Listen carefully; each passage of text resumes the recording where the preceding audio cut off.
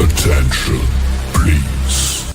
The show starts in 10, 9, 8, 7, 6, 5, 4, 3, 2, 1.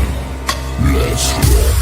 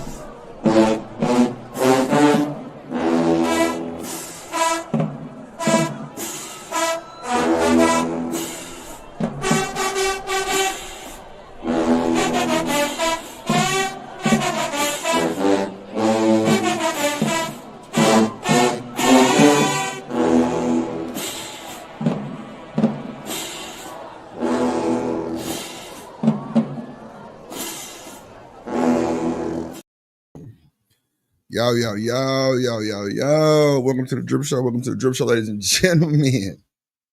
Yeah. HBCU after party while we doing this big dripping and politicking. You hear me? Yeah, man. What's going on, world? What's going on, world? You could have been anywhere in the world, but you're here with your boy Drip. And I appreciate that. You hear me? Yeah, I appreciate that a lot. Hold on, Drip. Get your god darn it. Let's go. More music in the background. We crank this thing up. Clear your throat. Everybody need to clear their throat sometime. Clear your throat. Lotion on. Put your Carmex on. Yeah, it's time to go meet and greet. It's time to go meet and greet, Drip. Where you meeting, Drip? Welcome to the show, ladies and gentlemen. We back with another one, and another one, and another one, and another one. Yup. It's like, I seem like every time I start the show, something in my eye. I don't know what that's about. Shout out to y'all for being here. Appreciate you. God damn it. We got a good show today. I want to talk about women who trick a little bit. Y'all ever had a woman that tricked? Yup. Shout out to my boy Anton with the 99-cent super sticker. Yeah. Shout out to that boy cranking it up early. Appreciate your gang. That shit moving slow today. Put the music right there. And you through. Y'all let me know if the music too loud. You know what I'm saying? Shout out to the boy Anson. Shout out to Jet in the building. The boy Jet James in the building. 40 Boom in the building. Boom, boom, boom, boom. Always coming through with the banger. Let me celebrate my boy Anton real quick with the super sticker.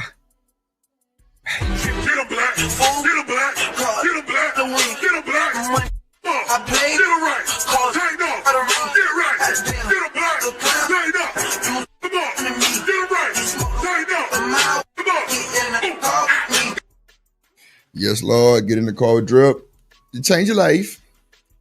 Shout out to y'all in the buildings. Well, you know, we coming on about this time. It's been a good little time frame for us to slide in. You know, to the morning time. It's cool. I really want to talk about some things, though. Yeah, my boy Anton ain't playing with the $2. You know, he got to support Shanika cigarette fund. He got to support Shanika cigarette fund with the $2 super chat. Yo, you say Shanika.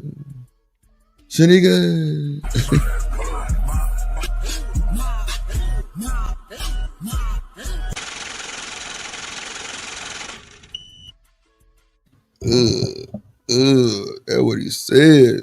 Shout out to Shanique. Yeah, I think Anton and Shanique got their thing going. I don't know. She be talking about that nigga. I don't know, man. God damn. Antonio got him on shit.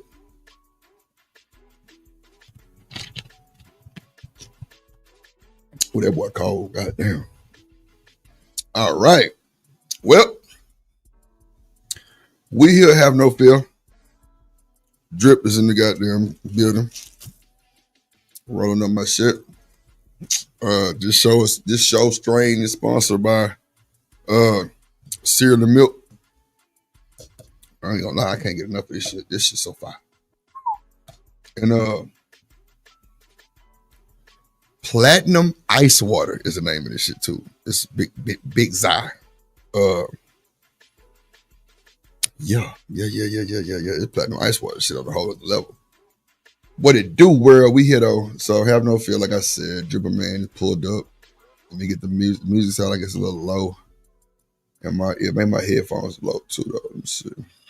Might possibly be. Okay,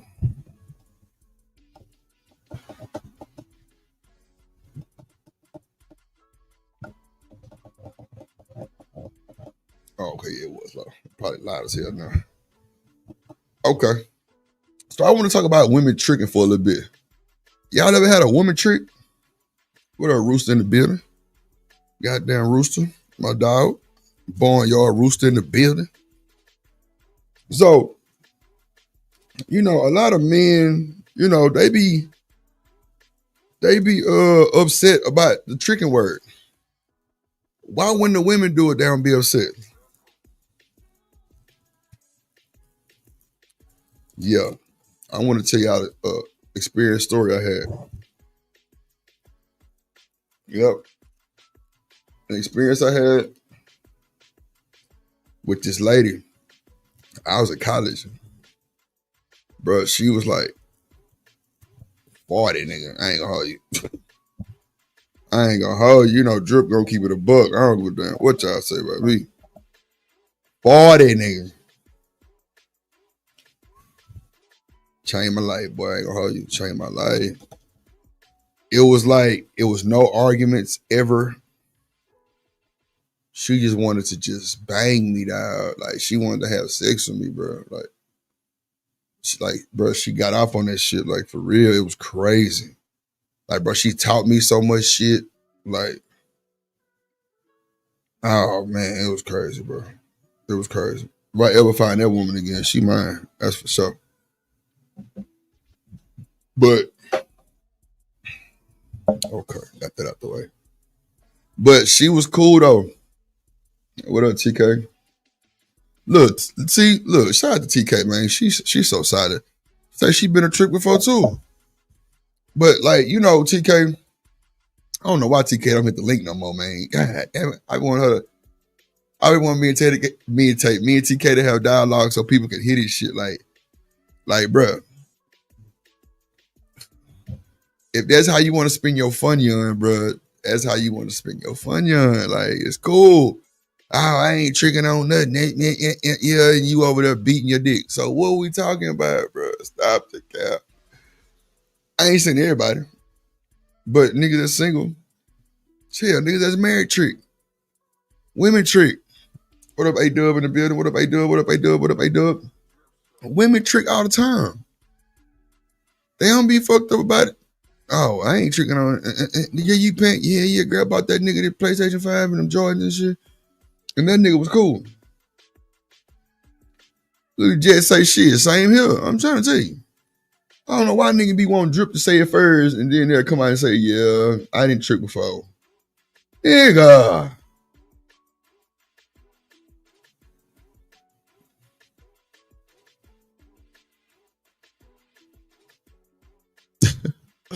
What up, BJ in the building? What up, dude, man? Shout out to my moderators, man. A-Dub and BJ. In the building, man. In the building, man. In the building. Look, telling you, TK, man, I'm telling you, bro. That's why I like TK. I like TK a lot because TK gonna tell the truth. These niggas be lying, Craig. They be lying, Craig. But, Everybody got to be Mr. Perfect Gentleman. If you Mr. Perfect Gentleman, why you ain't got no hoes? Why you ain't got no women? Why you ain't got nothing going on? I don't understand. I don't understand. See old Drip. See, I be moving. I be moving the way I be moving. I be conversation for the compensation. Yeah. Yeah. So it is what it is. I like a woman trick. She cool. She don't mind. She ain't gonna give you no slack. You know, she might give you a little slack if you ain't bringing that time. No, I see. I think when you tricking, it's a lot of time consuming going to tricking. You know what I'm saying? And the reason why I say that because you can't just. I mean, you can, but I don't think it's gonna go the way you want it to go. When you tricking like that, bro, you gotta be on demon time. Like, bro, you gotta be beating it back. Like, bro, you gotta be spreading that eagle. Like, straight up. If you want to, man, come on. Ain't no need to tricking if you ain't beating nothing. What are we talking about?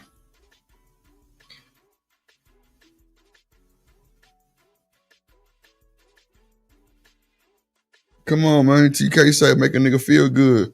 I bet all the niggas finna hop in TK DM right now. I'm trying to tell you, and TK look good. I ain't gonna hold you. TK will cam up on your ass. I ain't seen TK. She look good. Like, and she handling her business though. She handling her business. You feel me? Like, y'all can say what y'all want to say. She handling business. Anton, you ever trick before?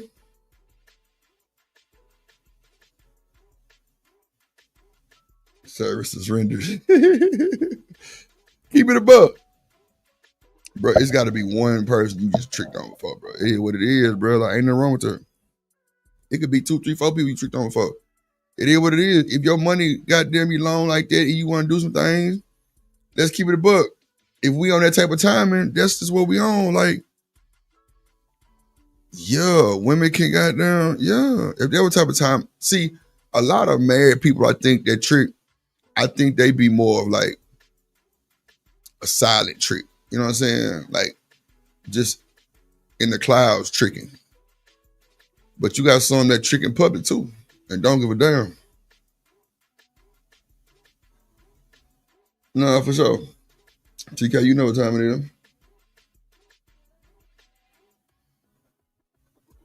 No. She said she don't want no knucklehead. She need a man. Telling you, bro. She ain't tricking on no fool ass nigga. It got to be something she want to trick on. It's got to be something she want to trick on. Not just random niggas.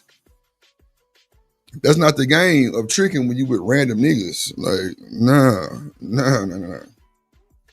Nah. It don't work like that, Mr. Postman. Nope. Tricking is like an art.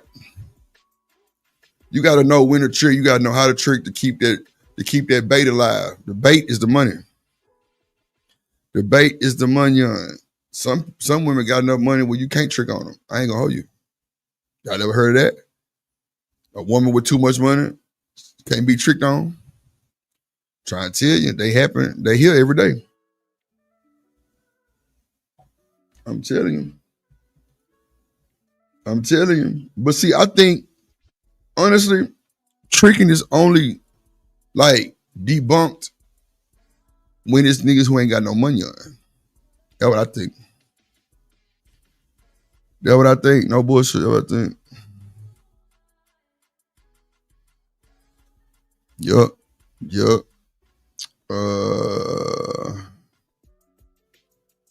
Hold on, boy. This is finna be good, boy. Boy, we finna talk about this tricking. I think we should do like a week of surviving a trick.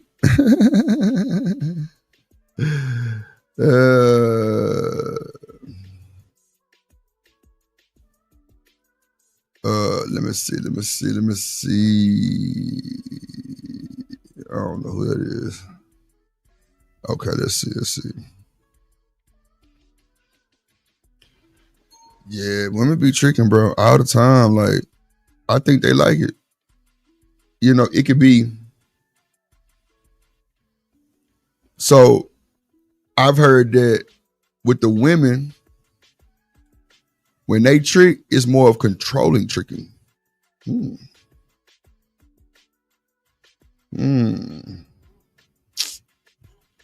More of a controlling trick, bro. It's crazy.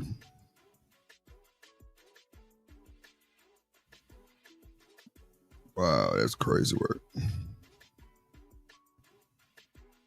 Damn, boy, I tell you, man. Like tricking,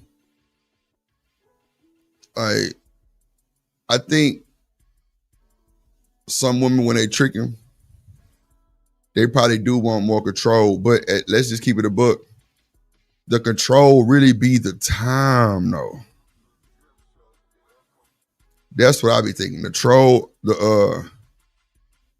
control be more of like the time they want with you. What y'all think in the chat? You know what I'm saying, Jet? See, Jet say he can see that. You know what I'm saying? Women be wanting that time, brother. I think they be wanting that time on the, you know what I'm saying? Because when they tricking, they want to, well, you gonna come to you. It's crazy that some people just don't get it at all, bro. At all, bro. Like you can continue to get the money on for the fun on if you just listen, sit your black ass down, and chill. You ain't doing nothing else but getting your ass in trouble somewhere else. See, man, that trick gonna take care of you. She gonna make sure you square business. Let's keep it a buck. She gonna make sure you square business.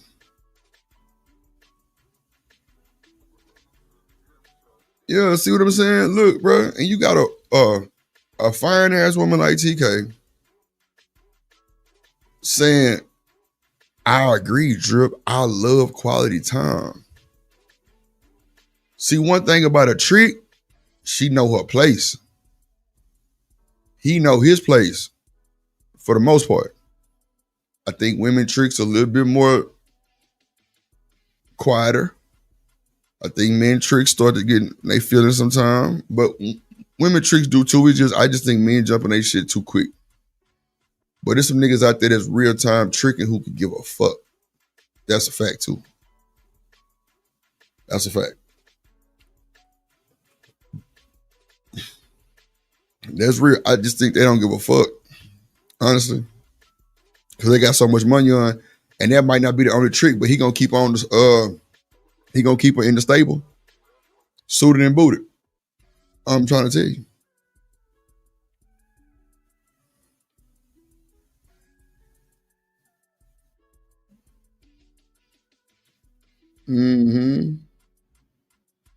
Telling you, tricking is like, it's an art for some people. I ain't gonna hold you. It's an art. Some people do it just because they know people not interested in them like that. They just do it because they know the money ain't gonna take over. I'm telling you, bro, it's a whole bunch of game with that tricking shit, bro. And you don't even know what their whole motive is until you finally just realize what you there for. And the main part of the, you know what I'm saying? Like, see, it's a pattern because just say that I meet a woman in the Galleria. She shopping, doing her thing and everything. And she got there, see me, ooh, hey, you know, nice to meet you, handsome, ooh, ooh. You know, and we walking through the mall and she just started to buy me something. 9 times out of 10, she probably got a bunch of money. Or the other 9 times out of 10, she really know you're not interested, so she finna try to blow you away with some money. Either way it go, bro, you gotta be a stiff person to deal with that type of shit. Even a trick. You gotta be a stiff person to deal with that. Cause you know this nigga don't like you, but you can pay for him. You know, you can pay some money on for some things and he gonna act real accordingly. So I tell you, you know you're a trick, you know what I'm saying? But you gotta be careful with that trick and shit too. Your ass end up missing. Your ass end up missing, bruh. Hold on, let me play this clip real quick. Let me pull it up for y'all, man. Ass end up missing, boy. I'm trying to tell you. It be slight work. Like I say, one thing about a trick, you got to know how to run that game. You got to know how to be entertained. Like you got to know how to be on the receiving end of a trick. That shit it ain't for everybody. That's for sure. Hold on, fellas. So today we're going to talk about the dark psychology of female manipulation. Now, some of you guys watching this video, you are the chick right now who is probably using or controlling you. Now, you may not know. And after this video, I guarantee you're going to be able to figure it out and know how to make the best move. All right, G? Because like anything in life, bro, it's a game. And dealing with women, fellas, I know you don't want to play games with women, and I'm not suggesting that you do. At all. But you have to understand that women move different than men, bro. Come on now. Okay, some women, I would say all women have the capability of manipulating or trying to gain control of a man. So when she think about it, you got something like TK pull up on you, she bad. She got the light skin privilege. And she got money on, you'll get caught up. You'll get caught up in the rapture. She trying to trick and you trying to fall in love. Oh, that's hard. Some women are better than others. Some women are master manipulators to the point that if you're a weak man or you're not experienced with women, you'll fail every time. She'll use you. Suck you dry, and you'll be left like most men, either in a dog cage or the dark hole. Okay, guys, so I'm gonna give you 5 ways, 5 dark and dirty ways women will try to manipulate you. Now, here's the thing, fellas. If you don't let anyone manipulate you or anyone use you, they can't use you. So if you ever find yourself in a situation where a woman is manipulating you, G, it's on you. They can try all they want, but if you don't let it happen, and if you're a man of respect, honor, and value, it definitely won't happen. Now, first way. Yep. Because these bitches are critters. Because if you got respect, honesty, and value, and all that type of shit, you ain't going for the trick roll. You ain't even gonna be open to talk to women like that. Your ass 9 times out of 10 probably gonna be in a relationship already. If you got them type of goals or the morals. So I'm gonna game y'all up today, all right, guys? Now, first way a woman will try to manipulate you is through the tactic of gaslighting. And if you don't know what gaslighting is, it's basically a manipulation tactic people, not just women, but people use to kind of misguide and alter your view on reality. They try to make you see the world differently. Basically, they try to make you feel like you're dumb and you don't see what you're seeing. Okay, there you go. There you this is go. the thing about gaslighting, G. If you don't. That's why I say if you ain't on your shit, you ain't on your P's, Q's, crossing your T's and dotting your I's, you'll fall in the rapture. Look, TK say I'm innocent. You'll fall in the rapture, I'm telling you. Catch this shit early, you can fall into the trap. And then the gaslighting becomes normal and you don't think it's a problem anymore. You just think that's how the dialogue and the conversation between you and this woman is supposed to be. So I've been through many girlfriends, all right, G. I always would prefer being in a relationship than chasing the streets. Yeah, I used to have my moments and times and phases where I did have rotations and side. What up, Mr. Platinum? Shout out my dog, Robert Platinum in the building. Good to see you, my boy. You know what, Robert Platinum? I think you came on the right day with this one. We kind of going over a little tricking. Women tricks, you know what I'm saying? Like women tricks for different reasons than men do. Like they be wanting control and quality time. And men tricks can buy shit and don't want to see you at all. That's a fact too. That's a fact. What up, my guy? But for the most part, G, I'm purple pill. So I like one-on-one relationships with women, all right? So in a previous experience with one of my ex-girlfriends, early in the relationship, we would get into these Jet, hey, brother.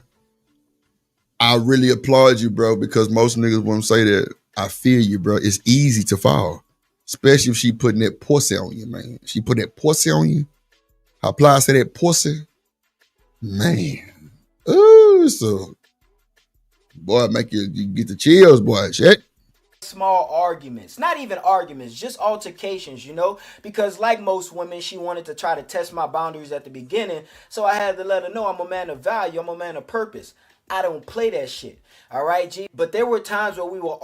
But you know what's crazy? The niggas who be yapping like how this nigga yapping be the main ones following the goddamn hole. Because you a man on purpose. You a man of this. You a man of the Wizard of Oz. I bet you is, nigga. Argue, and she will attempt to overtalk me. So you know, like any man, if a woman overtalks you, G, you gotta let her know, hey, look, I'm talking right now. When I'm done, you can have the floor. I'm open to letting you say whatever you want to say. I made this. See, he already whining. Look at him. He whining. Look, I'm a man. When I'm talking, you shut the fuck up. Then I let you have the flow. Ooh, these videos be funny, but come on, T. See this part? Man, bro. When I tell y'all I'm not on this internet for the bullshit, bro, I'm different than these niggas. TK just said he seems weak. He seems soft. What did I just say? The nigga whining. Oh, God. Oh, man.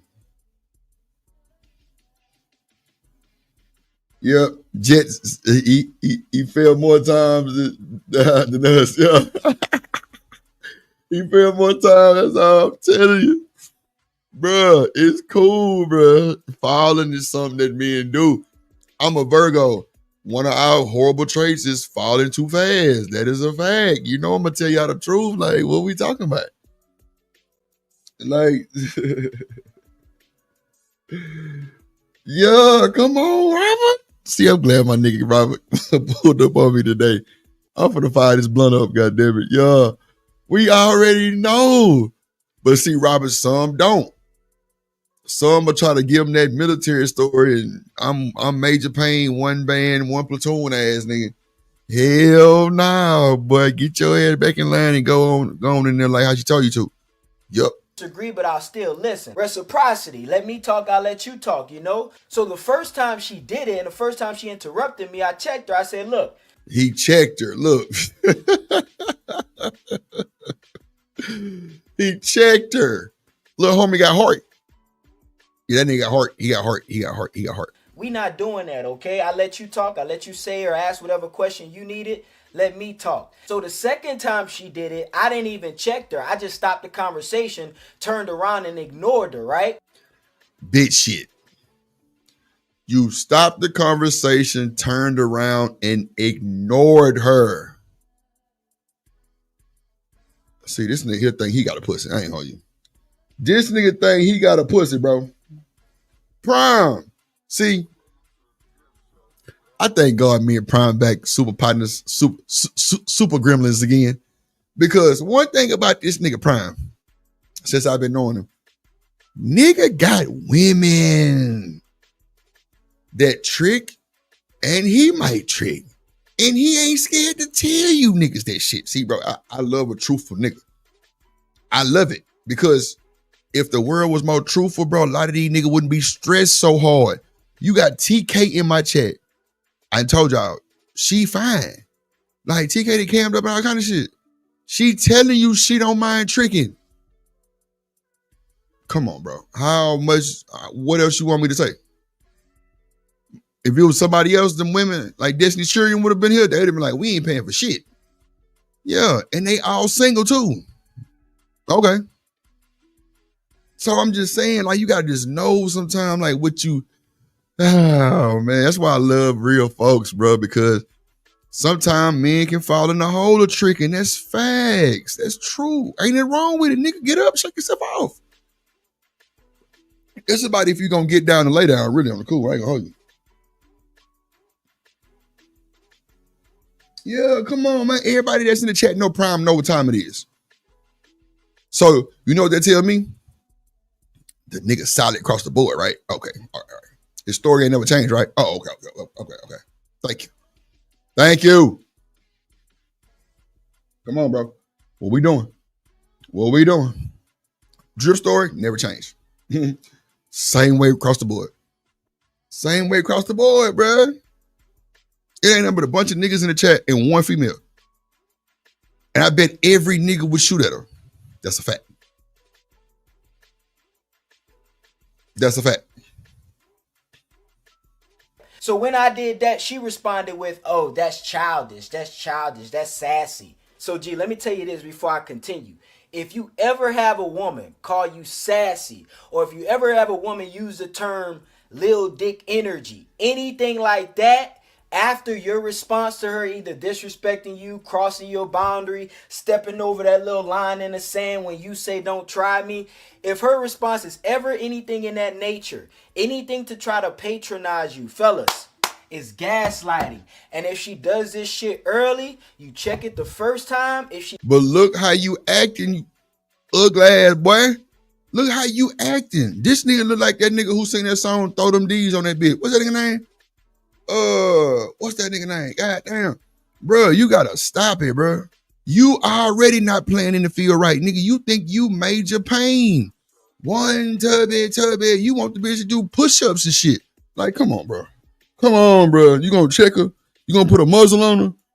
Nigga, she ain't trying to muzzle, nigga. She trying to, nigga, what? She trying to roll out the carpet for a bit. Yeah. But you know, yeah, that's some cringy shit. What up, GT in the building? What up, boy? Good to see. GT. I'm telling you.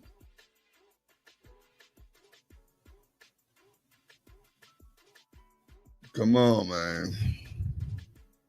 continues to do it, you let the bitch go, because that's not going to add value to your life. A woman who decides to gaslight you in order to... See, I don't know what today is, or I don't know if the bat signal just went out to certain people, but boy, it's a lot of players in my chat right now, man. I'm trying to tell you.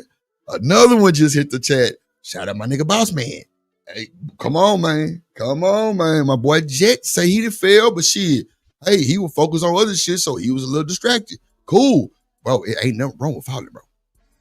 We did fail plenty of time. I don't know what these niggas be capping about. They think somebody gonna talk about them. Who are these folks that talking about you? Nobody. Exactly. There you go right there. And I'm telling you, bro, when I get to pop my shit, I wouldn't give a fuck what y'all had to say about me, because guess what? I'm on real timing. I'm giving the truth about what I've been through. These niggas on here perfect. Can't nobody fall for a woman. Can't nobody be cheated on. Can't nobody feel down not when they been cheated on. Stop the cap, bro. That's why YouTube so blown up the way it is, because niggas is capping so hard it sound good, but it ain't nothing going to it. What up, Boss Man in the building? What it do? My guy, good to see you. Gain leverage in a conversation or dynamic is not the woman for you. That will continuously bring you hell. But you see how I always say these niggas don't be authorized to get these conversations. Come on, man. That's how you learn. Come on, Jet, man. Your boy Jet cooking today. Jet cooking. That's how we learn, fellas. When we fall, bro, we know not to do dumb shit no more. Or if you under the whole tricking property, hey, act accordingly if you want to be tricked on. If not, get out the way. You ain't got to be on the other end of being tricked. Hell, you can trick. She can trick, but know what's going on when she tricking with you, though. Don't be acting like this some real deal shit. This type of shit come once in a blue moon sometimes. You just never know, bro. Like, women might just be so infatuated with you, bro. They want to buy you everything and just fuck on you. And hey, that's cool. That's part of tricking. I'm trying to tell you, quality time comes with everything, bro, when a woman tricking on you. I'm trying to tell you. They want that time. And if she got to pay for that time, $7 a minute, God damn it, I'm in it to win it. I'm trying to tell you. In that relationship. So I'm going to be honest. Gaslighting sometimes is a defense mechanism. We all do it. If you replay back all your conversations with people when they got heated, there was a little bit of gaslighting coming from you. But if you find a woman, because believe it or not, women are smarter than you think they are. And if you give them a line in the sand not to cross, and she intentionally continues to cross that line, gee, she's telling you that she doesn't respect you. And the response to that from you is, the bitch gotta go. All right. Well, I don't normally really get pre-rolls, Boss Man, but if I do, they'll come like in a little casing. Like a little thing that, they pretty much hold your shit, I just be rolling them hoes, and as soon as I roll them, I'm smoking. But, like, if I'm, like, in Vegas or somewhere where it's legal, then they'll, like, give me, like, a little, like a little black thing that damn it look like a pre-roll. You can just slide it in there type shit. Hell yeah. Type shit. Right, fellas? So pay attention. Gaslighting. If you're a man of value, something you cannot deal with from women, all right? Next one. Mirroring. Okay, now this one is dark. And the reason why this one is dark, because this gives you a false perception of reality. Let me tell you a story. So I tell you guys about the relationship, my longest relationship that I was in for about 6 to 7 years.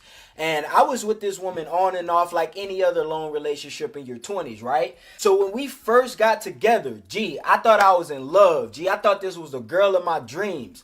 Why? Because everything that I did, she liked. Everything that I said, she thought it was funny. That's what you got to watch too, right there. You got to watch that type of gaslighting too. That'd be a trip too. But hey, man, see, for me, I do something or say something just to get your response to it, and I could be just straight bullshitting, but I just throw it out there, just throw that old hook out there, let that boy sink down and see who gonna scoop it. I'm telling you, I do it like that, just see what they gonna say. Make sure y'all hit the like button, man. Make sure y'all hit the like button for your boy. Let's get in the algorithm. Let's spread it out to everybody. Drip Nation, Drip Show. We up next. I'm trying to tell you. Hit the like button for your boy. Let's go. Everywhere I wanted to go, she wanted to go. Every movie I liked, every song I liked, every color I liked, every car I liked, she loved it. Now, fellas, pay attention, because you guys who are not experienced with women, you fall into this trap. Okay, fellas, women know. Remember I said women are smart. He just said, if you're not experienced, so get what you just told on yourself, ugly ass boy. Yeah, you are not experienced with women, but you over here beating on this whiteboard and putting this shit down like you know what you're talking about. Boy, this is some gas. Whew. God damn. Smarter than you think they are. Women know that the best thing you can do for a man, especially early on when you meet him, is acknowledge him, make him feel good, tell him little dumb shit like, oh, you make me feel so safe. Boy, anything to make that man feel like Superman. The only thing worse than a hoe, fellas, is a smart hoe. All right, listen to me clear when I say this. Yeah, 304s are bad. You want to stay away from these nasty little critters. All right, but the only hoes. Let's just talk about hoes. Let's just talk about hoes. Man, come on. That was the shit. I love hoes. I love women. Or that boy Manny Frey said, I love women, hoes, everything. I love them. Yes, sir. These niggas be capping. What up, MacBoo? They be capping, man. They be capping. They be capping. Look, TK say she love a pop quiz. She an AB student. What we talking about? I'm telling y'all. Do you see what's going on in real time in my chat right now, nigga? The fuck? Boy, I tell you, boy, I love Drip Nation, boy. They're my people.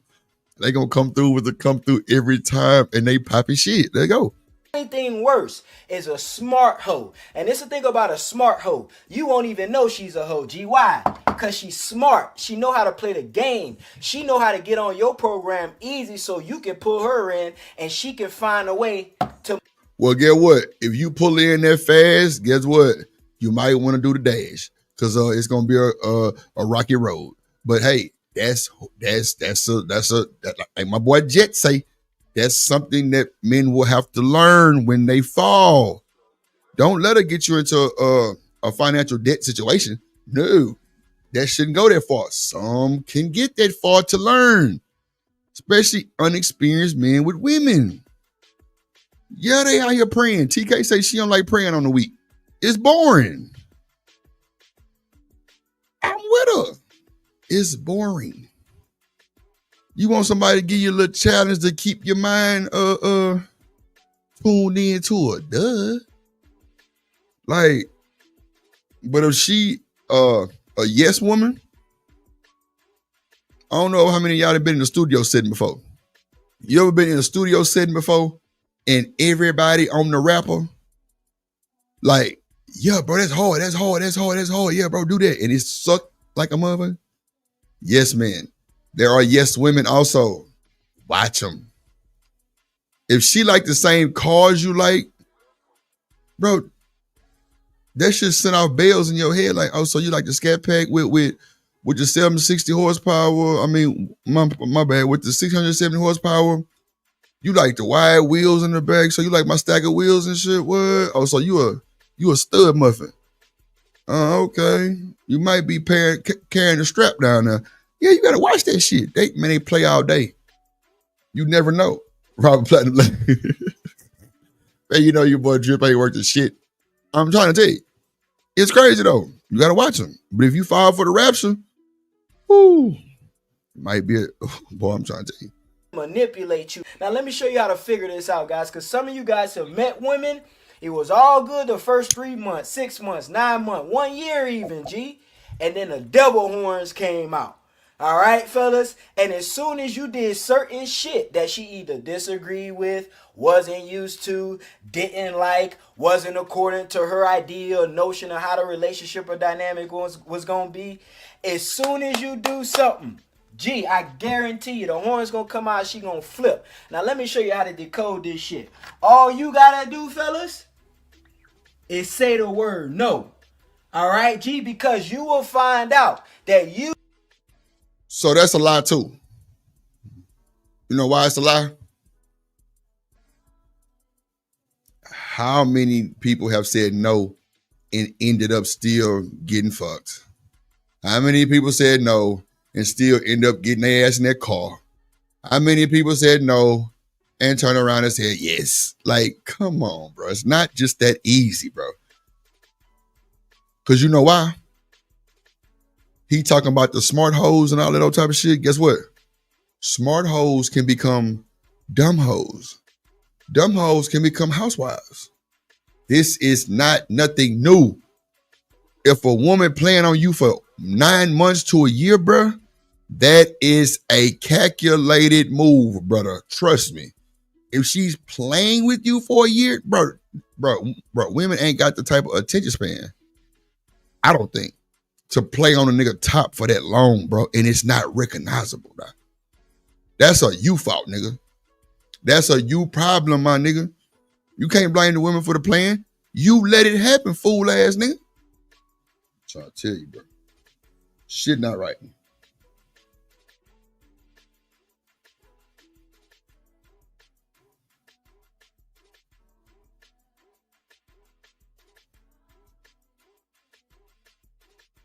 Yup. Come on, man. Boss man ain't bullshitting. He popping his shit. Boss man popping his shit. As usual. You know what I'm talking about? Usually when a woman is 100% on your program and doing everything that you want at the beginning, early on, it's like that over-friendliness shit. The program sounds nasty work. That's diabolical. The program... This shit sound like a training camp or software. So you gonna reprogram her, huh? You gonna put your hard drive in there? You gonna upload your dumb ass shit in there? That shit gonna really be crazy as hell. Bruh, programming is crazy work. Why don't y'all just adjust to the bigger point of what's going on? Like, if you let this woman play on you for 9 months, bro, you are not observing nothing that's going on. Cause let's keep it a buck. If you with a woman for 9 months to a year, 9 times out of 10, you probably didn't spend the night over there. She didn't spend the night over there. It's flags that pop up with that type of shit. Like you ain't never been to her spot before. That's a flag. She always want to come to your spot. That's another flag.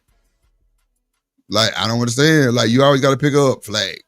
You gonna start seeing that shit once you start getting in that car every time you go get her. Man, why the fuck I gotta go get up? Like, why you can't? And then if you really dumb, you gonna start sending Ubers. Boy, your ass better get it together, boy. I'm telling you, when I tell y'all I like a chase, I want a woman to chase me, nigga. Yes. You know why? It's not the fact that it's a 24-hour, 7 days a week chase. No. Some things I be wanting to know she might not be vocal about. She might not be ready to tell me some things. But I'm going to play the manipulation card just like how a player should. And it's not really manipulating. I'm just going to stop doing some things I normally do and see how she react to it. That's my chase right there. Because if she get to calling me like nigga, Have you lost your rabbit ass mind? I'm gonna be like, hell yeah. Hey, boo. Shit, what? If I'm calling her every day and I stop calling and she start calling me, oh, nigga, I've been chased. Yeah, what you mean? I know in my mind, she might be a getter. She might be the one. If you doing something on the normal and you stop doing it and she addressed that shit like, nigga, yeah, she in tune. She might care. I ain't saying one time, do it a few times, just get your, just for your sanity. Just for your sanity, keep doing it and see what I'm telling you.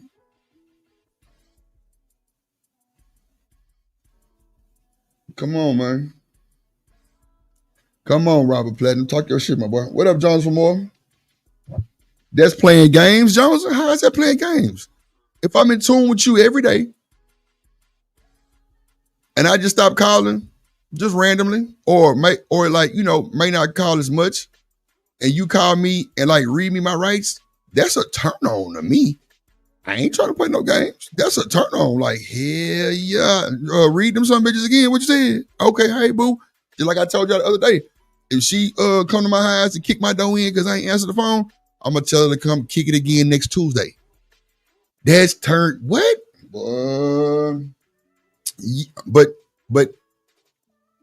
that's not playing the game, no. That's something, that's like me finding out if she really love or like really fuck with the kid. That's all. It ain't playing no game because I'm like, okay, so look, I'm not doing nothing to like get over. I'm not doing nothing to get no money. Like, I really like the chick.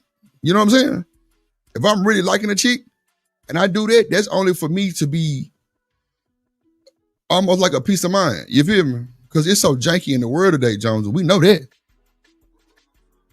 But if I'm doing the chasing all the time and I do something just different and, I ain't going to say calling every day or whatever because, hopefully, we, contacting each other type shit. But just something I normally do, I just may stop for 1 day or 2 days. You know what I'm saying? And she like address it, that means she's on her shit. At least in my mind. Because I've done that shit several times and it proved me right every time. And that's not something that's bad. No, it's something for the men to do. Because men are bred to chase. I just kind of flipped it around a little bit.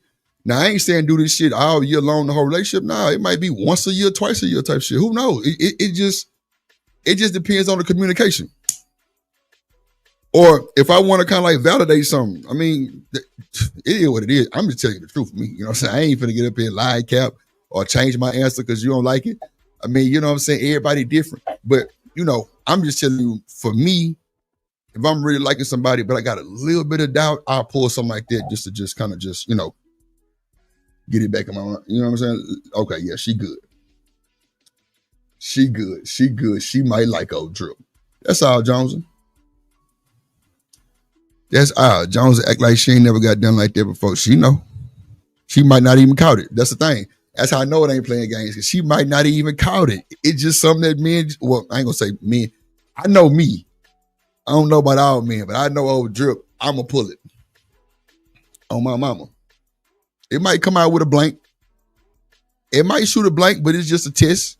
This is just a test. You do not have to call your local authority. It is just a test.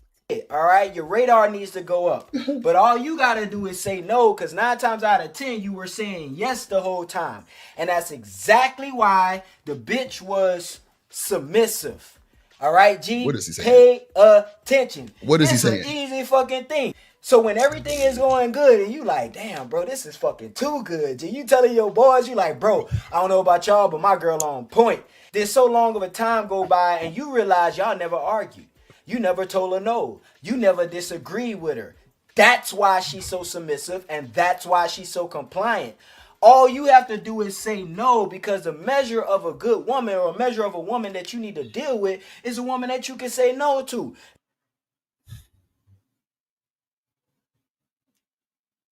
Fellas, we all know we don't want to tell our women no too many times. Especially on shit that don't have to be told no to. I think he's doing a little bit of exaggeration for the fact that it's not that serious. I don't think telling a woman no is that serious to where he's making it. If you've been telling your woman yes for, 9 months? Bro, that is a you problem, brother. That is a you problem. You can't get mad at the woman on there, bro. She asked. You told her yes, nigga. I don't be understanding this shit.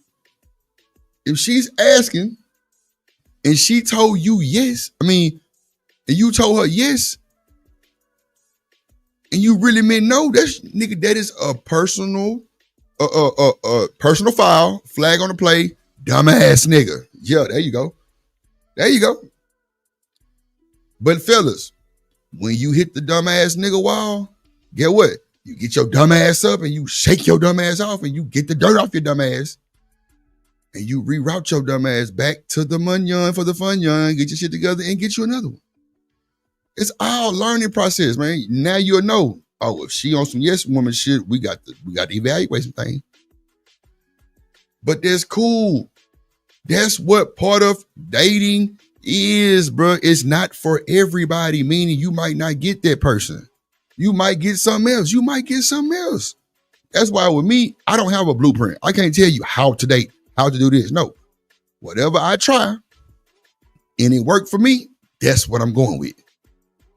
Period.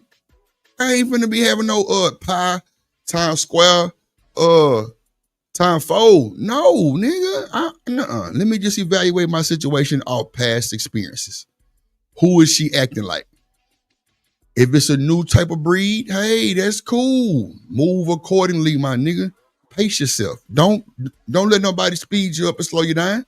Move the way you want to move. Make sure you move with protection, because she moving with it too.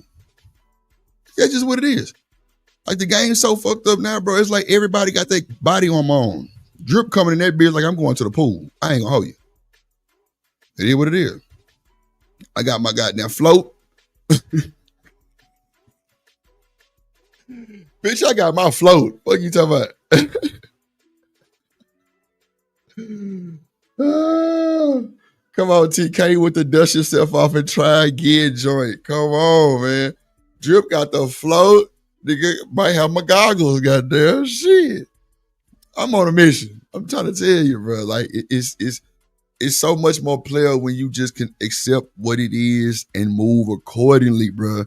Less stress, fellas. We don't want no stressful ass woman. No, we want peace.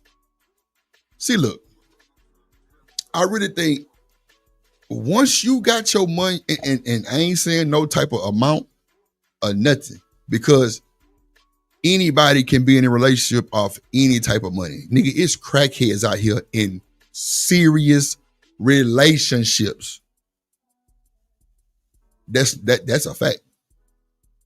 Like, that woman, now, I know this is going to be a crazy joke, but she following him in that pipe. That's a fact too. But it's loyal crackheads, bro. In real-time relationships, like, what? One band, one sound. But at the end of the day, it ain't for everybody, bro. Some people not built to be in relationships.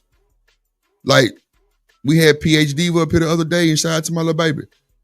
She say, Drip, I don't want to get married to these niggas.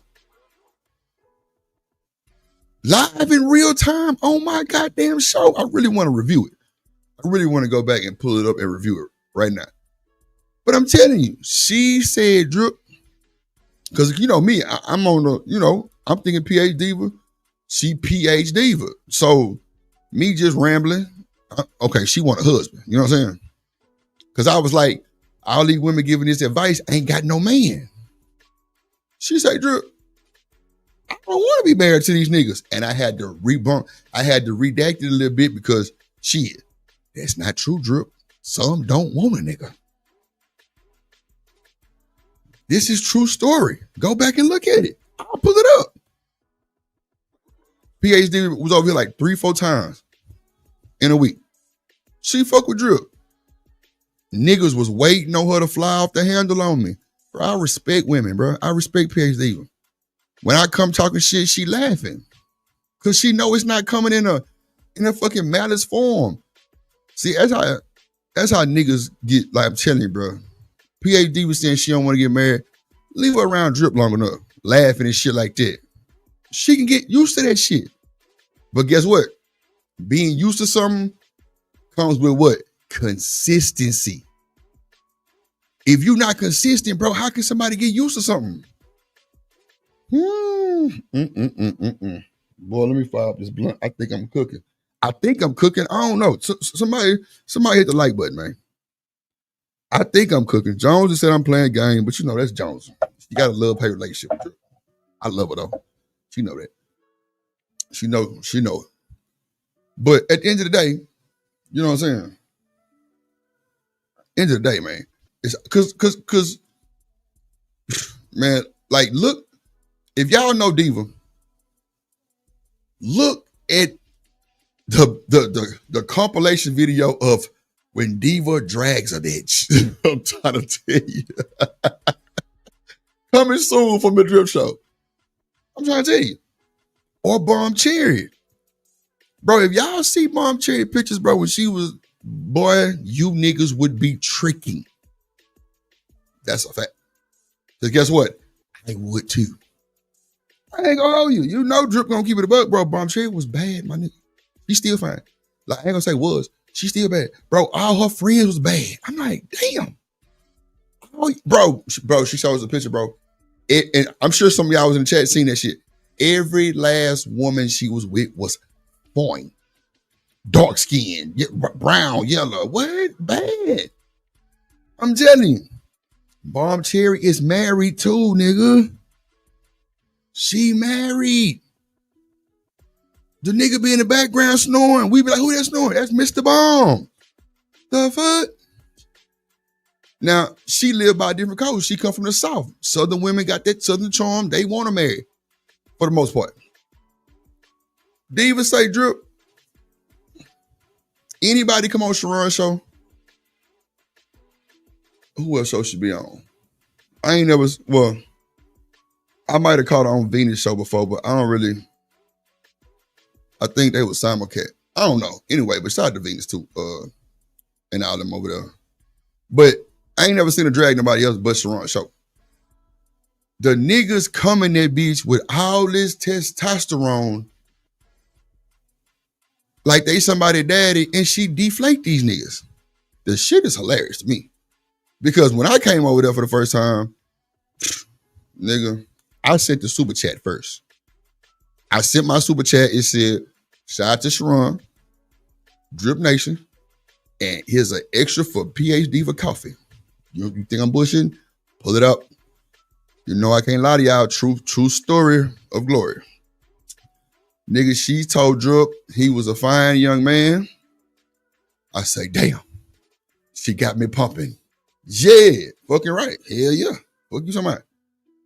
It was a smooth conversation. She laughed at everything I said. I was being funny. Bomb. No smoke. I always been a good people. Everybody got their stories, but look at how they come at folks. Even with the niggas. Drip. Daryl Long ain't crashed out on you. JP ain't crashed out on you. Well, JP started a video on me. I don't give a damn. It wasn't nothing horrible. The nigga got dropped and he was upset. Cool. You know why he was upset for real though? Because he know I don't have bounties. That's a fact. But I respect folks who want to have, conversation, but he didn't know that I had turned him back on. Because the first time he came, I didn't have bounties. It was like January, 20-something, I had started doing them. So other than that, nigga, right now to this day, I still cut them off. But at the end of the day, bro, it's about the respect, bro. Respect. If you come on my show and you see somebody you don't like and you get on the panel and you try to little boy them and they hit you with one of them low blows, what do you want me to do? Respect, bro. All about respect. If you respect these women, bro, bro, they so used to being talked to so bad, my nigga, you come with a different dialogue, they shook immediately. That's how you gain, bro, that's how you get, I'm telling you, bro. When you be yourself, bro, it just hit different, y'all. It hit different, y'all. That's why I tell these folks on the internet, just because I'm a content creator and I'm building my channel, doing my thing, bro, don't treat me different, bro. I'm a regular schmegular. Don't treat me different, bro. Because even in the Discord, they'll tell you, I'm going to call that shit cap, bro. Stop capping, bro. Just be real. Be yourself. And nigga, we got better conversation every time. So with these women, bro, it's just, bro, just be yourself. Keep your eyes open on the prize, bro. Don't let them fool you or other people fool you. Because a lot of times, your friends and family will fool your ass too. Oh, she ain't the one. Why she ain't the one? Because she got a big booty and your auntie don't. I ain't lying. Auntie don't like her because her booty big. Y'all know I'm not bullshit, bro. This is real family shit going on. Telling you, the mama might not like him because he a tall nigga, he a short nigga. Why are we acting like this ain't going on? But let me get back to this fool ass nigga's rule book, I guess. Is a woman that you can correct. Is a woman that you can disagree with, and she still doesn't have a reason to be masculine. It's ironic, G, that most of these little critters are so feminine and so submissive until you say the word no. All right, G, or until you draw that white line in the sand. All right, fellas? All right, let's move on. Next one. The white line and all that shit already be in the sand, bro. Why you got to make one? This is the thing. If you think, okay, so look, how many times, okay, just say y'all had a side piece, right? And the side piece know you got a gal. How many times has that side piece tried to knock the other one off the pedestal and be number one? Now, why would she do that knowing you got a gal? Doesn't that give off cheating vibes? He gonna cheat on me too? So in her mind, I'm gonna change this nigga. I'm gonna correct him. Ma'am, you can also fail the test. Thank you. You can also fail the fucking test. That shit don't work out every time. You might got some stories of a, woman better than a nigga. That's a lot of stories like that. But you also have some that they have been left alone in the dirt, upside down, trying to change and correct a nigga. It just won't happen. It's going to start tension, arguments, and all kind of bullshit because he's not going to change. Now, there's some that do. It's some that'll change for you because they like you like that. But it's some that still like you that just won't change like that. I'm telling you, hit the like button, please. And this one is real dark. Okay, guys. Now, there are times when women will try to guilt you into doing things or acting a certain way or being a certain way that she wants you to be. There are little sneaky little ways that women will try to get what they want. And I'll just get straight to it. There's one classic example of this right here, and that's when a woman cries. Now, fellas, let me be honest with you. I understand that women are emotional creatures, okay? So if your girl come to you one random Tuesday and she says, babe, I'm sad. And you're like, why, babe, what's wrong? Anything I can do? And she's like, no, I just don't know what's wrong. Fellas, let me tell you, that's normal. That happens once every blue moon with women. Probably once a month for about a week, okay, fellas? There you go. It happens, it's normal. Get used to it. But let me tell you this. Fellas, if you're having a conversation with a woman and it gets heated and y'all start arguing and this bitch starts crying out of nowhere, G, ain't nobody touch her, ain't nothing fall from the sky and hit her head, G, she ain't bleeding, she ain't hurt, she fed, she healthy, she well. But she decides to start crying in the middle of the conversation, especially when you make a valid point or you're winning the argument. Fellas, the bitch is lying. All right, I'm going to just tell you right now. That is not true. Man. That's not true, y'all. That's not true, bro. That is not true, bro. It's not, no, bro. What if she just really sensitive like that? Hold on real quick. Hold on, y'all. I guess he's trying to come up. Okay, cool. Hold on, y'all. We got some type of glitch in the system. We finna get some real time you know what I'm talking about, answers in 2 seconds. Hold on. Wait a minute. She fell in love with the drill.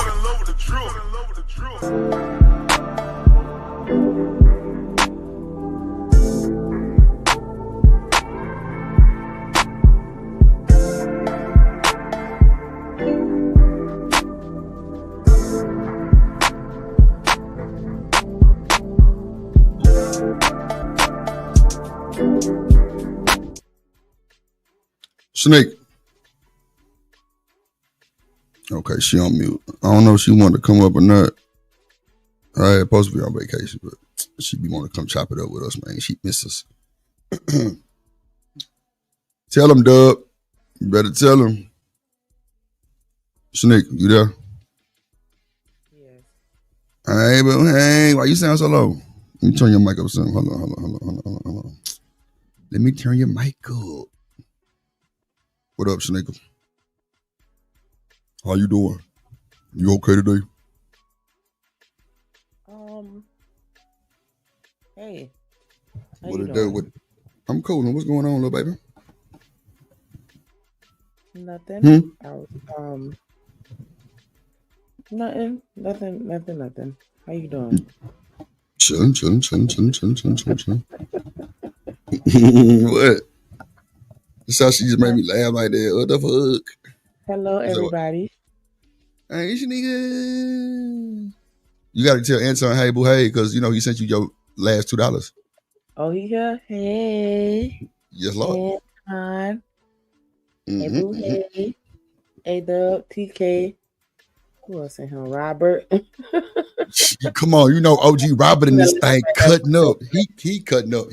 I just already felt it in my spirit. That's why I laughed as soon as I said his name. He cutting up too. Shit, we got a few newcomers. We got Jet, Knee Beat. Goddamn.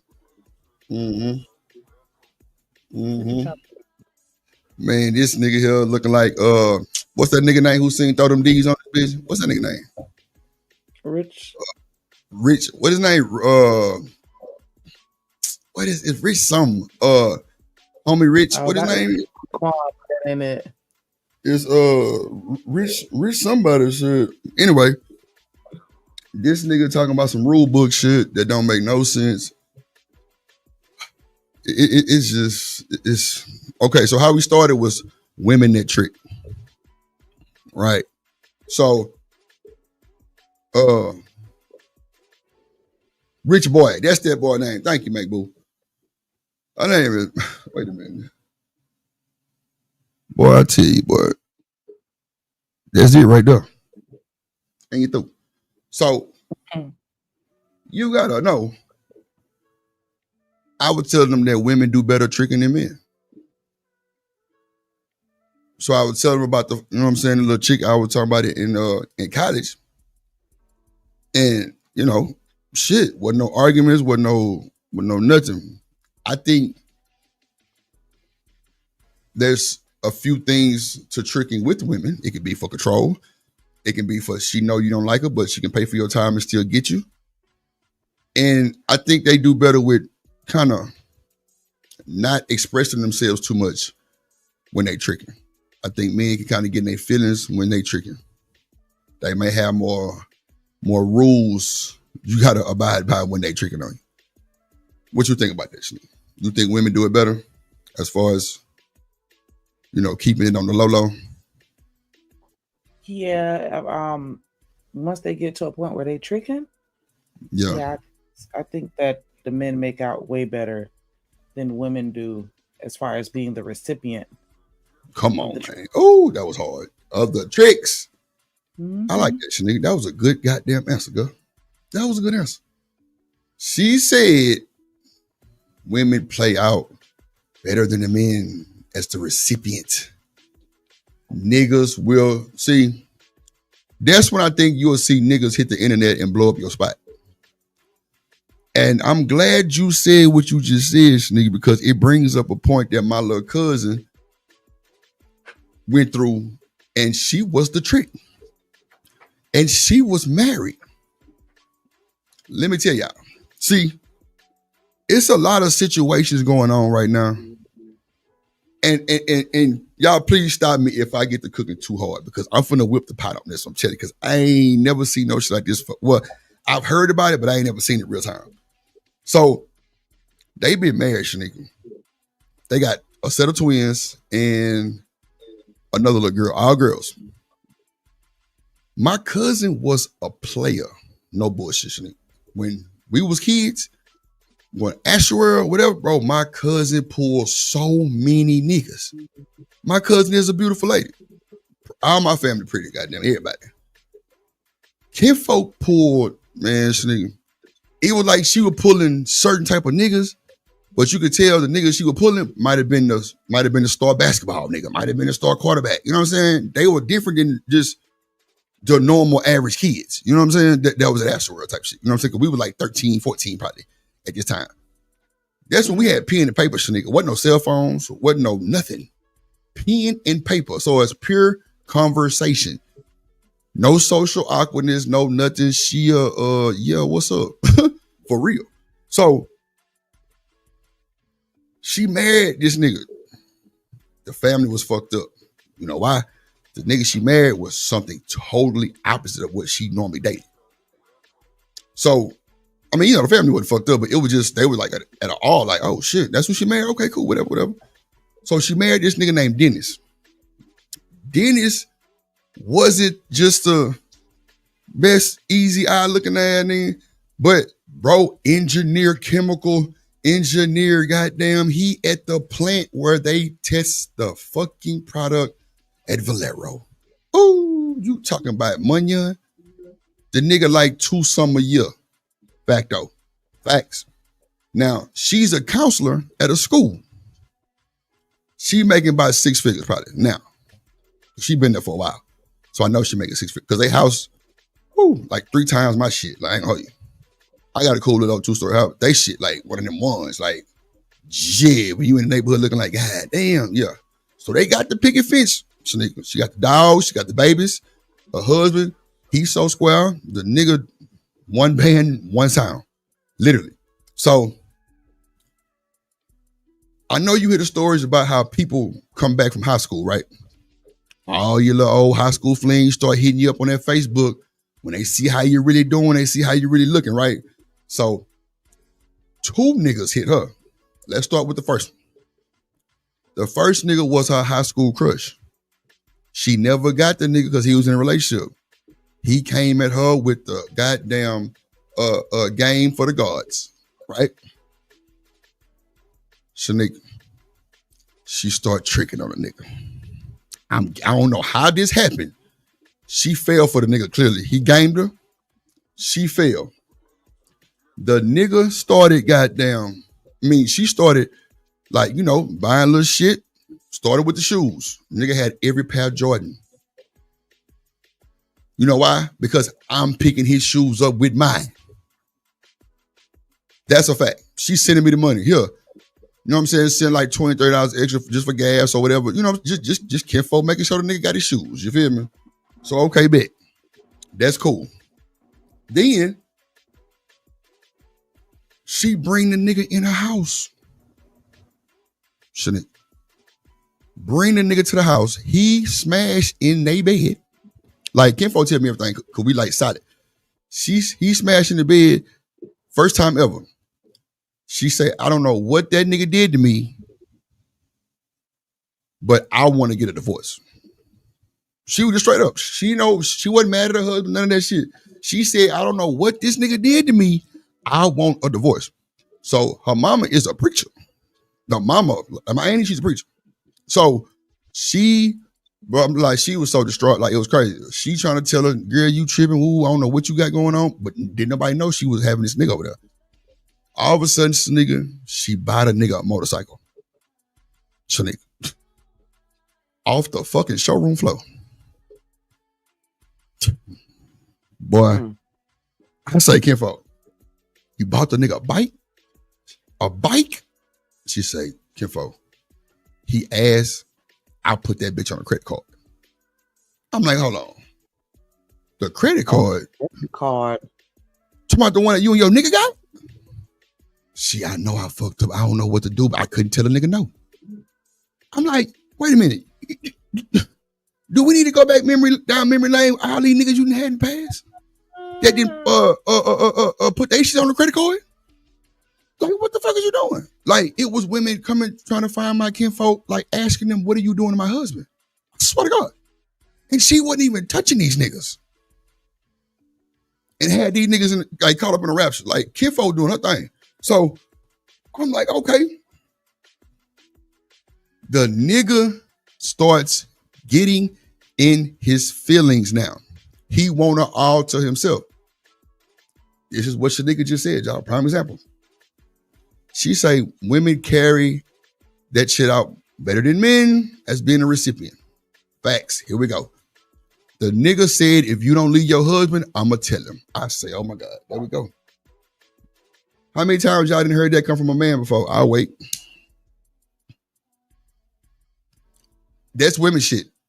If you don't leave your husband, and then he wanted something else. No. He wanted a car. On my mama, y'all, she was finna to get that motherfucker. It just didn't come as fast as the fucking bike did. And the nigga start acting a fool. Oh, you don't get it, I'm gonna tell your husband on you. He been in the house. He knows shit. The nigga pull up with the bike. Leave the bike in the front yard, y'all. Behind her husband's truck. So guess what? The next morning when he get up, it's a bike behind his truck. Wow. A note was attached to the bike that said, thank you for the bike, but I'm good. This nigga flipped his shit.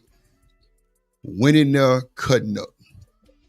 She run the show seemed like, so it wasn't too long. But the fact that he told her mama, the shit hit the streets for the family, right? So sometimes the shit hit the streets for the family hit way different than just you knowing. Way different. Everybody was tripping. You cheating on Dennis. He a good man. You buying nigga bikes and motorcycles and shit. And all this other shit. So I'm like, damn, okay, bet. So another nigga she got from high school get the calling. Bro, she filed right back in the goddamn rapture, nigga. I'm like, goddamn, kinfolk. Clearly, this nigga Dennis was not putting up numbers like these other niggas was, clearly. But I'm like, but, nigga, she didn't buy this nigga as much as she bought the first nigga. I think it was just like little bullshit shoes and shit like that. You know what I'm saying? But the other nigga, no, she bought that nigga a bike. Damn near finna try to get him a car. Like, she put the bike on her credit card. Not knowing that the nigga was gonna probably check it, but but sometimes when people got money on like that, it ain't really a lot of checking like that. Sometimes. You know what I'm saying? Sometimes. But at the end of the day, this nigga here is a geek ass nigga. Like, he checking that shit. He check everything. When the bike was behind the nigga goddamn truck, I'm guessing that's when the bill came. It all made sense. He caught her cheating. Didn't leave, Shanika. Didn't leave. Stayed with her. Forgave her. Another nigga hit her up from high school. How you doing? Where you been? I think she's about that nigga shoes, but like, they still together, Shanika. And she ain't had no other episodes yet, but like, they still together. I mean, that makes sense. It makes sense. What? How it makes sense? Make it make sense then, because I'm lost still. I'm like, bro, how you? I'm going to ask him, like, my nigga, why are you still with my cousin, bro? They got 3 little girls. He's there because he fell in love with the sauce. And the sauce is crazy. He's not going nowhere. She's with him because he's the safe option. Right? Consistency type shit. Like, yeah. Right, okay. The guys Provided. Gotcha. Okay. The guys that she initially attracted, like, I don't mean to make it seem like, people are monolith, but they garbage. A lot of times the star basketball player, football player, like, they be trash. A lot of times they're trash. And people don't realize that because they too busy getting caught up in the glitz and the glamour that they don't take a moment to look at the person's character. They're just looking at everything that they achieved and assume that they're high value, and that's not the case. And so, like, when you said he wanted a motorcycle, I knew everything I needed to know about this man. Like, you know what I'm saying? Like, yeah, she was ready. She was already, I don't want to say resentful and bored, but I mean, she was ready. What though, nigga? He did. She was already ready. Like, he did tone her down, though. He did tone her down, like, a whole lot. I can't hold you. He did Cause bro, Kinfolk was moving, but when she met that nigga, I don't know what it was neither. But she wasn't fucking around. Like talking about she was one band, one sound. So that's why everybody was so shocked that she even played into that shit. Bought this nigga a $13,000 bike. I'm like, damn, Kinfolk, you put it on the card? Like, and you sloppy with it too? But her thing was, nigga, she's bought other shit on cards before that he never caught. I said, nah, nigga, he caught it. He just ain't tell your ass shit. Because y'all got money. A bunch of it. It's almost, what, 300 and shit, probably about 350,000 come through that house every year. So y'all got some money for the little shit that you talking about you got away with, which probably ain't nothing but over $200 some, not 13,000, goddammit. The credit card might send you a special letter for that one. So, I don't know. That shit was weird. But yeah, every time we go to the family reunion, I be looking to see if she gonna have a +1, goddamn. But that nigga, that crazy. She talking about she fell out with her mama, everything. She loves him, but I don't think she's in love with him. And so that's why that door is always open for, people from her past or just other people. And then like, the first guy, she was crushing on him and never got him. So all of that coupled with the fact that she probably never really wanted Dennis like that, but he was the safer option for her over the long run. Yeah. You know what I'm saying? But she was already like, not really into it like that. And so that's why it was easy for her to fall into that trap with the first guy. And then, knowing his personality type, he probably would find. Then he's a bike rider, so we know they ain't shit. Like, I ain't shit. So for sure, like it's a certain type of person that ride bikes. Like, you know what I'm saying? Like, oh, good. God damn, yo.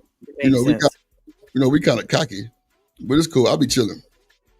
I was just hooked on bikes since I was a kid. You know what I'm saying? We had dirt bikes and shit, 4-wheelers and shit. So that type of shit. We had that, and my uncle. What up, Michelle? So I've been around a lot of bikers. What up, Frizzle? NEB? Yeah. Frizzle, I was talking about your ass earlier with about TK.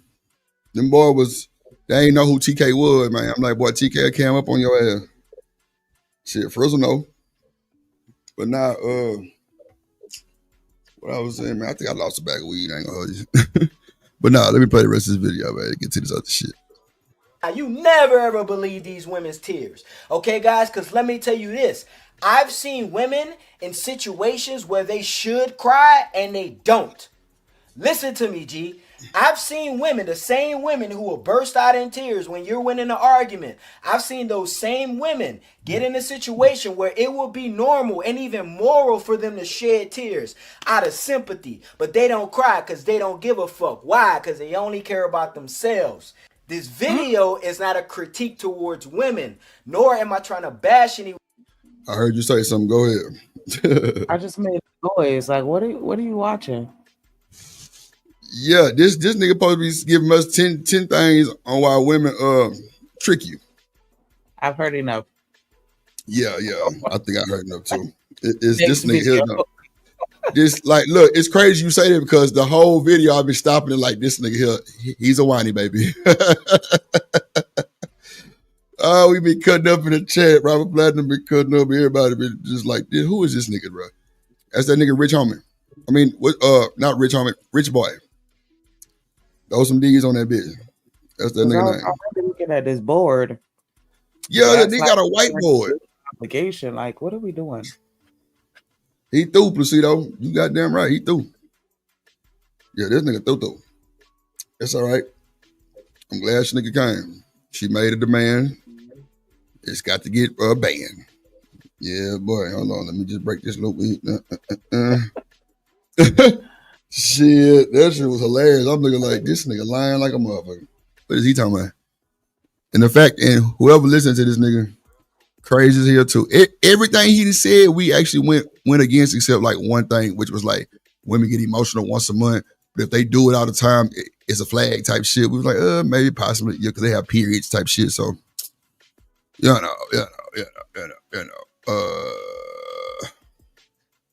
Let me see. Okay, so it was just people that was dating Dallas, they were biracial. I said they were. They are. It's a biracial relationship. Okay. Yeah, let's see what they talking about. Let's see how this man treat this black woman, man. Let's see. Pull up this boy. Biracial or black? Black and white.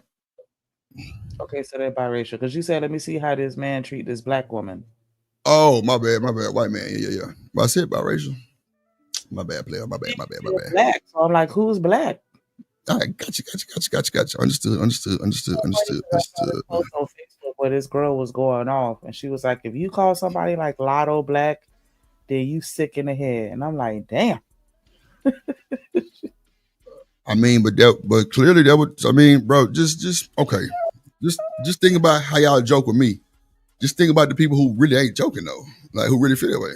I mean, I wouldn't give a fuck, but I'm just saying, like, if I would never said nothing, like the type of slander be coming through this bitch, I would have never got. I'm the one put that shit out there. You know what I mean? I mean, I don't give a. It ain't slander to me. It's funny to me, but like that's how people be treated. Oh, well, nigga, you ain't half black. You 30% black. Nigga, shut the fuck up. Nigga, I'm blacker than more than you motherfuckers that's black.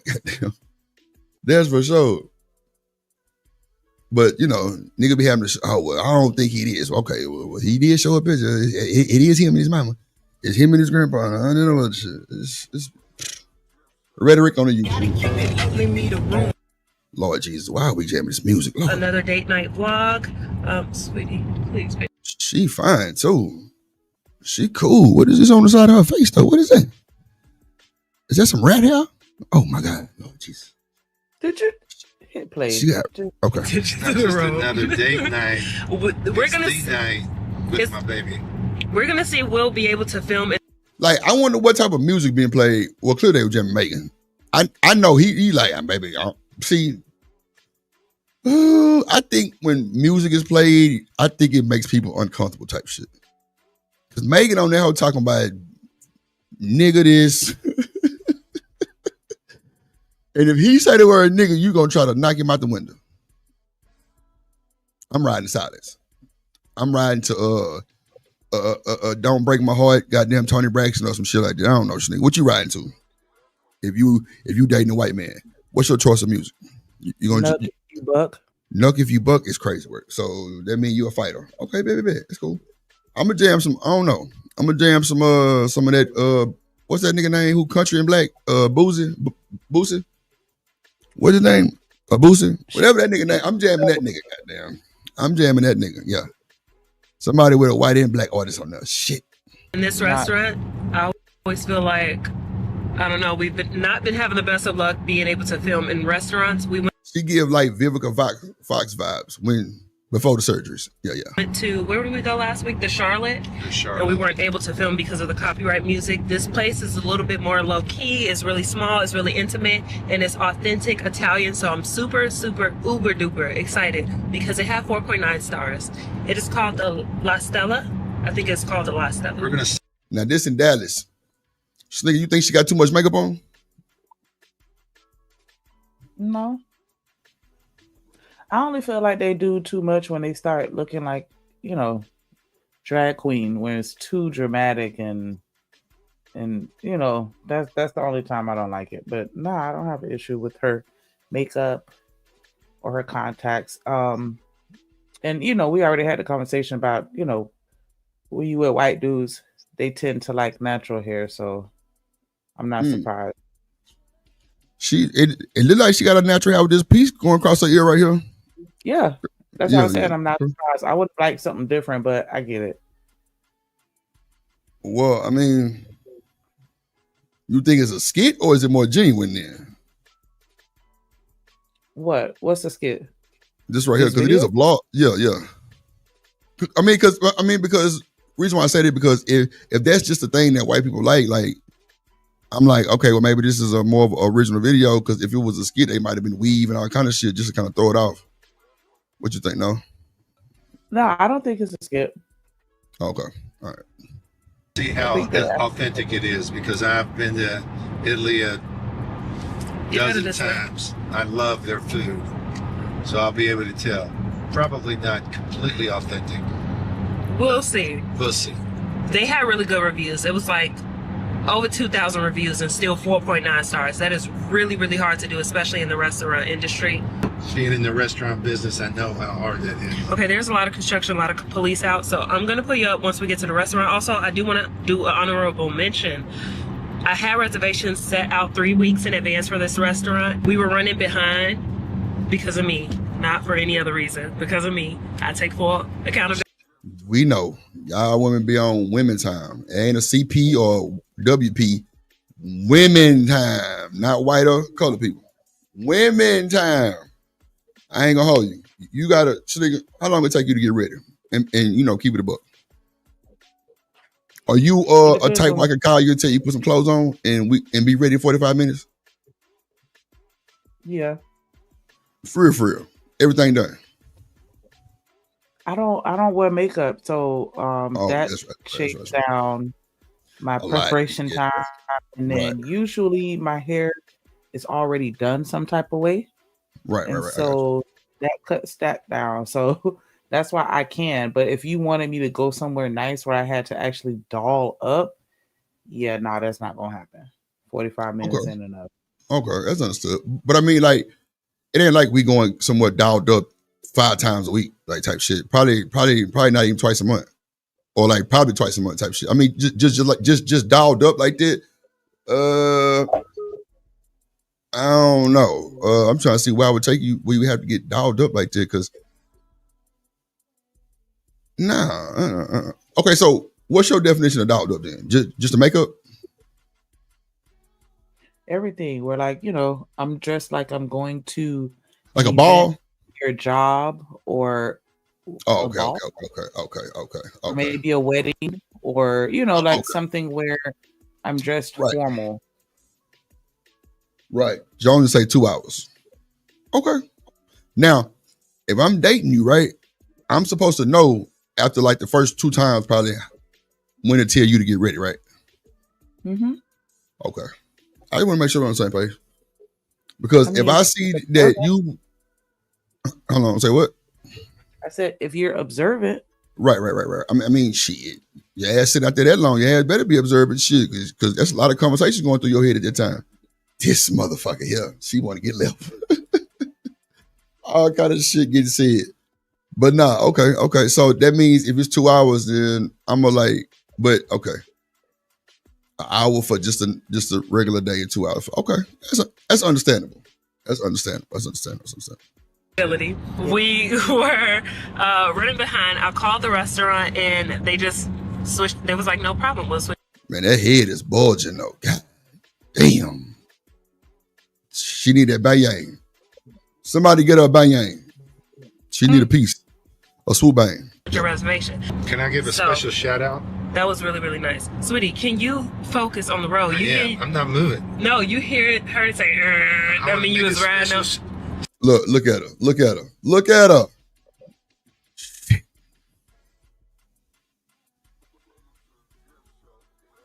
You said that's a trip to the gym. But see, don't say, goddamn, why she got to talk to this man like that on the thing? Baby, can you look? She want all the attention. Typical women shit. God damn. See, man, I thought we were watching a good video. Now baby, can you focus on the road, please? And yeah, because he trying to involve himself a little bit too much in the video. Like, but if this what they doing, why he get involved? What you mean? It's about both of them. She's the main character. He's just a supporting actor who needs to know his lines. No, he's driving the car she's filming, so he got to focus on the road, though. He ain't said too much. Like, why is he even participating?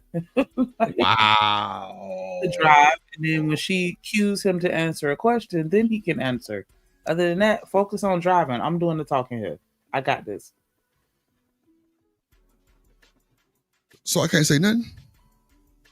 He can't say nothing. Why is that? Because he white? Man, that's the type of dynamic that I'm wow. That we would have. Like, brother, y'all hear this shit, bro. She ain't shit. Okay, all right. Drive. All right. Shut the fuck up and drive. All right. Let me shut the fuck up now and press play. Your question. Okay. Okay. Let me shut the fuck up now and press play. Gotcha. Shout out to me. Oh, shout out to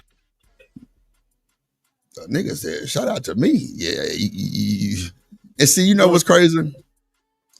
I'm really not surprised Shanika said what she said because a lot of women think that men flirt like that, meaning trying to get other people's attention.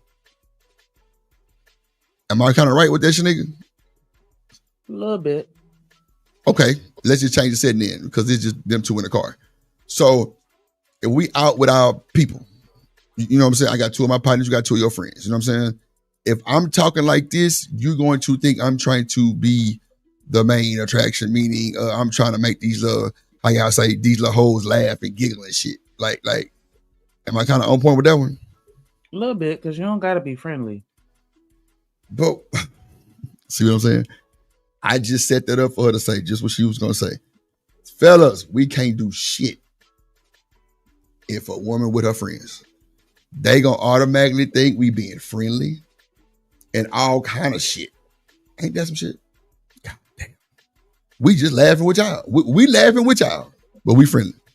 We might say 4 more extra words, but we friendly. Don't even know these folks. Like, just laugh. Why you gotta throw in the extra words? I done already told a joke. And then here you come, piggybacking. What you need them hee-hees for? We don't need the extra hee-hees. We good? The hee-hees is crazy. So are you gonna check your friend and tell her to stop fucking laughing? You ain't gonna do that shit, but you will get on my ass though. Ain't that some shit? Damn, boy. You already told the joke, so I can't say nothing. One band, no sound. Okay, bet. me, like Snoop Dogg did. I want to give a special shout out to me for believing in me. Yeah. Period. He needed me to believe in me. All right, we'll see y'all at the restaurant. He got that from me, by the way. I forgot the microphones, but we're gonna make it work if we're able to film it here. Sweetie. I didn't get that from him. Please. Just gotta say. I ain't gonna lie. He kind of in his fifi. He'll look combative. He'll look combative. See, y'all seeing in real time how the white man react to the women. He had a flashback. He was back at the slave trade. Oh shit. Boy, look at him. Really trained because he doing a lot of talking. That boy say he got it from me, and she talking. He steady talking over her like they ain't on camera. I don't know, man. He a little weird. He giving me flags already. Like he might beat her. I don't know. He might be a little abusive. I don't know. I don't know, Shanika. God damn, this nigga took off talking. Yeah, I don't like that. Damn, Mr. White Man. We were trying to give you your props, bro. You definitely jumped off the goddamn building. Let's see. Y'all, I really don't like. Okay, yeah, I can't be on here while Chris driving. I just can't. Oh Lord Jesus, Lord Jesus, Lord Jesus. Oh, child of them.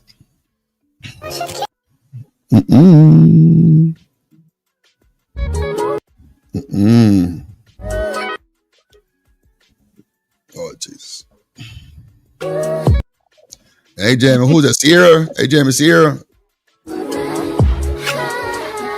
Yes, hey, Jamie, that's my little shit. That's my little, yeah. That's my shit, boy. Shit, fuck the restaurant. We leaving. Wait, this isn't Prosecco. What is it? Champagne? Champagne. They asked us for a choice. Boy, this shit look weird as hell. I can't hold you. This shit looks so weird. But okay. Cheers, my love. It's good. Excellent. No, you look beautiful. Thank you. You really did a nice job. See, you looking at me in my eyes like that, you gonna give me them lips. See, this how I know. See, Drip couldn't have no goddamn vlog because I had to edit out too much shit. I've been and grabbed this, man, look, let me stop. Yeah, you always do. Yeah, this is a rush. I see they on cameras, but I'm just saying, like, look, he trying to look his blind ass dead in the camera, them gray ass eyelids out of there. But let's hope we get a good table. Let me tell you, I was trying to get her to turn this on earlier, but she was so shy about it. but the service is impeccable, incredible. We had a little bit of a wait, not because of them. We were running late. We're sitting there waiting, and they offered, "What would you like some champagne?" Had a couple glasses of champagne, but this pesto on the bread. Mwah. And then they have this spicy little red. I don't even know what it Montebello, tutti frutti. Yep, that's what he was saying. is. I mean, I think he would show you. I haven't tried the white sauce yet. I was going to give that to her. Ew.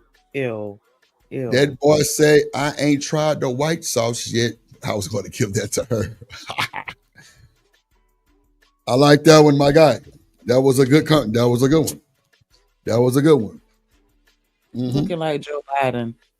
He do it like Sleepy Joe. He do. Sleepy Joe, what they call him.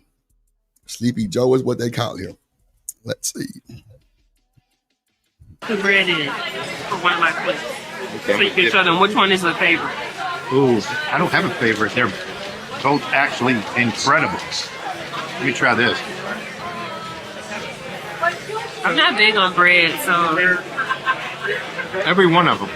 I would like to know what it is. I've never had anything like that. all of them are good. Yes. Oh, the pesto one is good. It's spicy. Oh, you got a kick there. Thank you. Yeah, thank you. That's all right. Let's move over here. Yeah. Meet you up. That's beautiful. It is. Enjoy. Very nice. Thank you. You gotta get a picture of that, share that with everybody. Bad for this shit. So we pretty much know how this shit finna go. Pretty much. Let me see. We have a caprese salad, which will be like roasted beef. Or Christmas. Sure. At the bottom. Yeah. Every time he walks by, he's looking at her. Uh-oh. You hear what that boy said? Why every time he walk by, he keep looking at you? You better stand up for your right, white man.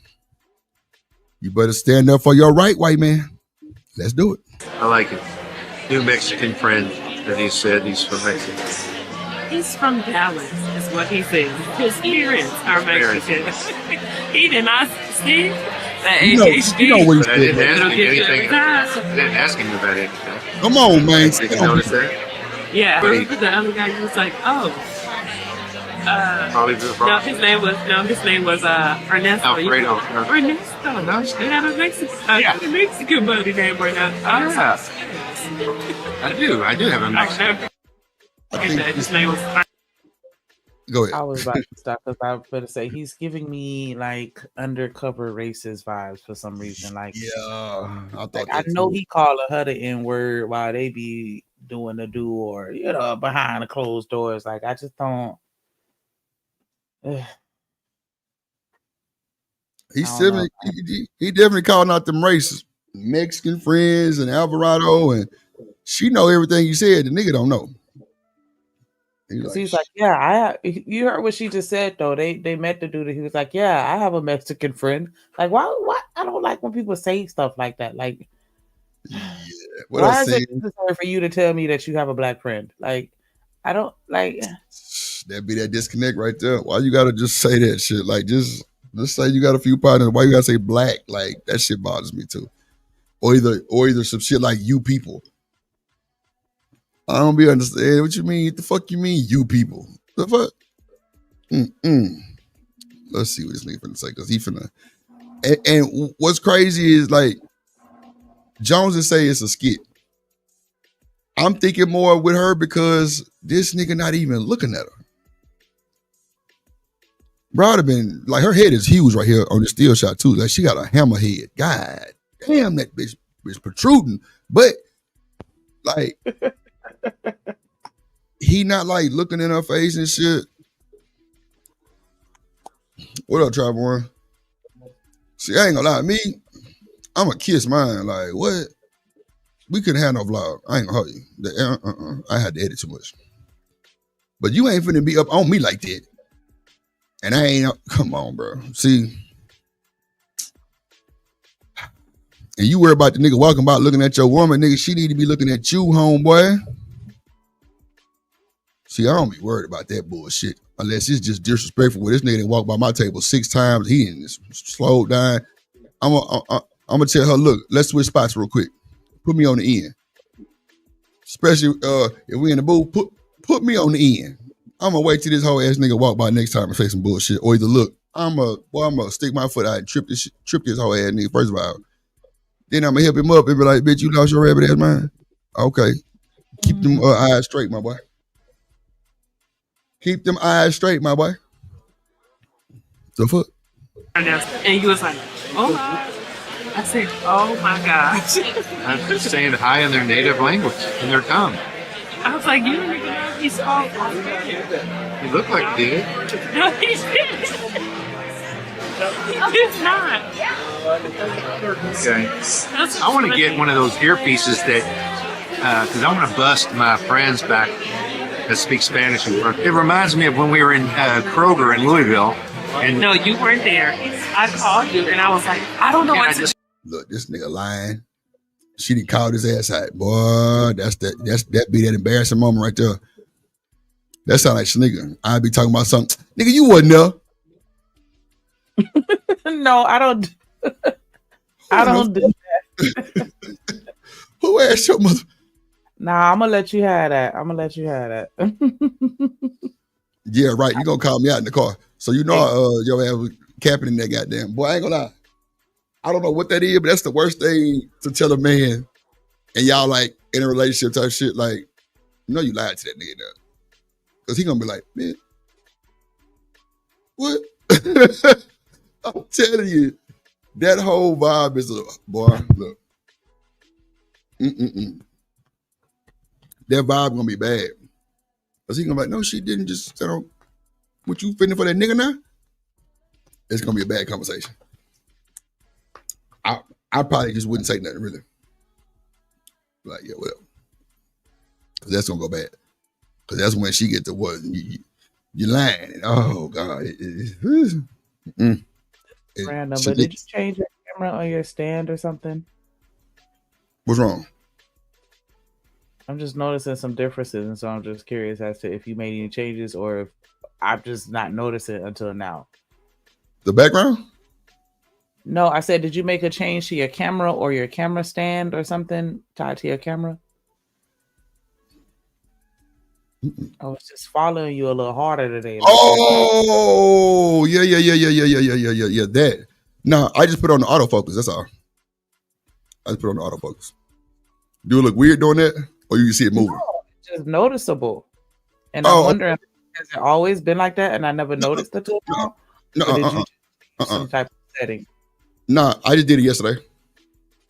Okay. Yeah, I just did it yesterday. It's like an autofocus. I got a new camera, so they got this little fucking autofocus shit on it. Somebody bought my Canon, so I got a Sony now. Yeah. I mean, do it look cool? Did I change it or? Oh, I like it. Oh, okay. Appreciate it. All right, let's see. Say that? No, you were not. I felt like I was because you called me. Like, what should I do? Called you. I was like, what do I do? Do I stay here and watch her purse? This lady, later purse in her cart, and her, what's it called? On her cart, laid it wide open and walked away from her cart. To get her. She was searching for cheese or something. And that's what they do in Louisville. You know, they just leave their purse out. That was the craziest thing. This was way before Isla. This was like in our early dating phase. And I was called Chris and I was like, I don't know what to do. I'm in Kroger. Like, do I walk away? Do I stand and guard her purse? What do I do? And he was like, no, it's okay to walk away. I was like he not even looking at her. You see that shit? He not even paying attention to her. He looking at something else, clearly. She looking at him, and he not even looking at her. And I tell you, I worked out today, and my muscles are all sore, and they're squirming. It's his body language that's throwing me off a little bit. But they say it's a skit, so, I mean, it is what it is. Because it's like at first, you know, he done went from his arm being around her. And now he's scooting up, like he's in the front. Like, whose show is this? Yours or mine? It's theirs though. But I'm just saying, like, if I was her, I'd be like, is this your show or are we doing this together? Like, what's going on here? But I mean, maybe this is how they do it because he was driving. See, that's what I was saying earlier. Like, maybe he think he can talk like that because they show. It's definitely they show. You see the intro, it's them. They married, I think. It's his show. I just said it was. I mean, I don't know. She talking a lot too. He acted like it's his show. Like he. Oh, okay. I got you. Just the vibe, but okay. I got you. It say, is that a man? Nah, for real. You talking about the black? You know what? I tell you, boy, that head protruding out that goddamn cranium, boy. That motherfucker be. Shit. Show them your outfit tonight because we're matching. I need a massage later. You go get a massage later? Man, this nigga goddamn what? Okay, let me just be quiet. Hold on. They got places that are open.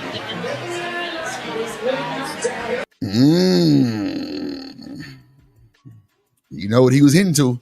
He wanted to go to the Love Me Long Time, but you know, for a short time type place. Yeah.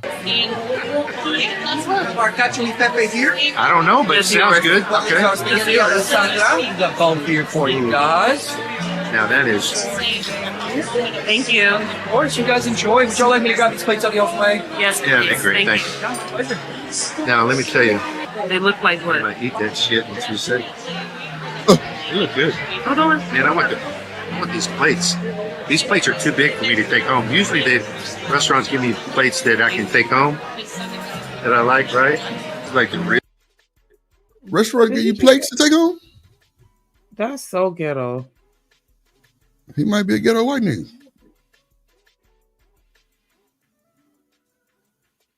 Yeah, she do got a big forehead sitting here. Yeah, I said that shit earlier. She just got a big everything. She does look a little masculine, like she might look like her daddy, but she's pretty. She look like Jack of John the Curses, but we ain't gonna talk about that. But this nigga said they give him plates to take home. I ain't never heard of that. I didn't know that. That either he probably just be on some, hey, can I have this? And they'd be like, yeah, whatever. But I don't understand why he would want to take a plate because I'm pretty sure they have a nice place set at home already that doesn't match whatever he's taking from a restaurant. Because a restaurant at best you're gonna get maybe 2 plates. Like you're not going home with a whole set. Like why you got these 2 random plates? Like I don't know. That's what I'm like. Are they like wrapping your shit in foil paper? Like, I don't understand. And they like wrapping your food with the plate. I mean, I ain't never heard of shit like that. But yeah, that's why it worked. That's the real truffle. Dig in. Yeah, these are the truffles that you literally dig. Chris will be like, "Did you get the clip of the food? Did you get the clip of the food?" Because I don't want to wait. And I can tell I'm gonna love this. All of that. It looks like a lot. He's saying it doesn't look like a lot. Yeah, no. It looks like how it was served in every size. Yeah, true. Yeah. Make sure y'all hit the like button, man. Make sure y'all hit the like button. Let's get some support on the show. We've been going for an hour and 53. Shout out to Shanika for pulling up on us. She was probably asleep, woke up. Like, let me go harass Drip ass for a second. Yeah, and did. Yeah, that's true. So happy. Love. Love it. Love it.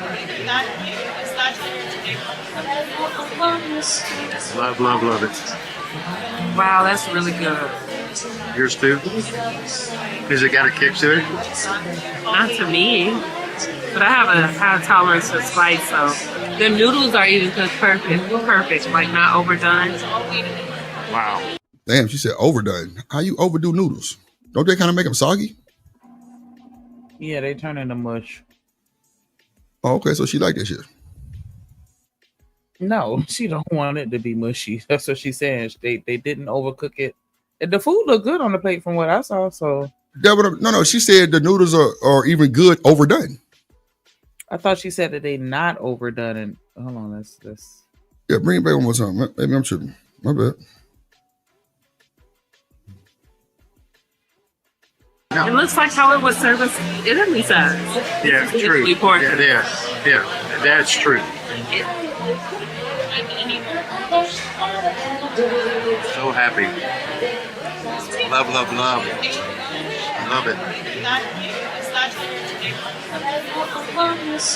Love, love, love it. Wow, that's really good. Yours too? Has it got a kick to it? What up, Marcus? Not to me, but I have a high tolerance for spice, so the noodles are even cooked perfect, like not overdone, Oh, okay, not overdone. Okay, baby, you got it. Wow. not underdone. This is really good. Oh, we got to do our rating. Instead of doing out of 10, we're gonna do out of 5. What would you rate your 4.5. Like your subconscious is opening up like the flower when it blooms. in blood? And oh, you know that doesn't bother me. It's like Wait a minute. Did she just say the blood? And he said, you know that doesn't bother me? Oh my God.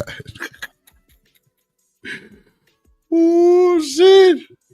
Boy, look at here. Look at here. Okay. flower. No, when the bees, when the flower attracts the bees, when it opens up to pollinate. It's time to pollinate. You just saying anything. I don't know what the fuck he talking about. I'm talking about when the bee open up for the pollinate.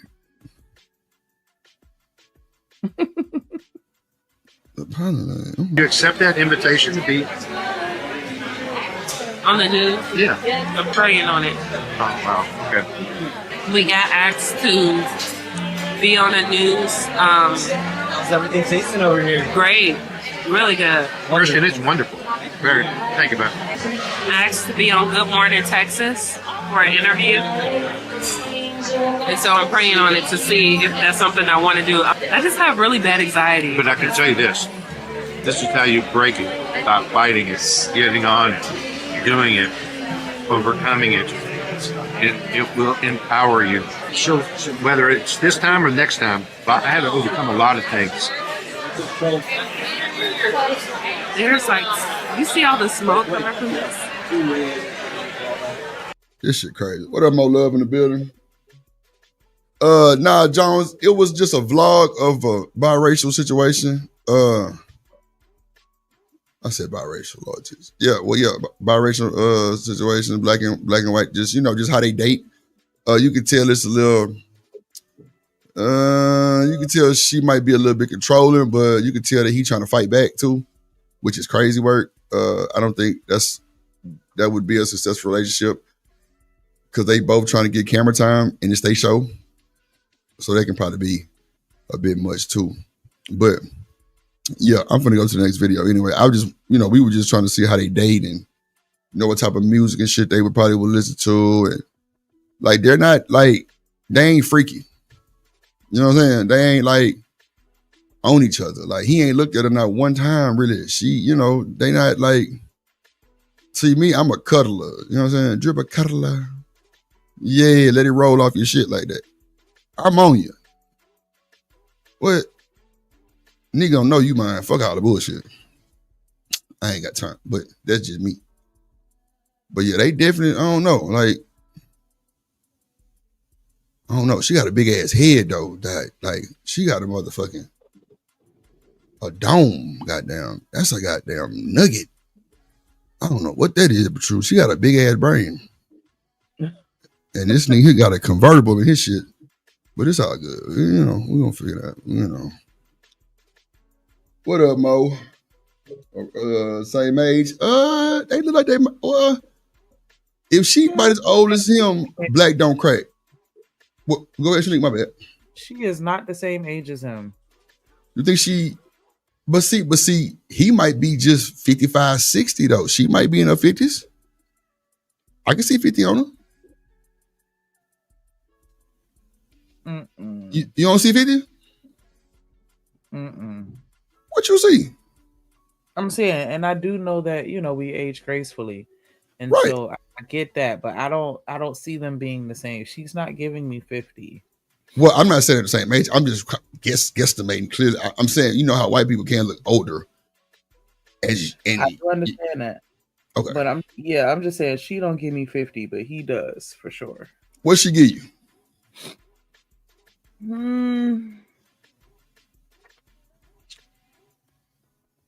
What up, T? She like 30s. 30s? Dog, Yeah, mid to serious? late 30s, like 35, 40. Hell no. Nah. I think she's a little older than that. I say between 35 and 45, but I feel like 45 is a little high. And he looks like he looked like he, you know, approaching 60, like 55 to 62, something like, you know, he up there, but he not up there, but he up there to me. He looked like he looked over 55, but I give him 50 at the lowest. I think she definitely put either late 40s or pushing 50 for sure. Oh, you gotta look at some. Yeah, I think she did. Like late I think 40s? That makeup saving her though. I think no. I said she. I think that makeup saving her. I think she really looks like an older woman, and she's a little older. I don't think. Well, I don't know because she ain't giving young vibes to me. Like you could tell like that young vibe. Like she got this piece of hair. You know what? Never mind. I ain't got time. But like 40. I can see you saying 40. I don't know if I want to say late 40s though. That's my only thing. I would at least say 44, 45 though. Like I don't know. I can be dead ass wrong. I'll get her mid 40s. I'll get her that, but I don't want to say she look 50 to me. Mid 40s. Okay. Mid 40s is understandable. It's understandable, Craig. What up, T? In the building? Bring him in my house. You think I'm playing with you? Why did you bring him in my house, man? Now, this guy, he's putting this woman out. He's putting this girl out, man, with her baby, man. Just putting them out because he found out she was cheating and brought a dude in his house. Now, the crazy thing is, GMB sent me this. This is for real. G actually knows the guy. You know what I'm saying? So this is for real. G actually personally knows this guy, man. GMB does. And so I felt comfortable add this because I knew it was thorough, man. And I just want y'all to understand, brothers, that this is what happens. You cannot take a woman into your home if she ain't kicking down no paper. Because if she's kicking down paper, it's an investment for her. The problem is y'all too busy trying to invest in the broad. What do you mean by kicking down paper? Like what, issuing to that? Like paying for shit? Yeah. Oh, okay. And y'all don't understand. You got to make the broad invest in you. Tell us the truth. Yes. The truth. She want to keep playing on me, dog. Told her I was going to drop all her shit, man. I can't believe you on somebody in my house, man. She done blung in the crib while I was gone, y'all. All her all this finna get thrown out. What? It's finna get thrown out. What up, T? Blung a nigga off the crib, bro. I don't know why she had the nerve to bring the dude in my crib. I had cameras. In my crib the whole time. Get out my car crying, man. Get out my car with all this crying. No. I'm finna pack all your stuff up. That nigga ain't finna pack shit. You and your child finna be homeless, bro. You and your child. Let me tell y'all something, brothers, and it's real, man. You cannot afford to invite a woman and her child into your home. You are not that child's father. You're not.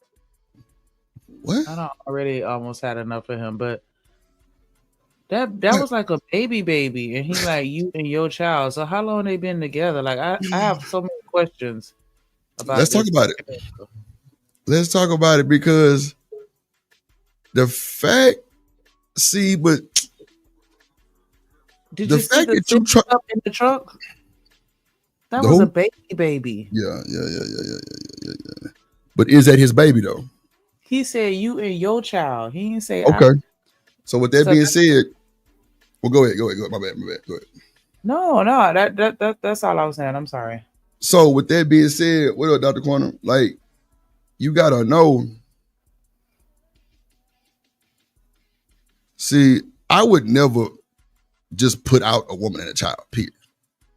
Unless it was some foul shit happening. But still, I wouldn't just put them out instant. Like, I would give you some time to get your shit together to leave. If you disrespect me in my home and I'm raising you and your child, you raising shit, I'm providing. You ain't got nowhere to go. You might well say raising shit. You under the drip. Like, nah, let me stop capping because y'all gonna be like, this nigga crazy. Nah, but if we together and I'm providing for everybody, you know what I'm saying? You and your child, and you disrespect me in my household, you gotta go.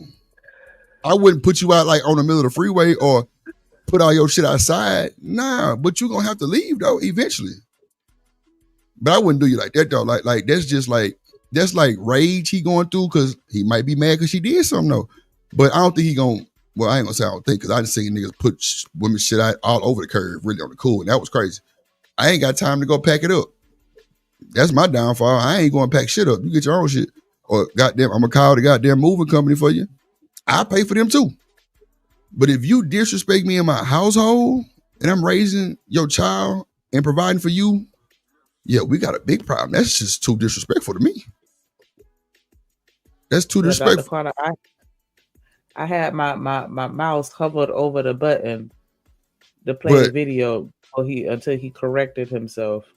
Yeah, nah, come on now. Y'all know I ain't finna put out no, come on now. I couldn't dare. I wouldn't dare put out no woman and her baby like that. Like, I would give you a week's time to get your shit together, but I ain't finna put you out there. Raising the woman part, that's... yeah. That was my button over the video for the play. That was a trigger. I knew what I was saying. That's why I said, let me stop capping. Go ahead. And if you do it, you are a simp. You are a simp, period. And I'm not even shooting you down, telling you, hey, man, you're beneath me and you're this. Listen, I have dealt with a woman who had it. I don't like people like him because he had a bad experience and now he want to sit here and make it seem like everybody else is going to have a bad experience. When the people have blended families get together all the time and it's not a big deal, you make it a big deal. What you mean? Like, I'm saying, like, people with kids get with other people with kids all the time, you know, as far as with the blended families. And he was okay. Yeah, you're right.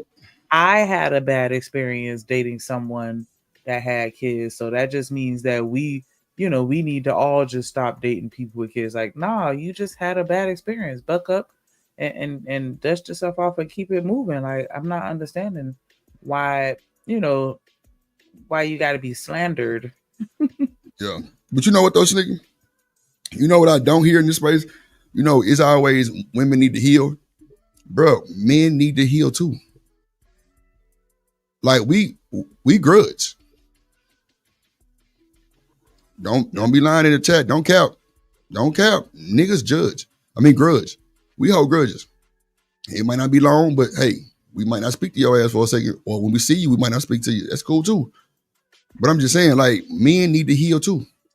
But they always say you get up under somebody else to get over somebody. No, the fuck you don't. You add to the bullshit. I don't know who said that. I don't know who started saying that bullshit, because that's some bullshit. If you fucked up and you go smash your nigga, what is it gonna do for you? You still gonna go home and cry about the last nigga. So what we doing? What we doing? Yeah, I don't agree with the getting over somebody by getting under somebody else. But that's a narrative though. Like that's like a saying in the black community for sure. Yeah, I've heard that. Oh, okay. I think it's a form of delusion. Like, just, you can convince yourself that person is helping you to ignore the person from your past, but we know it's not true. Dr. Quantum says it's a whole fake. I'm trying to tell you. Quality people from outside the race don't want them, so they're bitter. Shout out to Prime. Crazy ass. There's trauma. Yeah, come on, Mo. On top of trauma, yeah, shit. You done got razzle dazzle now. Now you really fucked up. Yeah, and he just played. He just showed all his cards. I had a bad experience, and My it's like, love okay, says she don't see Dr. Quantum. Dr. Quantum is on the plug page. Oh, that's right. Yeah. Shout out to my boo. She supporting the plug page. That's my other page, Mo Love. I spoke to you the other day from that page. You ain't speak back. You probably didn't know who it was. Yeah, it's on my plug. I'm like simulcasting through my page, Twitter, and the plug. Yeah. That's right here. That's the one. That's the one. That's my other page. I'm gonna get monetized. Yeah, if y'all bored and y'all want to come back and rewatch the content, go back and hit that playback on the plug. We getting to watch hours. We already almost, man, look, I only been simulcasting for like, what, a week? And we almost down there 500 watch hours. No bullshit. Come on now. Telling you. Get down and lay down. I'm telling you. Lord Jesus. Hold on, I gotta go to my other page to get y'all wrenches over there and get through. Let's see, hold on. It's never what you think it is. It'll never be like you having your own kid. It'll never be like her kid being your kid. It never will. So when it gets to this point right here, you've crossed the line you shouldn't have crossed. You have crossed the line you shouldn't have crossed. Because one thing that happens, 9 times out of 10, when y'all take these women in their chair and they don't have nothing. Like y'all be out here being Captain Save-A-Ho out here. Find a woman, she ain't got nothing. She got kids, got nothing. And then you just... Who sent you these clips? Man, people been sending me clips a lot lately. I ain't gonna hold you. It wasn't Stan. It was somebody that you know, they be giving me feedback. They were like, man, you know, this should be controversial. Cause I be asking for the controversial shit. Oh, okay. So you want the controversial? Well, I mean, you know, just to spark like the conversations to be like real interesting type shit. You know what I'm saying? And then plus YouTube push controversial content. Yeah, cause he tripping. But you see how it's kind of sparking your curiosity too, though. Like it also sparks curiosity on just like, oh, well, wait a minute, who is this nigga? What is he talking about? Like, so it make you want to listen a little bit till you just like, no, type shit. No, the curiosity came from the skit or the video that was playing earlier. Like this guy, him talking about himself. Like I can't with him. But yeah, hopefully he'll get back to the video. You get BJ a ridge too. Hold on, BJ, I got you, bro. Take her in and you just save her. Save her from what? Save her from her life. Save her from her decisions. Save her from her choices. Save her from the consequences from her misguided travels through life. Why is that your responsibility? It always ends up like this. And here's the thing. You can have... Why is it just because you dating somebody with children, you saving them? Like, get the hell out of here. She say stress me out. T-Man, go sub to my other channel. Child. That channel finna be your woman lit. In your house and the child is yours. And this same thing can happen. But that's still your child. You get rid of the woman and you still are able to parent your child, still able to be a father to your child. You and the woman ain't never got to be together no more. But you still have access to the child because it's yours. That same child you put that money into, that same child you put that time into, that same child you taught, that same child you shaped, that same child you formed into the person that he is, that's your child. So you get to continue that relationship without the interference of that broad. But if it's not not the broad. Oh, this nigga here. He cringing. Get him. He cringy. That's how I feel about him. Fuck with me one more time, you do. Oh! That's crazy. Look at wait. Look at T Super Chat and look what Shanika just played at the same time. Oh, I didn't even see it. Shout out to him. That's how you know it's real. Ooh, thank you. Yes, that's the perfect exclamation point to that video. And I felt like, he tripping. Like, what? You saving me? Boy, bye. Hold on, let me play the intros too real quick. Hold on.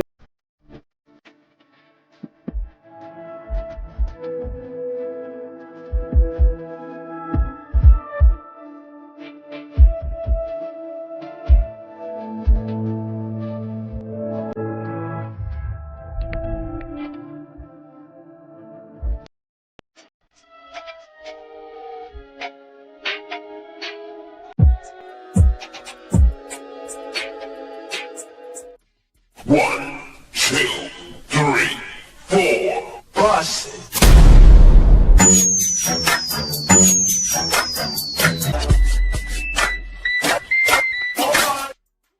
Yeah, man. Hold on.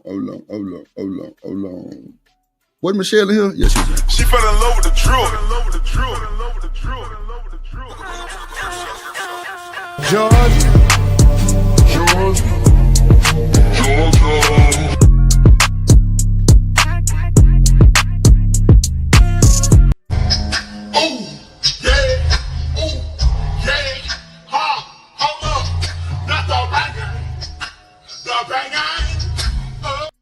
Yeah, that bang sign. Yeah, that's my intro. Yeah, that drip shit right there. Yeah, the bang on the bitch. Shout out to T for even playing that shit on her show. I'll say, oh yeah, this me. I need that right there. I need the bang. Wait a minute. She fell in love with the drill.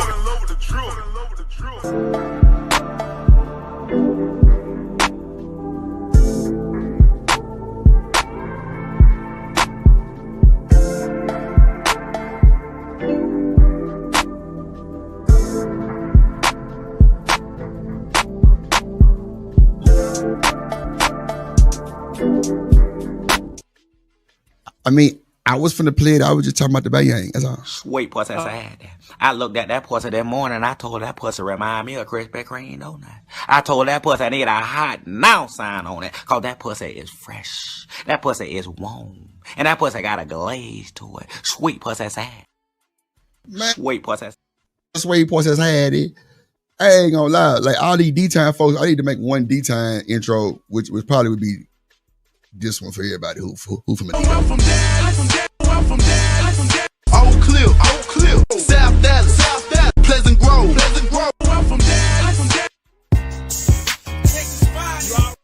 Hold on, man. My nigga D-Time be coming in this whole swag, and I swear every time he be like, nigga, I'm from Dallas. Yeah, hold on. Fuck, nigga. Yeah. D-Time be lit every time. He be like, hell yeah, nigga. Okay, let's see what this nigga talking about. Get through this bullshit video.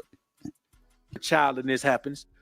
All of that energy you invested in this, all of that time you invested in this, all of that effort you invested in this, in the woman and the child, all this shit is gone at the same time. And you got to think about this. Think about, you look at your cameras and you see that woman in your crib. Now, he might not have had cameras in the bedroom.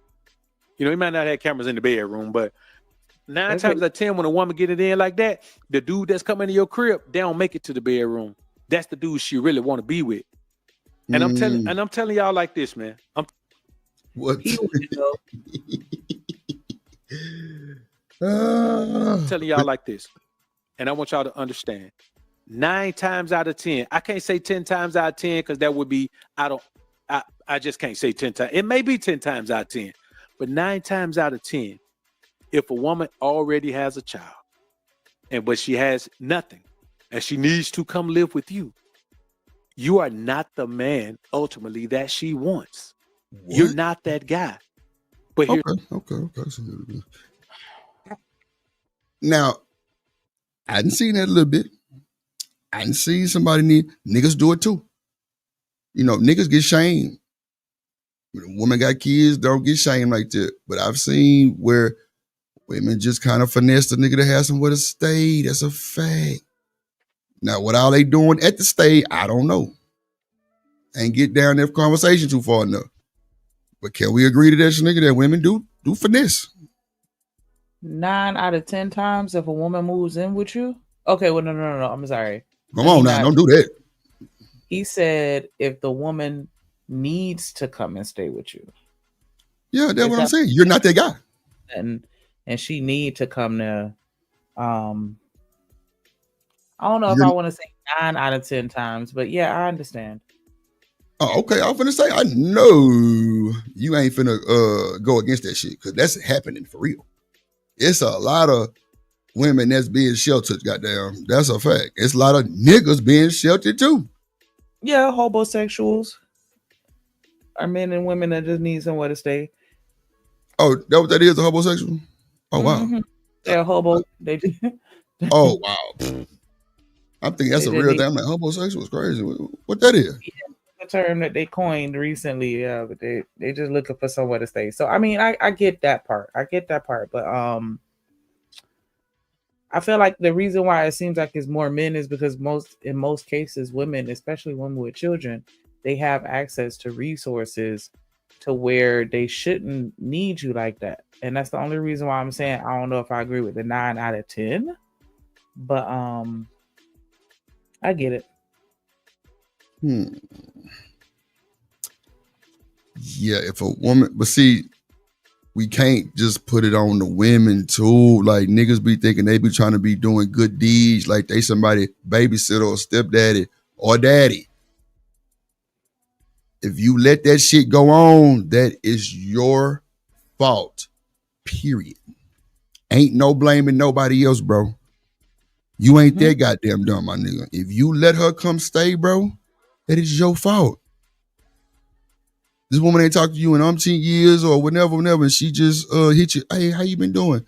Woo, woo, woo. She get the conversation going. Now you tell you got your own house. You got your own car, your own house, everything. Yes. And she get the finessing and coming through. And niggas do it too. That is a you problem and a you problem. It is what it is. I don't know why these folks thinking it's just because they did it. So what? No, nigga, if you let that shit happen, that is on you. I don't be understanding why they don't understand that. That's just like getting a woman pregnant. You knew this nigga didn't have no condom on, ma'am. And he know he ain't have one on. Foul play. That's too janky. On both parts. But them drugs will have you lit like that though. Have you relaxed and all kind of weird shit be going through your head, huh? You ain't thinking about that shit. Let's keep it a buck. It's on both of y'all.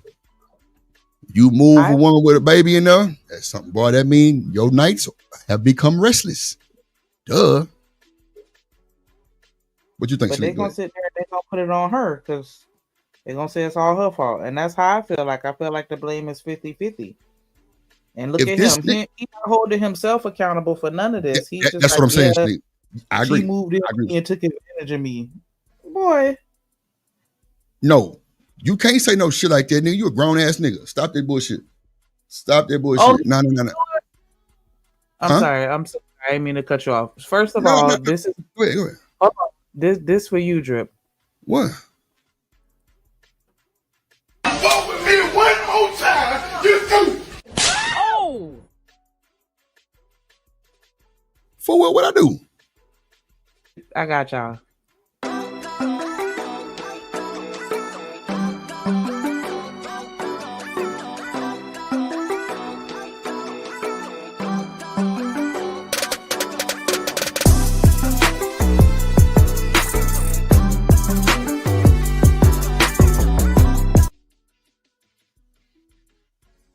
I'm gonna take a part of the blame for that because I think I threw him off and distracted him. No. What it was, and y'all know I'm gonna keep it a buck. Mo Love, I'm sorry. I went to my other page. Remember, I had pulled my page up and told her to subscribe, and I had spoke to it. That's what threw me off right there. And I went and gave her a wrench instead of playing the intro. That's what it was. That's my bad. That's my bad. I do accept all full slap and you through. Just don't slap me too hard though. You know, I might like a little. Okay, go ahead. You got it. Just say the word and we can get him slapped again, or you could come and slap him yourself. You gonna slap me again? Why you want to slap? But I just said my bad. I was thrown off by the other page and trying to get okay. Ooh, child. Go ahead.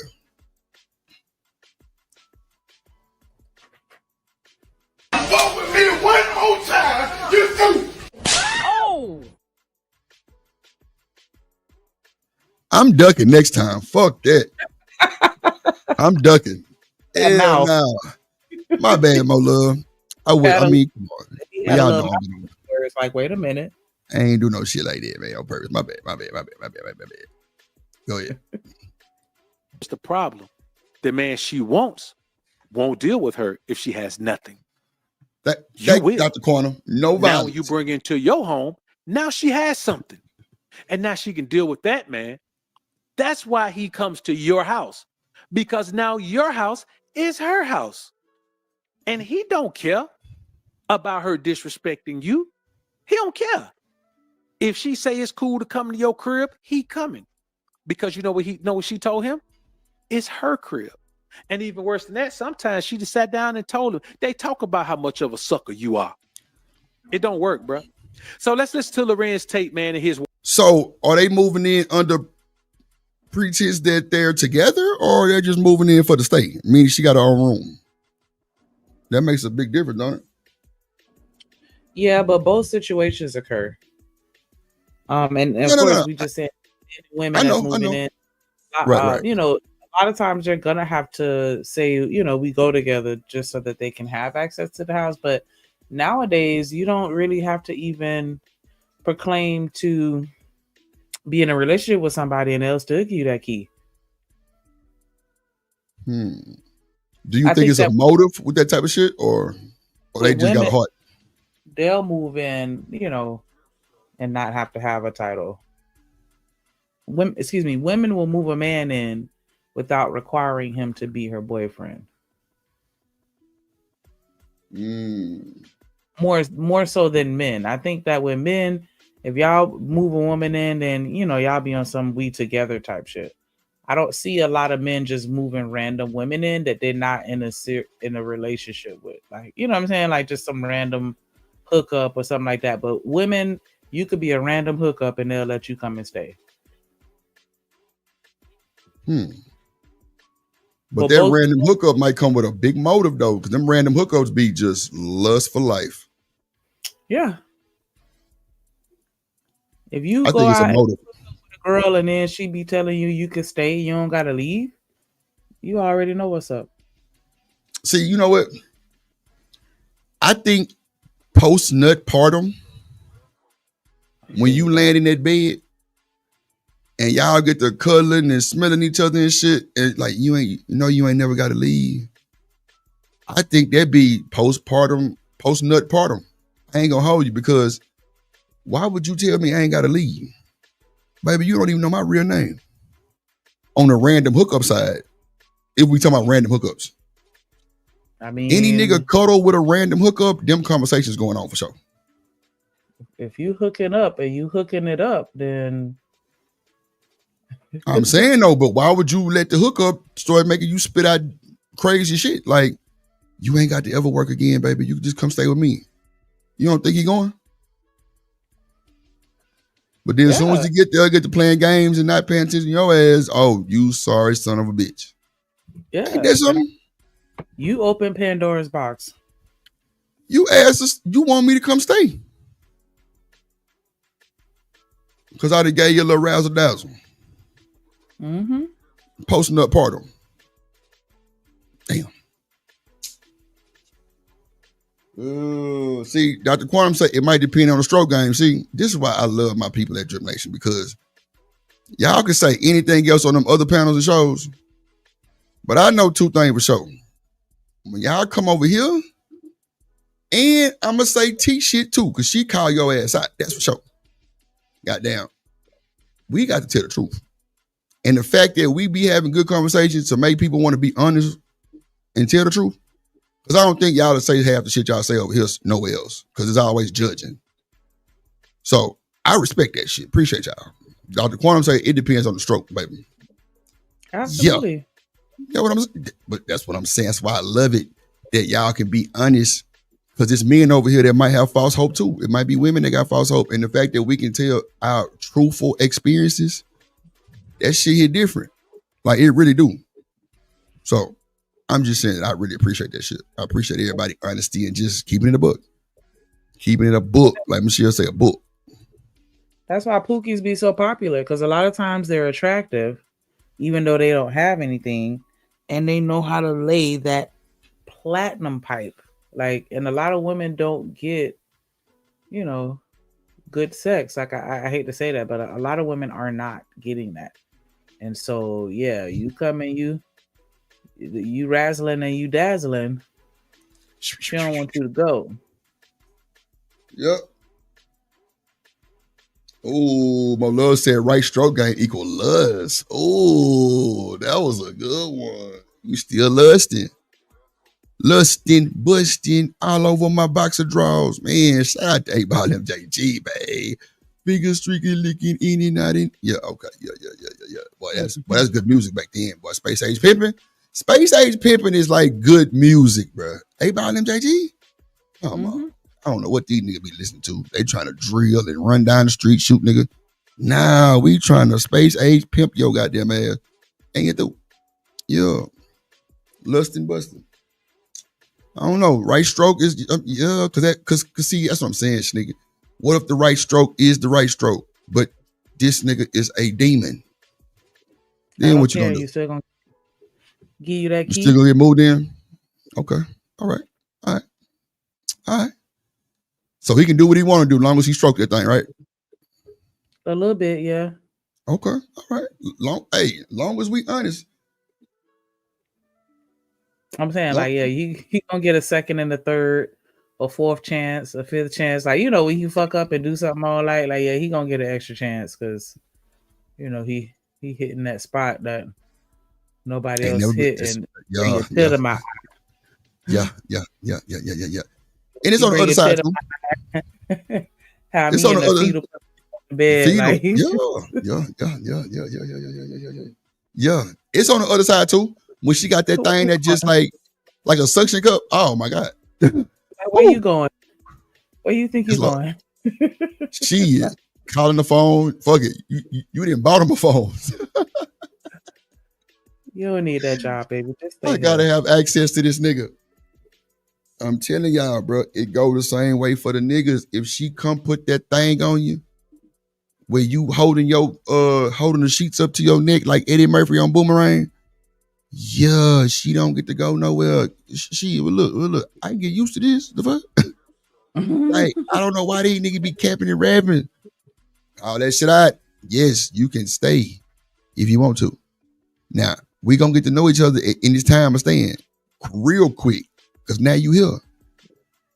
So yeah, like I'm trying to tell you, it could be a good thing, it could be a bad thing, but that motherfucking poo nanny. If that thing got that thing and you that's the reason why love is really blind. Well, because you got that sex filter. That's altering all your decision making abilities. I wouldn't give a damn. Smolder say, see, we could tell now. Well, I ain't gonna say that because that won't be true. But we could tell, like,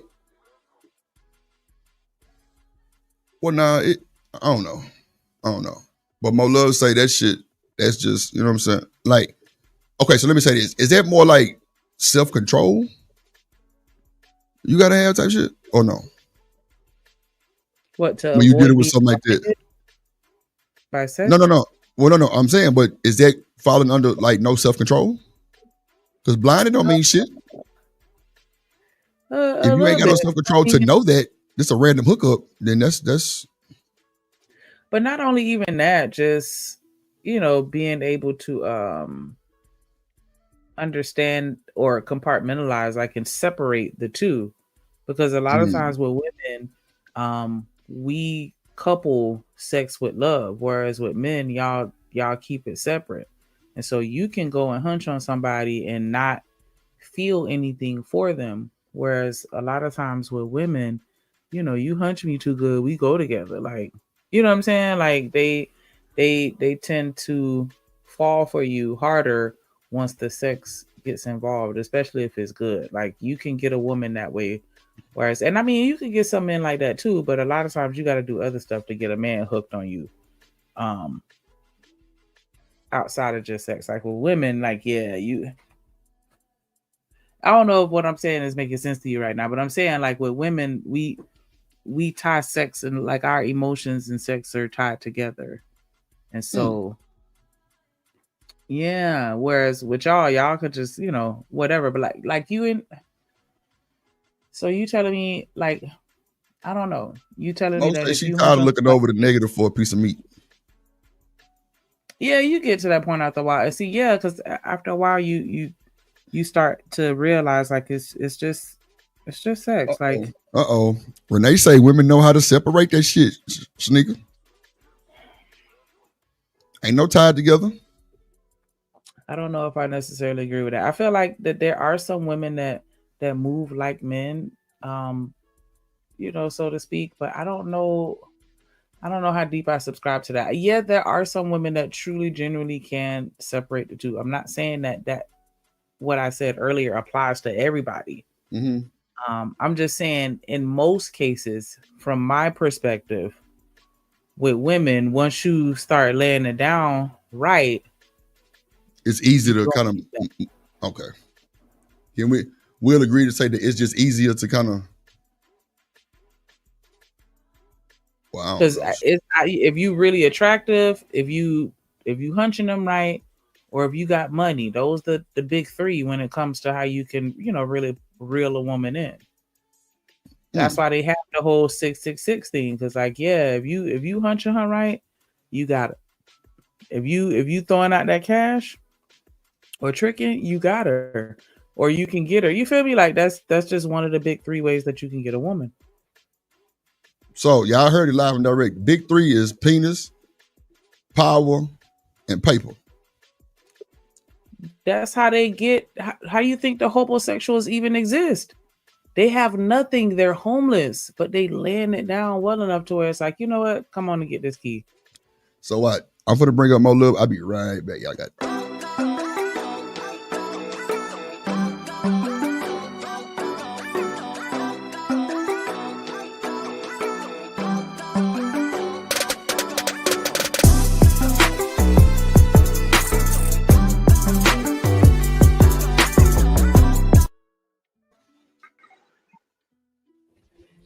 Hey, gorgeous. How you doing today?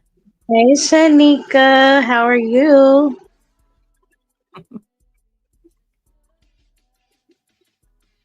Okay, so my take. Can you hear me? I'm doing. Yes, I can hear you. Okay. You said you're doing good. I am. Thank you. How you doing? I'm doing good, girl. Okay, so I see some people disagree, like saying women can separate, I guess, the emotions from the sex. And for the most part, I don't believe that to be true. I believe that women settle for that. It's not that they've learned to separate it, they settle, because sometimes I've seen women who really desire a guy, but they know that the guy is not going to fully commit, but he will do them sexually. They'll get pieces of that man and they settle for it, meaning they make themselves think that it's okay, and in reality, they're not okay with that. If they could get that entire man, they would absolutely choose that over just sex, in my opinion. Yeah, I feel that way too. Are there some women that generally just not interested in relationships? Yeah, I understand they exist, but for the most part, I feel like, I think women do want the relationship and the bond that comes with those Of types of course. relationships. BJ, I was answering the question. I was when Drip was asking, do we think that women can really separate the two? I don't. Majority of the time, no. A lot of times because we are built different. Like men can lay up with women all the time and not feel a thing, but 9 times out of 10, the woman's emotions are going to get tied to that person at some point. Even if you tell yourself, "Oh, I'm cool with friends with benefits or Netflix and chill," that's a lie. You're gonna get caught up some kind of way. And I know that there are some women, like Renee said, she about that life. She can do it, but the majority of us, I don't believe that we can. Yeah, and even in those situations, like sometimes I can't help but wonder, like, if there's a catalyst that caused it for you to just have that disconnect with men to where you just don't even want them no more. Like usually in those situations, it's something that happened that caused it. Like they didn't just wake up, or they just weren't like that their entire lives. Like, you know what? I'm straight. I don't want to ever get married or have kids or be in a relationship or anything like that. Like something usually happens to make them feel that type of way. because, like you said, I don't think that is natural for us to have that disconnect. It's not, and I think a lot of it has to do with societal changes. At one point, like getting married was the goal. Finding a husband and a wife was the goal. Now the thing is, what can they bring to the table, like financially, or if this dude for money? What can I get out of the deal? It's a lot of selfish mindsets out here. So now Yeah, that it's all about individualism and what can I gain, so I feel like a lot of people are just whatever is trending at the time. That's what I'm gonna go with. I'm not saying that's anybody in the comments or the chat or on this live, but we do see it. A lot of society is a lot of what society is. A big part of our issues are there are so many followers and not enough people willing to be leaders. yep. Because I was even saying that to one of my friends the other day. It seems like romance is gone. Like Hmm. no one's interested in being romantic anymore. Everybody just wants to, date like a guy. And I don't understand that, because that's not my ministry. But yeah, I definitely agree that we just have reached the point where most people are, instead of chasing love, they chasing a bag. Right. And Yeah, relationships have been that's put on the good. back. But are So people really being honest with themselves? Like, okay, all I want is sex out of the deal. Is that for real? mm-mm. I don't think that's the case with women, but I mean you know that's just how I see it. Um, Hmm. because I have some friends that move like that, and I'm like, and you can't help but feel like it. But I feel like this about everybody, even with men as well. Like you just haven't ran into the right person yet, and That's what once you I run, think.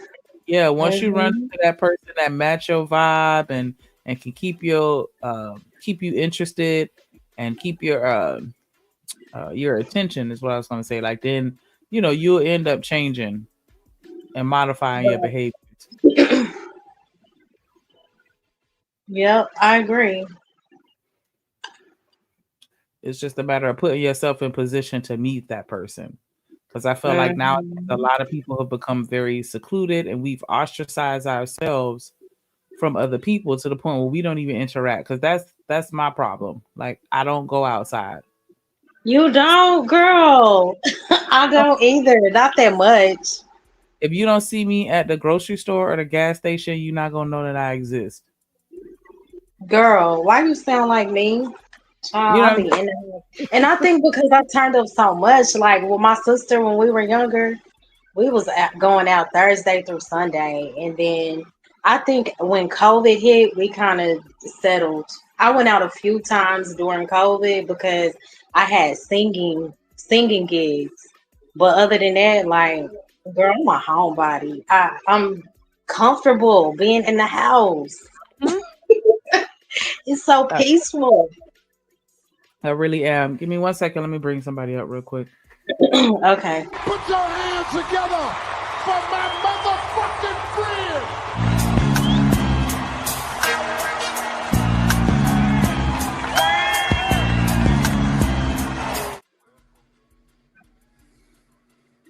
What up, Michelle? Michelle. Hey, boo. Hey, Prince Hakeem. How you doing today? I'm all right, Queen. How you doing? I am doing very well. What do you think about women and men and our abilities to separate sex from emotions? I thought that's why I came and chimed up here. I thought y'all having a great conversation. I think it all depends on who the person is, but from a large scale of things, I think we can't do it. From my Yeah. anecdotal experience, I see we can't separate sex from emotion. Cause So you're saying we, so you're including men as well. yeah, 100%. I'm even talking about I myself. love that. Yeah. I'm even talking about myself. I done been with people knowing I ain't supposed to be with them, but because I done tapped that ass, then I was like, I might as well just have to stay. You know what I'm saying? Knowing that this person, Yeah. knowing this person ain't right for you. I think that as we get older, we start to, you know, as your needs start to formulate in your head, you know what you really care about. But when you're younger, you don't really think about them things. Because I was going to ask, how would you explain, you know, the guy that's the player that's, you know, with a different girl every week? Like, why would they do that if they're not able to separate the two? Oh, because he has option. You can't blame him. You got to blame the women.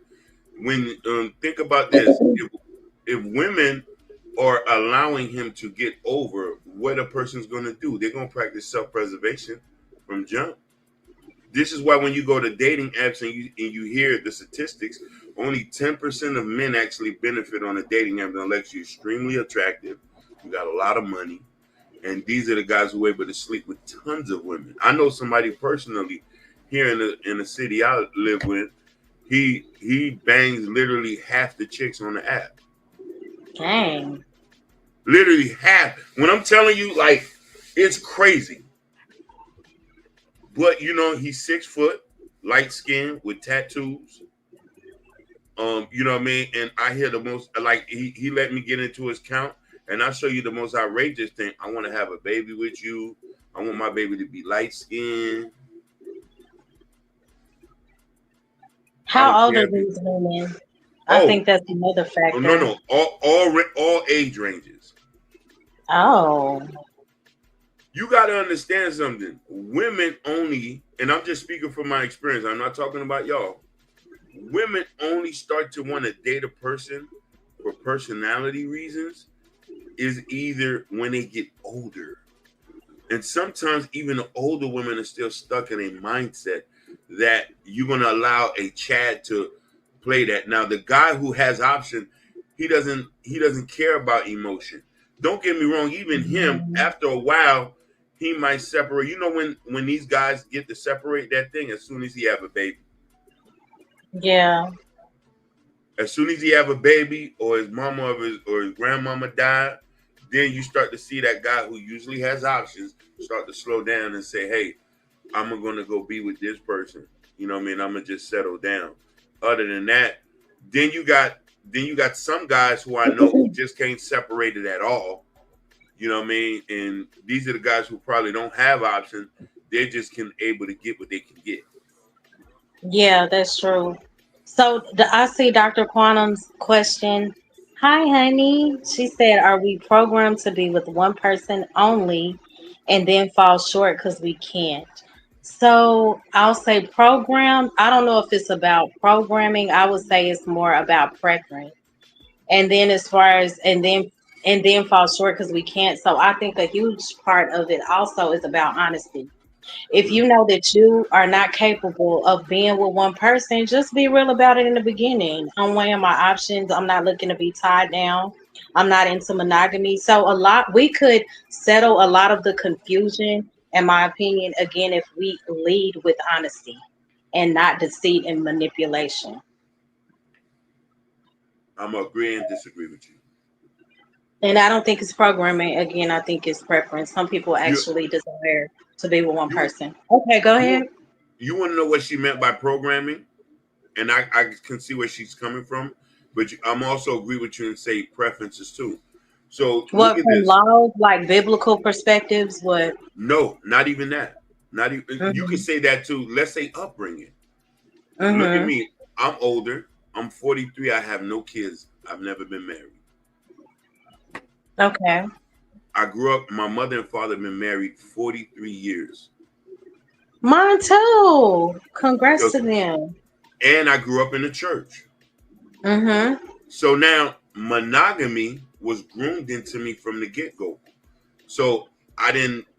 So that's what you probably say, that type of programming. Like somebody you teach kids what you want them to know. And then at points, some people can take that on their own or they can veer off on another section. So since I'm so big on monogamy and I follow the word, so I'm very big on that. So I can say I've been programmed. I don't have casual sex like that. I'm always been dating with intent for marriage. You know what I mean? I've been in long-term relationships, even though it didn't pan out. to marriage, you know what I mean, due to circumstances. So I can say that. But we start to notice that the culture that we're in now, and I'm talking about Gen Z or maybe what you ever call them, marriage, monogamy, going back to what you're saying, has a choice. In this generation, the kids who grew up in the early 2000s and the late 90s, early 2000s, marriage and monogamy was not taught no more. Like that why you think you hear a lot of people say, oh, nobody cares about getting married anymore?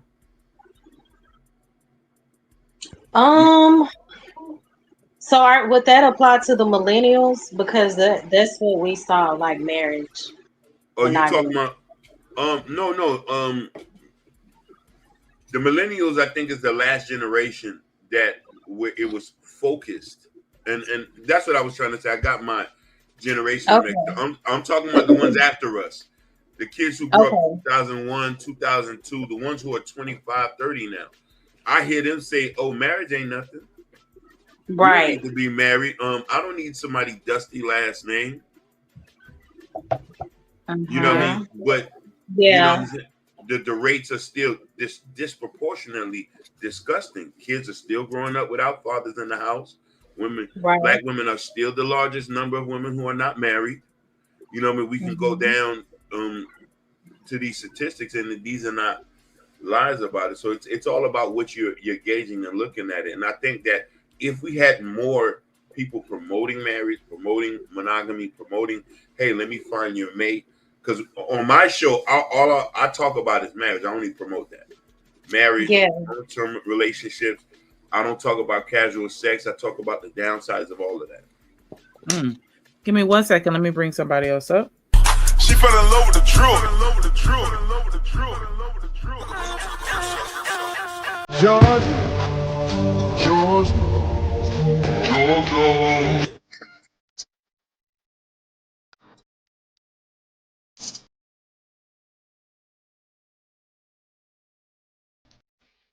Michelle in the building. What up, Prince Hakeem? What they do, family? Hey, Drew. Well, hey, boo, hey, what up? Hey, Shanika, boo. Hi, Michelle. If you speaking today. Oh, Lord Jesus. Hey, Shanika. Oh, okay. She's not speaking today. Hey, Shanika. No. Oh, Lord Jesus. Y'all can't hear me, Drew. Yeah, girl, we heard you. She said, hey. Loud and clear. I'm talking to Drew. You can't. You can't hear me. You sound like my love. Y'all can't hear me. Hey, my early baby, Shanika. Oh shit, Prince Hakeem, what's good, my guy? I hear you up here cooking, bro. I hear you. Drill. Now Michelle been acting funny with me for 2 weeks. Man, not 2. God damn. Ain't no 2 weeks. You hear me, Shanika? Shanika. Oh shit. Boy, I didn't like saying your name, Shanika. Shanika, you know goddamn Prince Hakeem from your city, huh? I didn't know that. Yeah, he said he said you were from Broward. Yeah. What part of Broward are you from? Dilla High School's finest. Ooh, okay. Prince Hakeem, elaborate on that. Ooh, Prince Hakeem. No, we're not elaborating on nothing. I'm at the because I don't want to get deep. I wanted to, if you from deep side, Sunland, like I gotta like know where you from. Like, you know what I mean? Like we call it Dilla, but I think they changed it to Golden Heights at this point. Golden Heights, okay. I think that's the name, but Sunrise in 95. Sunrise in okay. My sister baby daddy went to Dilla. So he wanted the best. Huh? He wanted the best then. No, he's not. He's a I ain't gonna say that.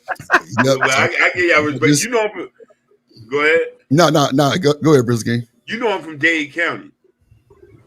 Oh, okay. I'm originally from Liberty City. I'm going for 64 to 63.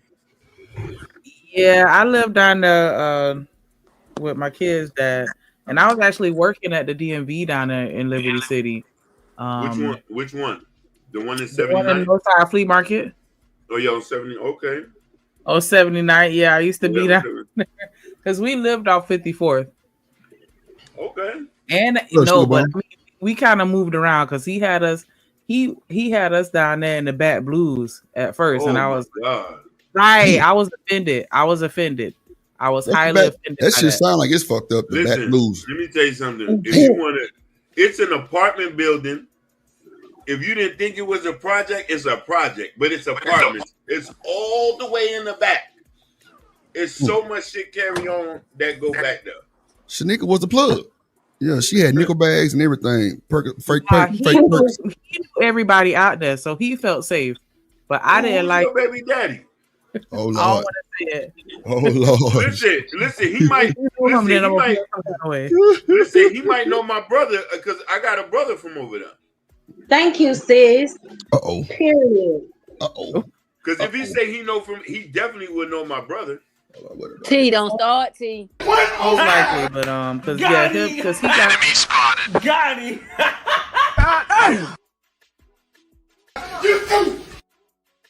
Fatality. Oh my God! Damn, Michelle. God damn it. 2 minutes in the from loving my love to hating my love. Boy, I just want to know what I do, Michelle. You got 2 minutes in the box, Michelle. T said drop it for 2. In the box. Oh, shit. But man, that's crazy that y'all so close though. That's crazy. Yeah. Y'all close. That's crazy as hell. Honestly, I thought she was from Texas where you was at. That's what, you know what I mean? Ew. I would have never. Bro, I thought she was from New Orleans at first because she got that accent. She sounded like she from the boot. I'm gonna be real, Shanika. I never would have thought you was from Florida. I'm just bro. She a gang member, Hakeem. I love Shanika accent. I love it. She doesn't give me. Listen, I'm here all my life, so I didn't really get that Florida vibe off of her. You know, because Florida people are rough. She, Prince Hakeem. See, I'm not rough. Bro. Thank you. Thank you. You see, so much. Ooh, shit, boy. I get the boy. You see, I haven't been over here like that too, cause you know what I mean, to see how rough she is. Cause every time I seen her, I'm like, oh, okay, she probably from Texas somewhere, maybe Waco. You know what I'm saying? She would be from El Paso with the Mexicans. Yeah, she would be over there with the ass. Didn't they shut down the flea market on 79th? Because I remember when I was working there, they were getting ready to close it. They were talking about it's not even there no more. They shut that down. They shut the one on 183rd. That's a plaza. The only thing we got is I remember that one. We got the one, you know, there was 2 flea markets. One in the back, USA, and then the one Liberty Market that's right on the front. That's still there. Oh, okay. So that one. They shut our shit down too. We had one on MLK. They shut that shit down too. Yep. Shut that shit down. It's a whole complex. Carol Mart, that one broke my heart because we used to hang out there. Even going back to high school, like that was a staple. Like, I don't know. You'd think that these places would be historical landmarks at some point, but I guess not. It's all about who owns the land. People that too, yeah. Or that goddamn they get gentrified, goddamn shit. Yeah, get gentrified, you goddamn through, because they'll come buy your ass out. And most people need it. Most people need that money on. Straight up.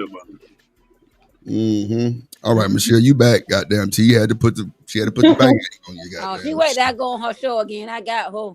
Oh Lord Jesus. But I let her slide since I like her. Okay, I let her slide. Man, that's crazy. So look, I think they finna play Lorenz Tate on here. He finna give his little monologue on this shit. I think that was the main reason why. Yeah, go ahead. I'm sorry. So what's I see this man talking about don't get with a woman with kids. What's the backstory? They were living together. He did what? No, well, that's not his child. Clearly, he accepted both of them. I don't see. At the beginning, he just telling her to get out. You know what? What's the timestamp on here? Okay, 3. Okay, so I'm gonna go back to the beginning and let you see. Like, hey Mo. Hey, boo. Hold on, here we go. You bring him in my house. You think I'm playing with you? Why? Oh, wait. Did he say that he brought somebody in the house? Hold on, I heard the house. She brought somebody in the house. He had cameras up, so he saw it all. Oh, wow. That's disrespect. No, wait. We know it's womenhood and all that old shit, but that's disrespectful, bro. Come on. Yeah, correct. I didn't know that. My thing was she got a baby with her. A baby. And he like, you get your child. Like, so that's why I'm like, how long have they been together? Because this baby look like he might still be in Pampers. So he must have fell for her like pretty hard. When she was wait a minute. Or they moved in real quick. He probably, man, she had that baby. Most men instinct is to, like, come on, man, we ain't finna leave y'all out like that. Like, I'm just keeping it in the book. These niggas lie to y'all all they want to. Most men instinct is to protect. You got a little bitty ass baby. Yeah. Let you ride like that for real? I mean, but if you gonna disrespect the man, that's like 2 slaps and a kick in the nuts because of how he brought you in. It really is. Like, come on. Sometimes we gotta just understand, like, what he chose her. Yeah, not under the pretense that she finna bring somebody else in this man's house. Come on, the nigga put cameras up for you and your baby type. You know what I'm saying? Type shit. Like, and you bring a nigga in there. Whoa. If you gonna cheat, at least go to a hotel. Like, why are you in this man's bed? That's so tacky. Or just move and around. What if that man come back and fire off at the whole house, just whole drive-by type stuff because he in love with you and don't want to let you go? Like, you know what I'm saying? They know where you lay your head at. That's crazy. Look at it from this perspective. She was so comfortable to do that because she didn't respect him. Come on, she thought he wasn't going to do nothing. Come on. Yeah, you're right. Or did she just think she wasn't gonna get caught? Shit. That kind of go with Mr. King term or the respect factor. Yes, the respect factor. She didn't respect him. When most women do heinous things like that in a relationship, it comes to the point that she didn't respect him, never really wanted to be with him. I'm settling. When you settle, you start to do things like that. Yeah, Renee say that's her goddamn fault. Nah, that's a fact. This definitely her fault because you felt that confident. Now, see, watch. The bad thing about this shit is, Prince of King, if the camera turn around and show this nigga how he look. I can't wait. I don't think they're gonna do it for the safe fact. You know what I'm saying? Because, bro, if they turn around, he a big ugly ass nigga. Oh, well, he better be lucky he got. Wait a minute, nigga. No, he's telling the truth. He's telling the truth. Listen, for real. Listen, there's an interview. You know the girl Akbar V? You ever heard of that rapper? Yep. She did an interview with these guys on the podcast yesterday, and she was talking about how she used to get money off of dudes.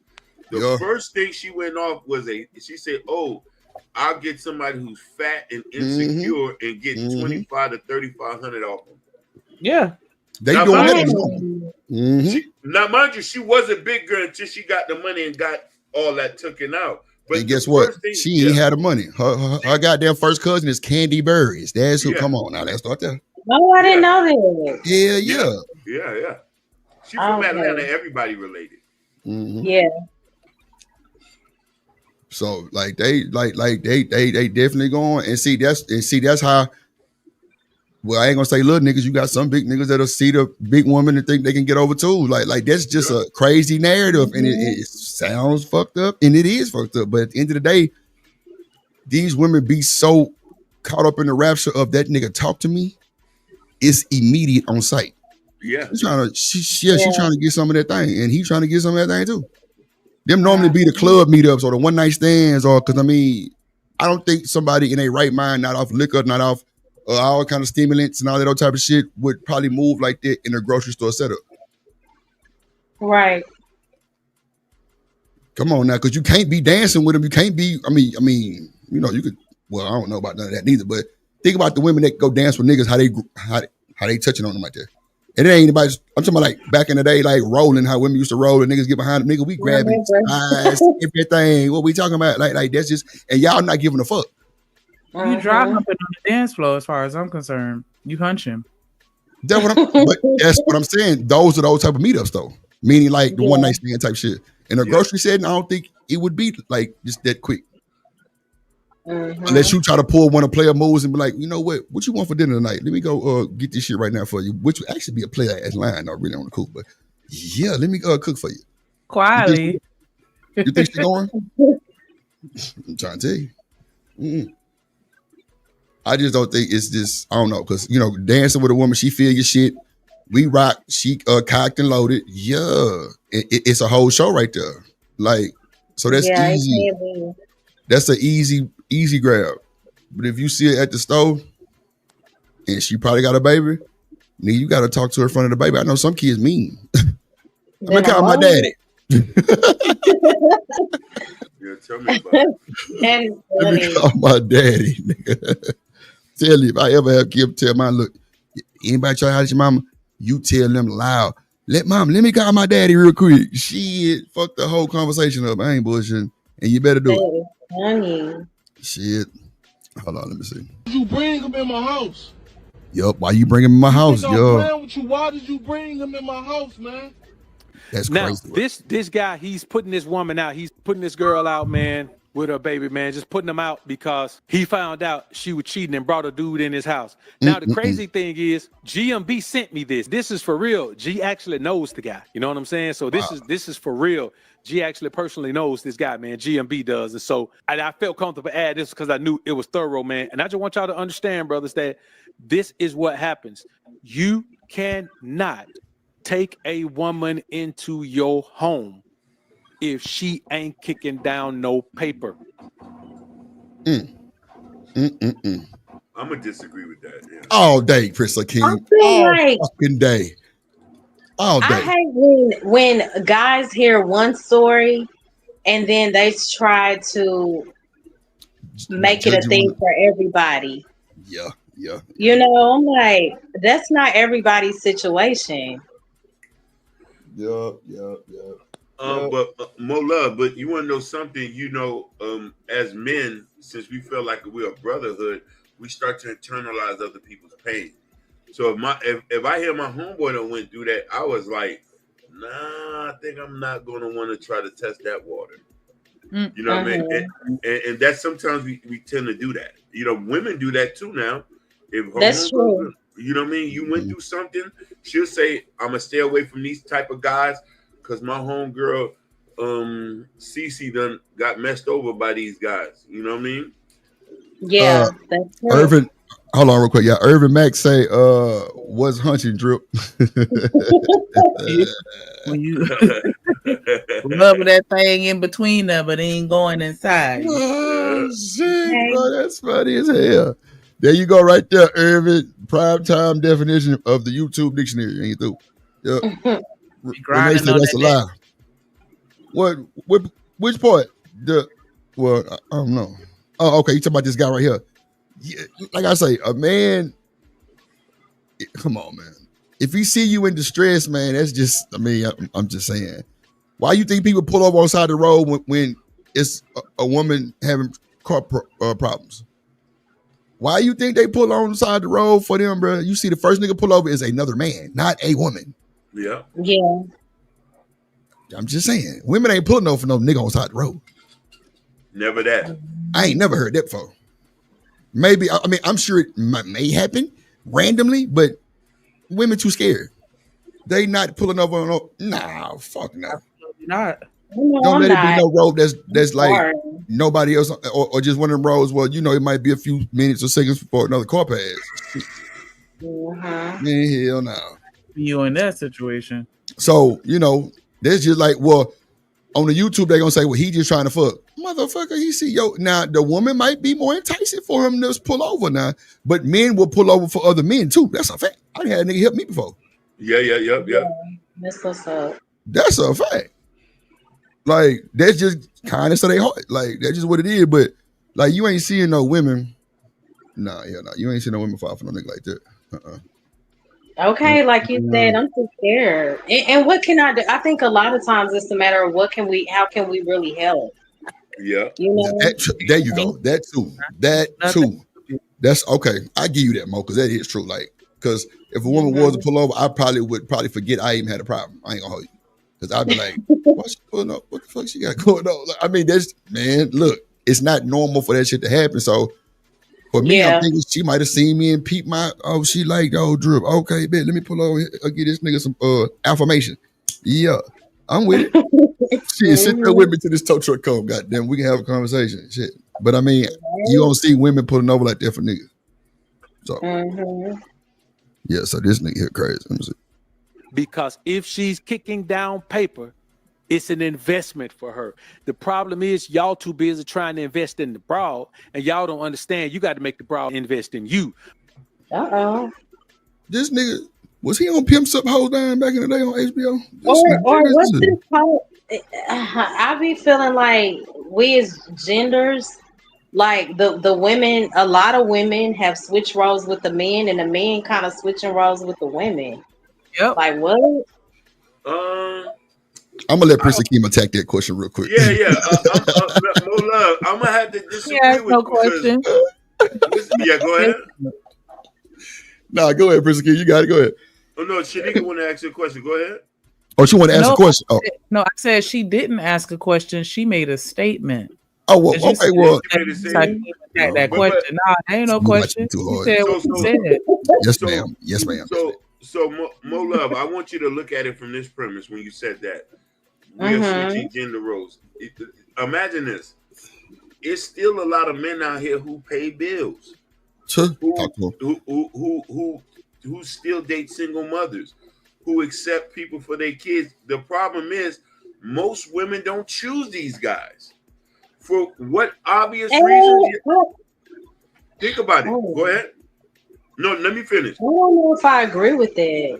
No, and you might, because I'm speaking from a man's point of view, and you can speak for a woman. Because listen, women have options. Because most in a pool of men, a lot of men are going to come at you. It's all about who you choose at the end of the day, and I just want you to understand that. Sometimes you might not choose a man for the way he looked or way he did, but if you're dealing with a man who's on a feminine type atmosphere, that means you looked at his attributes and you chose him to be around you. Or if he was to switch up anytime, you chose to be around that, because most guys, it's kind of hard for us to not show who we are. So, you know what I mean? I had a friend, and I'll end it with this. I had a homegirl who had a guy who was a construction person, could fix anything at the house, but she didn't like him. She went and dealt with somebody. You know, this is Florida now. He got dreads and gold teeth. You know what I mean? He knew how to dress, but he ain't had a job. Who you think she choose? The gold nigga, the gold mob ass nigga, probably shit. He a Pookie. They say Pookie's getting it. Definitely, but now she said she come and tell me, oh, he don't ever take me out. He don't want to pay no bills. I'm sitting here, girl, you got a nigga who don't work. Nigga, come on. God damn it. In lame terms, a nigga that don't work. So now you took in a man who wants to be in a feminine role. Now you're more masculine. It's just the same way they talk about big girls. Big girls are always in a more masculine role because the guys you see them with never have much as them. They always taking care of somebody that's skinnier than them. You ain't never noticed that? What up, Miss Jordan? I've seen it in some cases. Hey, Miss Joy. Yeah, that should be crazy work. Yeah, them niggas be selling nickel bags and playing PlayStation on my mama, and she don't give a damn. Because guess what? When she go to work, girl, let me tell you how he wore me out last night. That's about the best conversation you gonna get from that one on my mama. I think that only applies to insecure big women. Well, no. You're right. You're right too. You're right. I agree. Them niggas is doing the most for her. Like, we're not gonna paint that narrative that all of them are being used and abused. No, not all of them, but most of them. You got some outliers. I'm talking about most of them. Wow. Look, let me tell you why. You gotta listen. If we could say, if we could do this, and we can do this real simple, we can go any city in America.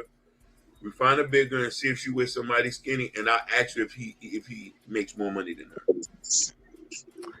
Okay. Real quick, I want to give a shout out to BJ Curry with the $1.99 super chat. He said, "Show Drip Nation some love." Big Mod. You're right. But show you right.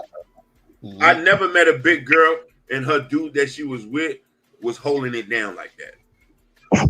I ain't gonna hold you. That's well, go ahead and play BJ shit. Go ahead.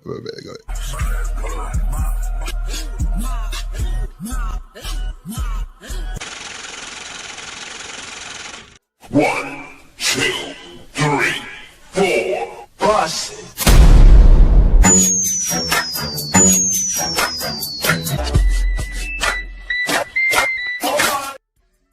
And yeah, though. What up, Riaz? Hey. Hey, boy. What's going on, my buddy? I'm doing good, man. How are you doing? Man, you know, just dripping. That's you know good. what I'm talking about? You know what I mean? Okay. I recently woke up. It's morning for me. Yeah, it's morning, man. It's morning here too, man. So, what you got something to say about this? You know what, Rhea? You've been coming over here dropping some relationship gems lately. You think I ain't even been seeing you, but I've been seeing you, boy. I know. Okay, period. Yeah.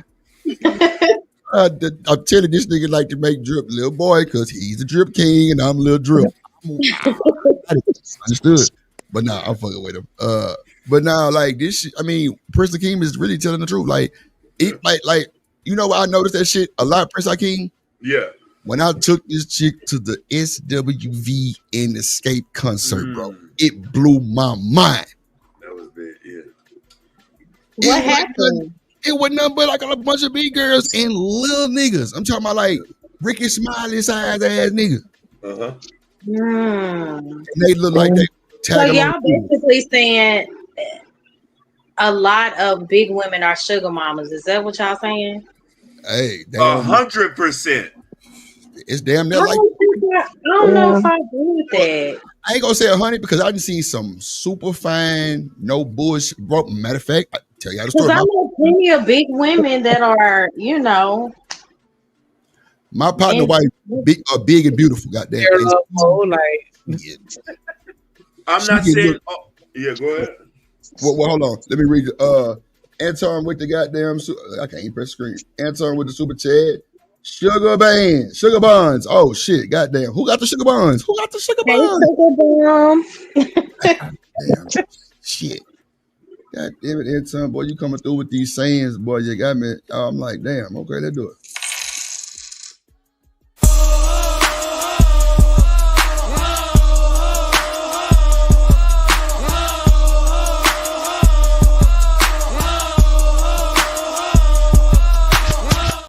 Shout out to Sugar Bomb in the goddamn building.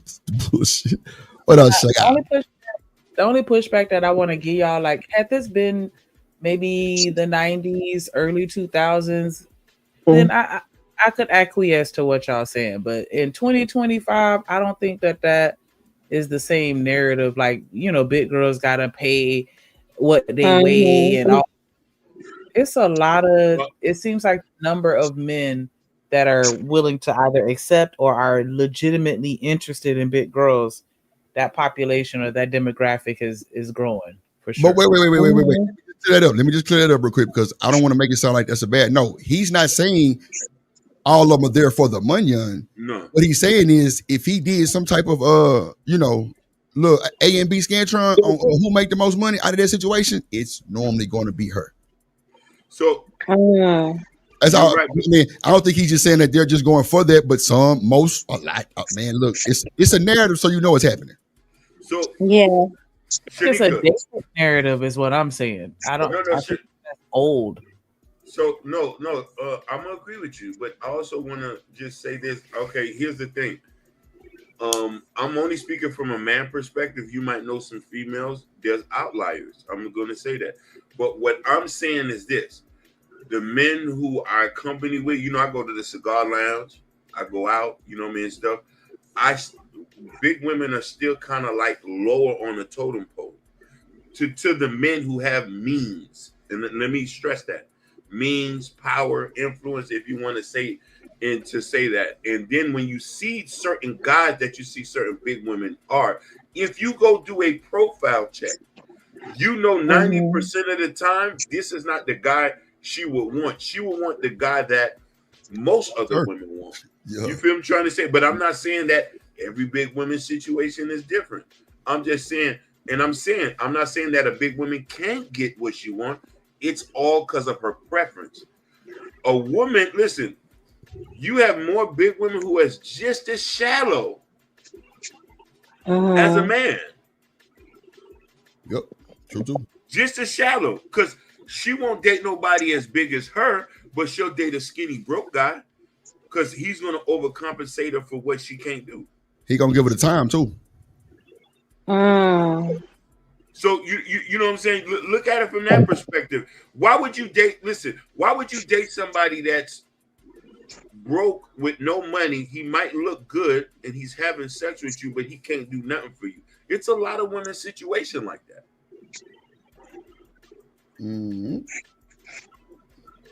That's a fact. It's a lot of I mean, and we see it. Like a lot of people see it. I mean, you know, some people recognize it, some people don't. But at the end of the day, that's definitely going on. Yeah. But still, like I said, I'm not saying it because at the end of the day, there are some little dudes that love big women. Like that's their kink. Like they. I have a cousin. You better not look at him if you're not big, and I mean big and tall, and he is so skinny. Yeah, I'm telling you, like since I was a little girl, like every woman, you gotta be big and you gotta be tall. Yep, I seen that shitload of time. That's a fact. Yeah. That's a shitload of times. Like I'm just saying, like that's what I've been trying to tell you. Like it's like so many options for that shit because you got niggas that's medium size who love big women too. It's just right. The thing is, for us, it's more of like I would damn near say like a fantasy for the little niggas. A fantasy too, like they fantasize about big women and that's what they want. Like they fetish, they shit tied to the same circle. They goddamn you want a big woman and that's it. Like they don't want no little bitty motherfucker. But let me ask you a question.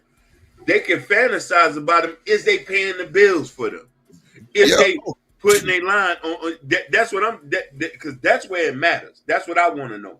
That's what I said earlier. I'm like, well, like if we do the profile, she's making more money. So she that's just what it is. Like I don't know why they're so insecure because it's like them women know how to treat niggas. Like that's a factoroni. But at the same time, you know, some be having a motive. It's like the ones that have motives gonna give them so much hell that they just gonna start like they might start accepting the hell. Some will leave. You know what I'm saying? Because now, you know, like they getting their powers back. I done seen a few of them that were just like bad to the bone. I'm like, bro, this girl, he is fine. Like, God damn. Like my partner wife, like, she is a beautiful. I've never seen a woman this beautiful and like her size. Like she really, and he dare nigga to look, boy, what? This nigga a fool for real. Like for that woman. But like he love her, but he worked at the plant. She do her thing. She worked for the goddamn IRS. But it was a time where bro didn't have no job for like a year or two. And I ain't never seen this nigga miss a beat. And I ain't talking about Jordans, none of that. I'm talking about car note paid, everything done. Like everything was still handled accordingly. He didn't miss a step type shit. She had his back. She had his back. But see, the thing is, they make it so weaponized because now since she's a beat girl, she'll do it. Nigga, please. It's a bunch of little ones doing it too. You know what I'm saying? That's why I don't really like the categories and shit because it sounds so weird coming from the outside. Like the way I came in, I'm like, wait a minute, so y'all tripping by wait a minute, wait, what? Like, no, like that big woman, small woman, little woman, like you got little women like me. I'm 6'3", 330. Like I have never talked to nothing like a big woman. I've always had little women like love it. Swear to God. Never had like a big woman type shit. Like, you know what I'm saying? Ain't no shade to that neither, because like I said, lately I've been seeing, we like, damn, like she, and like they carry themselves so well type shit. Like you don't see nothing else but them carrying themselves. Like all the extra shit that niggas be trying to weaponize, you don't even see that shit like that. So, but like I've always dated chicks that's been like 5'5", 5'6", no more than like 170 type shit. Yeah. I think that might have been the way. It could have been, who knows? But I don't have no shame. It's just that's who like me. Or I mean, I don't know. You know what I'm saying? Because I don't want to sound like I'm capping. Like I'm just saying That's this. who you attracted to. I mean, that's one of them at least. You know what I'm saying? Like that ain't just one sided thing. Because like I've actually had conversations with women different. You know what I'm saying? Like different sizes in that. So it might have been. You know what I'm saying? But anything like five, like I don't know. Like I even talked to a chick that was like 5'8", 5'9". Cool in the bitch. Like, So, go ahead. I'm sorry, Go before ahead. you start, No. I want to give a shout out to Anton with the 99-cent super sticker. Shout And out then my dog BJ Curry ran it back with the 199 super chat. He said, "So me and Anton the ones getting money?" Shit. Send it back to you. No. Got you. I don't know. Somebody hit a super chat and prove him wrong.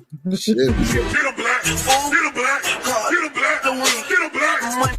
I played it right. Tighten up. Get it right. Get a black. Tighten up. Come on. Get it right. Tighten up. Come on.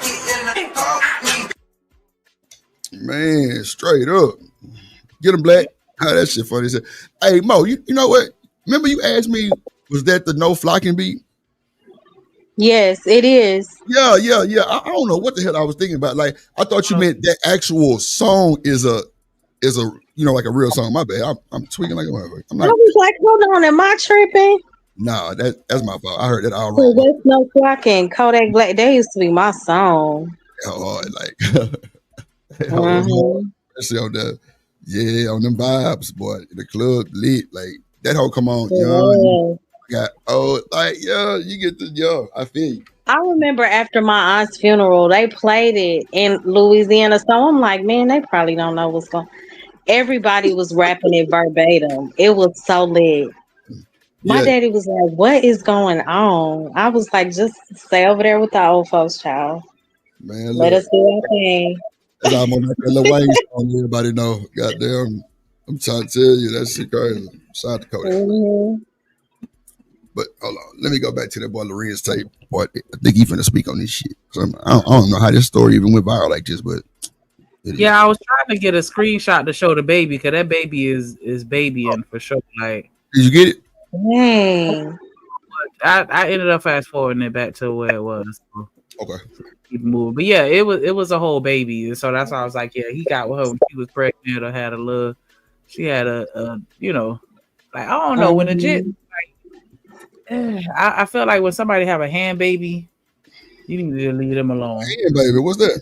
I do too, a little baby. Okay. Arm baby. Yeah, but see, nigga, that's what I'm saying. Like, you can't blame the nigga for trying to put him out. Like, you know what I'm saying? We just caught this part of it. This shit might clearly, if like Prince Akeem said, if she did it this one time, you think she ain't probably did it again? She was too comfortable. Yeah. Mm-hmm. I don't agree him filming her and putting the baby faces all in the camera like that. I don't. Yeah, that too. I'm with you on that. I don't support that. With you on that, brother. Okay, so do y'all think this could have been a, what is it called? A skit?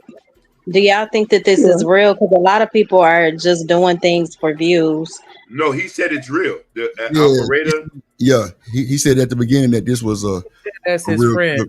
His partner know the dude, some shit like that. Yeah, that's what he said. Okay. Yeah. So he said. So yeah, allegedly. Mm-hmm. Go ahead, bro. Talk about something. Now there's a couple of things we're gonna break down in this, but the main thing we're gonna break down is how he says it's a thrill that they got 4 boys. All 4 boys that his wife has are his sons. He's gonna tell you how great that makes family. Well, see, if the child ain't yours, y'all aren't a family. Let me tell you something, bro. If a woman has a child by somebody else and you bring that child into your home, it's still a broken home. There's a circle of life. Mother, father, child. You can't fix that circle back. So that child is still from a broken home. Let's check it out. What's up, baby? good, whatever you say. Black love, let me say what happens with black love and just love in general. As a man, follow what the woman says, you know what I'm saying? If she says she sits there, she stands there, wherever it is, we follow what the beautiful queen has to say. Now, I want y'all to, now I know, what y'all think about that? Let me go That ahead and nigga break sound this like down Brownsville. before y'all embarrass yourself putting in there saying he a simp. Man, that ain't no simping. That's actually some pretty dope pimping right Man, there. you niggas Them lying. pimp That was that shit. And I'll tell y'all why it's pimp principles right now. Y'all might want to write this down. If you notice, when he said we listen to the woman, he referenced little simple shit. Like, baby, where you want to stand? What side you want to stand on? Man, no, Let the her fuck have he that. didn't. Bro, come on, bro. You got to stop this goddamn what that boy Ed say for slitty, goddamn it. This is some bullshit, bro. That is not referencing none of that shit. Right. See, Prince King, this is what I be talking about when these unauthorized ass niggas that lied on their resume tell some shit like this. And you just said at the beginning, you got to make the broad invest in you, nigga. So what? Bro, oh, shit. Listen, and he is totally out of whack with that. I don't like he doesn't have the credentials to speak. They think I be bullshitting or like trying to downplay some shit when I say that shit, bro. Coming from the outside looking in, seeing that bullshit, then you look at the nigga real clear and like, you know how sometimes, bro, you figure a nigga out, just let him keep talking. This nigga ain't working for true. Hell no. He ain't got a woman. No. What up, I'm just saying, like, you know what I'm saying? You got people like T that take the motherfucking criticism of her being married, bro. Ain't that some shit? Right. How you criticize somebody who been married for that goddamn long? Nigga, she must know how to keep a man, duh. But she a pick me and all this old mammy jammy rammies and unlocked door hinges and shit. I don't know. Jammies. I don't fucking know the name of that shit. But bro, that's the lane you want to go. And no judgment, right, to those who are content creators and they on the relationship side of things. But I noticed that it's normally the people who aren't in relationships giving the relationship advice. That's a fact. Talk to him. Talk to You him. know, That's the conversation that we had before, because is a married man qualified to give dating advice, and a lot of people felt like he wasn't because he wasn't dating. And I'm like, that's crazy to me, but I get it. Yeah, but that's But I all don't a part agree. of the process, though. That like you have to date to get to the marriage, and I hate how they try to cancel the married folks like they don't know nothing. I don't agree with that. That's wild. That's the wildest shit ever. But you know what's I crazy don't though, like Mo? that. You know what's crazy, Mo? It ain't the fact that they don't even have ladies. It go a little Yeah. deeper than that. It go a little deeper than that. These niggas got everything they telling you not to get. Yep. Right. Right. Just look at everything that's coming out with Come on, man. tonight's Are we cooking? conversation. Oh, Lord Jesus. Yeah. That show tonight's conversation, all the stuff that's coming out with that. Oh, that's wild. I don't really know them folks like that, but Shanika played some shit from somebody, Keita Rose or some shit. I don't know. I don't really know them like that. I ain't never watched it. But But the guy who run it, he's not even married, and he was sleeping around with everybody. See what I'm saying? Metaphor, See what right. I'm saying? That shit right there. And he's sitting up there yelling at the women about what they accept from men and why they being dogged out and treated certain kind of ways, but you are exactly who you are telling us to not be with. Come on, man. I just be minding my business. He a protege of Derrick Jackson, so what you expect? That is I didn't know that. That I don't makes even know sense. who Derrick Jackson is. Who is that? He is a walking contradiction. Oh, okay. Goddamn. He was the one that was doing all the videos in his car, telling women what not to accept and what a man's supposed to do. Yep. Yeah, pumping him up only to turn around and he was sleeping with everybody under the sun. Oh my his God. wife Wow. and his wife out here looking stupid. And the way social media went in on his wife, I just felt so bad for her. Listen, she lost weight. That's how bad it was. It was stressful. Yeah. Now he out there living his best life. Wow. When she did that video and she was speaking in tongues allegedly and putting curses on people that was talking about him, like she was doing the most to go to And bat it for made her him. look foolish.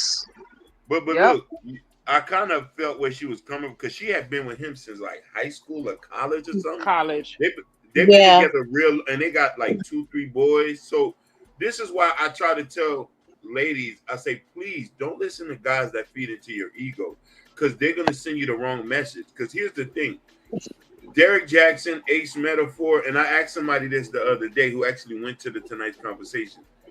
That seminar he holds, has anybody got married out of there? Good question. Bro, Did anybody get engaged? Did anybody get into a long-term relationship? Is the information that he's giving helping women get married? bro, I haven't seen where he's produced any results. the only thing I seen was women was saying that they ex-husbands was in there with other women in the same show with them. Like I heard a lot of that type of shit going on, but Oh, I did too. Yeah. that's At least, that's not a good sign. we talk trash about Kendra G, but I think she got like 2 marriages under her belt with her show at least. Bro, I got more than them. I told y'all I done been in goddamn 4-5 weddings, and I don't even know these folks, but they met on the bus. No bullshit. Flew me out to Jamaica for one of them. Shit. Wow. I gave him a goddamn goddamn me, bachelor and bachelor report. I'm like, man, I appreciate this shit. That was lit.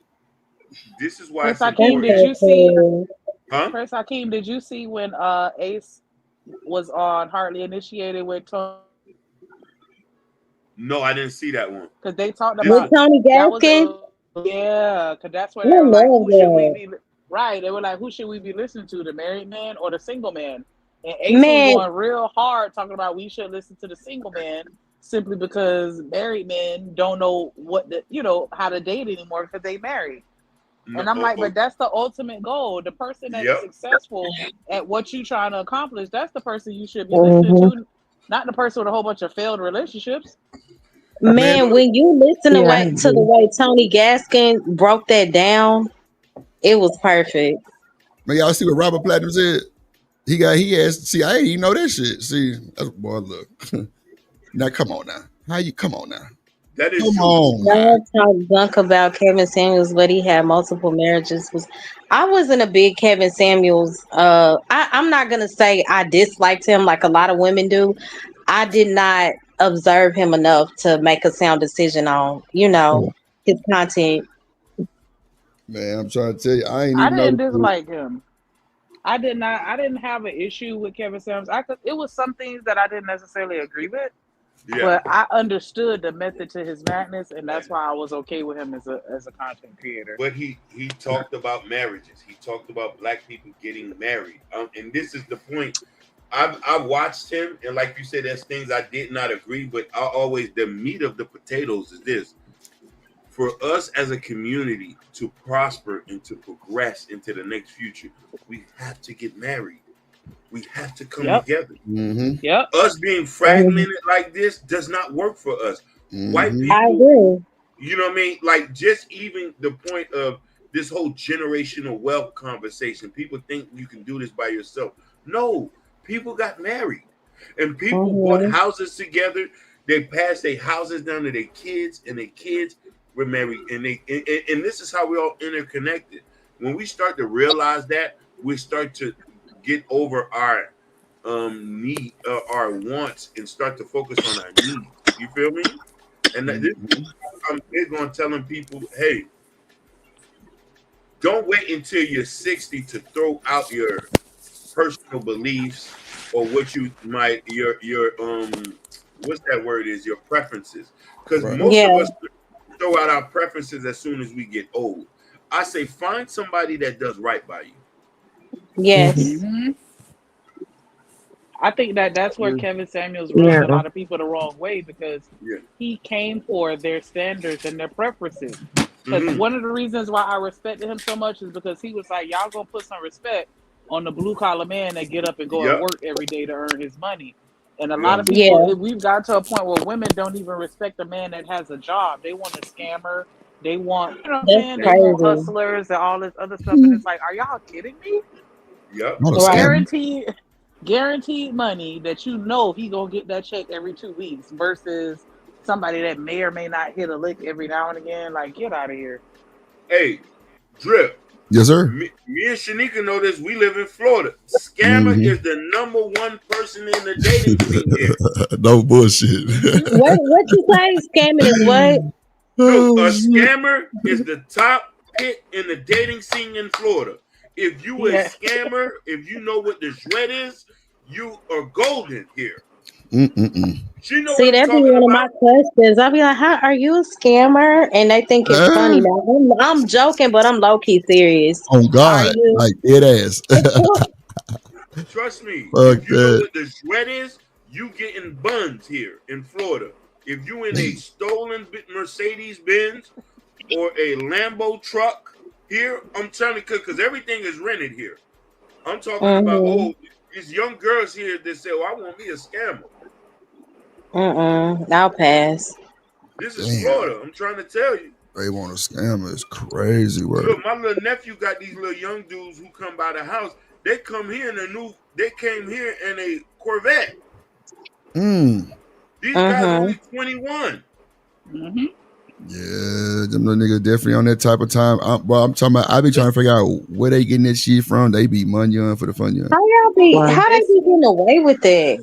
Like, listen, it's a woman right now going viral on TikTok. She in her 30s, and this dude, he's like 23 or something like that, and he called her up to the point where she flew herself out to his city, and he hit her with I got the baby, so I can't holler at you this weekend. And she seen that, yeah. She booked her own room and then called her attitude like he exposed her for wanting to eat his booty.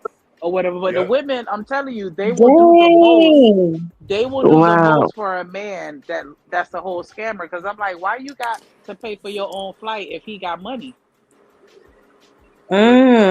She flew herself out. She flew herself, and she was like, she didn't even get to see him. She didn't even see him. Oh, wow! You're missing the point why she did that because he looked good. Please. Let's not forget that she mentioned that in that video. She did. That he looked good. Trust me on that. He looked good and he had money. And she was like, that's her type. And she in her 30s. And we looking at her like, girl, you too grown to be doing this. But that's a setup for like heartbreak. You gotta know it. You're not the only person that want that man. No, but listen here. Let's be honest about it. Let's have a heart-to-heart conversation, ladies. Most of us pick our mate at certain points in our life due to the approval of others and what society wants us to think that we want. And you said most. Okay. I said most, not all, because not everybody's like this. I'm just saying. So when you see things like this happen, and this is why I'm always going to go back to the premise. Please find somebody who's going to do right by you. Looks does not play a factor in that. Because let me tell you something. When my dad had a stroke, my dad had 2 strokes, and he was in the Ryder Trauma Center. Now, mind you, at this time, I didn't understand you know what I mean? I'm getting of age. This was a couple years ago. I seen my mother there with him every day. Yeah. And then it came back to my mind on their relationship and how they used to sit and have coffee together. And then I tend to look into my own self and say, hey, the person I'm with, do me and her do that? Are our dynamics is like that? What are we? Why she's here for? And I'm saying this to when you see a girl fly herself out there, and mind you, she flew herself out there to go get her buns clapped. Man, I'm not doing none of that. Okay, go ahead. Not for relationships, not for that. Yep. And this is going back to what Shanika said. Like, what is the end goal here? You know what I mean? This is why we need to start making people sign a questionnaire form. Hey, what do you want? You want to get your buns clapped, or do you want to get married? I always say that. That's why for me, that's why I literally said that I let my mother and father choose for me instead. Let them basically do the searching process for me. Because right now, I'm kind of young though, so I don't feel like right now, I'm not mentally, like if I was married 25, I don't think I'm not ready yet, like to do it on my own. I'm not that confident. But maybe if it don't work out first time, Second time, I can do it myself because I have the experience and I understand stuff. Yeah, but it's the But total Young antithesis Riaz, here. Oh yeah, I know it's a different culture as well. I Yeah, forgot. like we want the but guy don't that you? our daddy don't like. That's who we Yep. gravitate towards. Yep. Damn. But Young Riaz, you said that you're not ready to, but you know what you like, right? Of course, I What know if what I your like, but parents? it's What more if your about parents safety. choose for you and then you're not satisfied with what they chose? I What? mean, I'll just What? make it work, and if it don't work, then I'll let it go because What it's just culture? about experience. Because I'm Muslim though, so basically with me, I get you on what you're saying, Mo, but basically with me, that's just how it is though. It's more about safety concerns. My mother is more concerned about safety reasons. It's not that she don't trust me. It's not that other stuff. It's just more about safety. She feels it's better, as my mother, that she do the searching. I can just give the details of what I want to marry into.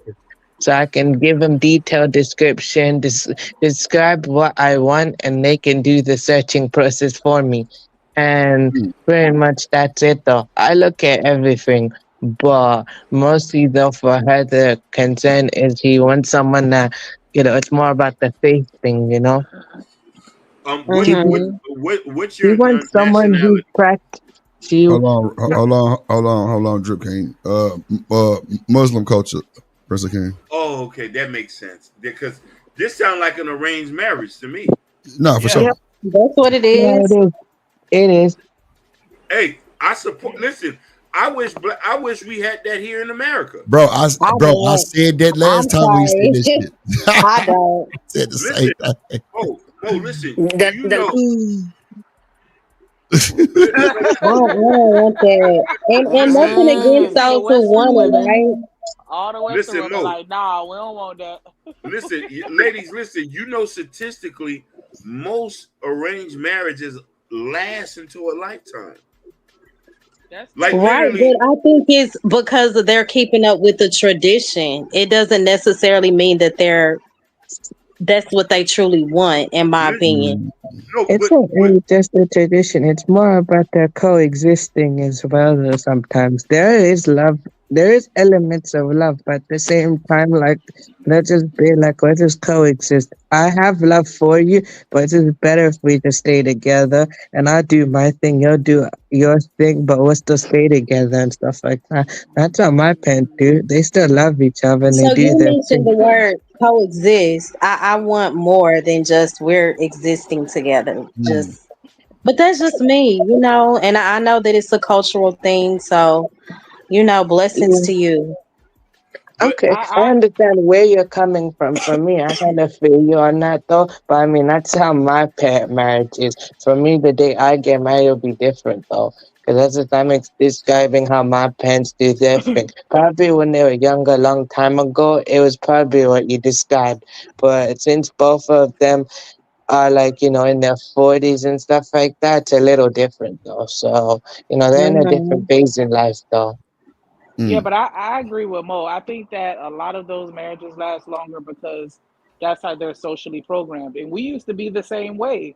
Back when 100%. Hmm. back in the days, if you ran crying to your mom about your husband, she told you to get over it and sent you back to your husband because that was how we were programmed to stay together through thick and thin, this, that, and the other. And nowadays, it's not like that. It's like, nah, I'm not gonna sit here and suffer for the rest of my life just to keep up the image. Exactly. I'm not And doing it. and my mom talked about how I think she was 12, her sister was 19. No, no, no, no. She was like 8 or 9. Her sister was 16 and she got pregnant. My mom said she went to my grandfather and was like, I'm pregnant. What you think the first thing he said back in the day? Well, y'all need to get married. Yeah. That That's shotgun exactly what wedding. she did. And that was a big thing back then too. Tradition. You get pregnant, you get married. Yup, Like man. if you Yup. messed up and did it the wrong way, okay, you didn't wait until marriage to lose your virginity. Okay, you get pregnant, you get married. But what did my aunt suffer? She was abused throughout that whole marriage, all in the name of you got pregnant, don't shame this family, get married. Yet It she was was either never happy. But it was but but either that or you go live with your peoples in another state and disappear Exactly. for a yep. year and come back with a new little sister or a new little brother. Yep. I remember that growing up here down south. Listen, it was a bunch of homegirls I had. We ain't see them no more. Ain't heard of them since. They got shipped out. Not because they got shipped out. It's all about respect in the name of the family. But here's the thing, though. Sometimes we can say, "Oh, we got to be mad at the family because they want to uphold the tradition." But the choice that a person made, there's consequences. Yeah, Robert said F happiness. Well, I'm not gonna say F happiness. I know that every day will not be sunshine, right? But if you are just in a completely miserable situation, and I don't believe in staying in that. And again, I guess it goes back to us being wise about who we choose.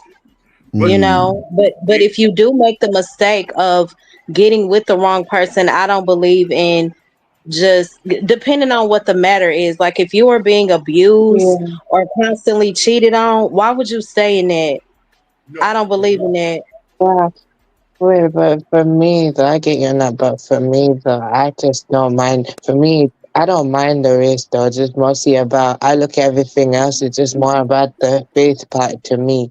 And if the person's a good person, so as long as the woman's a good person and she's a practicing Muslim, that's the important thing for me. I don't mind what race she is. It could be whatever race she is, though. As long as basically we connect and basically she's a good person and she's practicing Muslim, that's the only thing to me that matters the most. Because the only reason I said practicing Muslim because it's for the children as well. Because the faith always starts with the mother. So if a mother has a faith, that'll always continue though when you have children though. So you know, So faith the always only starts thing with you the care mother. about is so your main thing is if the woman is of the same faith. There doesn't have to Yeah, be any but other connection. no, there can be connection. I didn't say that though. I said that I look at everything, but the other. I'm just giving a short, like one of the examples though of what I look into. I mean, of course, there has to be a connection. Of course, there has to be other things. Other things, of course, does matter. But I'm just, giving to you examples of what I have done a massive list though. Hey, Mo, I'm gonna Okay. give you a brief synopsis because I was a practicing Sunni. I'm So, assuming. you Sunni? So, what usually happens is in a arranged marriage with Muslims, first off, your family you have to have a good standing. Like your last name got to be good standing at the mosque or and just in the community. Point blank. You can't just say Yeah. I want to go marry somebody. And secondly is you have to have a job. These are things that Hawali is going to ask questions. You don't go on dates with her by yourself. That's out of the question. The brother usually there, the uncle, the father's there. They all probe you.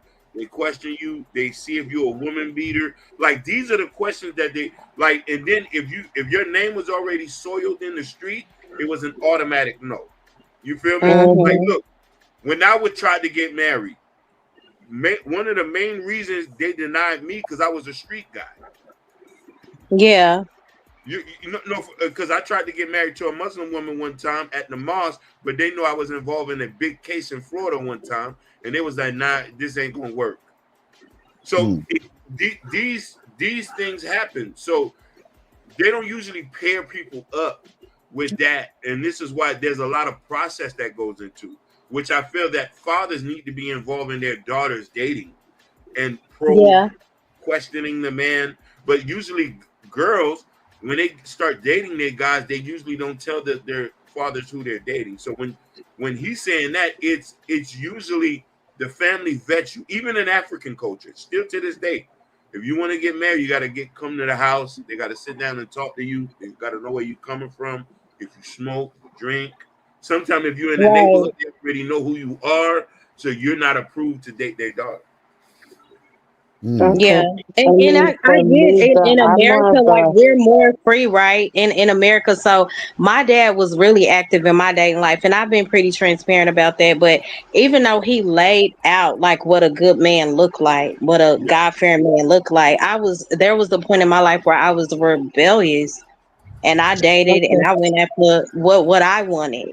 You get what I'm saying? Okay. And I have Yeah, reaped That's but that. normal. okay, That's but normal, I though. get That's you Yeah. on normal. that though. But for me, I have the choice as well. So for me, my family, though, we are Dang practicing. yo, But the way Riaz, I we wouldn't even. No, I'm playing. You okay? Okay, so I was gonna say is basically, of course, though, my family is practicing a bit more of a moderated approach. So I'm in a Western country. It's basically based off my values and stuff like that. And so for me, I'm trying to get my thought. Okay, so yeah, basically, that's just what it is, though. For me, my family, they respect Watch your my goddamn thoughts trap. and how I feel though. Like if I want to marry this person or whoever I want to choose, they don't mind that. They respect that though. They said that, look, they asked me about it and I told them what I like and they respect that though. So they don't mind that though. They just prefer, my mother just said she prefers to do it for me though on my behalf. I could just basically explain this is what I want, but she can do the searching process for me. It's more about safety concerns. And that's one way, arranged way. I could do halal dating. So basically just go on a date, but then basically, just be supervised though, and I won't touch and I won't kiss. Or I could just basically So, go find a girl, or if I know a girl, I could just basically ask the permission of the father before getting married, though. You a this virgin? is so different. Yeah, he Yep. is. He's Muslim. They don't have sex. They don't Yeah. have sex. Right. Yeah, it's like very old school type of thing. I understand it's how very different it is, but these are different options. My mother just prefers to do on my behalf because it's better for me on safety wise. That's what Yeah. they're mostly concerned about, my safety. They don't mind if I do it myself. It's just they're concerned about my safety and they're concerned Safety in about what way, young Riaz? Safety in what way? me getting taken advantage of. I'm not saying Yep. no one would do that, but I'm just saying that you never know what people are like nowadays. It's not about the gender thing to me. It's more about the human type of thing, you know? You know what people are like nowadays, though? That's why they're mostly concerned. It's about safety, as in if something happens to me or something goes wrong. That's what they're mostly concerned about. I'm old enough to make my own decision, but it's better if I actually get some assistance while doing it. Well, aren't Zaddy. women raised to treat you a certain type of way? Like, wouldn't that be a No. part of their programming? Right. That's what I No. thought. Uh, If y'all are of the same culture, right? I don't have, not really though. It's just They more have about gold the. digger Muslims. I yeah. no, There's there a are, but Muslim. there are. It's not about really the culture I to can't me. deal It's with just y'all. about what energy I give out and basically what energy I receive back. Because I know no matter what I choose or no matter who it is, it's always going to be the same result to me because it's based off me. I have to take accountability and make measures on depending who I choose and how I'm going to get what I want back. You Mm-hmm. say you gotta accept what? What you gotta accept, Riyadh? What you said? You gotta accept what? What you said? You gotta accept what you just said, Riyadh. You had to accept something. I ain't No, hear what you said. no, basically be accountable for my actions though. Oh, okay. Look, check you out. What Oh, your see, can let me tell I you ask? something, Can Riyadh. I You've ask? been brainwashed. Okay, go ahead. Go ahead, Mo. Go ahead. Can I ask Sugar Bum something? Hi, Oh shit, you Sugar. asked for that. Okay. She said, I actually think people with kids are more selfish than people without kids. Now, I agree with that a little tiny bit because we do see a lot of we do see some selfish parents out here who don't really care for their children. But I don't know, like how are parents more selfish when you have to sacrifice so much and put your children first? I know at Because least I do. I think that comes from, and I can't speak for Sugar, so she gonna say her own response in the comments. But I think it stems Mhm. from the way that the baby comes. In most cases, we're selfishly choosing to have children for reasons that only benefit us in some type of way. It's not a situation where we get married and whenever the Lord bless us with a child, we have a child. No, we want that baby for a reason. Okay. A lot of people Um, have Okay, kids because I they see looking that a to lot too. they looking to fill a Um, void in their life. They looking for a little friend. They that's looking for little true. toys. They looking to keep a Okay, man. They having babies because they having babies for all the wrong reasons, and that's what's happening in mass. When you have people but like what Envy about Williams, okay, when the child but is there and you put yourself second and that child comes first? And I think that a lot of kids, and I know like marriage is the ideal thing. That's what I was taught. I'm a firm believer of that. But a lot of people's children are made out of love.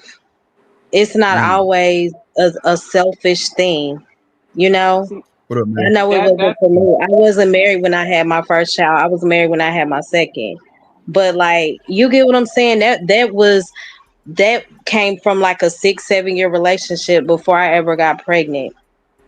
yeah, but But I don't think that is a representation of how babies are produced now in 2025. They're not. yeah, The majority are not coming out of love. yeah.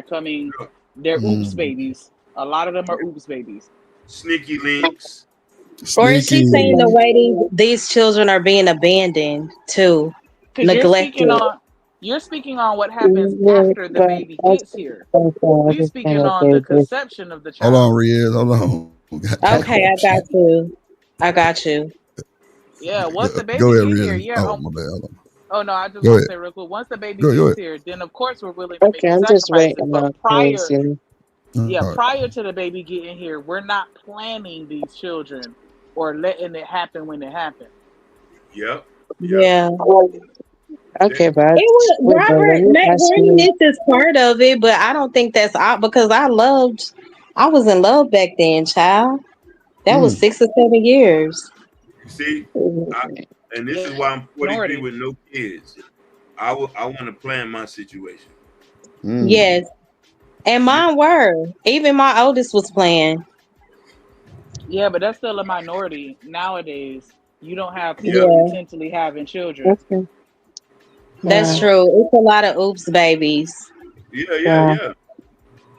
But I you know, a agree, lot of Sugar. us I don't think that even. people should have mandatory parenting classes. As soon as you get pregnant, Oh, me they should be too. requiring Yes. you to learn the basics. Listen, mhm, you know, Absolutely. okay, in this era, a lot of us don't practice using condoms anymore. They're not even scared Man. of diseases no more. How many AIDS wait, commercials do you but see That's on TV crazy. isn't it nowadays? Everybody also that there's a percent, it does stop it, isn't it like a percent chance that it doesn't stop it though, even if you do use it though? There's like a little y'all bit when of that y'all hear percent. like the Riaz, don't become a whole baby daddy. condom No, I won't. thing, No, or don't worry, when Chip. you Look, I would never do such things, though, man. I'm very strong on my values, though, on that, though. I wouldn't do such a thing. I'm currently focused on myself, and when the time to get married is ready, I'll be ready. I ain't and I playing. ain't been. Go ahead, Mo. when you hear about the whole condom thing, it's more so like people don't want to end up with babies. But what about the diseases? I don't hear a lot of So, talk of the facts. sexually transmitted diseases anymore. Like, really?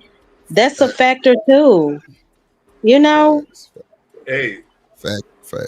It's a pill. It's a pill for everything. I think Magic Johnson done Oh, gave a lot of niggas hope out here to where they don't take the same precautions that we used to. Like there was a lot of, and I hate that Even I'm with using the word programming, HIV. but we were taught a lot, in our youth to be afraid of these things. And now these young come kids, on they now. not being taught the same thing because again, it's no. a pill that you could take, to Girl, cure, that's the truth.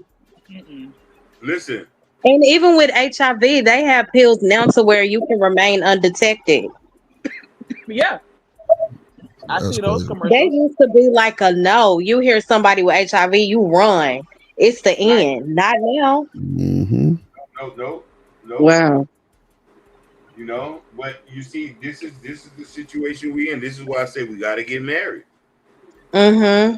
We got to get married. Like you know You what I'm saying? you that's Yeah, your but also opinion. that when you But ask Robert, me, marriage, that's but you true. fail to realize marriage ain't for everybody. See, Oh, you see, there we go, right there. Mm. That's the problem. Well, I'm gonna keep my opinion to myself. Robert said most adults have herpes. That's real. Herpes running around. Rapid. Wait, but I just This gotta nigga Like answer ain't the Jesus. question. Wait, goddamn. my you asked me like about if the person of the same culture. Yeah, kind of is, but it's more about the person to me. So I'd rather tell my father, but while you search though, basically just do a background check. I want the necessary checks, take all the necessary precautions, because you didn't mention something about, it's about the right choice and stuff like that. It's about how we choose stuff. I'd rather be accountable though on who I choose and stuff. That's why it's not just about like the same faith, the same culture, anything like that. It's the connection has to be there, of course, but also gotta do the necessary checks as well, though, because I don't then know. I that's get what you're why. saying, but I don't agree with that. Like I feel like you could check everything, you could dot every I, cross every Say that T, as again, long as Shanika.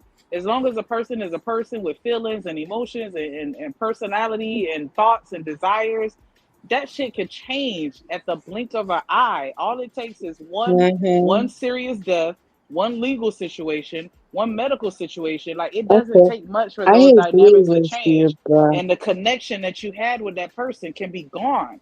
Because I know oh people that wow, did everything the right wow, way. I got a homegirl, she waited, they dated, they got married, the families were approving of everything and liked each other. They had the babies after the marriage, and one day that nigga just woke up and was like, yeah, this ain't what I want.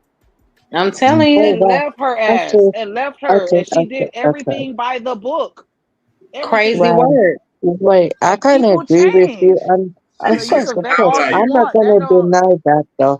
I know what you mean. Though. I'm not gonna deny what you're saying. It makes total sense. Though I agree with you. All I'm just saying is I'm just trying to make sure take the necessary precaution as well, but then also know that things can change. Though I'm Yeah. not gonna. Do you know Slow you I down, don't talking know. sweetie. to black women, boy? You talking about what the fuck? I Breed. respect. Boy, Yeah, you What? yeah. ain't got nothing, boy. Look, you Red better black stay your black ass. Get women you look, black black woman and women go back ain't home. look, Goddamn it! Don't black bring them to the look, states because black you ain't women gonna be ain't right. Look, getting I head don't in the judge a States. book by its cover. Don't Don't do worry. that, Drip. I'm messing with you. Come on, man. He not messing with All him. right. Okay. Sorry, you're saying something. I'm listening. Hey, Go ahead. bye. We know you big Riaz and I'm little drip. You know. Hey, But listen. you but you know in Little America Drip. Nah, more don't black worry, you know Simon. in America more You black say women ain't don't. hearing that. What you say, Michelle? In America more black women ain't hearing that. No, I'm sorry. You I see, wouldn't but say She said, "Oh Lord, Michelle." I think it's most important to find somebody that fuck with you enough that's willing to put in the work. exactly. Yeah, Right. for I'm I'm real. on agreeing one to that. accord. That makes sense though. Yeah. And take your time getting to know somebody. That's my Yeah, biggest takeaway. Like you have to give people time to show their true colors because people put up a facade for a long time. you right. You right. Yeah. that's And I true. believe in prayer. God will show you if you seek Him who a person truly is.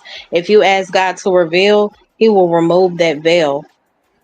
Mm-hmm. Okay. That Well, to that me makes is sense more though. important I'm not gonna than deny what you're saying. anything. It makes sense though. I'm just What you saying say, I get where Shanika? you This boy No, Riaz be cutting folks off shit. I was saying that I think that to me makes the most has the best impact as far as just like relying on God to lead you to the person that Yeah, you need to be with, because like you said, people can put on a facade for years, they will. decades, and they can be living a Hmm. whole double life. And so you can sit there and take all the time in the world to vet that person out and still make the wrong decision.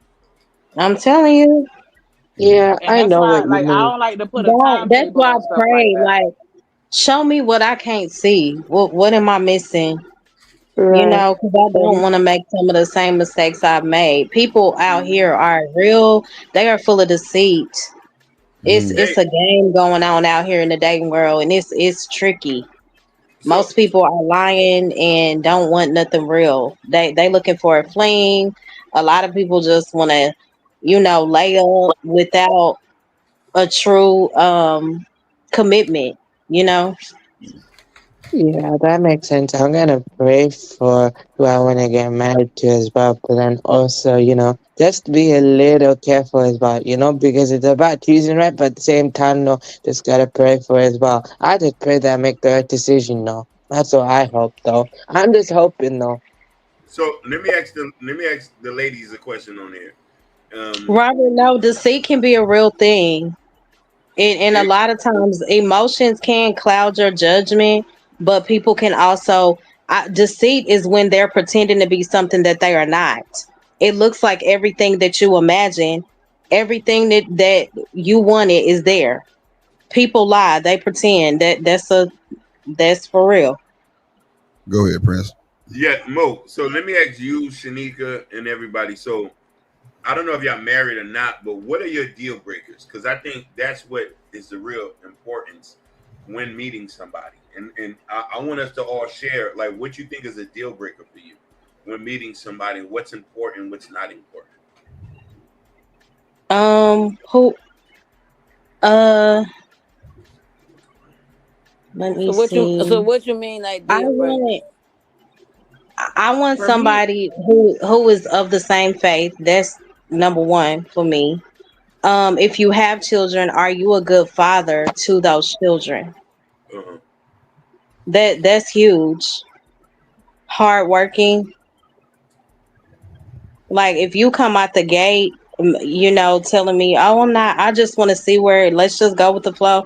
I'm not. I need clarity. Where do you see us going? What are you looking for in a relationship? Like I feel like those are things you should already know.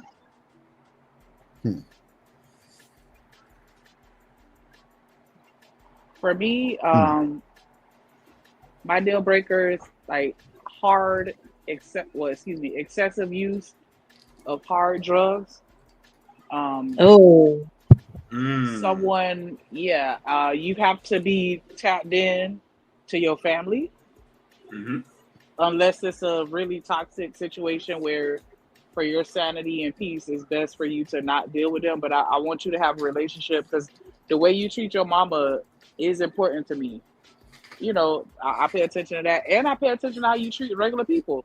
If we go out to a restaurant and you being an asshole to the waitress, or like I pay attention to how you treat other people as well. So like just yes. your character and integrity all across the board, like that's important to me.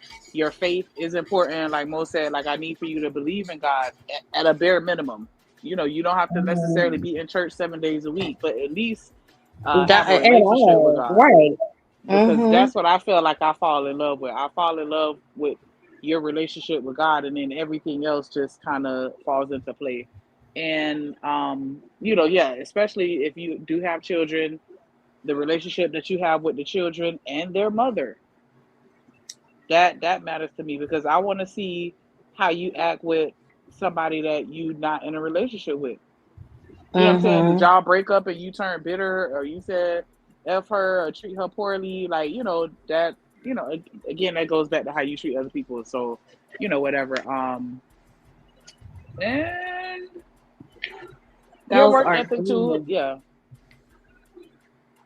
Because it don't matter Girl, what when you you listen have, to drill can you thing, give that it is back? huge. Mm-hmm.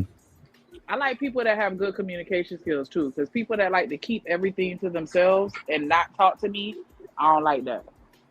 You Because sneaky. I've been in a situation with somebody and where something really big happened that affected me and the whole family, and he didn't tell me.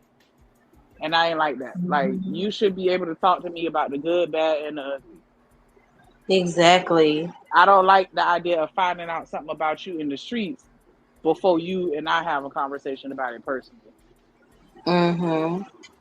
You know what I'm saying? So, and I feel like a lot of dudes, they keep up a wall and they don't want to let you in. Because I hear that a lot on these YouTube streets. Like, yeah, you can't tell her who you are or tell her about your life. Like, keep everything private. Like, I don't like that. I feel like I should be telling you everything about me and you tell me everything about you, because that's how I get to know you and who you are. And then as you change, because I believe that people change over time, we can still be locked in because I'm talking to you and we're in communication about the things that are changing in your life so that we can make the necessary adjustments as a couple. You know what I'm saying? Robert going in on us in the comments. He said, "No, that ain't it." No, but Oh I get wow. it. Like, I want to know. I love Robert need to hit the link transparency. then. I'm with you, Shanika. Like, be transparent with me. But I also understand that it takes men longer to share things. So I will show you grace. I understand you have to be comfortable to open up. But if we've been at this thing for a minute and I'm still left in limbo, might have to move around. Michelle, what? I know you don't really do relationships and shit like that, but No, I don't do title neither. I just But do. I'm at. I just date just to date. I just do me. So I'm a different Robert, type of men do it female. too to women. He said Michelle, women are extremely gifted at weaponizing a man's secrets against him. Men can do the same to women. I've No, I seen really it. ain't It goes got. I both really ain't got. ways. I really ain't got no deal breaker. But I could tell. I could tell you my main what ones. yeah. I don't do guys with kids because I ain't got kids. Oh, and I respect that. Yeah, that makes That's, sense. I ain't trying that to be makes sense. I ain't trying to be nobody's stepmom, and I ain't got time dealing with baby mom because I know me and my attitude. No, they can miss I me with the respect baby that. mom. Yeah, Do I try to that's true, find? Miss Boy. But Do I try to sometimes find? I try to it find take a guys that moment. ain't got kids, and it's some out here like that ain't got kids. Oh yeah. Yeah. I always said if I didn't have children, like don't look my way. And then that's for my dating life now. A lot of younger guys end up liking me. And Yeah. that's one of the first things I ask. Do you still desire children? Because You're not having baby, it. everything here is done as far as children. Oh yeah, but I don't have to have them. I don't believe that. So I'm gonna dismiss you right then and there because I know I can't give you children in case you change your mind. I don't You want to know, rob you of that opportunity. Mo, that's kind of the biggest issue what I'm having now as I'm older. Really? Yep. Yeah. Me too. Yep. Yeah, me too. I don't have no kids, but I want my own children. I meet a lot of women with children. I don't mind dating a woman with kids, but I tell them that a deal breaker for me is you got to produce children for me. And a lot of women don't want to have kids. So it's just that. So that's been kind of a hindrance in the market. Yep. Yeah. You said A-Dub said, Mo Love, why not a dot? Well, I have two boys. I have my oldest will be 17 next week. My youngest is 13. I'm good on children. Yeah. I don't want any more. I can't have any more, even if I wanted to at this point. My Okay. two will tell me, so. That'd be my thing, cause the nigga be like, cause bro, remember Mo? I know Anthony, y'all didn't heard me say, well, what's the goddamn me youngest kid, goddamn single mama I should date? And I was like, shit, cause I said like 5, maybe I can kind of like get them under my wing. They be like, hell no, cause bro, I don't my know. whole fear is that nigga getting mad. Cause he ain't get a pair of shoes or something and was like, nigga, you ain't my daddy, no way, bro. That Oh, shit crushing me, bro. That'll I crush got me. a fix for that, Drip. That'll crush me.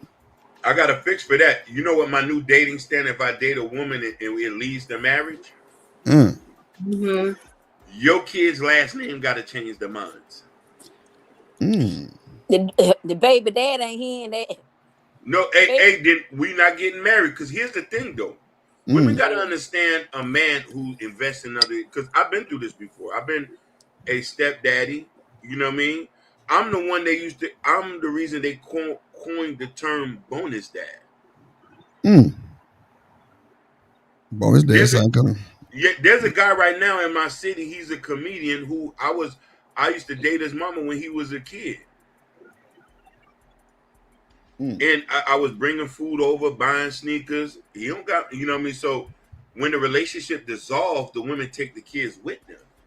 You feel me? So, you know what I mean? And women don't understand how hurtful that is. And the dude's families, and you know what I mean? People got to understand something. If you're dating a man and he has a family too, he comes from a close-knit family, they also looking at your kids too. So I made it strict to the point now. I date somebody in this series. These are my requirements. One is if you have children, you got to give me the same amount of kids you got. And you got to give me the same amount of kids you got. The lies you tell. Listen. To be equal in the house. Then secondly, regardless if your baby daddy's involved or not, if we're gonna take this to the next level, your kids last. If they living in the house with me, their last name got to be the same as mine. Like I said, the baby dad ain't hearing Oh that. So you can no. sit down with it. Baby dad ain't If hearing they that. living in the house with me, their last name got to change. Well, Talk your shit. that's a lie. I'm just You saying. don't know these baby dad. She says a lot. These baby dad ain't going for Listen, that bad name. Mo love. Listen, I'm providing. I'm protecting. I'm making sure your kids are straight. I'm making sure your kids are straight. What about So my you're legacy? telling me should have been that on I him. have to go. You're telling me that I have to go change my boy's last name? Is that what we're saying? 100%. If we gonna get married, if your kids gotta live in the same house as me, We just name ain't gotta gonna be get mine. married. Then we just ain't gonna get married. We We just ain't will get married. forever. Then. Bump that. We'll just be forever F buddies then. Oh shit! I'm not doing that Well, no I'm more. cool with that. Well, I'm cool with that. Just being But I you wouldn't said that the settle for children got to being change their mind. Yeah, I wouldn't settle for being an F buddy. You said we'll just be F buddy. I'm not going for that. We just gonna be together. So we just won't. We just won't. We go together. Tell them how we Yeah. go together. We just will be together, sir. And I'm okay with that. And that's no Calling problem. my kid's father and taking care of that kid, they gonna keep his last name.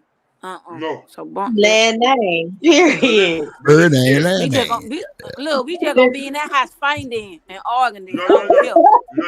Look, this goddamn boy. Shit. We won't listen. We won't even get to that point. I'm not living with you until them demands are met. Oh, and get the But more baby dad ain't Well, hearing you're that, not so it gonna be living a with fight. me anyway without a ring, so we won't even have that problem. Oh shit! What happened? You wouldn't live with me without a ring. We won't even have those type of problems. The certain things you're not willing to compromise on, I'm also not. Listen, I don't mind giving you the ring. I'm just letting you know this up front. Hey, I like you. I like Johnson, and I like Twan. But if I'm going to accept them as mine, I think if they didn't have a dad, that would be a different scenario. But that just wouldn't fit for me and my boy. They got to go live with their daddy. Oh, well, you're not the person for me. Man, you I would never abandon my boys for a man. You got me messed up. The man for me is going to accept me and my children. And until then, I'm okay being by myself. I'm not desperate. What's up? Mo, listen to me. Listen, Queen. I'm accepting them. I say they live in the house with me. They have to carry my legacy. You better have your own children with the woman, and that's okay. Well, here we go. There we go. That's what I'm saying. Do you understand why I said I will never ever be with a guy that doesn't already have children? Like that don't like at this point, I realize like what I come with. I'm a package deal. So hopefully you got your kids. We can kind of blend the families. My kids almost grown. I ain't got time for all that extra drama is all I'm saying. I don't. Listen. Even if I had kids, I'm going to still stand firm on that. If any children that's not mine's living, they have to have my last name. So you leaving them in the will too? Huh? Thank you. That's what I was saying, Miss You Boy. putting them on the life insurance and they gonna That sounds like kids that don't have an active father, and that's not my situation. Listen, So I Shanika. would never like settle for that. Shanika, when I say that means that he's a part of the tribe. That means you're going to put him in a will. You're going to put the kids in a will. Okay. Listen, assets, intellectual property, the land I got in Arkansas, they got all that. Yeah. Okay, so Mo, let me ask y'all this. What if it's beneficial?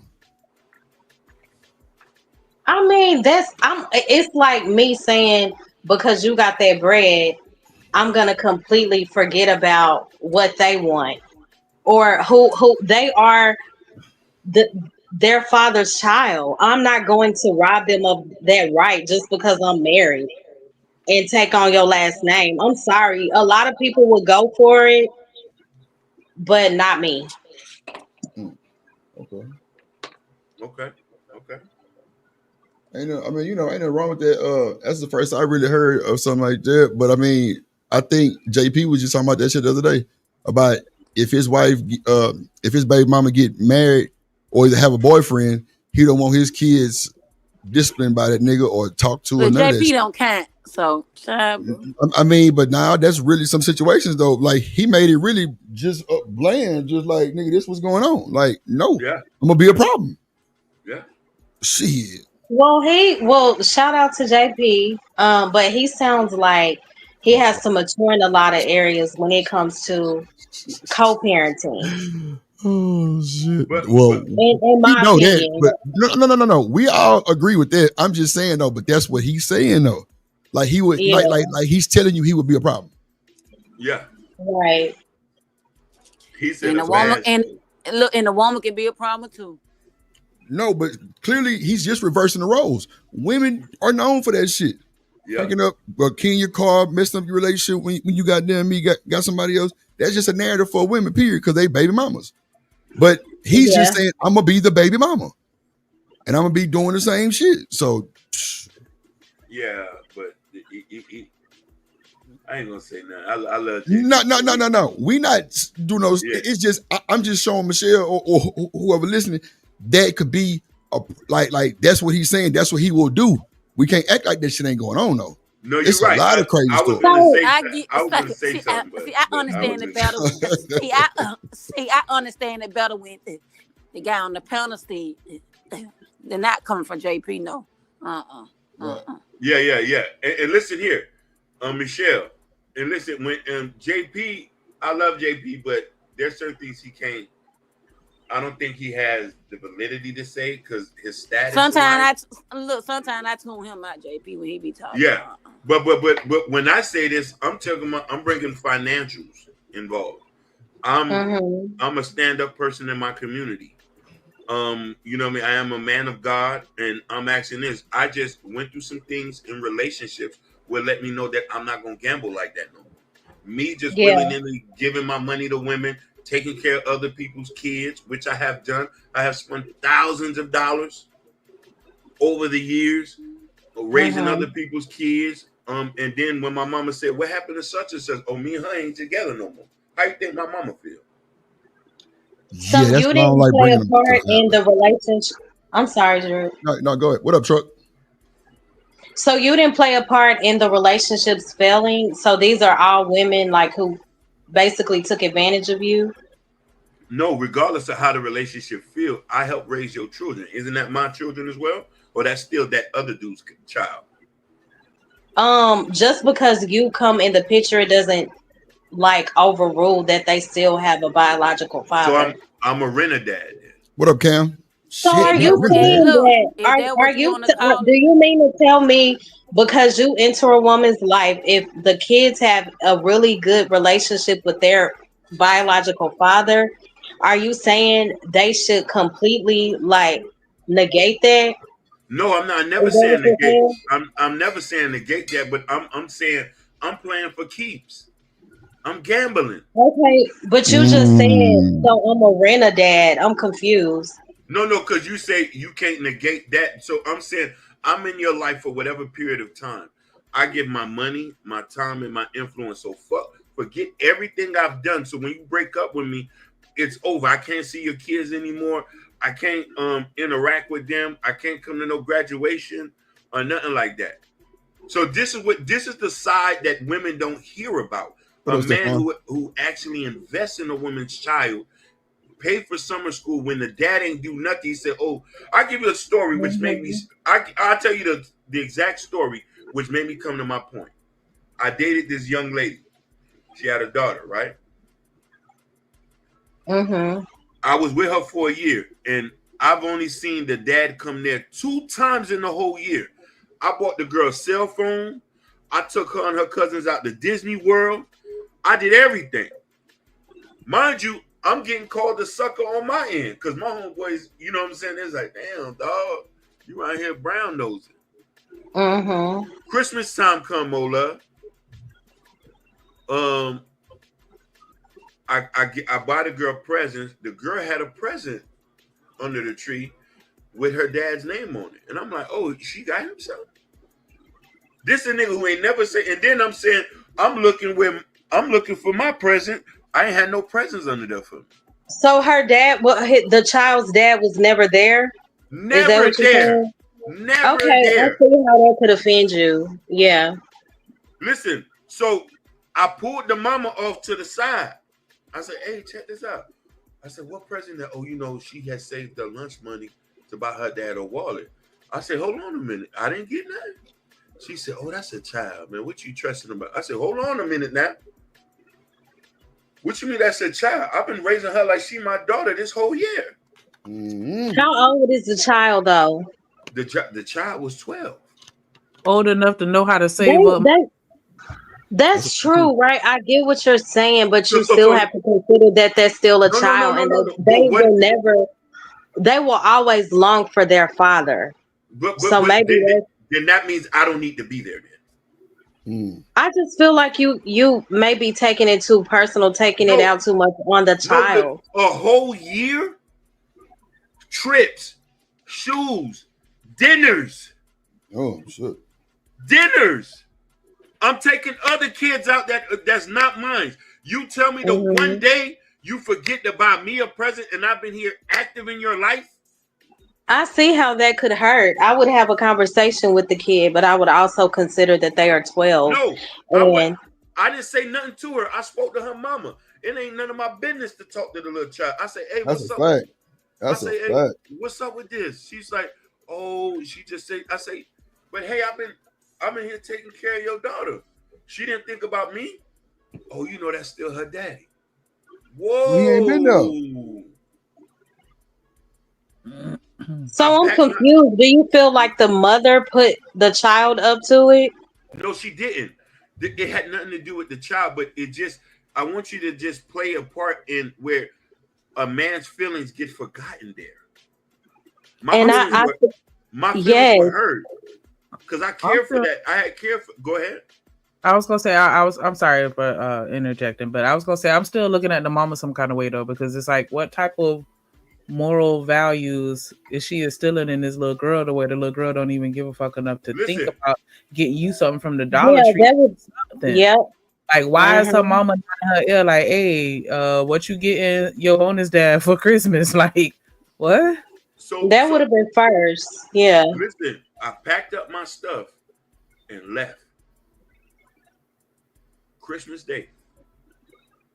I chose to go spend Christmas with them instead of with my own family. I packed up my stuff and left and never came back. Wow. They came to my house. They was blowing me up. The mama called me. They said, oh, we need to talk about this. My daughter love you. You've been a big help. You know, I was building cabinets at the house, fixing toilets. I'm doing all this shit. And the one day you could show some type of appreciation, it was overlooked. Yeah. That's a problem. You see what I'm saying? So this is, I'm telling you, a person who's actively have dated women with children, and these are the things that you don't hear from this side of things, because men who take care of kids that are not theirs don't really talk. It's not nothing to brag about. But what the benefit, when we talking about, I came in this mindset to say I'm going to accept this and make this child mine and try to show this child love, and the child never even thought about me. And even to the point this, out of all the years I've dated women, only one child reached out to me. Wow. Only one child reached out to me, and I cried that day when the young man found me on Facebook. Mind you, my Facebook, I had another name. He said, hey man, I just appreciate you. Is it okay if I be your friend? Out of all the years.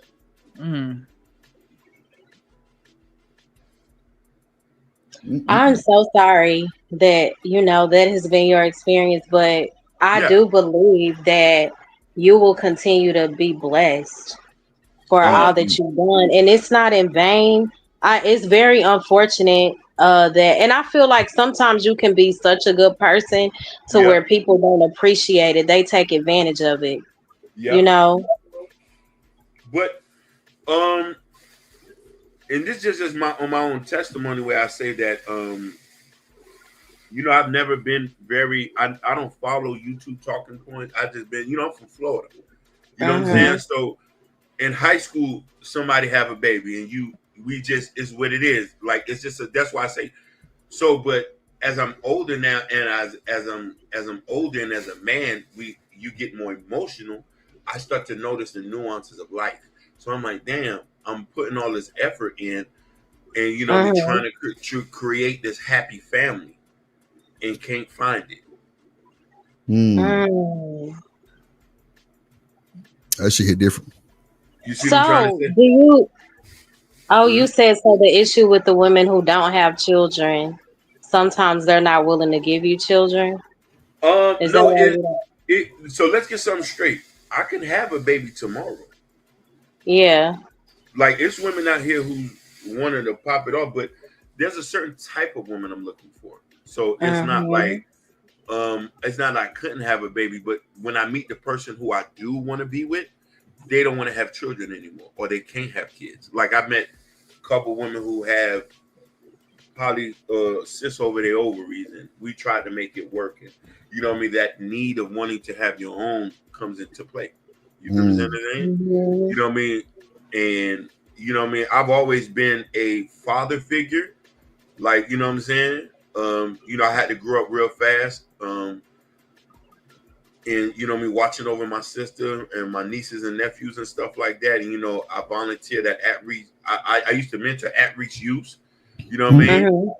I even wrote a book to help raise young Black boys due to my experience in the streets and all that I haven't released yet. So I've always had this father figure, like, gave me thanks to me having a father. But when they didn't explain that this was going to be rough in dating, you've been trying to say, and dealing with women who mindset might not be the same as you. You know what I'm saying? That's just when I learned that, okay, it's all what people want, not what they need at times.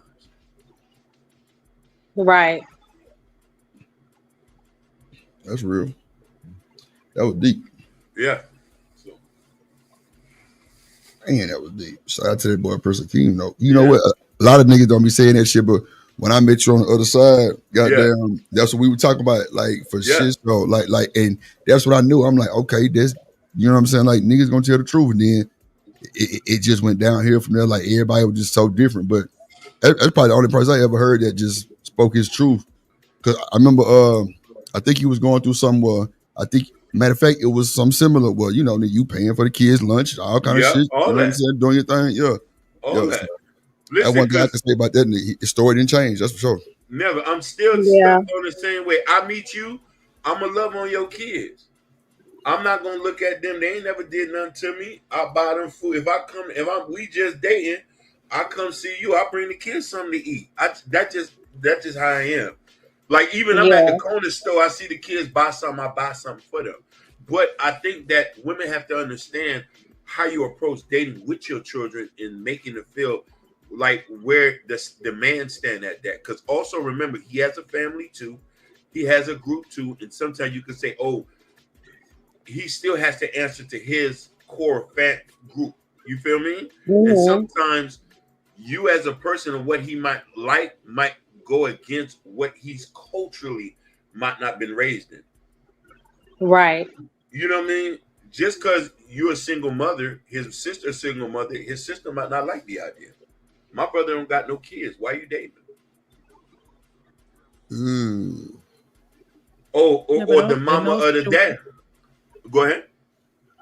I was gonna say, in those situations, like, you know, what you were speaking on earlier, like I still can't help but look at the mom.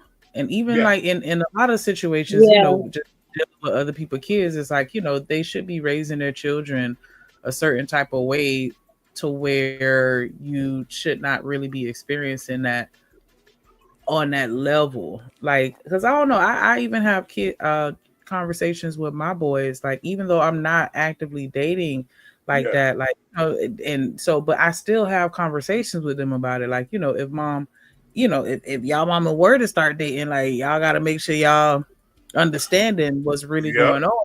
And, you know, and I break it down, like, you need to, like, I would never want to hear you say you not my daddy. Like, my boys know that. Like, don't you ever say no shit like that to anybody that is, you know, taking care of you in that capacity, because I teach them that they have to respect my friends.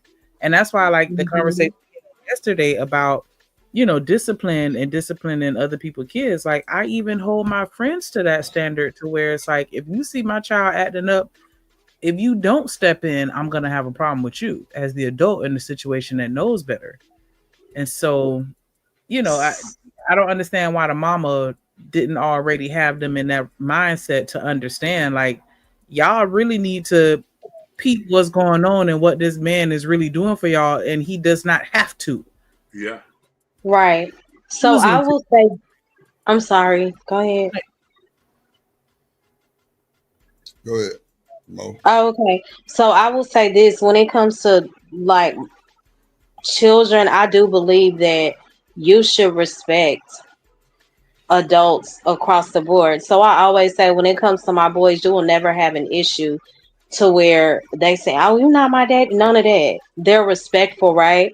But I also believe in boundaries. Like, ain't nobody put their hands on my kids. I'm sorry, because Okay, I barely do it. You gotcha. get what I'm saying? Like, even when they were younger, um, you know, I will be like, no, like after my divorce, I'm sorry, like that's sensitive for me. Like, no, I can call, you know, the other party and be like, okay, they acting this way. He's acting this way. I don't believe it should get, because I'm not gonna even like, if he has kids, I'm gonna go to the father, babe, so and so did this, or I told them, you know, they should stop, and I'm gonna let him handle that. That's just me. So I like that you say that, but let me challenge you on this. And this is maybe one of the talking points I've heard on YouTube. He can pay for them, but he can't beat them, right? The word beat is a trigger for me. You see, let's not focus on the word. He can take care of them as they're his, clothe them, feed them, but can't discipline them the way if it was his own child. You can discipline them, just not in a physical manner.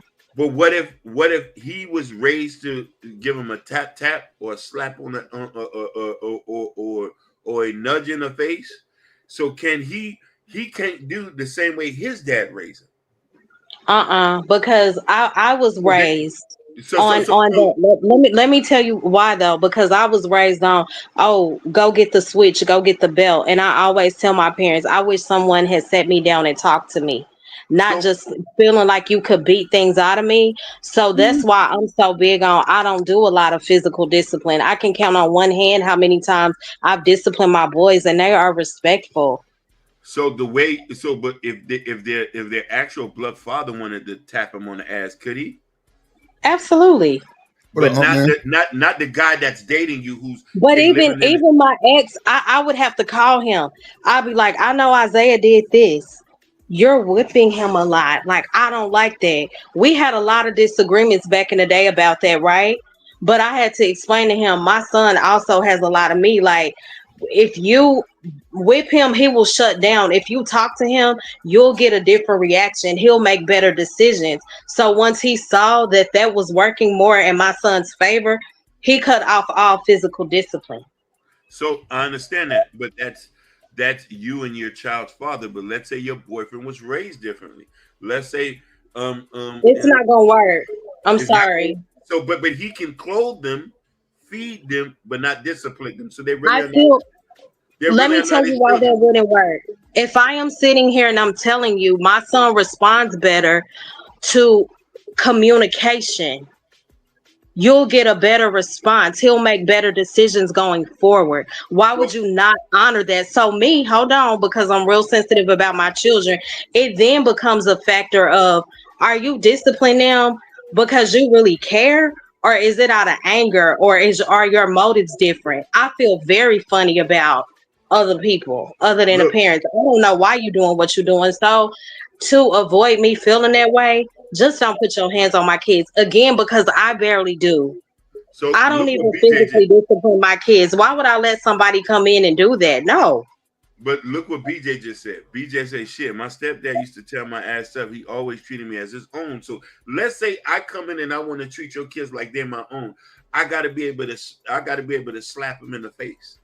See, I think the issue is, like, for me, my kids, they don't lack a father.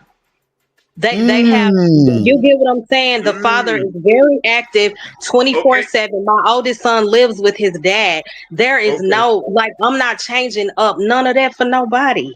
And the person that for me is gonna understand that. So Mo, so you see where I'm coming from. So they really, even though you date somebody, they really would never be his kids. Again, they have that, not like I always say, that's why I always say I want to date someone with children. They will understand the dynamic. So he That's doesn't why. have to, he doesn't have to put 100% in the kids as far as discipline if he already has to discipline his own. So really, he's just dating you, so he doesn't have to. And I'm only playing devil's advocate. You can be there in other ways. You don't have to physically discipline my child to show me that you're there. You can still correct my child when they are wrong. I'm not saying don't step in and correct as needed. I'm just saying the physical discipline aspect is a no all across the board. So I'll tell you something. I used to date a girl in a graveyard. I don't know, Shanika, you know where that at? Where? In the graveyard. It's in little Haiti. It's a project. Oh, no, I'm not familiar with that one. Okay, so I dated a girl in the graveyard. She had a son who had pushed me. So I jacked his ass up and fling him down the stairs. They had called the baby daddy. I would, yeah, she did right calling the baby daddy up. They called the baby daddy and he came and upped the pistol on me. I would have too. You did that to the child? He was 17. And you deserve So it what you got. sounds like, are you sure you're not doing a lot of things like out of anger? Because mine coming straight up 6'5", ready to fight, ex-boxer. It's on it. I'm definitely calling it. So I should allow the kid. I should allow the kid to try to fight me. That when the mama should have stepped in. Nah. So that's a difficult situation. You're right. You saying a kid that's 17. He jumped that's almost a grown man like challenging you. I don't know. That's different. So yeah, this you ain't is got why no right to put your hand on nobody's child. You see, but he has a right to put his hands on me. That's a problem. Yeah, the child. So the kid put his hands on you first. So I jacked him So up. he was pretty much asking for it. For every action, there's gonna be a reaction. No, so but keep it real. But did you provoke the child? Come on, keep it real. Did you provoke the child? Michelle. There we go. There we go. Some men do. I don't see it. Some men do. I don't drip. You know I ain't got kids, but I don't see you. Some men what do happened? provoking these children. What led up to it? I love you, Michelle. Because you know what? Because when you do things from like when you look at stuff from a biblical standpoint, my dad would always read that scripture: "Children, obey your parents in the Lord, for this is right. Honor thy father and mother, which is the first commandment with promise, that it may be well with thee, and thou mayest live long on the earth." Sir, you love to quote that, but you never quoted the part where it says, "Parents, do not provoke your children to wrath." You can't provoke these kids to act out of character. I'm gonna need you to read the entire matter, not just be partial about the situation. Thank you, Mo. So Tell him again. Listen, in the real world, if somebody provokes you and says something to you out of pocket and you swing on them, who you think going to jail? The person that said something or the person that swung? Well, Shanika, homegirl, you right.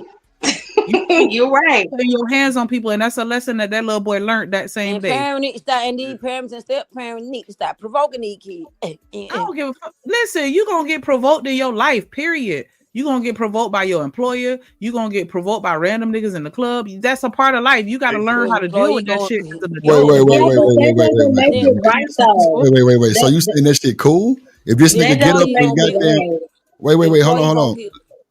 Hold on, Michelle. Let me say something because y'all been cooking. Yeah, y'all been doing I'm talking about cooking. Like, you know, these ain't my conversations because I ain't got kids and I ain't dated too many with them really on the low end. But I ain't got this far down the line. But at the end of the day, if that nigga walk in the living room or something and kick your goddamn son PlayStation 5, you just spent all that money for, that's provoking a kid. I've heard niggas doing whole shit like that just because they mad at the mama. And that's not fair that because they're a child, they have to deal with all this abuse in the name of because I'm the parent and I do this and that. That's where a lot of He wasn't even the real dysfunction. daddy. He wasn't even the real That's daddy. He what was I'm saying. a step boyfriend, but like my partner had to go over there and rough this nigga ass up. Like, bro, you do that shit one more time, boy, your ass gonna be missing around this some bitch for real. And like it was like he used to, and like the little boy was like 11, I think. He told, and like my partner is the uncle. He was like, oh man, he keep messing up my game, and he thought he was like just whooping him in the game. That's what he took from it. But then he came over there and he showed him the plugs was everywhere, the PlayStation was turned over and shit. He like, oh no, he did that shit. You like, yeah. And then, but nah, if that little boy playing his PlayStation and stepdaddy coming there because he mad at the mama and he kicked the game, that's when you call daddy. That's not when you tell the little boy that he has the right to put his hands on stepdaddy just because he kicked the PlayStation. But no, what if he was 18 years old, 17, not 11? You got them kids fucked up these days. And they all emotional. Okay. That nigga finna hop up and whoop something. I teach my children I teach my kids, and I understand when you're in the heat of the moment because listen, I'm extra violent. I get it.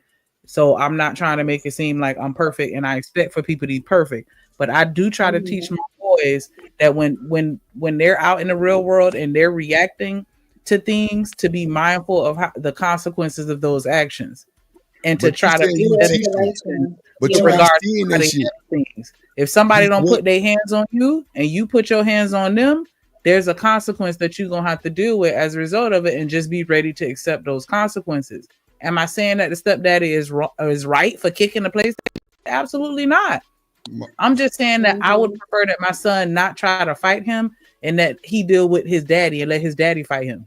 But he didn't. He's 11. He didn't try to fight him. He told my partner, which is the uncle, and my partner was just like, he thought he was saying he was beating him in the game, so he didn't even do nothing until he was over there, and he must have just did it because he heard the little boy say something. He went in the room and the nigga PlayStation was kicked all over and the plug was unplugged. He say, oh, that's what the nigga did? And he was like, yeah, that's what I kept telling you. My partner went there and got to put belt in the ass.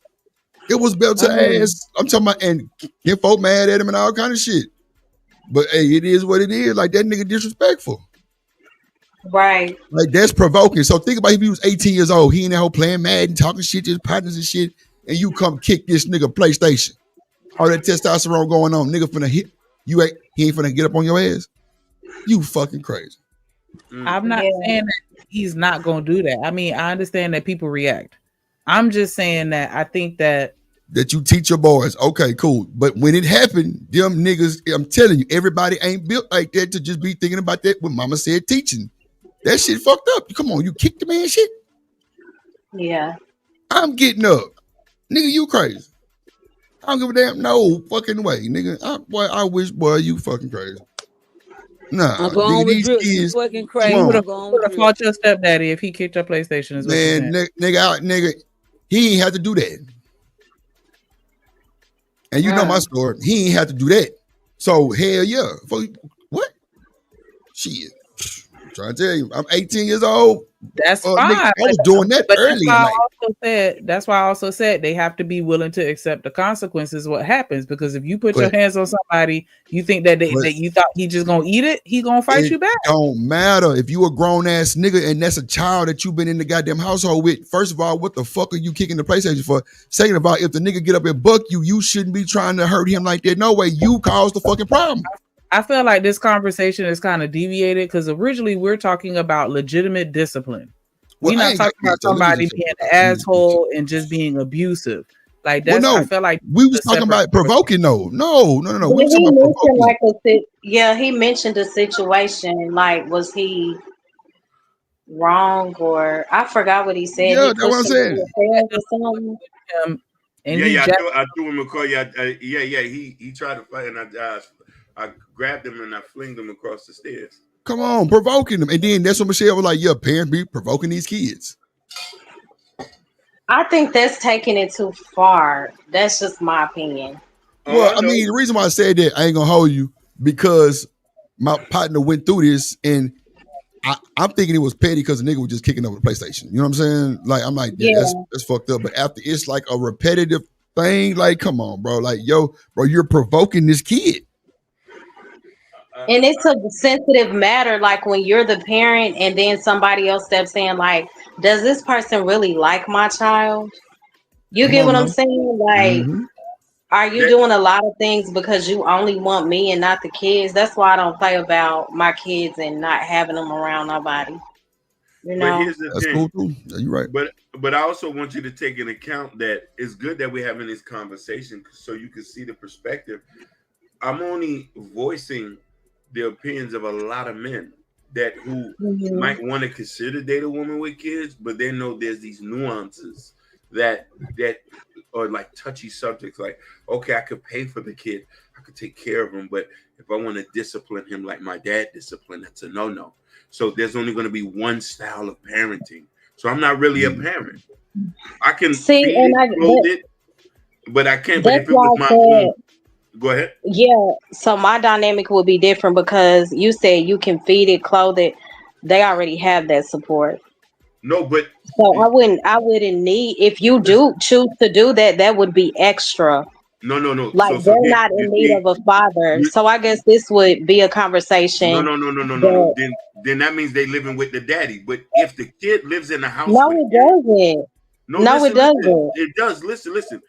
You might not. You might try to separate yourself from it, and I understand. But here's the thing, and I want you to understand this: when a child lives in a house with you, it's your responsibility. It's your responsibility. You might say, "Oh, he doesn't need. He already has a father." Even if his daddy's taking care of him, if he's in and the the house, mother also provides. You know. We understand that. You don't even have to say it. We know you. It's your child. Right. But here's the thing. That child is going to benefit by him being in there. He's benefiting from the money he's spending. You might not know it's a day he's eating from something he bought. So he's benefiting. So this is just the point that I'm saying. Oh, look. Kels says, I had to apologize to my stepdad. We fought like grown men when I was 13. He was tripping, but it was his rules. I just was on go time at a young age. Shout out to Kels. So this the point here. That was real. It's a lot sensitive for women because it's your child, your biological child. It's not mine. So I'm coming in. Most men are father figures by nature, no matter what child's around. So if we want to come and raise them, sometimes there's where the confliction comes because I have to abide by your rules. But if me and you had a child together, then I have rights to it now. So this is when women hear that, oh, I don't want to date a woman with kids, or because there's no equalness in it.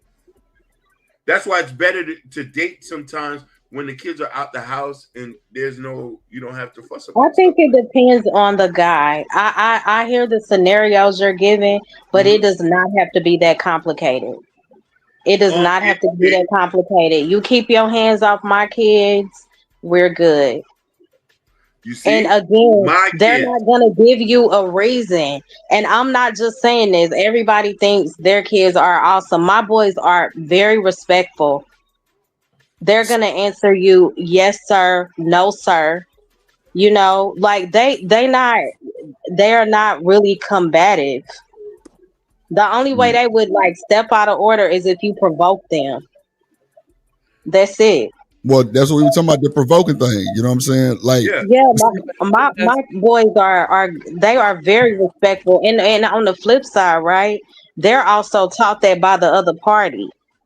So if your mom is serious with somebody, if she brings somebody around, if she gets engaged, whatever, like you gotta respect that man. That's the thing. Like it's no confusion. Like it's not no, oh, she dating, let me like change my energy up and get an attitude and come for this nigga. It's none of that going on. Like they are taught you respect whoever your mother is with. So I feel like when everybody is on the same page, we don't have nothing to worry about.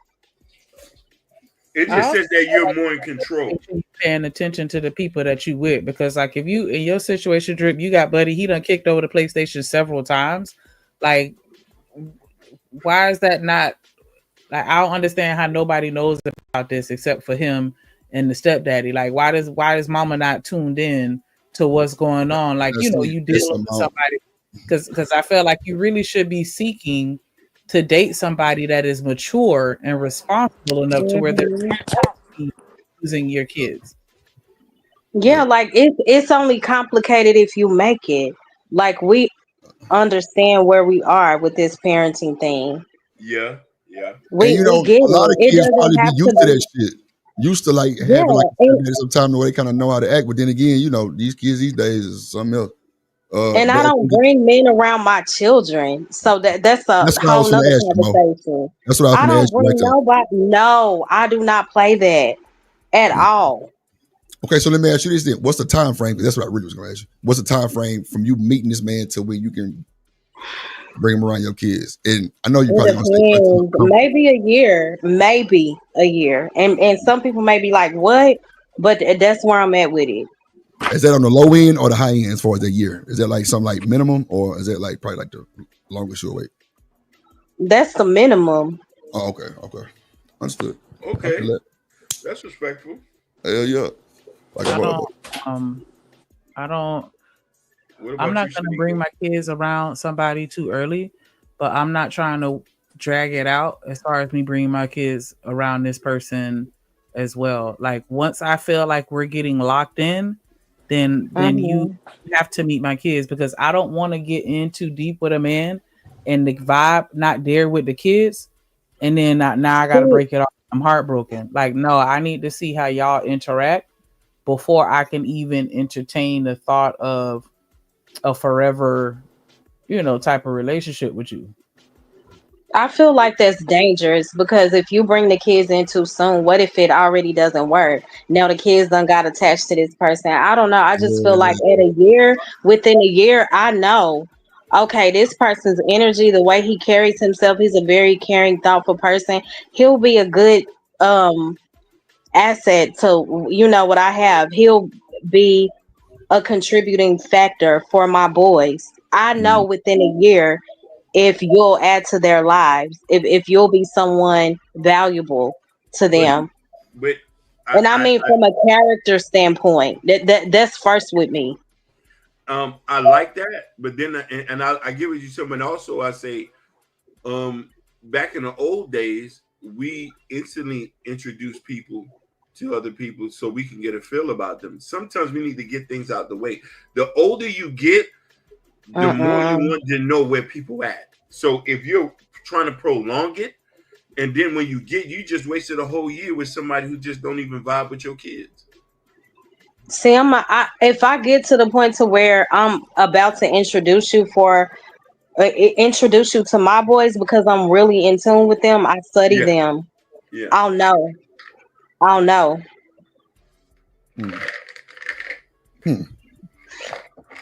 don't feel like I know anybody well enough to know 100% that they're gonna vibe with my kids. Yeah, but I'm not. That's just how I feel. If I feel like we flow well, I've kind of given you an idea of how my boys are. Then I'm comfortable enough to bring you around them and say, okay. And again, I guess it's not that big of a deal because they don't lack a father. You get what I'm saying? Like, they have a very close relationship with the other parties. So it's like, okay. The new guy you date gonna become and they not babies. These boys gonna be grown. That is true, but when you bring a new man in, the new guy becomes their dad too. And that's fine. Or however you want to look at that. Like, in a sense, I guess. You know what I'm saying? Like, but again, I don't know how close of a connection that would be. I don't know I don't know. So look, let me ask y'all this. It's different when they have a daddy. That's all I'm saying. No, that's true too. That's true too, Mo. Let me ask y'all this. So, how y'all think these kids gonna perform later in life going through that type of trauma?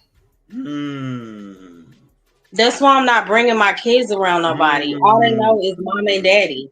No, but I'm saying though, if you're gonna wait a year, that means they still gonna meet them though, right? Yeah, Understand later in life, meaning like them like performing with dating and shit, Mo. Meaning like Isaiah, 22 years old, 23 years old, dating.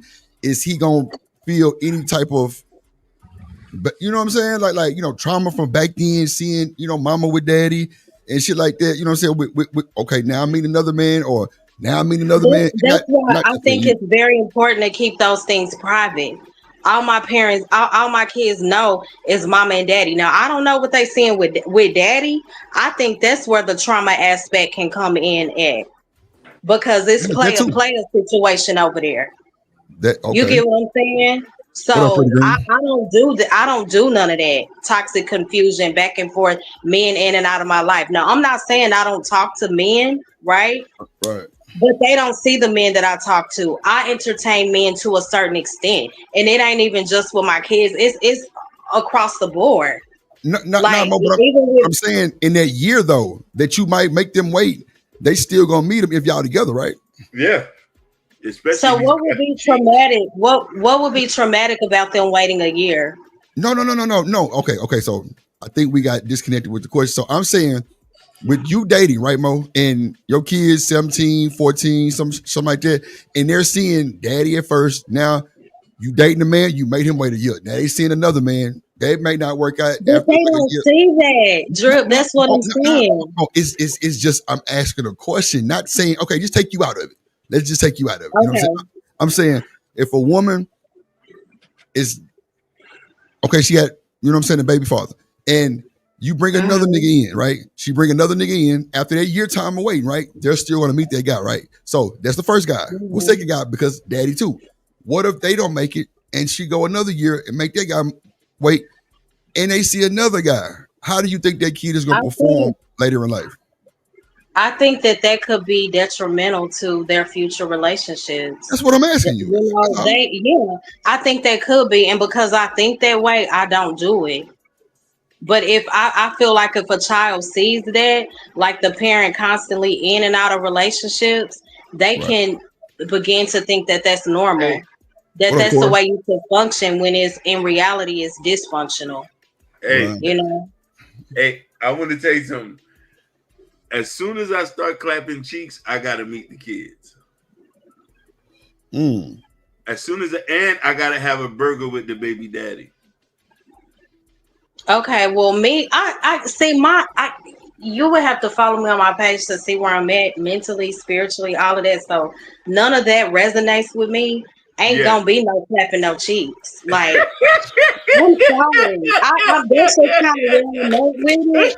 It's been years for me, and niggas can say, "Oh, you already got kids. What you waiting for?" Y'all can go with whatever YouTube whatever y'all want to do at this point. I'm secure in who I am, where the Lord has me. So it is what it is. Hold on, what's that word? What's that word the church girls use? Hold on, let me go look this up. And it ain't got nothing to do with church girl. And that's not it. But if people want to label me as that, I done been called everything in the book on you too. So it is what it is. Hold on. Let me go. Boy, this nigga keep crazy as hell. Listen, it's a word. I know what it is. I gotta go look on this girl page. She just was talking about it. Hold on. That boy crazy, bro. No, damn. That's protection, not trauma. Okay. I totally understand and yes, agree. Chalk. Is it chalk or chalk? Chocolate, shit. Choke ass. Abstinence. Is that what it's called? What? Yeah. More love. That's No, I'm not saying. I'm not about to sit up here and say, "Oh my gosh, I'm gonna wait till I'm not saying that, but it has to make sense. I'm not out here just letting people clap cheeks and do this and that. I'm not doing it. I'm not that just sounds so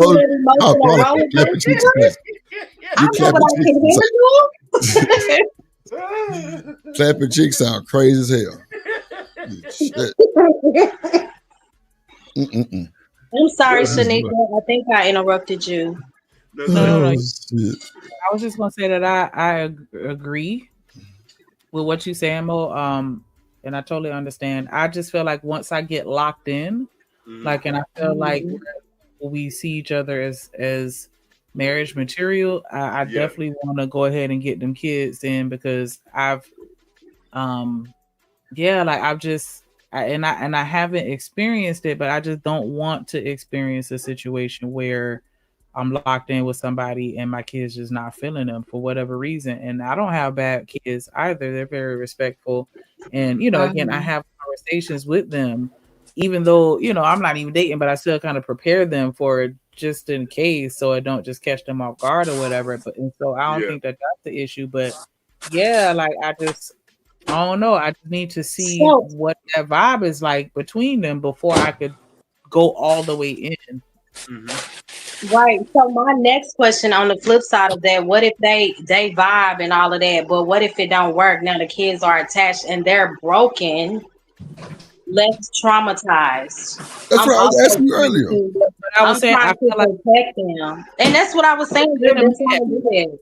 I could date a man for a year and then introduce them and then continue to date that man and then we break up. I feel like that's a part of the risk that comes with dating. Yep. Okay, I see what you're saying. And so that's why, I just want to make sure I'm making the right decisions. And, I don't want it to be a situation where now, we've gone 3-4 years and then that didn't work out. And then now something What else. up, Like I BJ? don't have to go through all that. And so that's why I be very intentional, and have those conversations so we can really see where we at and make sure that we on the same page. DJ Goodwin say, why is he so quick to meet and beat somebody kid? You talking about me? Boy, that is crazy word. DJ Goodwin. Somebody blocked this nigga for 2 seconds only. What up, DJ Goodwin? Oh shit. Boy, that is crazy work. What up, Cam in the building? Recognize me today, Cam. Shit. That is funny But work. yeah, I just like, it's real tricky. And that's why for a long time I felt like I wasn't going to date anybody until my kids were older and moved out the house. And it wasn't until recently when somebody and it is what it is. It was Beans quietly. He was the one who was like, Oh my God. he actually kind of changed my mind a little bit about that. He changed my mind a little bit because he was like, when men have for real?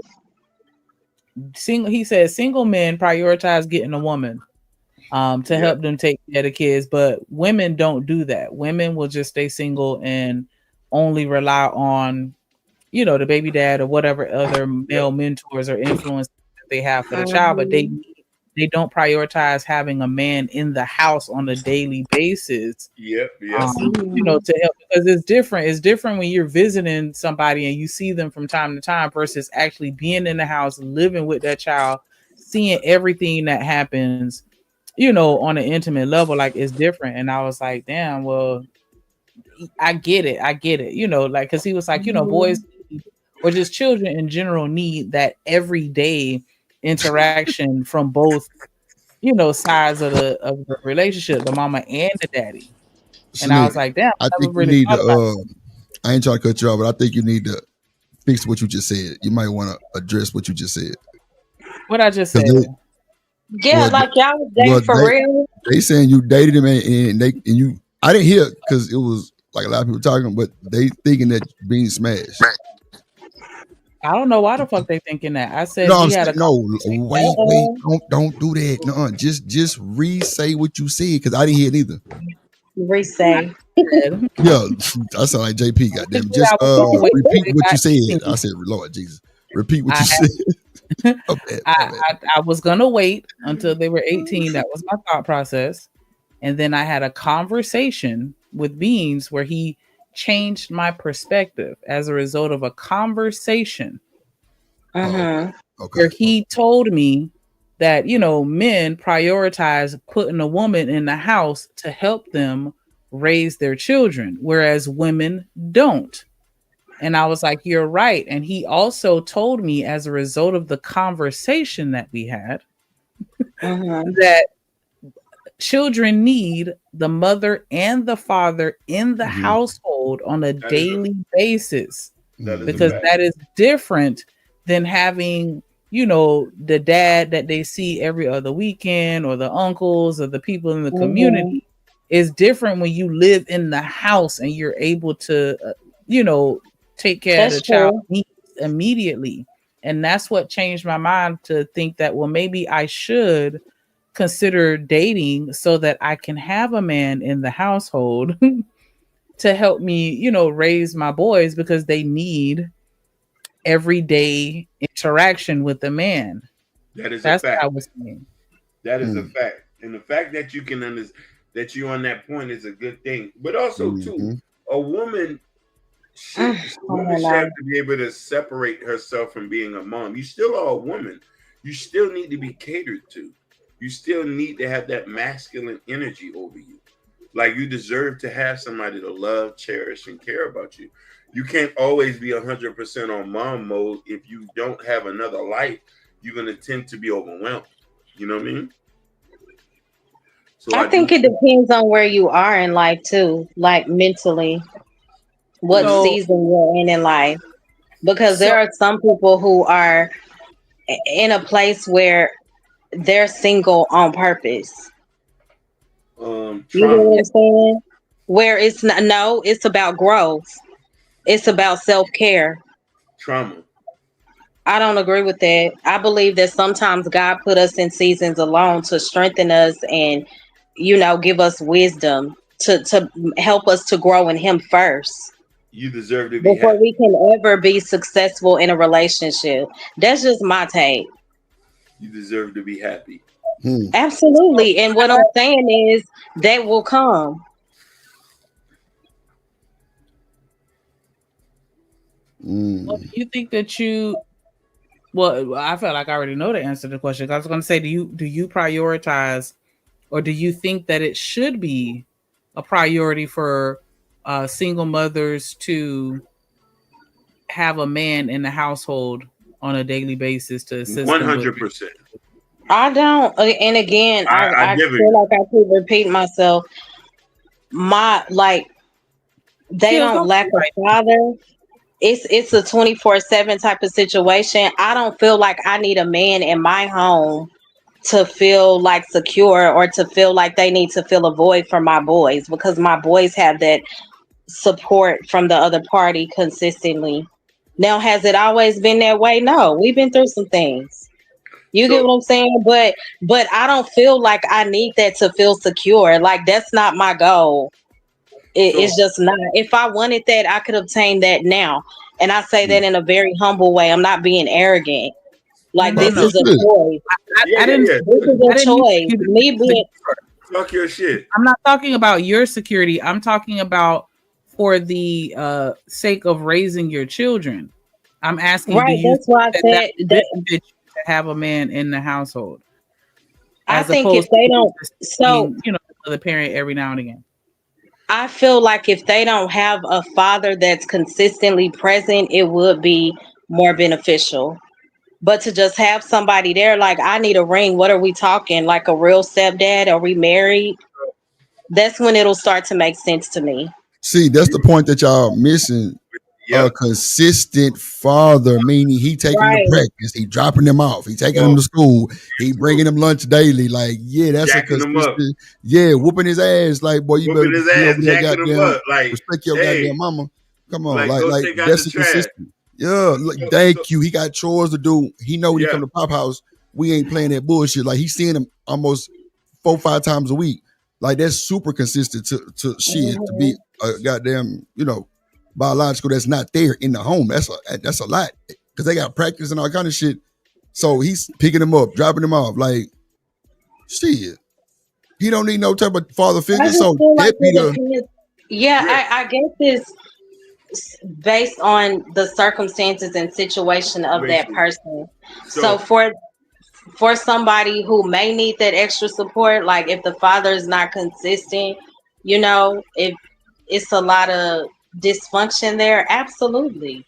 So that will make sense. So more love and everybody. I want you to look at it from this standpoint.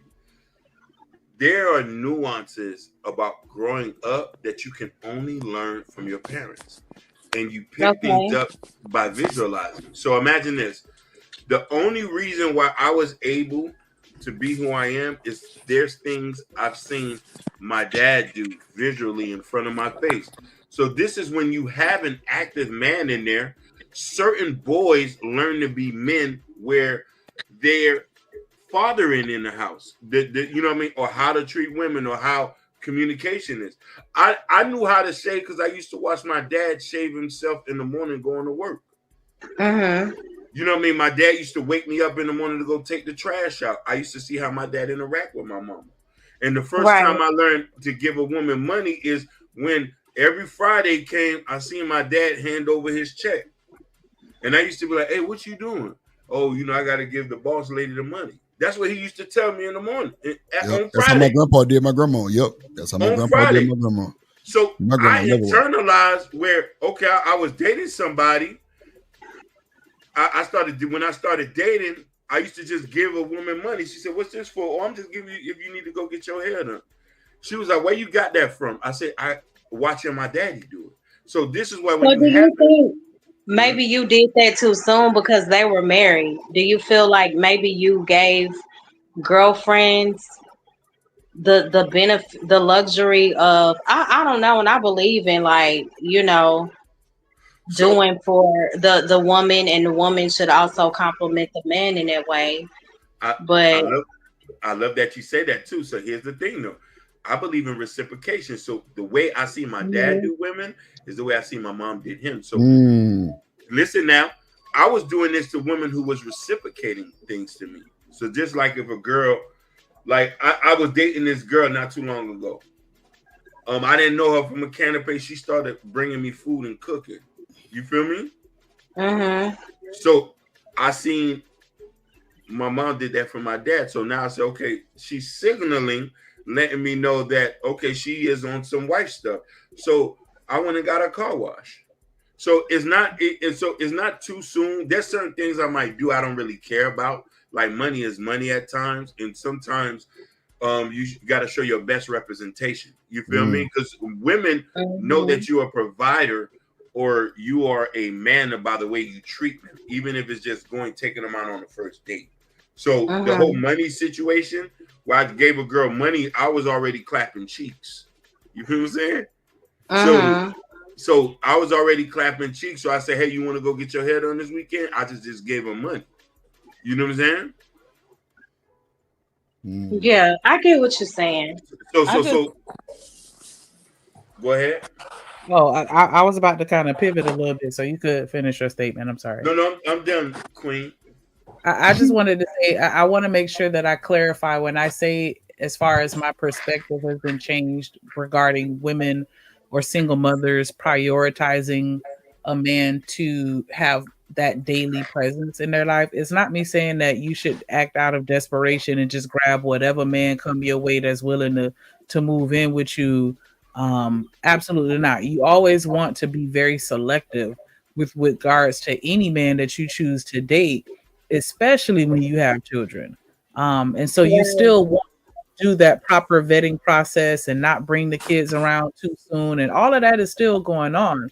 I'm just saying, as far as, you know, having a co-parenting relationship with the father that is active is still different from having a man that's an actual man that lives like, you know, men think men should live, right? Not how we think they should live, but how men think they should live. A real man in that house on a daily basis, it hits different.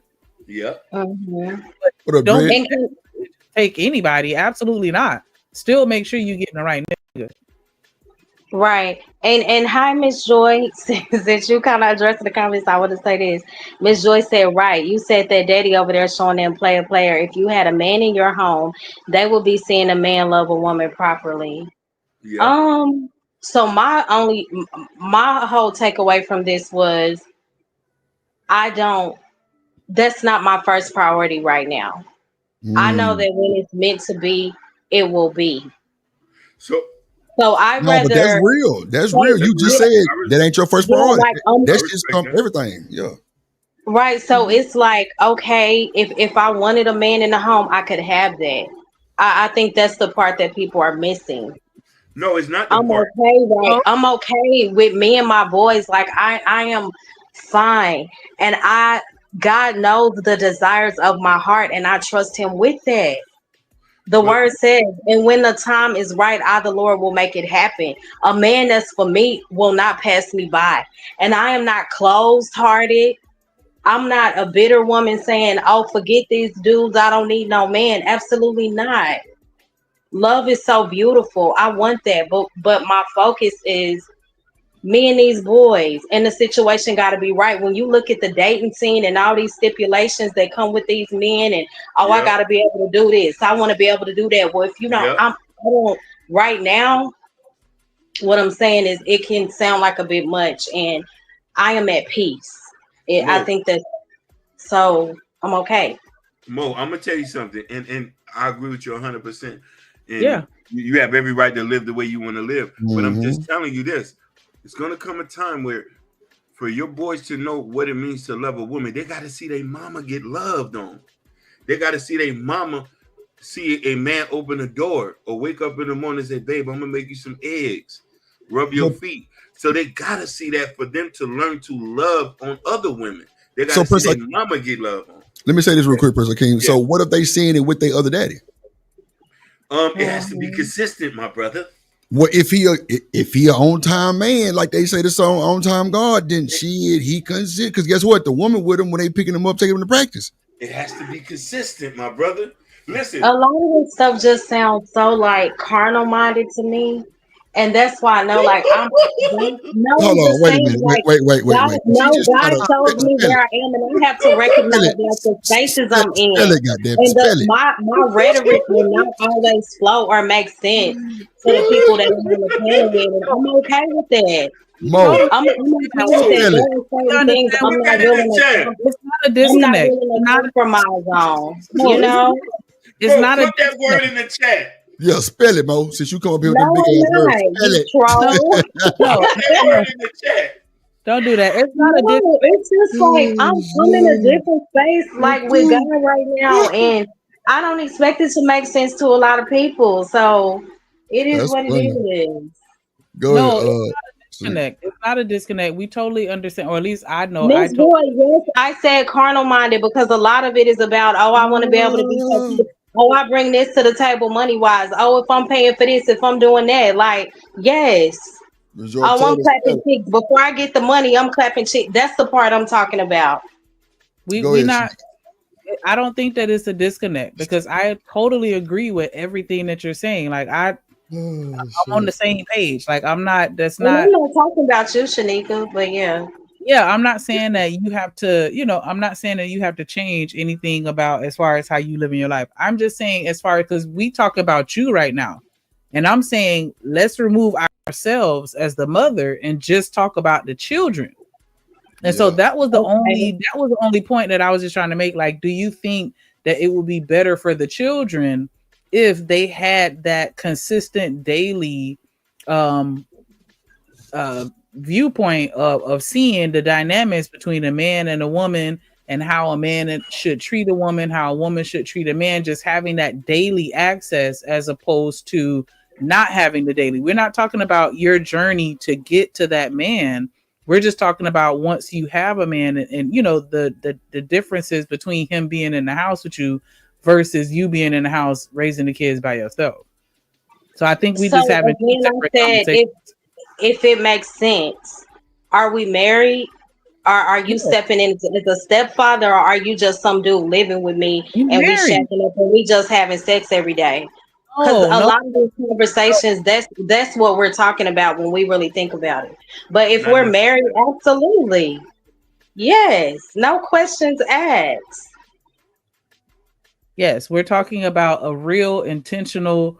Because I didn't hear not just now it's changing because at first the conversation was, okay, so do you feel like having a man in the house every day, him showing you love in front of the kids, but what I need the whole picture. So this is my husband. Now it's starting to make sense to me. Absolutely. What? Yeah, we're not talking about living with me. Living with you. No, that's not what we talk about. Okay, I didn't know that because I didn't hear marriage in the play at all.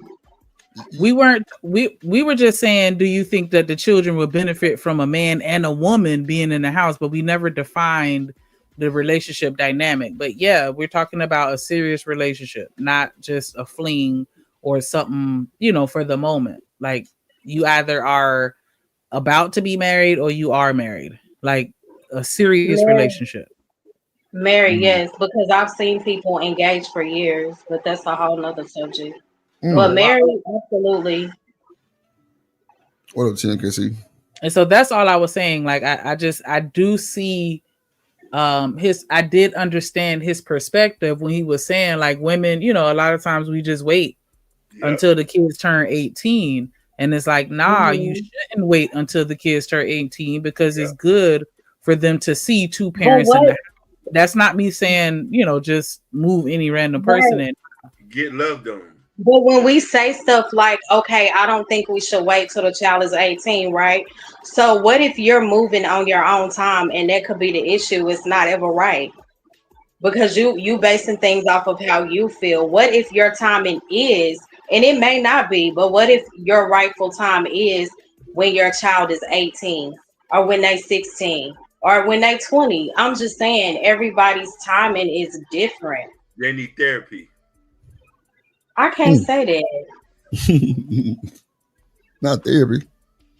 Are you saying that it would take you 18 years to heal and be prepared for another person?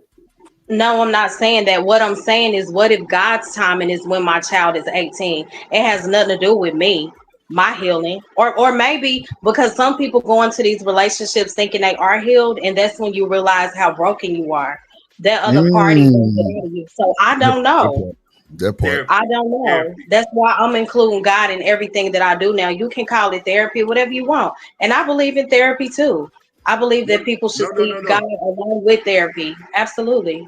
I'm not calling it therapy. I'm going to say you need therapy because you shouldn't have to take 18 years. You should. What I'm saying is, if whatever God chooses, my will may not be his will. That's what I'm saying. No. Not 18 years, Mo. Not 18 years. I don't know how. What if on the date? So my son will be 18 in a year. I don't know why you so bothered by my time, Lord. All I'm saying is, I'm not bothered by your time. It's gonna be right. You get what I'm saying? And if I'm okay, if I'm at peace, it shouldn't be a problem. No, it's not a problem, but I need you to get loved on today. Why? I just oh my God. You want me to get, there's a difference. You want me to get lusted on or loved on? I'm trying to wait on love. I'm not operating in lust no more. I want you and Shanika to get loved on today. If I get loved on today, 9 times out of 10, that's probably gonna be lust. Like in what way? Clapping cheeks again, as you were saying? No. Clapping cheeks. I mean, that's what you said. I gotta give a little pushback to Shannon because I do think that kids care about their parents' relationships. The kids that have parents that have been married 40, 50 years, like I hear them mentioning those things. I hear people talk about the relationships that their parents had all the time. I think that kids emulate what they see pertaining to, the relationships between their mother and father or whatever male, female, role models or guardians that they had growing up. They do care and they pay attention to us way more than we give them credit to. And they end up being a lot like us as an adult. Like you don't stray too far away from your parents' tutelage as an adult. What up, mammy? So are y'all missing the point that I said I welcome love? Like no. I'm open. I'm open to it. I was responding to Shannon and just talking. Right, but it just seems like maybe this guy, I don't know your name, the one I've been going back and forth with. It's like he doesn't. Yeah, you don't understand that I'm saying I welcome love, but I'm not desperate for it. If it doesn't happen today like you want, or as you said, I'm okay with that. That's the only point I'm trying to make. I'm not saying if a good man enters my life and it makes sense for me and my kids that I'm going to, shun him or push him away. Absolutely not. That would No, be a no, huge blessing for me and my children. But if it doesn't happen right now, I'm okay. That's all I'm saying. no, definitely. I know what you meant. I never. I was just trolling you a What a little. random. Go ahead. My bad. I was just trolling you, Miss Love. I don't know. Present. I guess I don't do well with trolling because I'm not a troll. I mean, But I shit, hear you. nobody do well for something. Hey, I Prince don't like ID. trolling. Like that, oh, you Hey, trolling. I'm Prince like, ID. Shout out to the trolls. I don't troll because I No, don't no, want no. to be I was, trolled. I But was, I I hear was, you. I was just playing with her a little bit, giving her a little bit pushback. That's all. Ain't nothing That's wrong with funny. trolling a little. Right, but I don't like it. I just don't want the narrative to where it's like there's a problem with me if I decide to want to have a male presence in the house, like I'm lacking something or something that I did wrong. No, I just think that people need certain people or certain staples growing up, and I just think that having that consistent mother and father is. I'm not saying that that's going to guarantee that you're going to be a upstanding citizen with high moral values or anything like that, but I just think that that helps for them to see that dynamic. And I don't think that as a woman we should, we should prohibit ourselves from even entertaining dating, because I've done that. Like I've done that for years. Like, nah, I'm good. Like I'm just not even interested in going on a date. And I'm just saying, like, I don't think that that was the intention for us, just because our Right. And relationship. I mentioned that I date. I just don't bring anybody around my children. And just like you stated, you don't want to be viewed as like it's a problem because you believe like in a consistent man being in the house. I don't want to be viewed as like it's a problem because I say that I'm okay, that because it's not a consistent man in the home, but there is consistency with the other party when it comes to my boys. So I think that would be a beneficial situation to a mother who doesn't have the consistency of the other parent. That's all I'm saying. So here's the thing: there's not a wrong or right answer with what any of y'all say. Y'all both are speaking well. We were just saying that on both ends, regardless. We were just saying one would benefit, and you still do benefit. I do think that there's nothing wrong with just wanting to be loved on and having somebody there. And I think that. But isn't that more so lust? Like I'm okay No, it's not lust. not It's not having lust. temporary satisfaction. I'm No, it's okay not with Prince lust. that. Been there, Hakeem. done that. Prince Yes, Hakeem. In the yes. day where it is lust, it's not It's not lust. lust because I didn't Yes, it mention is. cheeks. I didn't mention cheeks getting clapped. Is I you out just in the dating world now? But It's see, lust. what 9 times out of 10 we all grown. Oh, it's okay for you to want to be loved. We know a lot of times that's talking about sex. Let's keep it real. no. I wasn't talking about sex. I was really talking about being loved on. Right. Like I'm very particular about what things I said. Clap, when I say clapping cheeks, but I'm talking about really That be lust. loved on. That lust. Really, I mean, I'm talking about really be loved on, like rubbing your head. We sit Mammy Mutilator, if you have a problem, you can hit the link and we can talk about it. hey, Prince Hakeem. Well, I'm gonna keep Yeah. it real. Hey, Prince Hakeem. Well, I ain't find love yet. Because So they're asking me that chance questions. is out the window. Mammy, hold on, Michelle. They're asking me questions about my perspective, so I'm giving things from my perspective. Yeah, I get what Prince Hakeem is saying though, as far as being loved on, because it is different. Like I'm in a different mental state when it's just me and my boys versus when I was in a relationship and he was listening to me when I needed somebody to vent to. He was rubbing my feet. He was like it did give me a little more balance. Like not saying that, I'm just super stressed out all the time as a single mother, but it is different. And sometimes having that other person there and that intimacy does put you in a different mental state, and you parent your children differently as a result of it. And I also know, like with that type of, well, I get what you're saying with that intimacy, but a lot of emotional roller coasters also go along with that. Like I'm in a different space too, and Ms. Joy said desiring love is what we should all strive for. Because I am desiring love, I'm willing to wait. A lot of the stuff that looks like love is lust. That's why a lot of these relationships don't last. Let me comment on that. I don't want us, just because the dating scene is messed up, or just because we watching social media, or just because we hear things from our friends, to be in a fear monger state. If every negative thing that happened to me, and if I let that, I'll be waiting too. But I'm not waiting because I know what I want now. Each situation just prepares me to know that I got to be very strenuous on my dating prospect, on how I date, on how I'm talking. So I'm more confident. I move more confident when dating. Sometimes I've created a way to try to date respectably and not to be as scared, because I am looking for a wife. Because just as well, you're going to hear this from a lot of men. Men might not want to say this, but I do need to have a wife. I do need to have a woman in the house with me.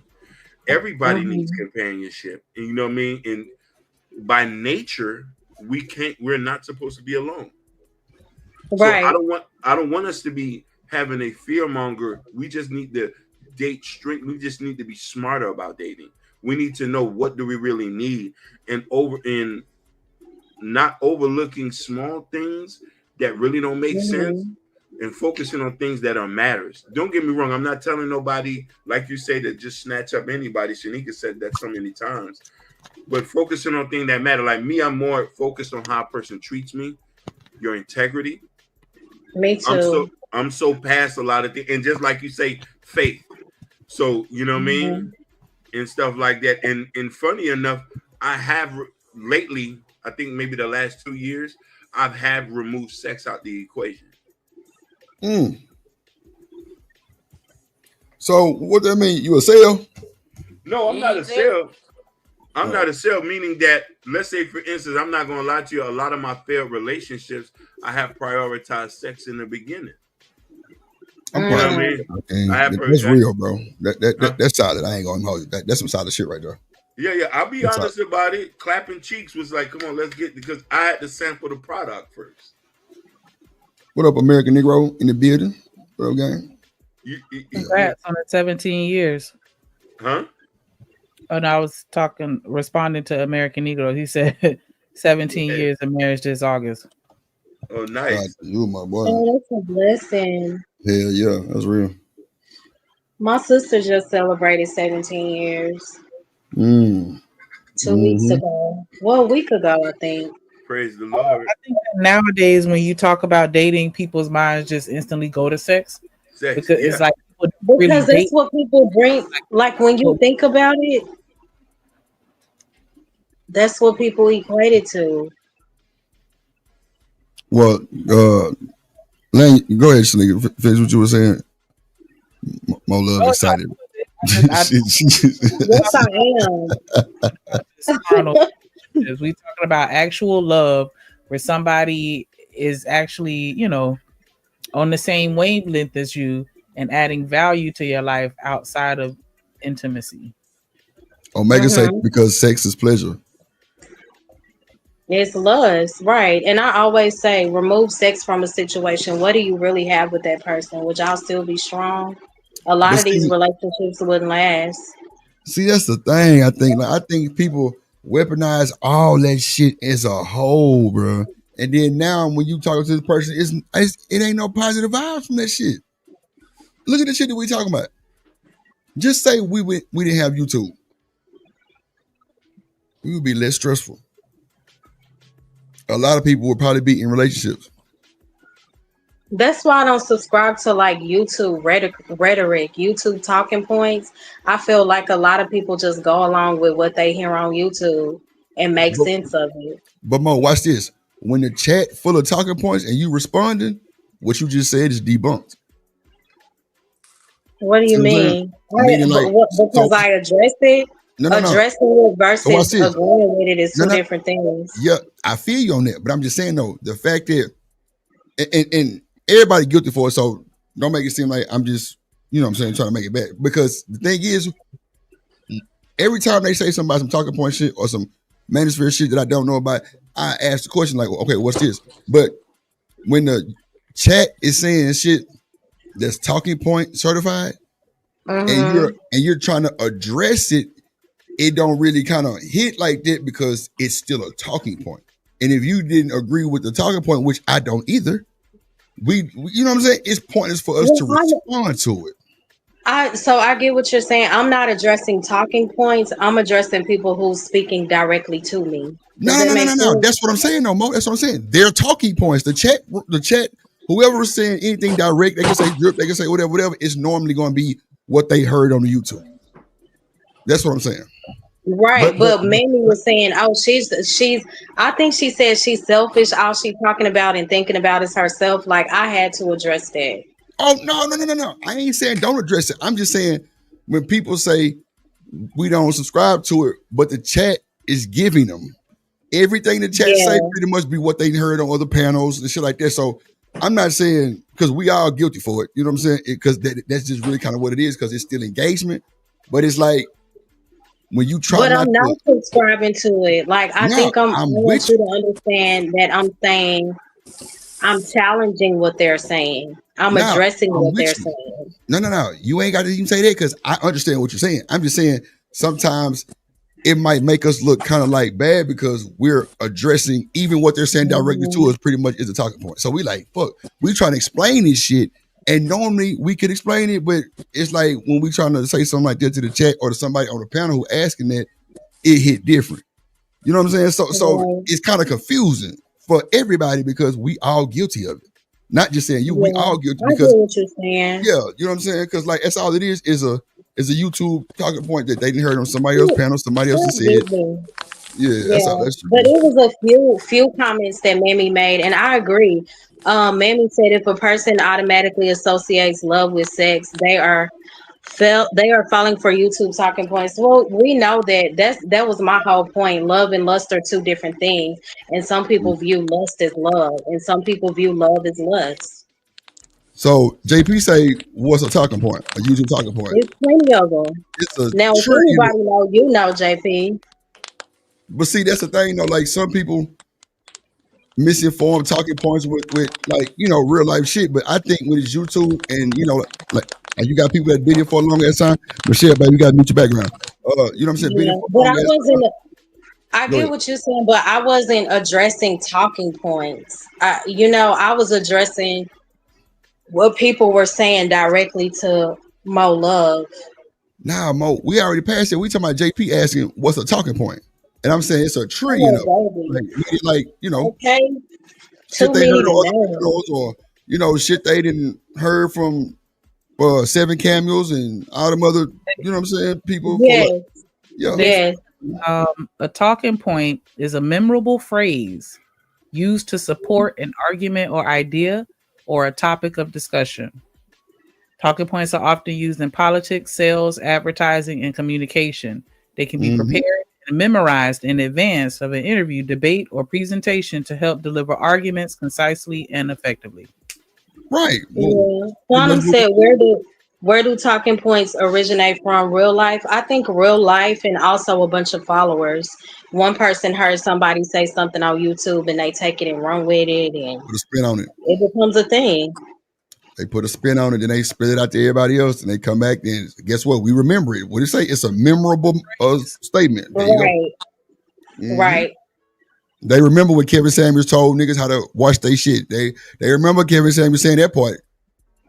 Right. You know so Chalk said, give an example of what she responded to that's a talking point. Hold on, give me 1 second. Let me pull somebody up.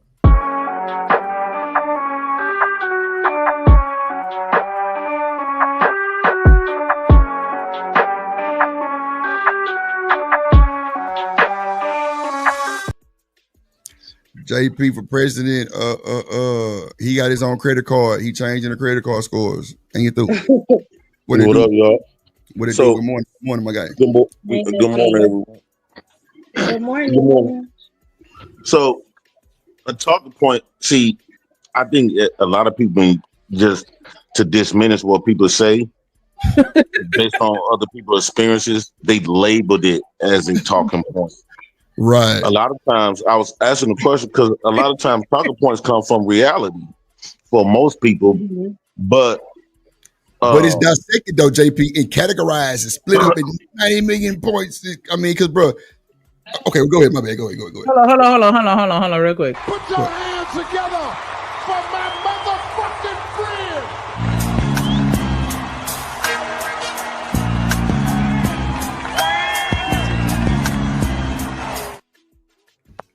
What it do, man? What's up, G? What's up, everybody? What's up, different? Okay, I'm sorry. Go ahead, JP. What you were saying? No, what I was saying is like a lot of times talking points is based on reality, but what I've been seeing people doing is since they don't like what people say because it makes them feel some type of way. So they just say, "Oh, that's just a YouTube talking point." Y'all with these YouTube talking points. So they also been using that word talking point to diminish what people have to say instead of addressing what people have to say. That's what I also see too. Well, it do get addressed. I think it's just for somebody who ain't used to that type of shit, or somebody who came in or just been around that, like she just said, definition is memorable things. So it's a lot of memorable things that y'all done said. Shit, them boys done said. Douche and them done said. Seven cameras. Everybody got some shit that's memorable. Everybody got. So if I was responding to that, just saying like, you might be talking about me, I don't give a damn. I'm gonna tell you my answer. I just think that talking points for me are everything that I've heard over and over and over and over and over in this space. You know what I'm saying? Meaning like. That's how I see the talking points. Like it's not even your own thoughts. It's like something you heard. Yeah. You don't even believe it. You know what I'm saying? Like see how Drip every time we start talking about having kids and shit, he bows out. But I'm like, no, fuck that. No, you're an uncle. You're an actual uncle. That's pushing the bar right there. But I understand these motherfuckers up. They don't even be going through it, but repeating something they heard somebody else say. That's not your life. That's not you. They be full-time married. Still complaining about single life. What are you talking about? You've been married 20 years. What are you talking about? You don't know what the dating scene is like. That's a talking point. That's it. Come on, you ain't lying. That's the talking But point. that also, so two things to be true. A lot of times, because I be hearing even myself be saying this stuff gonna go on in real life, but I had to sit down and think about a lot of stuff that's being kept quiet that be happening in real life, and like I used to see a lot of stuff like when it comes to dating, when it comes to watching other people, like people raising their kids on how they let their kids talk and stuff or act, and you got to keep your mouth shut. So just because a lot of people won't say it on real life, to keep the peace, but that don't mean that it's not a problem though. He say, Keo say big facts. JP talking comes from online at the Manosphere. Yeah, but like I think, and this is me thinking just my own thoughts. I think JP kind of go against the talking points because everybody upset with what he got to say, and y'all act like y'all don't be living like this or y'all don't be doing this type of shit. Like this shit go on for real. Like in a lot of people communities, like, and the man got his kids, the man doing his thing, like he trying to build a business, but that's a talking point. Oh, what JP he got a talking point. That nigga really showing y'all his daily life. So I don't see how that's a talking point. Now he might bring up a talking point, but that'd be the reason why him and the other man get into it sometimes because they be having a talking point. At least that's what I thought. But okay, that's exactly what be happening because every time I speak, the reason I speak so passionately and confidently because it be some stuff that I done lived, done seen, done touched, done experienced. That's not a talking point. Right. Even if I rehearse it 30 times. Yeah. Pain don't go away. Pain lasts a long time. Right. Do you believe that some people do come up here though with talking points? Yeah, it has been a lot of people. Men and women though. Yeah, that too. Right. That too. That's true. That too, man. Absolutely. Yep. Because now they saying women pandering to the niggas. Shit, I need to go by them channels. Yeah. That happened yesterday on the show. I be seeing people literally be watching people chat and come up here and use what the chat say to have an argument. To be like the chat flunky.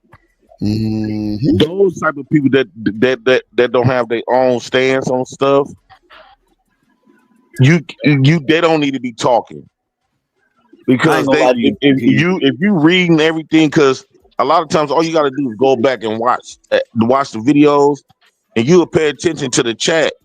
They've been quiet or been in the chat. The next thing you know, the moment they start speaking, they speaking everything that the chat was saying, and the chat agreeing with it because they the ones saying it. I ain't gonna lie, JP. I don't think you one of them ones who run around spitting this manosphere rhetoric. I think you're what I said, the shit that you say, JP. The reason why your shit be blowing up is because they're original thoughts. That's really how you feel. That's really what you think. You know what I'm saying? I think you're one of the very few. I don't even know how you got stuck in the sector. Maybe because of anti or something. I don't know. But your thoughts. And my girl the other day when we was having that conversation, she was like, "Well, he might got a point there." I'm like, "All right, shut your ass up. I'm leaving." But no. So keep doing what you do, JP. Because I'm no offense when I say this. When I, you know what I'm saying, because I fuck with Red Pill. But his name is literally just that. You know, Red Pill Ranger. Like he can spit this shit. I think he knows this shit verse for verse, bar for bar, like the Bible. He can spit it like the Bible. He's just a little boring. No offense. But some of the shit he be saying be on big point though. Everything the man says is a talk. Like some of these dudes, like, what are you talking about? What?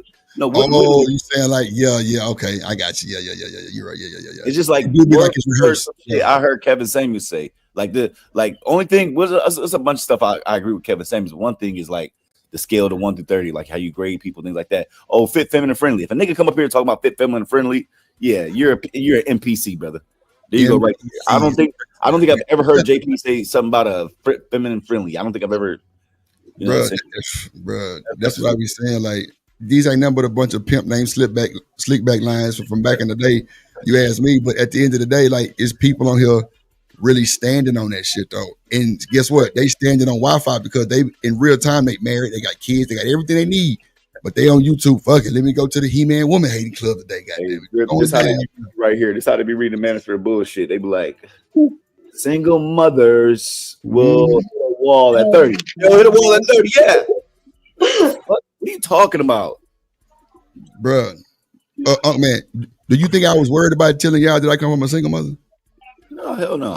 It didn't fade me a little bit because I can give a fuck about what they think. Like me, like putting a slander on my back, like as y'all call it, like, bruh, I wasn't bothered by it. Like, I don't know, like, but the talking point is don't ever date one of them motherfuckers. But like I tell y'all every time, if I bring this full of single women and put them on my party bus and bring all you He-Man woman hating niggas that say I ain't touching a single one, I bet you, boy, let me tell you, boy. Niggas be happy to look good on this internet, man. 6 to God, we gonna crash out for some 6 to God. Lucky Marie, we gonna crash out for some Lucky Marie. You know what I'm saying? That single mother BS. Oh, what's another one? Don't date single mothers. JP, you might be hitting on that one. You might hit on that one about stepdaddies and shit. But other than that, I can't really. You know what I'm saying? What do you bring to the table? Like ladies around here, we all say, have you ever been on a date with a man and he just busted out of nowhere? What do you bring to the table? In 2000, it was going crazy, but I don't think I've ever asked a woman, what do you bring to? I mean, because I actually get coochie. So, but see, man, this is the thing though. This is the thing. See, the prime example what you just said is you normally get coochie. Niggas who are fucking on the normal or not having coochie problems, which means guess what? We got more discipline than the normal. Yeah, we can literally Netflix and chill. Like we ain't stressed for it. We ain't goddamn about to jump through our pants. It's people out here that can't sit still. Now to JP's point, I understand where JP coming from because some of the talking points I understand. You know what I'm saying? But some of the other ones like okay, one talking point. One thing I respected about the manosphere, bro, you're not supposed to be out here just spending your money on any and everybody.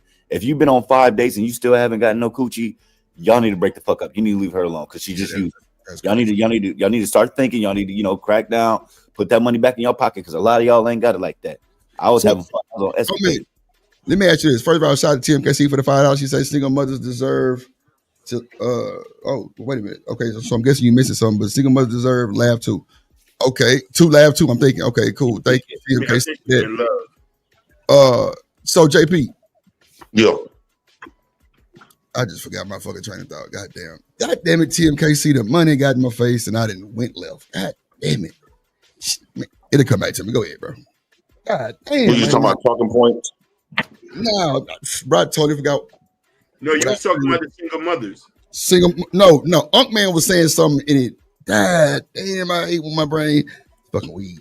Okay, so it's gonna come back to me in 2 seconds. So with you being on the internet and you got married from the internet, which is first of all, that's a big shit. Like that's really big shit. Cause Yeah. like people can say what they want to say. That was big shit. So did y'all have like talking point conversations? Like meaning like the shit that you hear on the internet, like maybe she might have took from somebody's channel, maybe you took from somebody's channel, or was y'all really being y'all selves? We was mainly being ourselves, but when we get petty, we'll use talking points to go at each other. And that's worse than being yourself right there. Because when y'all get petty, that shit can hurt. That shit can hit different. Like you just said, ain't no time to heal from shit like that, but damn, okay, I got you. Sometimes we get petty. Damn. Y'all just heard this shit live and direct. Sometimes they can get petty and use a talking point. That's crazy. That's wild. See, I was hoping that shit stopped right where that red X is at the top right of your corner.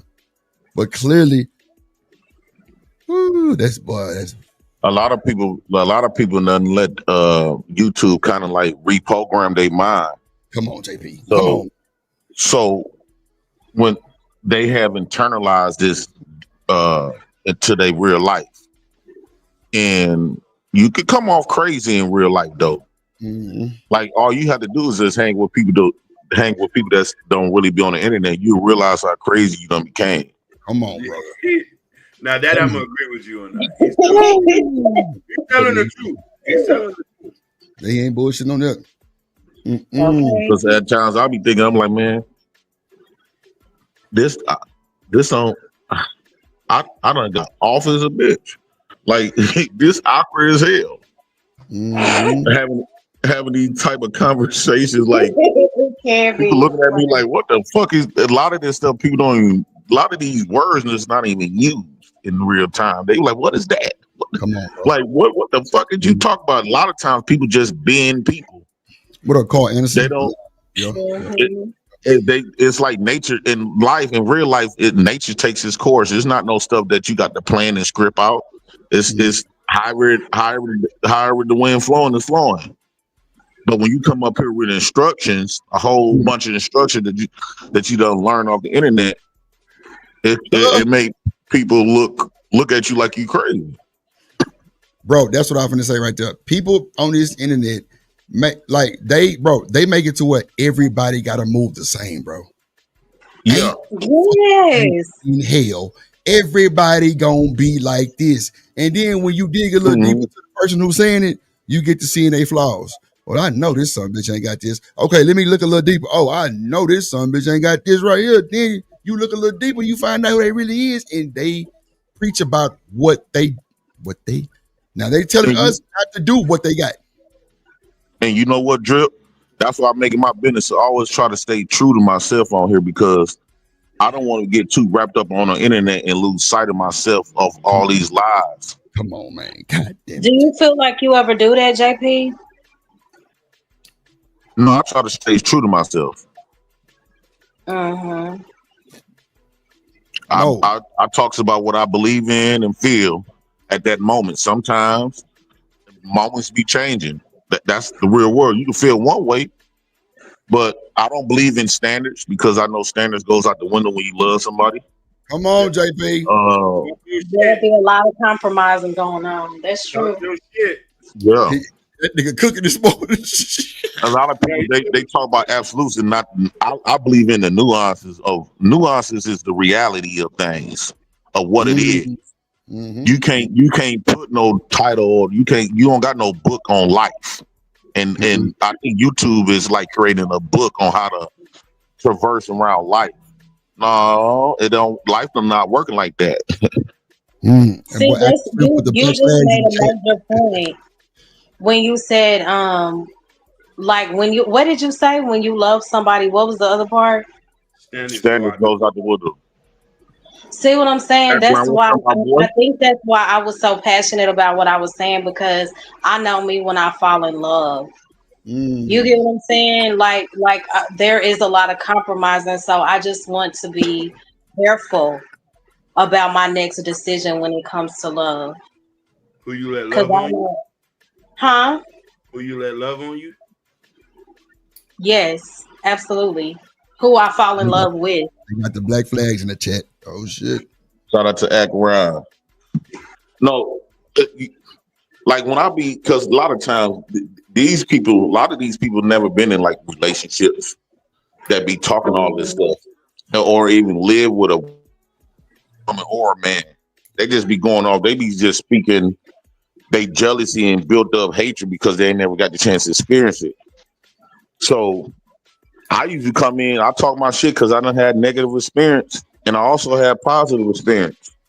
But it don't be no scripted shit. It's just what it is. You're gonna have both. You're gonna experience both when you're dealing with relationship, when you're raising kids, when there's no book.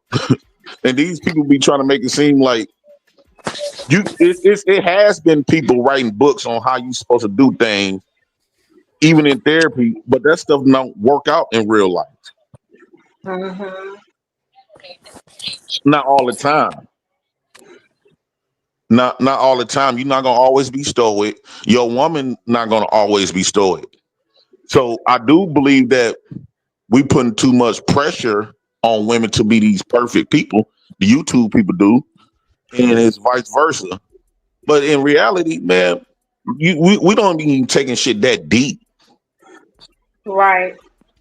We might be getting mad at each other on some reality shit. Like, damn, you looking at that dude, or the bills ain't paid. Like every time I had a woman, she could have more money than me. But when my woman, if she got the money, we both got it. If I got the money, we both got it. It ain't no, I'm a man. I ain't no man because she got more money than me. I ain't never experienced that ever. Yeah. That's I ain't true. never experienced no stuff like that. I agree with that. Now, I don't believe that standards should go out the window because you love somebody, but I am going to be honest and say we do compromise a lot of times, when we love somebody.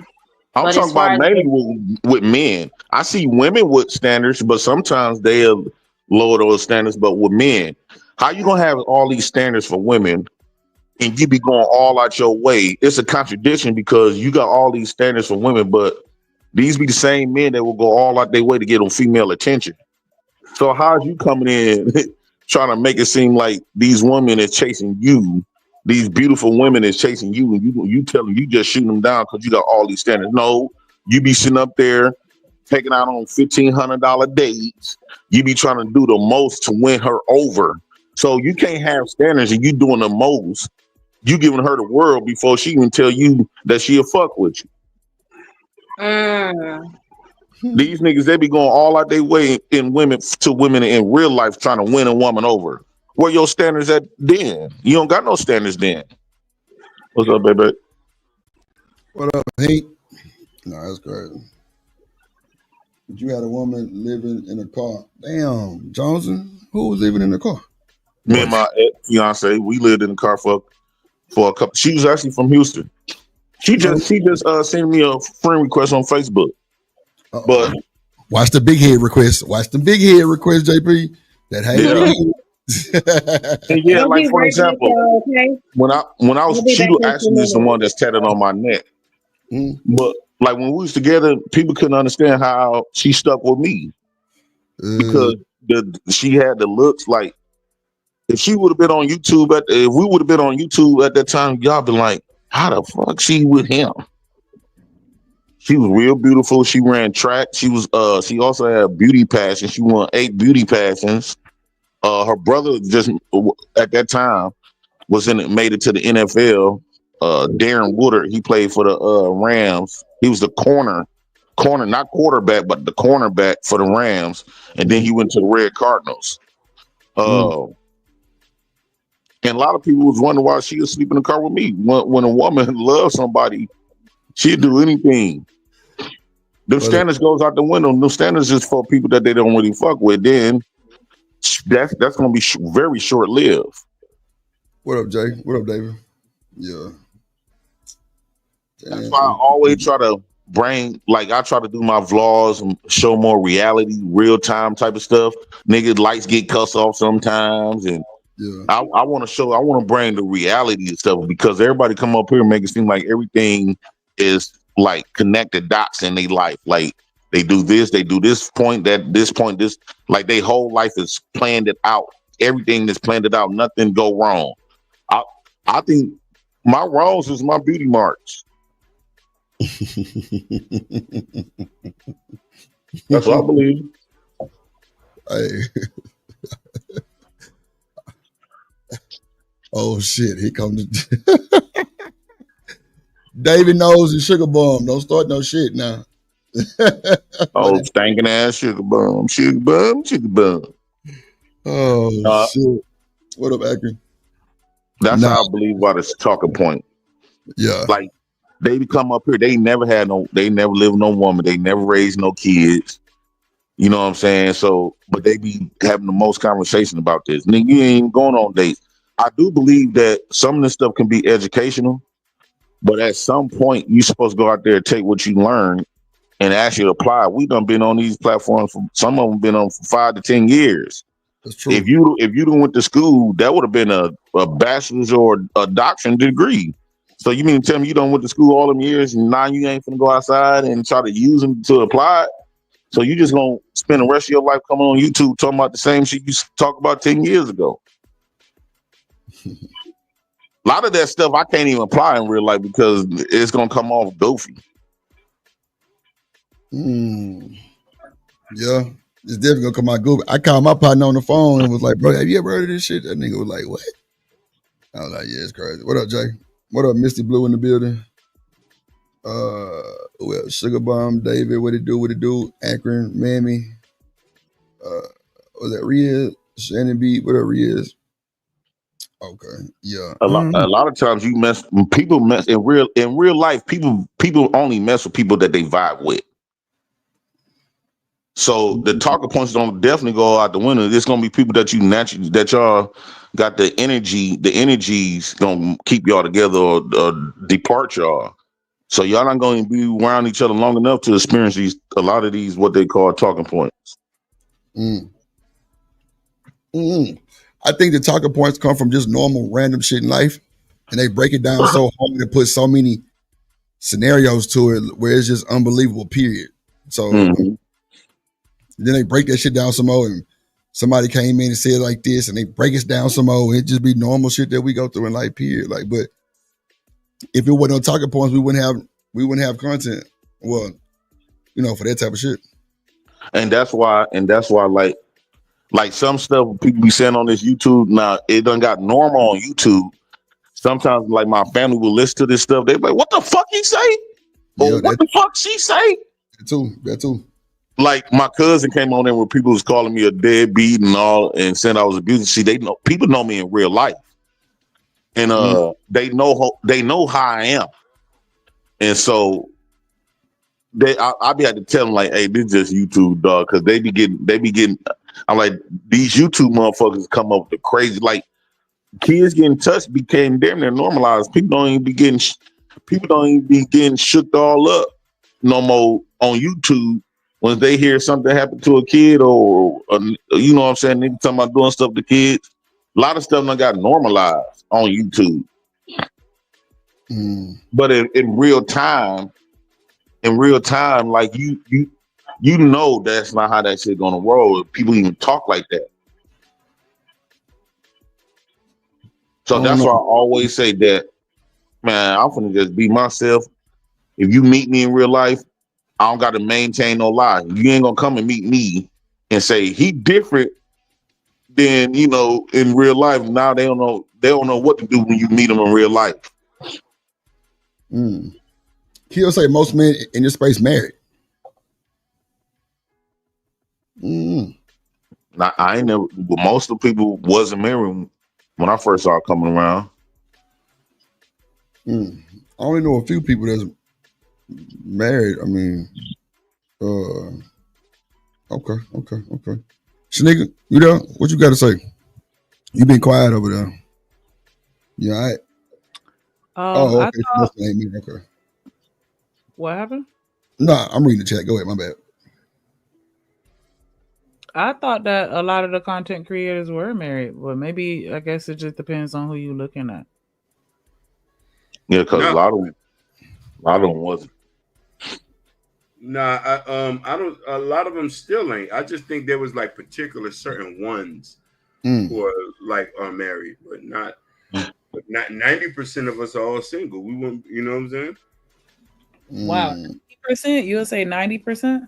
90%. Not everybody. Like, and when I say single, I mean like not with a active person every day. Some people could be married on paper, but they're not with their mate. But you know what I'm saying? Like a lot of us, I see where you at with it. I see what I'm saying? But there's a lot of us on here who are not legally married. Yeah. You know? They split up type shit, but they say they divorced. I got you. If you out there really, if this is my thing, how these people be trying to make it seem like they really living like that. If your life really that great, you is not gonna waste all your time on the internet. You're gonna be outside being great. Like I know people in real life, they might scroll through the Facebook or whatever, and they Facebook become reality because they post some stuff and they get to start vibing with family members and stuff, and they pull up and have fun, whatever the case. Yeah, you know what I'm saying? So, like personal too. Yeah, I got you. Yeah, now you're right. Yeah, Facebook is way more personal because them like classmates, your job type shit. You know what I'm saying? You have some people from your job. You might have family. Like it's real personal. That's why you don't see a lot of people giving up their Facebook like that because that's like where everything get pretty much. Hey, but yo, I'm gonna holler at you. I'm about to go to work. That's it, man. Hit that clock, man. Let me borrow $1, man. Yeah, shout out to boy Prince of King, man. Everybody, I'm gonna holler at y'all. That's a bet, G. That's a bet. Yeah, man. He said most of the content creators are married. That's what David said. David said most of them are married. Well, see, that goes to like Shanika said, who you watching? That's true too, because hell, and the people I'm watching, I think it's only like 2 or 3. I think the majority of people in real life be more desperate than anything. They come up here, they talk that game, but they be desperate. Like a lot of people be desperate in real life. Don't nobody like being alone for a long time. You got me stuttering. God damn it! A lot of these folks in the bed by themselves. Yeah, and they've been in the bed by themselves for a long time.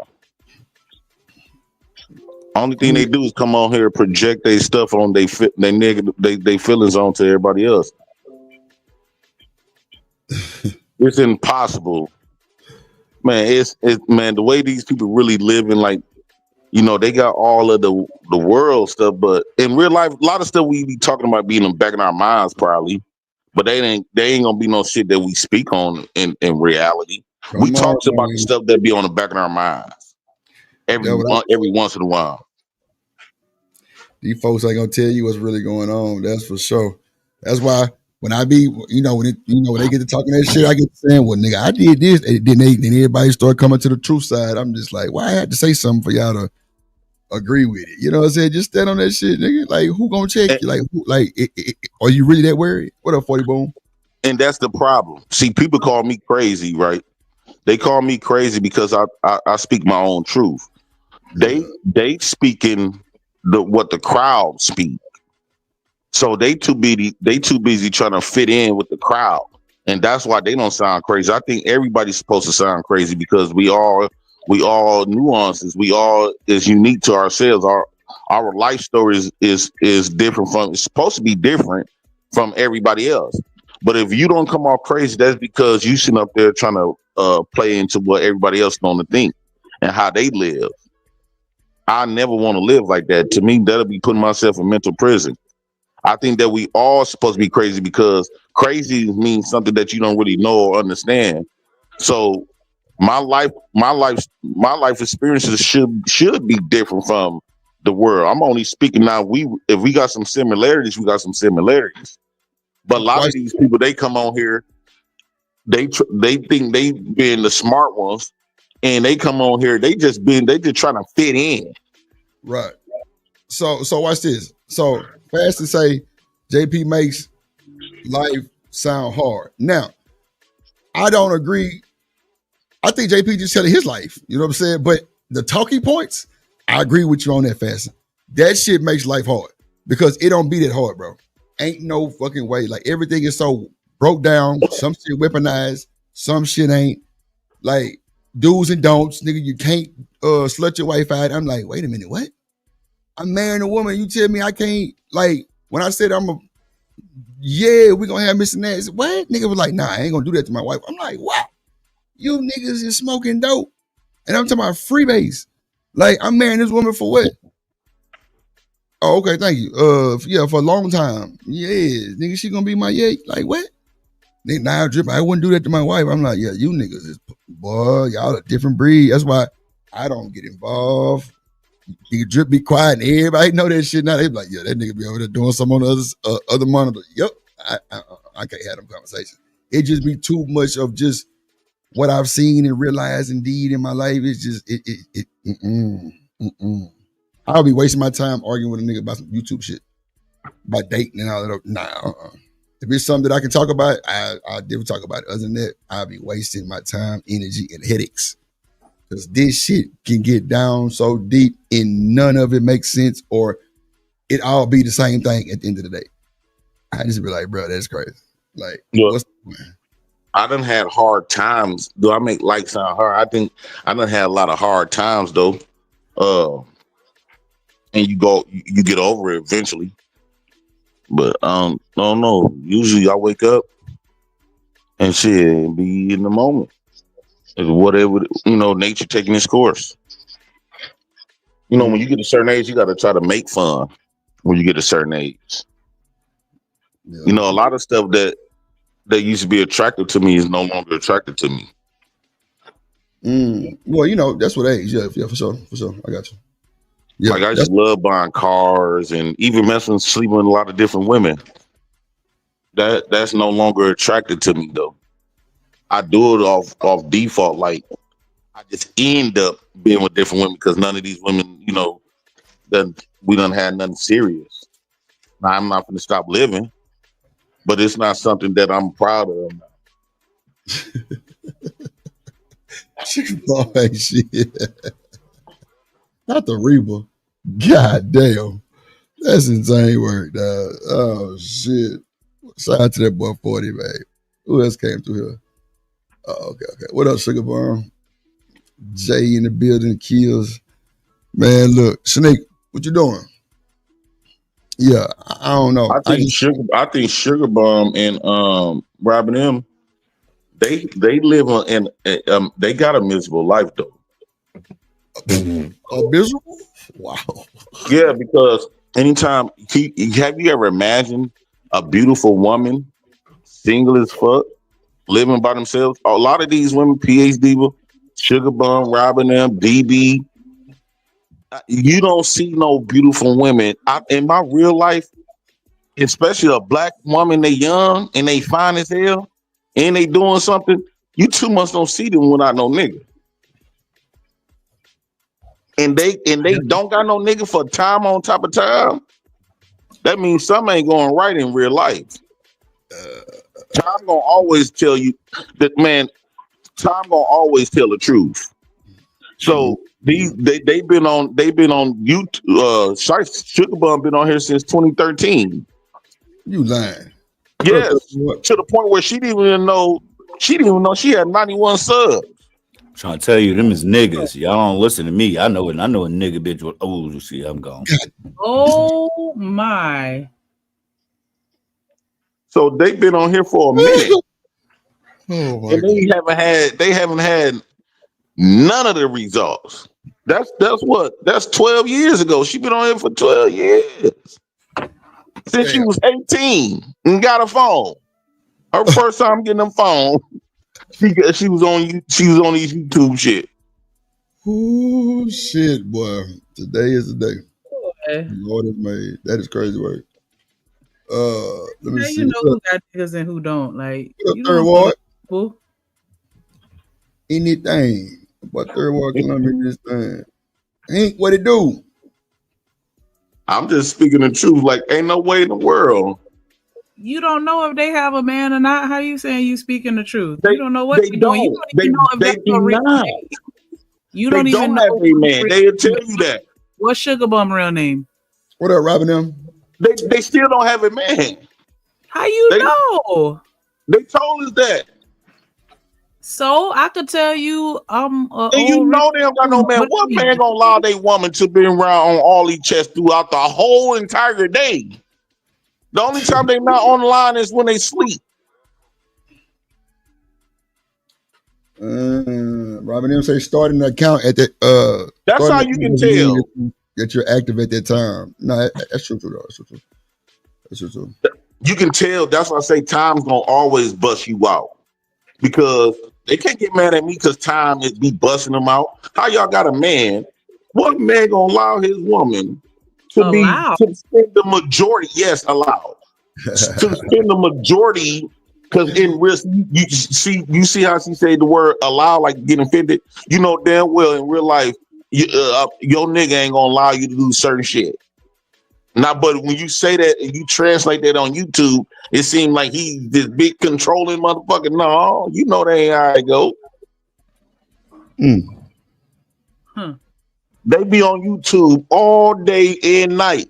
That's how I know they don't got no man.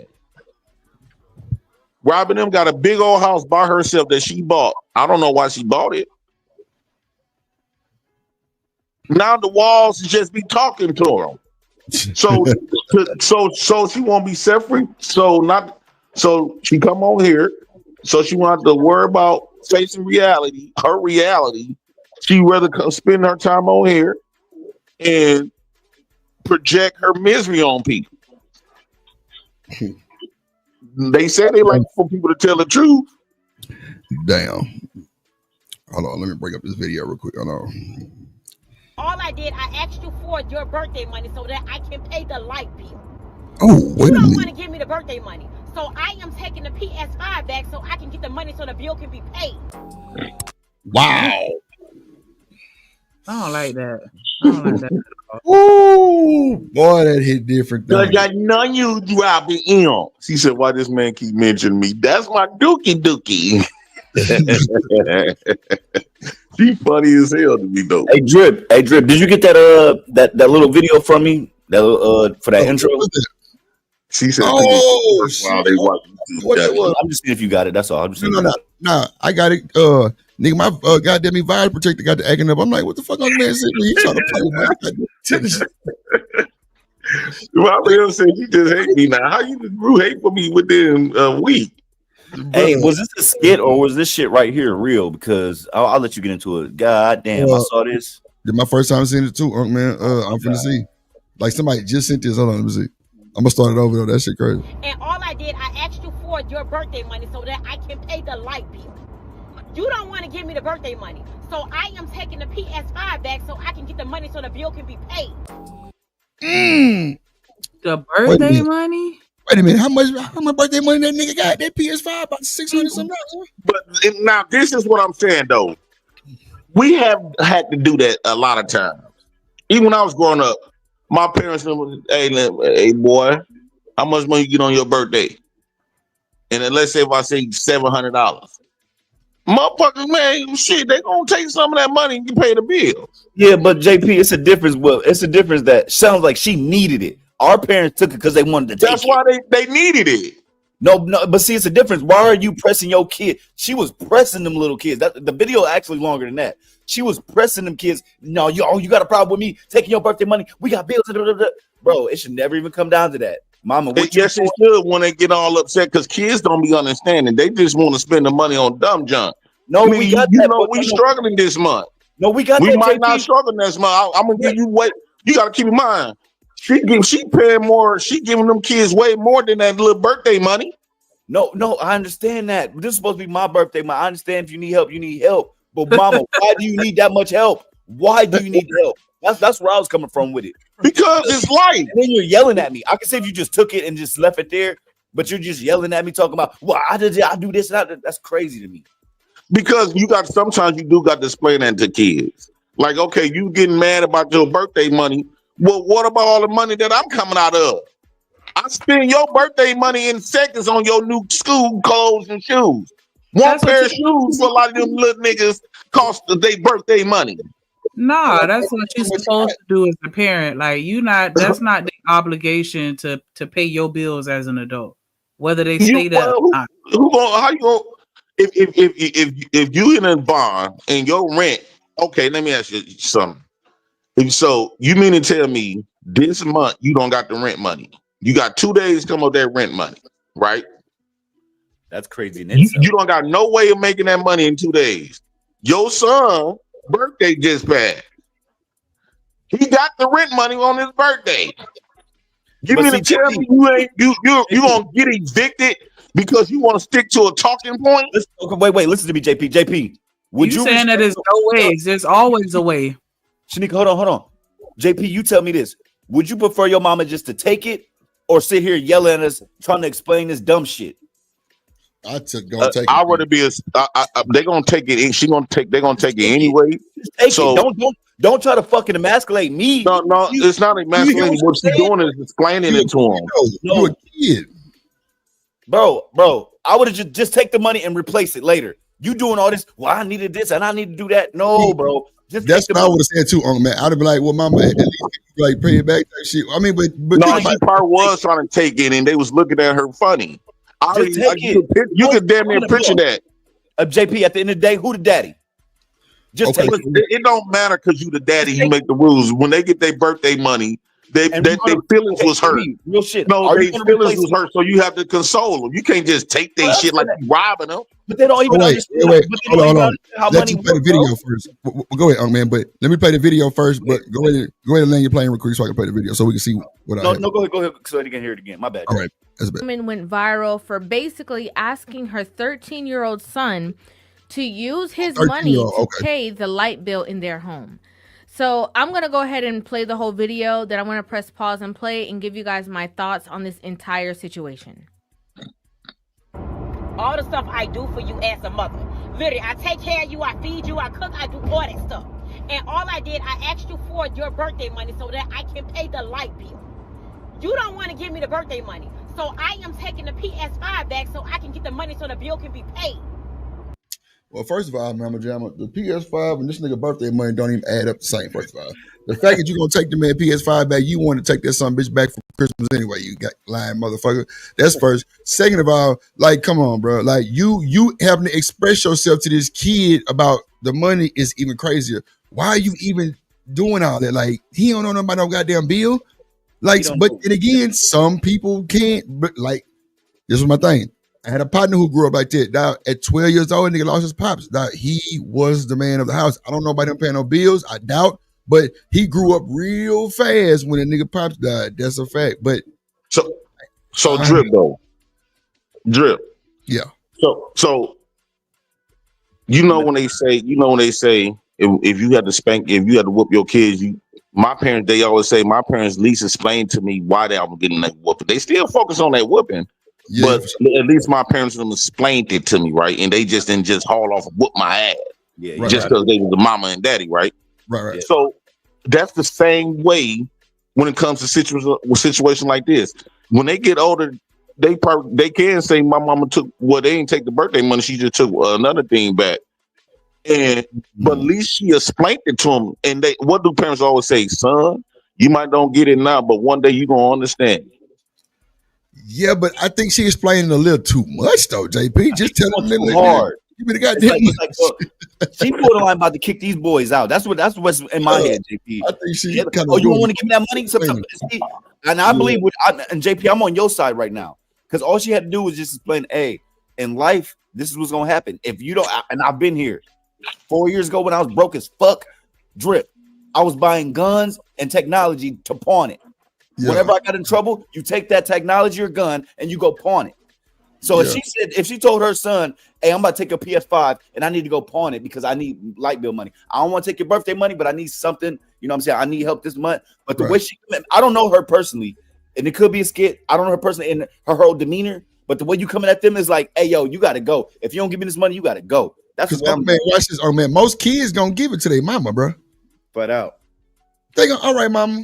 Come on. No, because a lot of times, sometimes they done had their mind. They done had their mind planning on getting them some new shoes or some new clothes or something new. Or a new video game for their PlayStation 5. And she talking about taking it, man. Hey, man, I done had my hopes watery for this shit. So kids, sometimes you don't want to see your kids up there because I had to do Kendrick like that a few times. I'm saying like, no even though I do everything for them, I bought like Kendrick got everything they want. She got PlayStation 3, PlayStation 4, PlayStation 5, Xbox One, Xbox One. She got motorbike. She got motorbikes. Like she don't have to pedal no more. Her bike rides like it's a Uber. You know what I'm saying? So she got everything she wants. I'm gonna make this real for you, JP. So your daughter got 500 for her birthday, and you need a food truck. Realistically, how you gonna handle that? Realistically, you said that I need to fix the food truck. He's coming on the food truck because I gotta explain to my child. We need this money rolling in. I see you got the birthday money. I apologize. You know how would you address it? Go ahead. I'm gonna play it just like she is.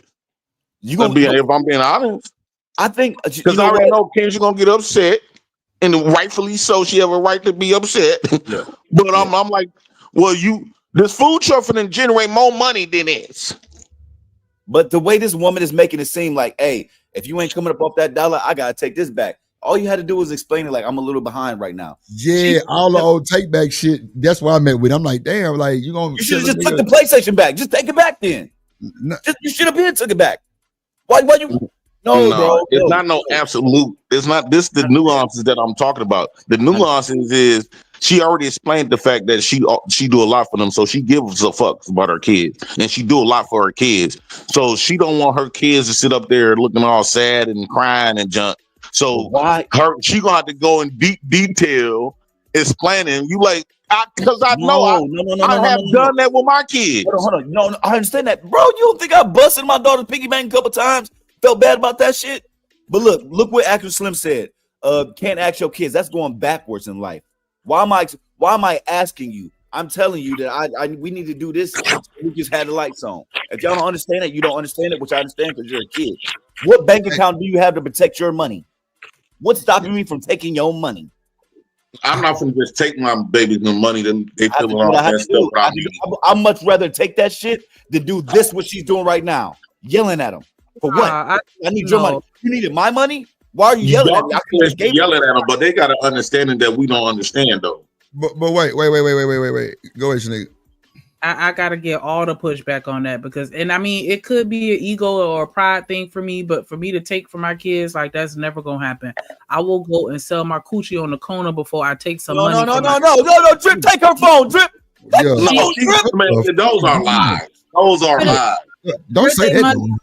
Taking his PS5. That's the only way that she got that light bill. Like as an adult, you have 30. You have a whole month. They send you that bill ahead of time. They don't just hit you up and be like, "Light bill due tomorrow." No, she knew about that bill. Her nails don't look like she need to fill in. Her nails look like they're freshly done. She's not talking about pawning them earrings on her ear because they look like they gold. She's not talking about selling that wig on her head. Like, get out of here. I'm not taking my baby PS5 or my baby money. They deserve to be children, and they shouldn't have to deal with the stresses of an adult until they become an adult. Like, that's just me, though. I'm sorry. I'm not doing it. But wait, save yourself. Don't be selling that pussy because that little pussy cheap. That little pussy going to be cheap when you try to sell it for a light bill. They definitely don't want their mama out there home. Bill 150. That coochie. So which one y'all rather have, fellas? You rather give your mama your birthday money, or you want your mama to be out there being a hoe? I'm giving that birthday money. I was being right. Borrow that money from somebody. Exactly. Hey, Pete, my thing is she's gonna take it. That's the thing. That's what I'm saying about it. Nah, but wait. Hold on. Let's level set it. Hold on. Let me. No, I'm not doing it. I'm not taking it. Oh, shout out to Rose with the $4.99 super chat. She said, "Family and friends gave that baby that money. Why can't you ask other adults?" Exactly. Because you don't want those same people to be talking shit. That's another red flag. Why you worry about what somebody else got to say and your lights off or some shit like that? I wouldn't give a damn. Damn. No, man. Have y'all? No, I truly understand that though. Like people will hold that over your head. Like for example, how they be doing here, right? When people gave me something, they act like I'm. First off, I never came up here to proclaim that I'm rich. I always say how broke I am, but people like. Well, Jay Prince, somebody had to help you with some Christmas gifts. Even though that was a one-time thing, and then eventually I end up getting their gifts and shit. They don't remember the time when I'm doing what I'm doing, right? That when I don't need nobody. Only time they remember when I did needed somebody. Yeah, but that's life though, JP. That's life though. That's how talk about you either way, because they're gonna talk about you selling that PS5. They're gonna talk about you taking that baby birthday money. If people want to talk, they're gonna talk. You need to learn how to ignore that and not give a fuck if they're not relevant to you and your existence. Nigga David say, you hear that, Robert M? You're not relevant to me. Boy, David said quick 100. What about a quick 100? I miss Robert. I love me some Robert M. That was my favorite. Hold on. Nigga David say, what you about used to be my favorite, dog? Do with that quick 100? Nothing. You do? Man, that's crazy work. I feel you though. She said, "What kind of penny?" Extra. So all it say, Shanika quick 100. That's all it say. Oh man, say he got 100 too. No, I understand. I understand. Hey, don't lie on me, Drip. Don't lie on me, Drip. I said I got 100 for each titty. Yeah. There you go, my man. Yeah, there you go right there. Want to pay that gas bill, baby? I got you. I'm not. Y'all talking about y'all hate talking points. Y'all act like y'all don't understand what that lady did. No, JP. No, I'm on your side, but it's how she did it. Just take the money. You're a parent. You're an adult. We have to survive. Take it. Don't say you can't just take that money while consoling them. Because that really hurt. No. Really hurt them. I'm a father. If worst come to worst, we have to do what we need to do. I'm gonna pay you back. Don't worry about that. But she makes it sound like she. Go ahead, Drip. Well, I don't mean to interject real quick, man. But like, bro. They look. If a kid see his mama hurting, we're gonna give it to him. I was in the store one day, and I bought my nephew this fucking Texas Longhorn football because he loved the Longhorns. And I didn't have my cash, but I had my card on me. So I'm gonna pay with my card. He was like, "Nah, I got cash," because I'm guessing something wrong with the card machine. So we had to go to a whole other line. He was like, "I got cash." Like, little boys will do shit like that. You know what I'm saying? Like, I'm like, we good. We gonna go over here. With that being said, but with that being said, ain't gonna see me hurting if I can help it. I'm not gonna let them see none of that. With that being said, this ain't her first time asking these little niggas for money. I'm just being honest. Clearly. Now y'all putting extra sauce to it. I do believe like he spoils the fuck out of them. Like they not want for nothing. No, I agree. Every once in a while, that's life would be life, and so every once in a while, are you saying she lives outside of her means? I think every once in a while she probably spent a little bit too much this month. But that don't mean that's her whole life. Like a lot of y'all be thinking that be happening with me. Like my whole life is broke, and I'm begging throughout my whole life. Right there cost $250 right there. What you said? Them nails right there. Where I'm from, them nails is $250. Absolutely, because they're long. That's what I'm saying. Like clearly, she not hurting that bad. So why she put his little butt right quick? I just don't think she should put a child. I don't think she should put a child in their position to have to be talked to like that. Just, you know what I'm saying? Like I think parents have a lot more options before you ask your goddamn kid. That's just me. Yes, payday loans. Payday loans is borderline predatory. Man, payday loan, man. JP, I'm telling you how poor I baby. I'm telling you how my baby start her. Once Kendra start her lemonade stand, I'm gonna be begging like a motherfucker.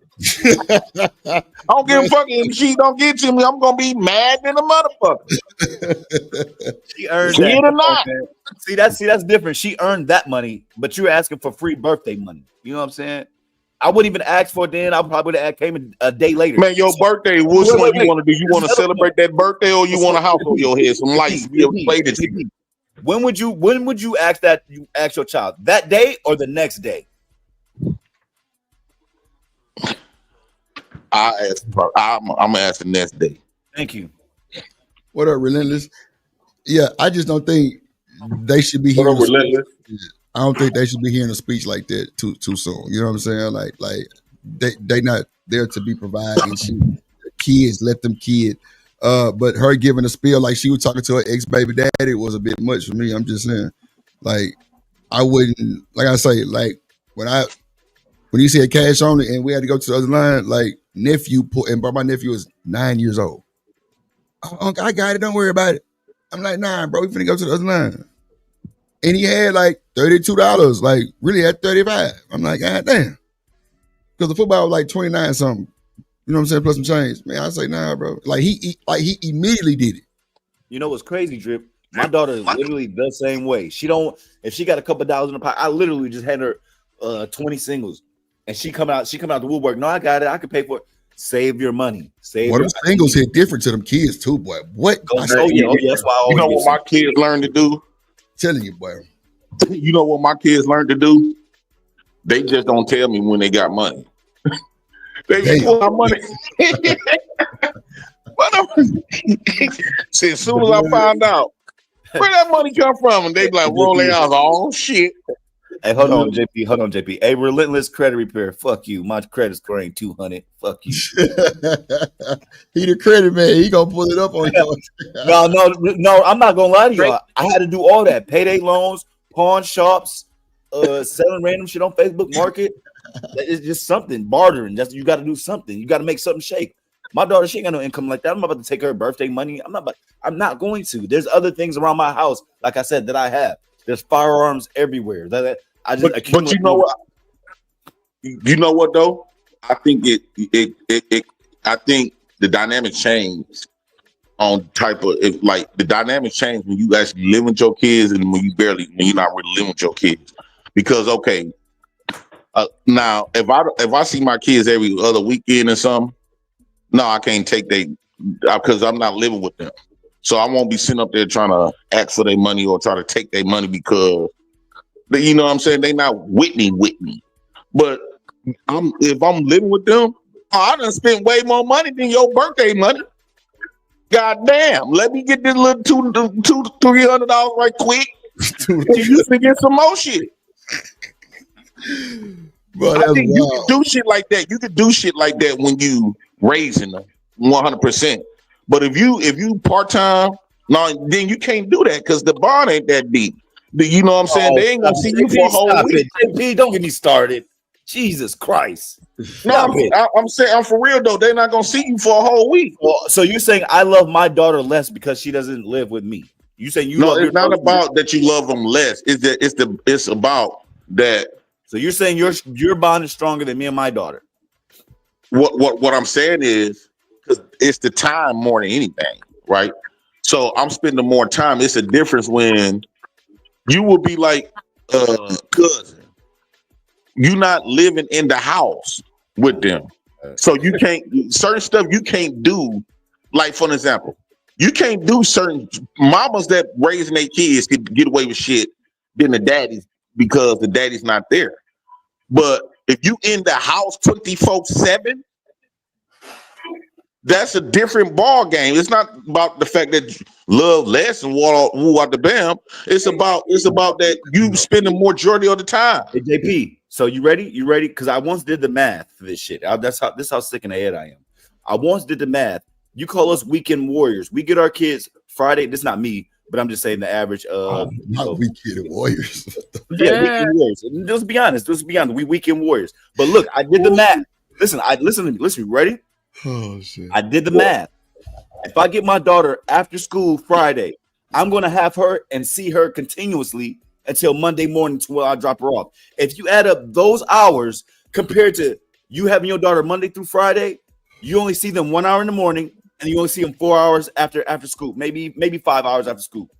So 6 times 5, that's 30. But I have my daughter from Friday to Monday morning. That's more than that's what was that 72? That's almost 72 hours. I have my daughter more. I see my daughter more. I interact with my daughter more. Now, if you want to count sleep, you got me there. But you literally have a break because. But not think about it. You have a break because of sleep and because of school. So all that, this is tough. No, it's not. After school, they're helping with their homework. We vibe, we chill. I let you get a half an hour to chill, watch TV, do what you want to do. Then we back on these books. Then I'm gonna cook dinner, and then it's about to be bedtime. This isn't hard. See. On the weekend, you fund that, right? No. That was the weekday. On the weekend, we still doing schoolwork. We still doing all that. Hey, I'm about to go take a nap. Come read me a book. Hey, spelling words. What's spelling words for next week? The teachers already know. Send me to spell. But I'm a little different. I was raised off of school first, but that's just me. I understand what you're saying. Ain't no fun. If you want fun, education comes first. You have to do some kind of schoolwork. I can go get the books upstairs right now. You have to show me something. My nephews come over. Oh, y'all thought y'all were gonna kick it, Uncle Mans? Yeah. As a man, you need to take your ass outside and do some manual labor. Bring your black ass back in here. Do some school work, and then you can have fun. Then you can do whatever you want. Ain't shit free around here. Everybody watch this. Nigga, you lying too. So the fact that you said you finna tell them niggas to go do some manual labor work, lies, man. I'm the same uncle. I ain't fucked up. Oh, you have to know. I'm bad then. Okay, well, if you do that, kudos. Me, they come over here, nigga, is have your way. But I got they shit gonna have their way just for them. Like, but see, they telling my nephew to go do some manual labor, probably won't. He got a basketball court outside. They go shoot around. That too. You have to do something for me. Physical. You're not about to. Hold on. What you're not going to do is sit in front of this TV and play video game for 19 hours. You ain't get no education. Now, because I know you're not about to see it. I know you're not about to see it. I was bad for that, man. I was bad for that until my mama came over one day and she seen that shit. And matter of fact, she pulled up twice and he was still in there playing the game. So she was like, "Don't let him do that shit," because, like, and these little niggas will be up till 8 a.m. Trip. They will be up till 8 a.m. Yeah. No, that's a fact. So okay, if you want that life, that's fine. I'm an Uncle Man. That's cool. But you're gonna have to do something. You got a little bit of education, and I need you to go vacuum the spiders out the basement for me. How about that? Go do something with the chickens. Go change the cedar and the pine in the cedar. The pine in the chicken coop. Do something for me. I need, as a man, you need to learn to work and get your education. That's the only way. You need discipline. So him taking over the chicken coop sounds more logical, but anything. Go back. No, I'm dead ass. Go rake my leaves. I don't care. Leaf raking is, but I got a yard, man. So it's like, okay. I got you, bro. I just need them to do something because at your mama's house, I know you're not getting much discipline. No offense to my sisters. They got a little bitch ass, you know what I'm saying? He's a jailbird. Oh, no. Oh, my God. I wasn't talking about women. I'm just saying. All right. You good, bro. Go ahead. Okay, I got you. I'm going to say you listen. He's a jailbird. What can they learn from him, honestly? Maybe some bartering, maybe some survival. I don't know. But as far as real life, I need you to know as a man, we can't stop. I need you to get your education. I need you to be intelligent. I need you to move smart. But as a man, you can't stop working. Who got your back? If you stop, who got you? That's my only thing. So you can do whatever at Uncle Man's house. I just need you to do a little education and a little bit of work. See, now here's the thing, right? Like I see robbing them, do y'all remember when y'all was kids and when y'all used to play house or fantasize about having kids or get mad at your mom and them? And you be like, ooh, if I had kids, I'm gonna give my kids anything they want. They ain't gonna want for nothing. Everything my kids ask for, they gonna get, right?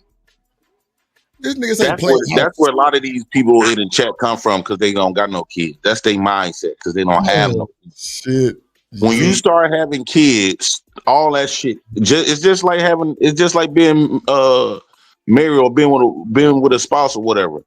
If you never experienced it, of course you're gonna get the people of the world when you never had this experience. Yeah. But after you start having them, all that shit gonna go right out the window. Hold on, which part? Wait, which part are you talking about? When we was kids, you be like, I'm gonna give my kids everything they want. No, it sounds good, but that's not a real parent. Like, we're here to be guardians. Like that, I don't know if JP you froze, brother. We're here to be guardians. Like I'm here to guide you. I can't make you do shit.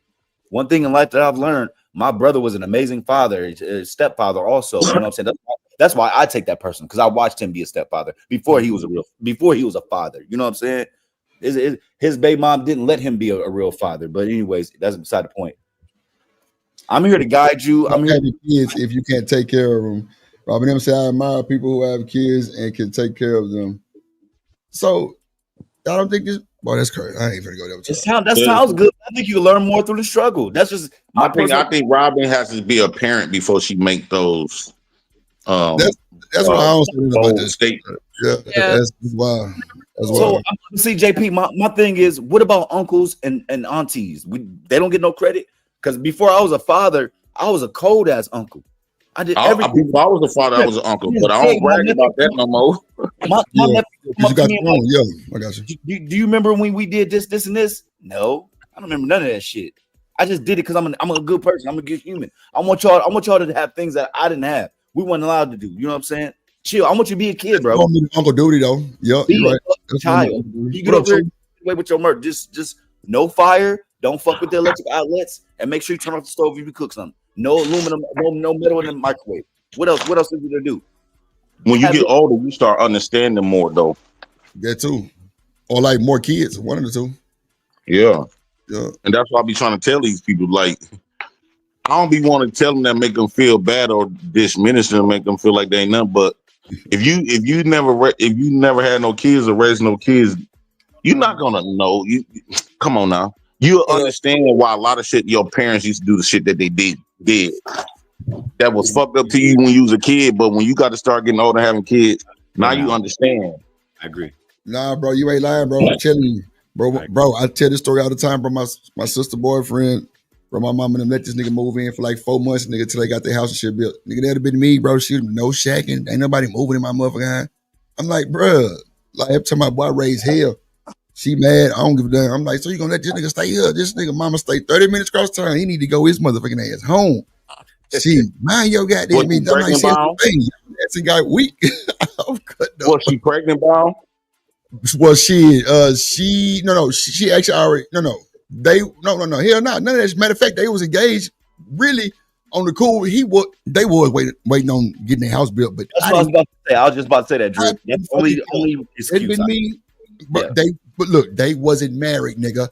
But they got married like I'm guessing like in the next like 4 or 5 months or whatever. But still, ain't no fucking way you would have let me stay in here with my little tender bender and goddamn hell nah.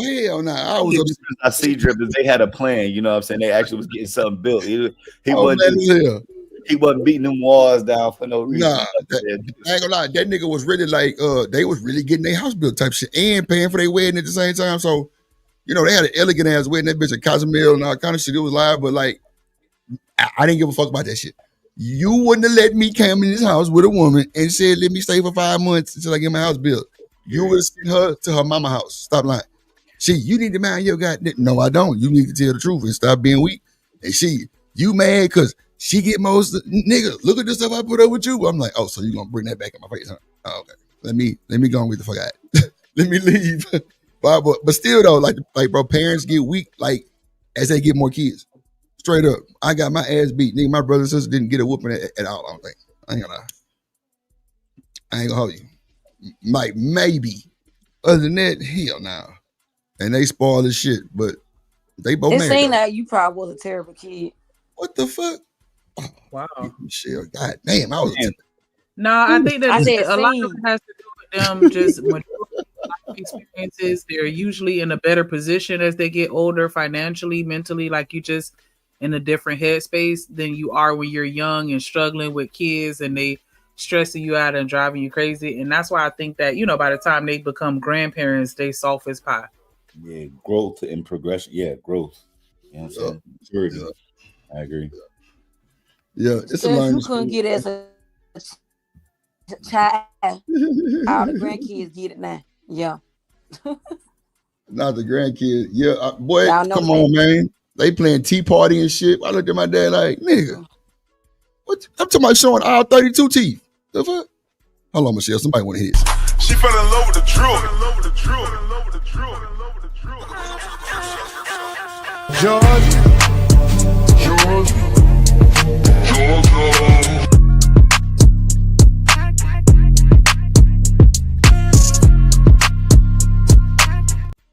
And you through. They say, Drew, play that Michelle beat. God damn, I got to do something. You don't even care about the intros yet. She got the hardest one. Who? You through. Oh, The shit. nigga said, oh. Hold on, let me bring. I gotta argue with that one. I think Stan got the coldest. I ain't gonna lie to you. It's crazy. Fuck with me one more time. You through. Oh. I was saying shit like, damn. Hold on, real quick. I'll bring up Stan. Hold on. Eat right.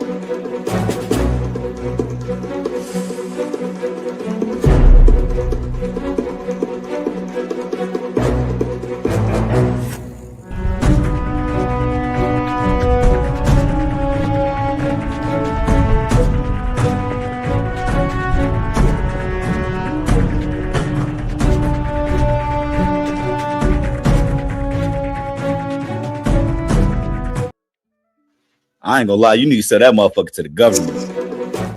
To the government is crazy work. What up, Stan? Hey, good morning. Good morning. Salute to everybody.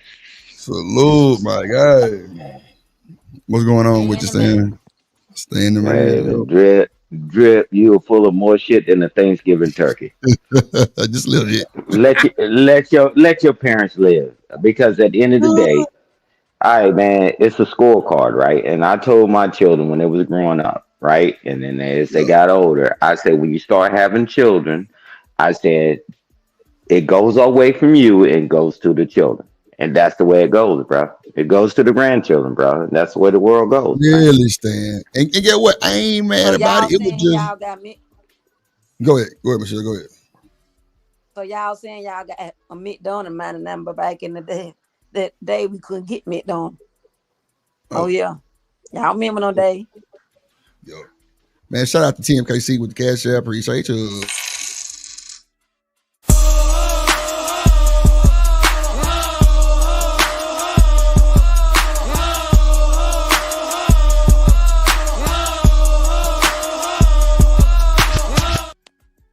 Shout out to you and sponsor of the show. Appreciate that. Appreciate you. What up, Misty Blue? Yeah, so I don't know how things don't progress. And Shanika spot on. It's like now the grandparents are more financially stable and all those things, right? And Now I y'all.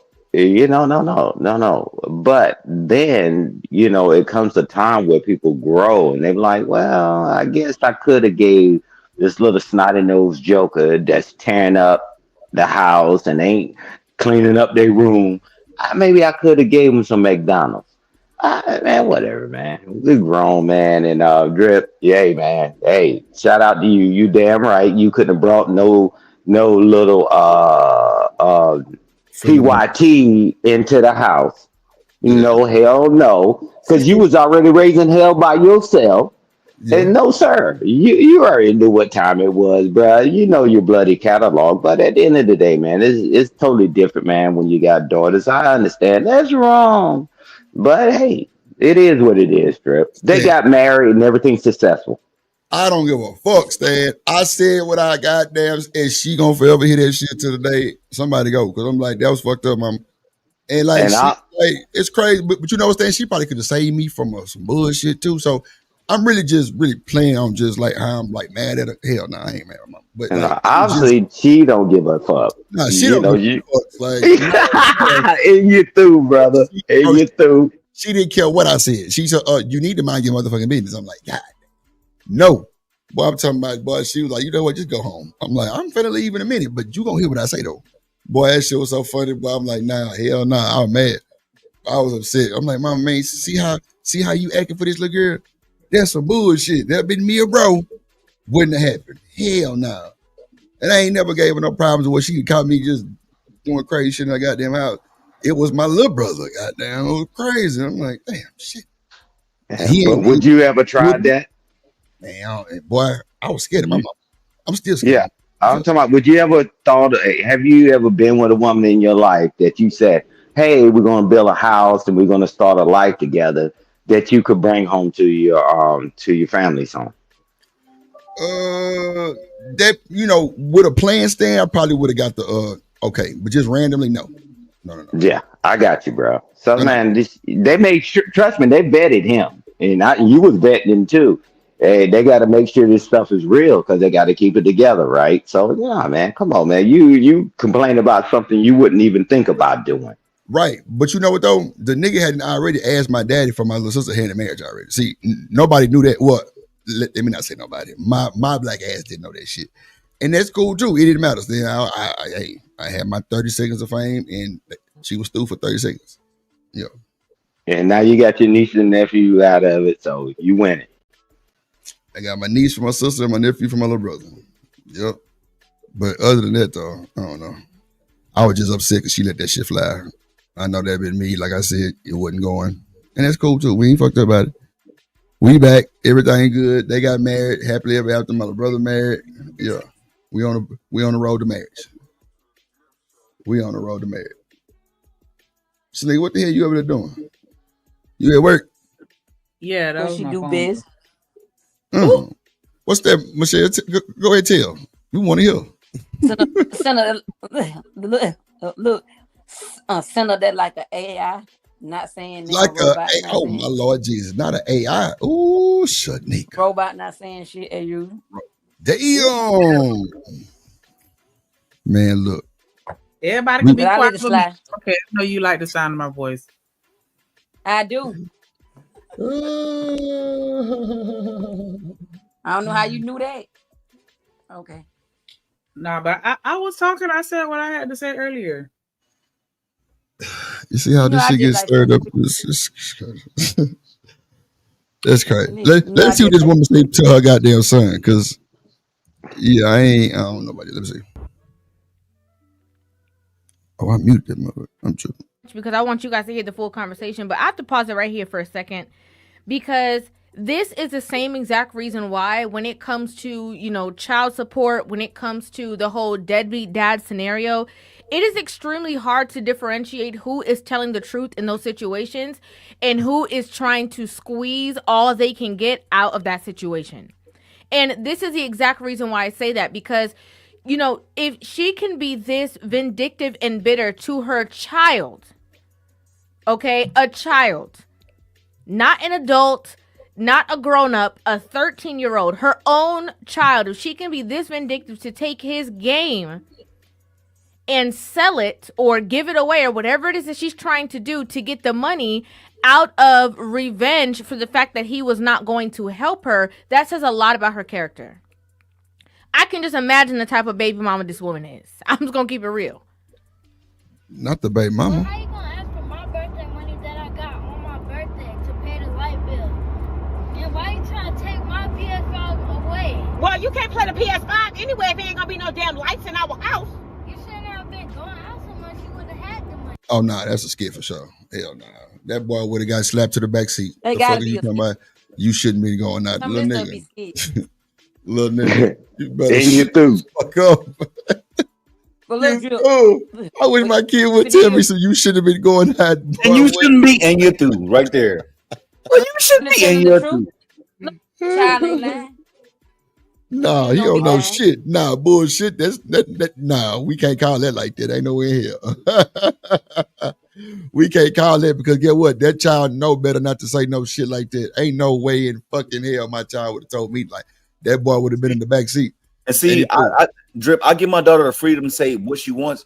If you could say whatever you want to me, be respectful. You can say whatever you want. Yeah, but you're not finna tell me, Unc man. No. You shouldn't have been on the list. No, that tone. You said, well, you should be. No. You said that too like comfortable. Like, wait a minute, nigga. You ain't put your her man back there. I thought that was her. You know what I'm saying? I thought, goddamn. Hey, Unc Man and Drip and Shanika and Michelle, we see them in the workforce. Those people that got a chance to say whatever the hell they wanted to say and they get to the job. They say, hey, you need to report at this time. You don't tell me what I need to do. Come on, man. Yeah. Man, okay. And then you fired. So it is what it is, bruh. Hey man, I give certain latitude to my children when they was growing up, and now they're adults. But nah, man, because if you think you can talk like that, man, you think you can talk like that anywhere, and that's not good. Yeah, that ain't good. It ain't good at all. Yeah, But what ain't if no this kid ain't for a tell me no shit look? like But that. what if this ain't a skit? What if it's what? Not a skit. I mean, I think it is because he came back too scripted. You know what I'm saying? Come on now. Like, I don't know, Michelle. I don't know. It's just like, from where I'm from, if I would have told my mama that, I would have ended up in the back seat. But this generation and how these kids talk they to these parents. Come on. Yeah, but see, that's the reason. Well, I don't know about that, Michelle. I don't have no kids. But when I have my kids, they're going to be trained for the old law, like how I was raised. We ain't finna do all that bullshit. No, it's going to be respect. You're going to speak when you walk in places. It's kids out here don't speak to nobody. That's disrespectful. When you walk in the man's house, come on, bro. My mama used to slap the shit out of us in the back of our head if we ain't speak. What? What are we doing? What are we talking about? Like, what are we talking about? Boy, you better speak. It's to the point where bro, my niece and nephew, they know you don't speak to your uncle. Girl, my feelings gonna be hurt, and they run to me every time. Like, not that that's something that I would want to let them know that I'm playing with them on, but shit, they run with it. I'm running with it too. Goddamn, girl, you gonna hurt your uncle feelings. They be, oh my god, don't cry. I be acting like I'm crying and shit. They, don't cry. I'm sorry. What? You know what I'm saying? What can we do for you? I say, well, you ain't speak to me. Oh, I'm sorry. Give me hugs and shit. That shit be funny as fuck. But I don't know. Like, we was taught, nigga, don't be in grown folks' conversation. Like, and that's another thing. Parents don't be caring about what they say in front of their kids. I've seen it. Like, ain't no way here my nephew finna be in here while I'm streaming. Ain't no fucking way. Ain't no fucking way. Like when you take your nephew to the barbershop, don't he speak to people when he goes into the barbershop with you? Barber I speak to, and that's just from him learning. Watching me speak. Now he dab him up too. So, I don't know. Like, he know who, you know what I'm saying? And he say, Mr. Yes, sir, no, sir. Because he had that bad too. Yeah, no, boy, you say that shit one more time. You ain't getting no goddamn candy. And that day that I was serious and didn't buy him no candy, oh, he felt that. He was hurt too. Oh, he was hurt. I didn't give a damn. You gonna learn next time. And the next time we had conversation, shit, it was like clockwork. It was like clockwork. But I mean, you know, they still kids, so I ain't trying to grow his ass up too fast. That's for sure. Nah, you're doing it the right way, man. You get into where they understand. You talking to them on a level where they understand, and that's the way you do it. You got to get upset with them. You talking to them on what they know. That's true, Stan. That's what it is. I'm talking to them to a level they understand. You are absolutely fucking right. Now, this nigga is outside cutting his yard early as hell. I mean, y'all hear that shit in the background? This nigga crazy. But yeah, like you right, Stan. Like, I make him feel ashamed. I be like, man, you hurt your Uncle Pitt. Man, it's like they get so excited to try to make everything right. It is I don't know, bro. I don't know. Like, I teach that nigga value just like how my little brother do. But I know my little brother be at work damn near 24 hours. I know his wife is a traveling nurse. You know what I'm saying? So I try my best to be able to keep that comfort for him. That's why his room is decorated the way he got it at his house. No bullshit. I don't want you to feel no type of nothing. You know what I'm saying? He got his game system over there. He got a game system over here. That nigga know where everything is. So, I don't know. I just try to keep him, go to school, do your work. If you want this here, you got to show me good grades. All that old other shit, nah. Yeah, you're just keeping them balanced. You ain't doing shit. You're keeping them balanced, man, because everybody want to be hard, right? Everybody teaching me, you don't have to do this, you don't have to do that. Well, starve to death. I mean, what's the other option, right? So, yeah. I mean, I never thought that being respectful would ever turn into a bad thing.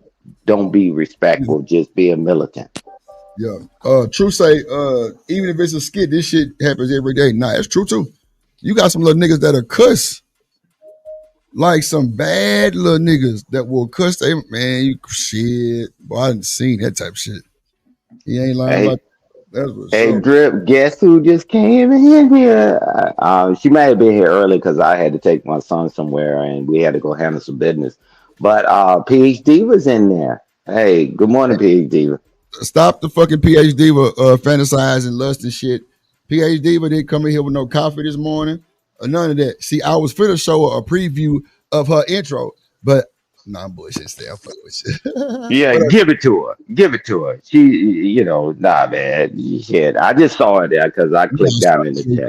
I ain't even on the goddamn chat. I'm so far behind the chat. Crazy work. Yeah. So PhD though. Hold on. And Roxy too. She wasn't in here earlier, so good morning, Roxy. Lord Jesus. Shanika, you there?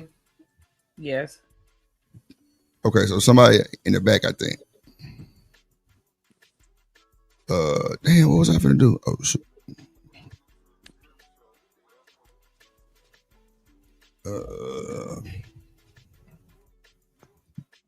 What happened to the income tax?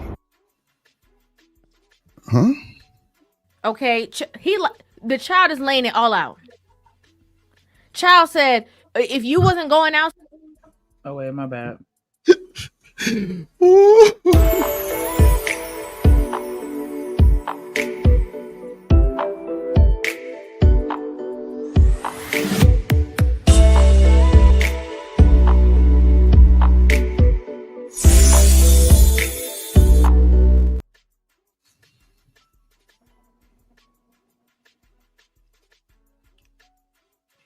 What up, Chanel? Oh no, it's not. Huh? No, I thought it was me because I was talking. Sparkly morning, party people. Sparkly morning back to you, man. Good morning. Real quick, go forward. I just want to give a shout out to Truth and Reality Undefeated with the $1.99 super chat. He said, I mean they asked their kids to pay bills. Oh, okay. I got you. You through. Definitely appreciate the support. Everybody make sure y'all hit the like button. Subscribe if you have not. Add some color to the chat and you through. Get a black, get a black, get a black, get a black. I play get it right, take off, get it right, get a black, take off. Come on, get it right, take off. Come on. Get in the car with me.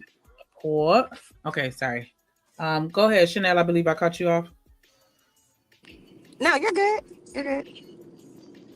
Well, did you want to speak? Because we had just brought you up. No, I spoke to everybody. I said good morning, party people.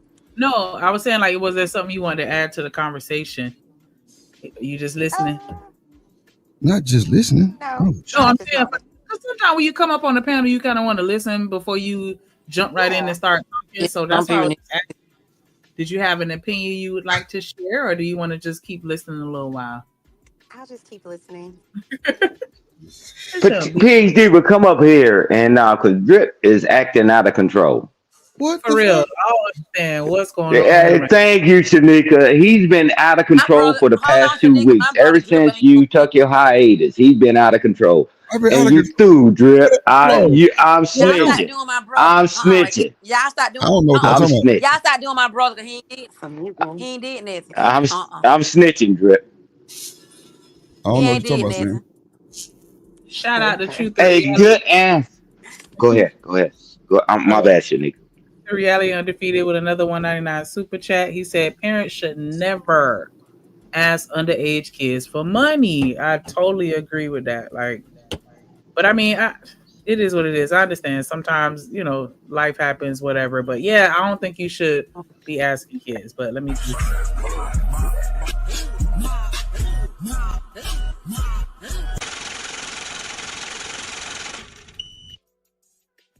I'm muted. You through. Yeah. I was asking, do you mean grown children or do you mean teenagers? Shouldn't ask them for money. Oh, I presumed he was talking about like little kids, but I don't know. Shout out to Truth and Reality Undefeated again with the $1.99 super chat. He said kids get their first job and be paying down bills. Yeah. Yeah. That's crazy. Not the first crazy. job. You ain't telling. That what y'all think? Computer was a little too loud, but yeah, I don't like when you have children that are in school K through 12 age, and I know I ain't have to say K, but high school, and they're being forced to pay bills. Like I get sometimes where they get a job and they put some money to the side or whatever, and then they end up giving the kid the money or buying them a car with it or something like that. But yeah, I don't. My mom, I feel like she should be able to enjoy their money because they're gonna be paying bills the rest of their life.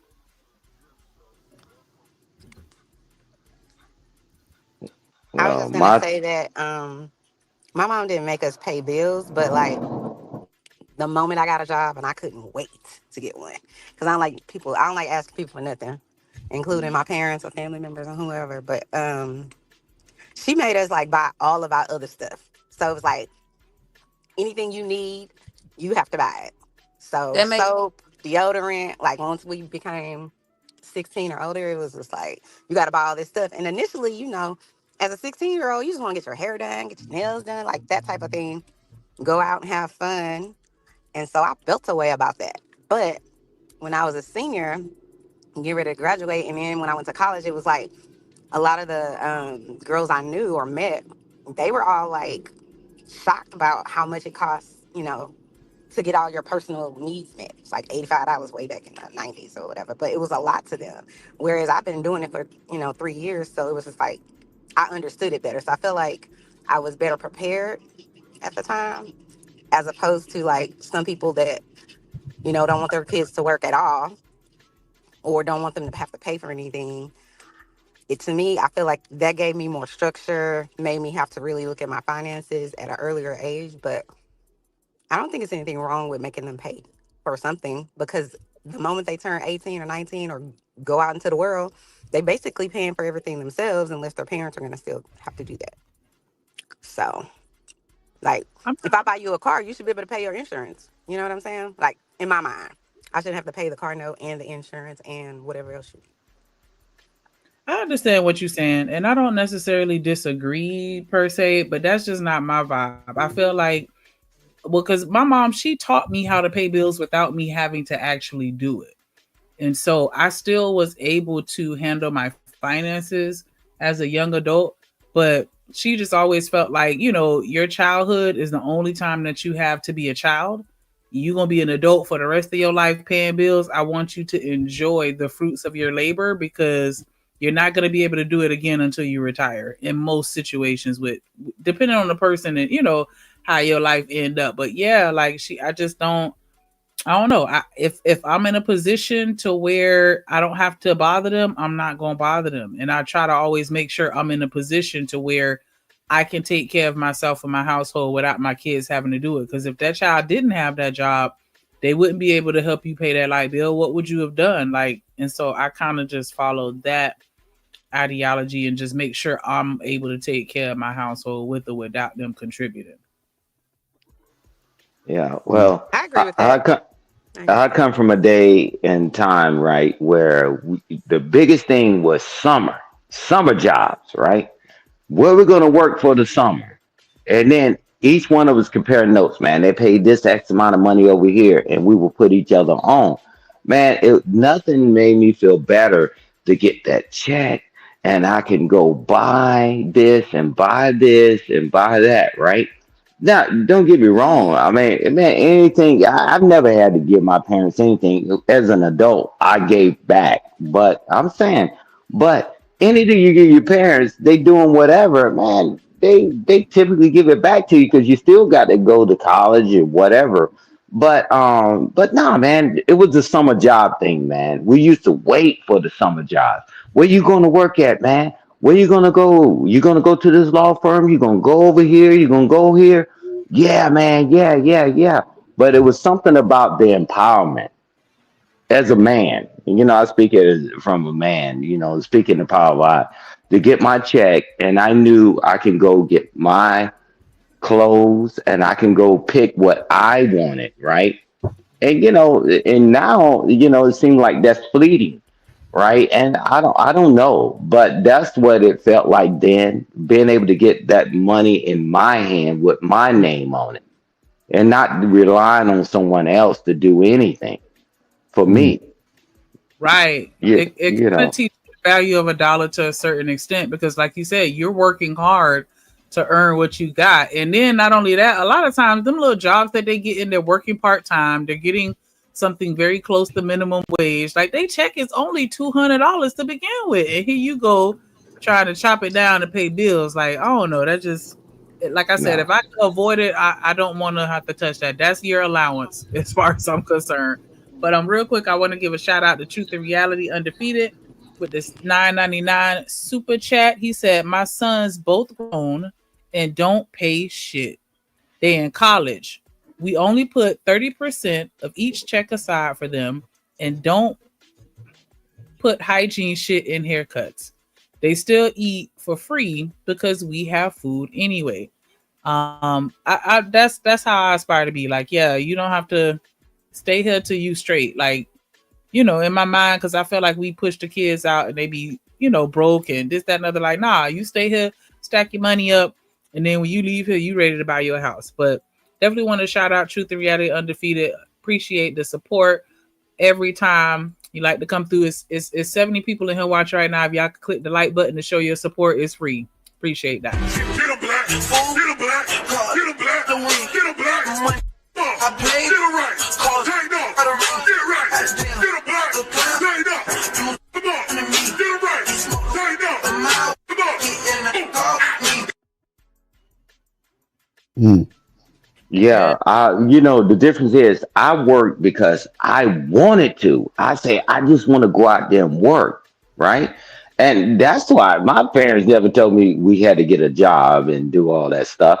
I wanted to. And they like, okay. I'm like, man, if I wanted some extra, I mean, you know how it go drip. If I got a few of these little funny things in my pocket, right? Them little dollars in my pocket, I can go get old girl some curly fries, and I ain't have to ask my mother and my father to take this young lady out to the movies. I ain't have to ask them for money to take them to the movies. I ain't have to ask them. Yeah, you know, I ain't have to ask my parents for money. I was working. Why would my parents have to finance that? Why? Because, oh, that makes me a man. Hey, mama, can you give me $10 so I can go to the movies with her? No. I'm like, man, I have my own money and I have my own flow. I'm like, cool. Thank you, parents, for the house, the cars, and all this. Wait a minute. I want to be able to provide for this lady. You know, I'm like, why I got to keep going back to my parents and I got a job? That lady's like, man, please.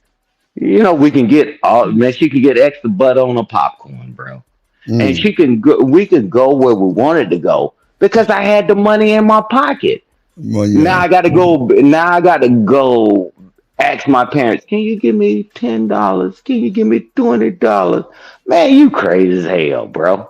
I'm cut from a different cloth, bro. I wanted my own money, so whatever I wanted to do, I could do. And that was it. No, it still was left and right limits. Now you couldn't go over the top. But that growing up taught me what a man's supposed to be. And that's why I've been married over 30-something years. I'm telling you, is that it's something about that feeling in a man. I got my job. I ain't got to go ask my mama. I don't have to ask my dad to take somebody out on a date. Come on, man.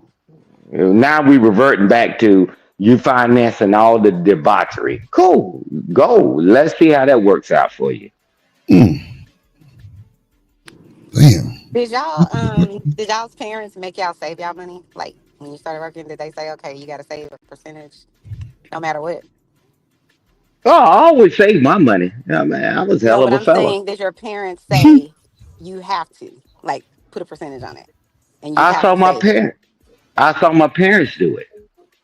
So then no is your answer. They didn't make you. It wasn't required. Well, excuse me. My mother strongly urged that I do it, but she didn't control what I did with the money at the end of the day. Like, she just gave me her opinions on what I should do, but at the end of the day, she left the decision up to me.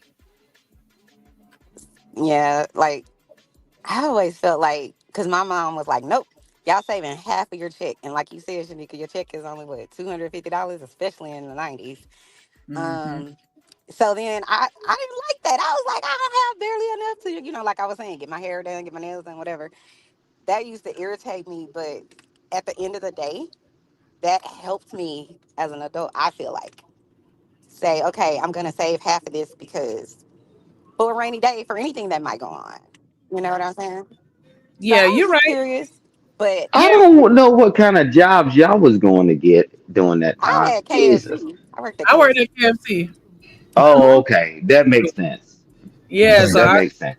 But see, my Stanley mom. works at the law firm, so that's why he's talking down to us this morning. No, I didn't say that. No, the school Where that you I work at, went to. Stanley? Where'd you work? No, no. See, there you go. I Where was you trying to work? be respectful. I was Now I'm listening. being respectful, channel. But hey, no, nothing but love and respect. But I'm telling you, at the school I went to, and I know it's not everybody's experience, man. Everybody was doctors and lawyers, and everybody was doing internships. That's the jobs we were going for. And I'm telling you, it's not the reality for everybody. But regardless whether I was making this or you was making that, but excuse me, Chanel, that you broke it down to, hey, I'm only making this, so I know that I need to save some of it, right? You grasp that concept, and now look at you now today. You thriving, right? No matter how the amount, you got to know that you got to make sure you put up, right? You did it. So I mean, and Shanika. With my mom, it was more so like, hold on. With my mom, she was kind of more so like the type of person where it's like, I want you to make your own decisions, and she wanted to monitor my judgment calls on, just everyday things going on in my life, because she felt like if you're gonna make a mistake, I want you to make it while you're young and while the consequences aren't as drastic, so that you can learn for them. So if I did right or wrong, whatever the case may be, it was my decision to make, and I had to deal with whatever happened. And um, so yeah, she was like, I'll provide you with the guidance and the wisdom, but I want to sit back and see what you decide to do.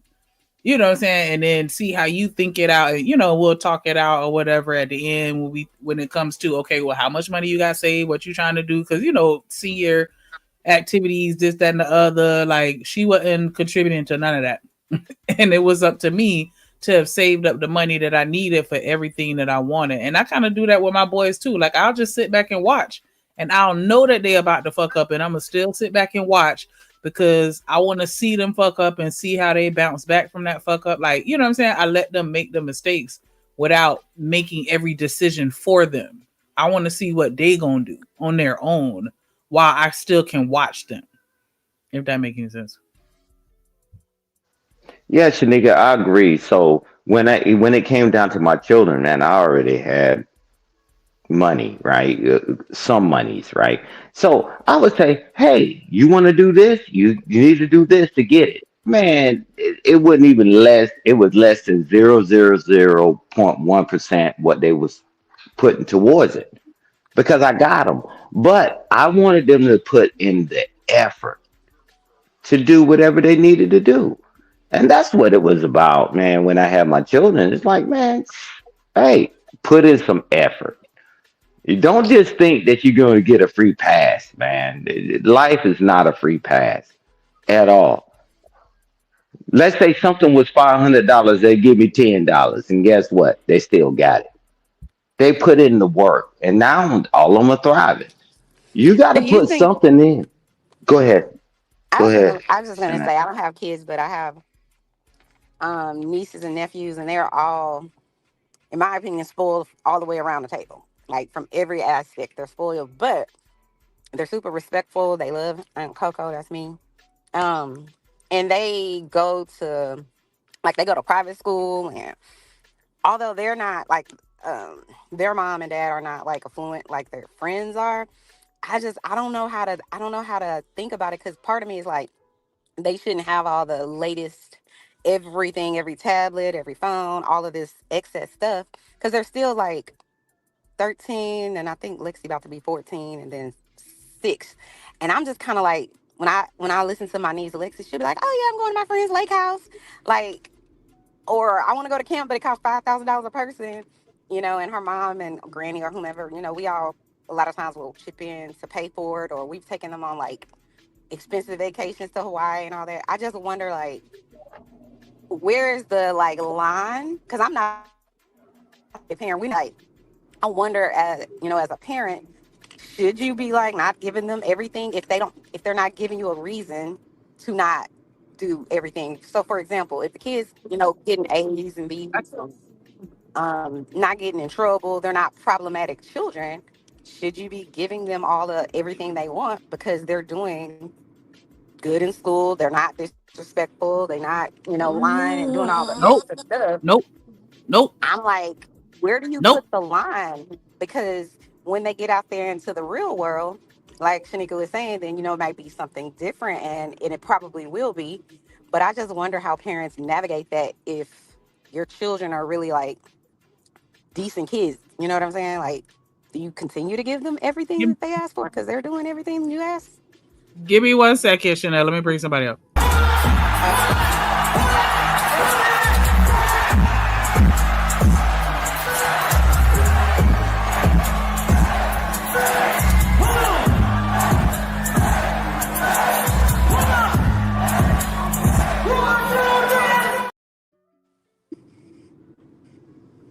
What up, what up, what up, what up, what up? Pink in the building. How y'all ladies and gentlemen doing? Good morning. You do good. Salute my brother Hink. What's happening? What's good? What's good?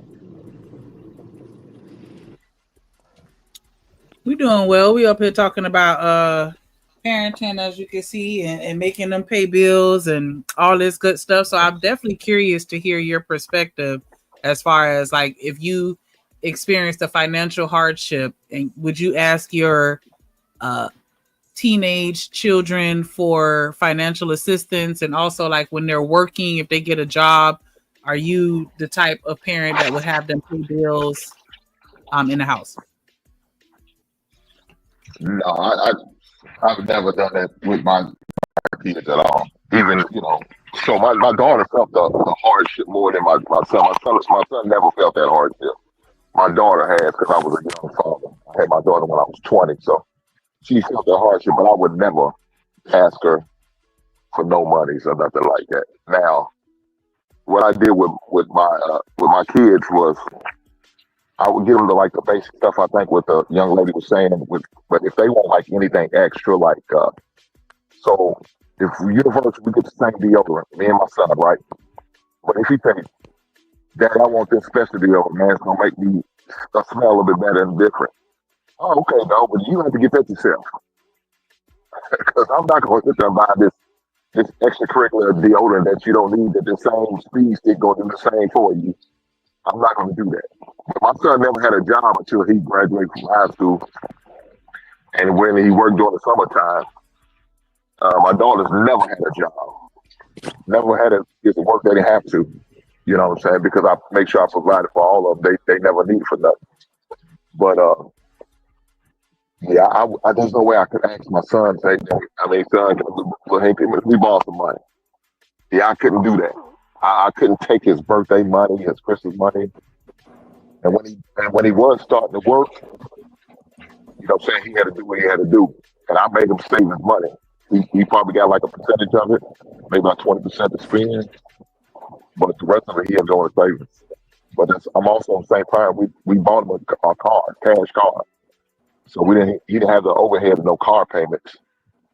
And I paid for his insurance. So he go to college, play ball, and he didn't have to worry about nothing. Just do what you need to do. Every week I get a Cashapp request. Dad, I need some gas money, and I Cashapp some gas money. I have a question. How did you have to work when you were in high school? And if so, were you required to pay bills in the house? No, yes, I did have to work when I was in high school, but no, I didn't have to pay no bills.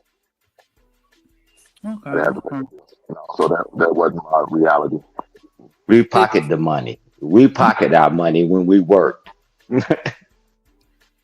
Did your parents tell you what you could and couldn't do with the money, or did they just let you have free will? Well, my dad didn't let me buy certain, because I was really big into music then.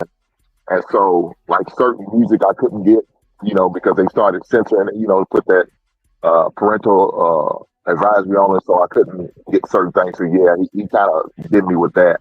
As far as, like, clothing or nothing like that, no, he didn't. Now, he recommended me. He said, son, why you going to get them expensive shoes? You know what I'm saying? Why would you do that? Make that, and he will break it down to me and make it make sense. And so once he broke it down, make sense, then I started buying certain things. But he allowed me to do it and watch me suffer. And then, you know what I'm saying? Then I'd be mad because I ain't got no money for nothing else. You know what I'm saying? Because I spent them all on some shoes.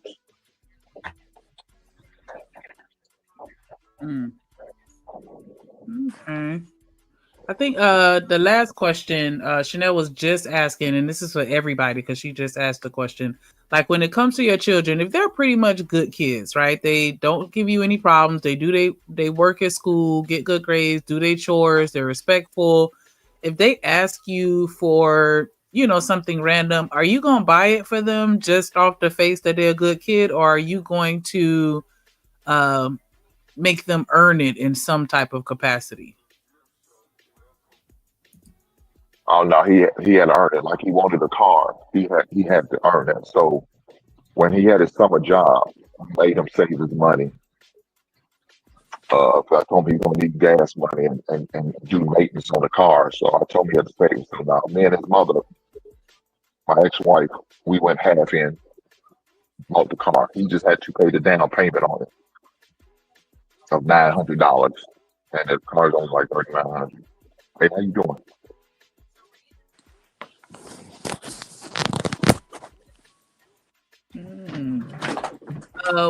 What say you, Stan? No, I don't know what good means. It's no, and I'm with him. You know, on this one. No, you had to earn it. It's no entitlement. You have to earn it. Put forth the effort. He said he gave $900 and the car was $3,900. Hey man, we got this, but you got to earn it. You got to earn it. And you know, man, you just give people things, man, and you don't teach them what the responsibility is. You just think it's entitlement. And this entitlement doesn't work because the world don't work that way. So yeah, my children had to earn things, and you know, it's not just the chores around the house. Okay, you should clean your room, but hey, now go over to the next door neighbor's house, the elderly people in the neighborhood, and you do things for them.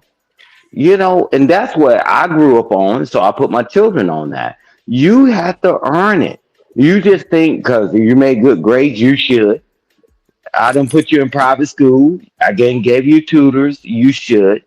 You know, so come on. You got to earn it. And, you know, man, I guess sometimes the majority of the time, men look at the world differently because we go through this world.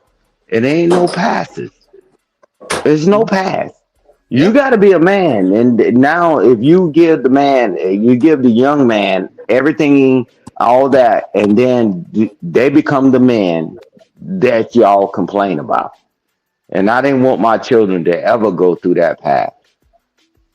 Let's go. Let's go. So Let's go. let me ask Mr. Stan, what exactly are you gonna tell like or have the 7, 8, 9, 10 year old do to earn it if they're already doing like how I was said, you know, they're not bad kids, that they all get good grades, they keep the house tidy, all of those things, and they ask you for something. What are you telling them they need to earn if they're doing everything you ask them? How are they earning it? It's not like they can go get a job. You know what I'm I saying? So can. like, I'm like, well, what else can we tell them? I I don't like to know. answer that question too, if Oh, I go can. ahead. No, I mean, Stan, go ahead. She had Stan, so I'm gonna respect what she asked me. I want to answer that too, if you don't mind. Oh, I Hey, was go just gonna. ahead. Go ahead, Hank. Hank, you go ahead and answer first because I know you're at work, brother. But go ahead. You answer first, and I'll answer your question, Chanel. So I know in that situation like that, my son had the ability to cut grass.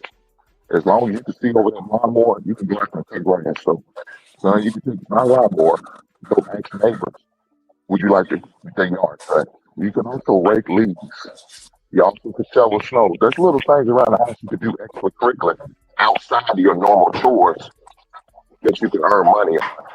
You don't have to go out there and pay taxes and get a 9 to 5 job. No, I understand. But there's other little things you can do. Like go talk to your grandparents and say, hey, grandmama, can I come over and do this and this to get earn some extra money? And most of the time they're willing to work with you. You know what I'm saying?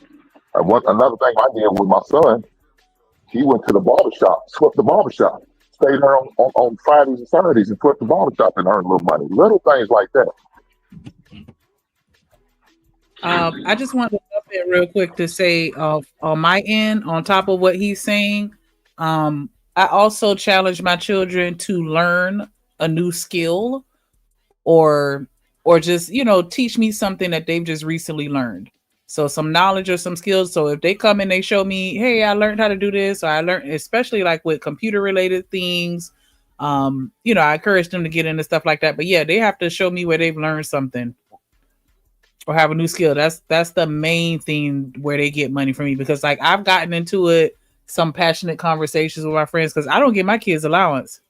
Like, you don't get money just for existing in my household. No, like, and when they get good grades, sometimes I'll do something nice for them, but I don't even always get them money for the good grades either. I do reward them in ways, but I just don't want them to feel like when they're doing something that they're supposed to do, that they're always going to get some type of compensation. Because as adults, we do things that we're supposed to do all the time, and nobody rewards us with anything. That's just a part of life.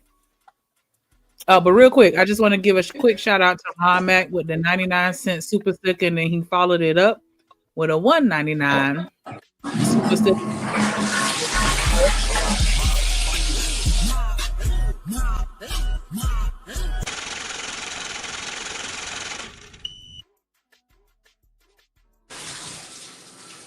Who on the toilet? I think he want the link to. Hey, but hold on, Stan. Hold on, bro. Y'all gotta meet y'all background, bro. What up, Hank? Who else came up here? Chanel. That wasn't me. Stan. Oh my God, I didn't say that was you, bro. I said y'all gotta meet y'all background. Somebody was just like taking a piss or some shit. Shower was going some shit. Yeah, you ain't hear that? Yeah, I heard it, Drip. I heard it. Like etiquette. Hey man, hey bro, I'm with you. I'm with you. Good morning. Yeah, that's why I stay on mute, man, when I'm not talking, bro. I do. No, you good, Stan. You good. Yeah, but I just want to tell y'all this, and I'm gonna fast forward to my children. But when I was growing up, right? Hey, Drip, panel, we didn't even have a fireplace. I remember this old lady across the street, elderly lady, man, her husband had passed away, a widower, and all that. And we had to go over there and chop firewood. So it was my oldest brother, me, and my youngest brother. We chopping firewood, and they was over there playing around, and I'm chopping all this firewood. And that woman opened up her purse, and she gave us a 50-cent piece, right? Man, I was mad as hell, Drip. Don't get me wrong. I was mad as hell. And then my father came across the street. He said, oh, they don't need anything. And that's what taught me about you got to give, right?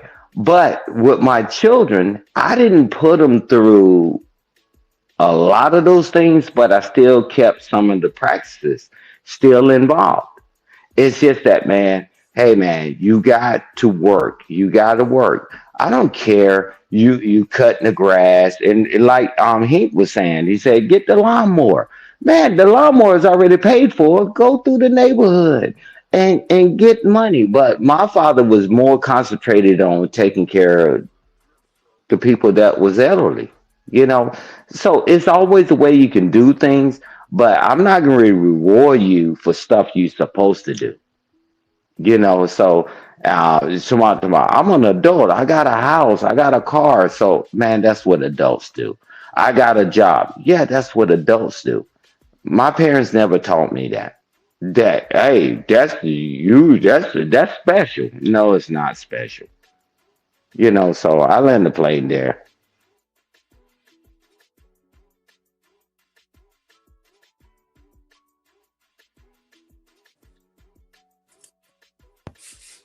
Man, my goddamn mic was muted. I wanted to ask Tamika a question, or anybody has kids. Like, so I understand the structured part and all of the, making sure that you instill your children with not feeling like just because they do something for somebody, they are supposed to get something in return or whatever the case may be. But if you have the kind of children that I'm telling you about, and they're not really problematic or anything like that, and they're doing everything you ask them to do, when you want to say no, and how do you say no? Like, what would be your explanation for why they can't have it if they're like, well, I get good grades, I do whatever you ask me around the house, I don't, I'm not problematic. What do you tell them as to why they're unable to get whatever the new thing is that they're wanting?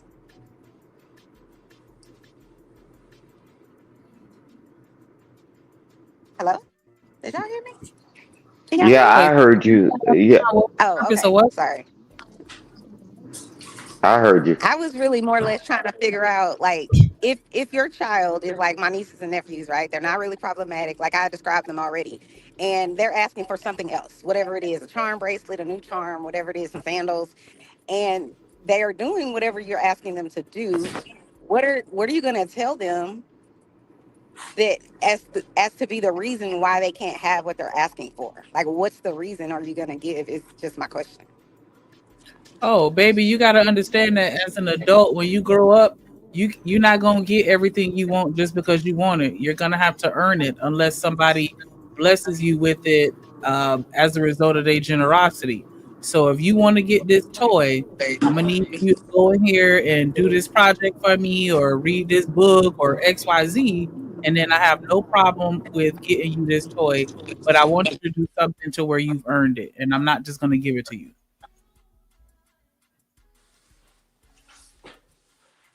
Because that's how life works. A lot of times you have these kids and you just give them stuff just because they want it, When they grow up, a lot of times that translates to people not being able to accept not getting what they want, or you tell them no, they ready to crash out. I'm not doing that.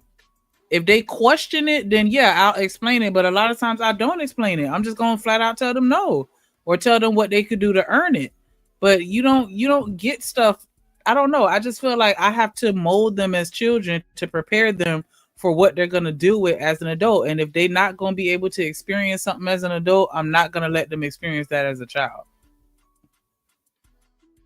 Hey, Shanika, let me pose this to you.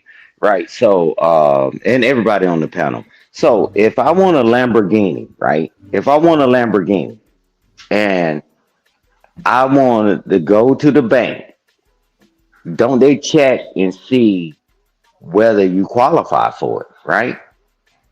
Just because you do the right thing. Hey, man, I got a job just like everybody else got a job. You teaching them that, hey, man, now you want this, whatever you want. That's not the way the world works. You got to qualify for it. Just doing the bare minimum never gets you anywhere, but to where you are. And we always shoot for something higher. Man, we can get Porsches all day. You say, hey, Shanika, say, I want to go get a Porsche and go to the bank. And the bank say, no, you don't qualify. I mean, come on. That's funny. But that's what children do. They say, hey, I did this, so I need this $1,000 phone. What? You got to qualify, man. Life is life. You got it, Chanel. I just Well, think actually, I was that. going to chime in real quick. I'm Oh, sorry, real quick. Shannon, I'm not saying that when I said that I wouldn't explain, I'm not going to initially explain or expound on anything because I train my children to where if they don't understand something or they want to know something, that they have to ask me. So if you don't ask me, then I'm not going to tell you because they got to learn how to ask for the things that they want. And real quick, Chalk, I'm not going to kick my kids out as soon as they turn 18. I do want them to be prepared for life. And so I'm going to let them stay until I feel like they're prepared, but I'm not going to spoil them outside of that. I'm sorry. Go ahead, Chanel. So I have two things. The first thing is like I feel like y'all probably gonna say something about me, but it's just how I am. I just do come from the school of thought of like children should be spoiled unless they're not, unless they're misbehaving, unless they're, problematic, not getting good grades, not studying, whatever it is that I or their parents or whomever are asking them to do. If they're doing everything that, is required of them, I don't I just believe in spoiling them because at some point they are going to start doing things like talking back or, you know, sneaking out the house, something, whatever it is. Children, we all experience doing something our parents told us not to do. So that time is going to come in my mind. So I'm just kind of like when they're little, just as long as they're doing whatever they're supposed to do, then, you know, that doesn't mean I'm not going to teach them anything. So I don't want y'all to get that twisted. So that's one thing. But the other thing too, me is like, I'm using my nieces and nephews and my family as the example because I'm slightly concerned that they are going to, because I do think they're spoiled, but they're not like brats. So I am a little bit concerned when they move out into the world, you know, because they have so many people. So like, for example, like if Shanika was saying, oh, her child wanted, or my niece wanted a new Xbox, let's say something like that, which is hundreds of dollars or whatever. And her mom and her dad say no, she could easily call up her grandmother, me, my husband, the other side, the other grandparents, because they're really kind of like well off and be like, and I would be like, okay, I could buy it for you, love, or whatever, you know what I'm saying? So I'm like, how as the parent, if you're trying to keep that structure in their life that Stan and Shanika is talking about, where it's like you got to earn stuff, you need to do this, this, and that. How do you really do that? So are you calling me up as the Aunt Coco and saying, no, you can't buy them this, this, and this? Or are you just letting them have it because that's their extended family and they said yes? Like, I just No, I'm wonder gonna tell how you, that works.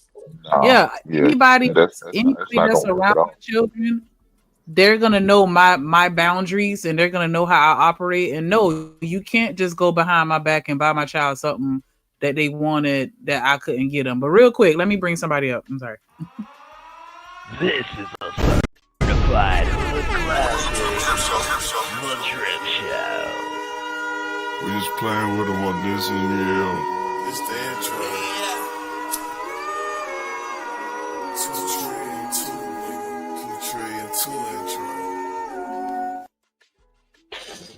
Yep. Shout out to Ron Mac in the building. I'm sorry. I'm gonna start cutting Chanel off because he done stepped away for a second. It's all I was trying good. to wait What's for you to going get on? the What's happening? Everybody with the business. Hey, but yeah, What up, Ron? yeah, I think that I don't think it's good to spoil your kids because they turn into trash adults when they spoil as kids. Like, nah, hell nah. And other people around me, like I said, I'm gonna make sure that they understand what my, you know, how my parenting style, and they gonna know. I'm gonna throw it in the. I'm gonna bring that PS5 right back to your house and tell them they can play with it when they at your house. No, situation like that, you definitely gotta make sure you have a conversation with everybody that could possibly go against your rules, and you got to let them know off rip. This is not what we're doing.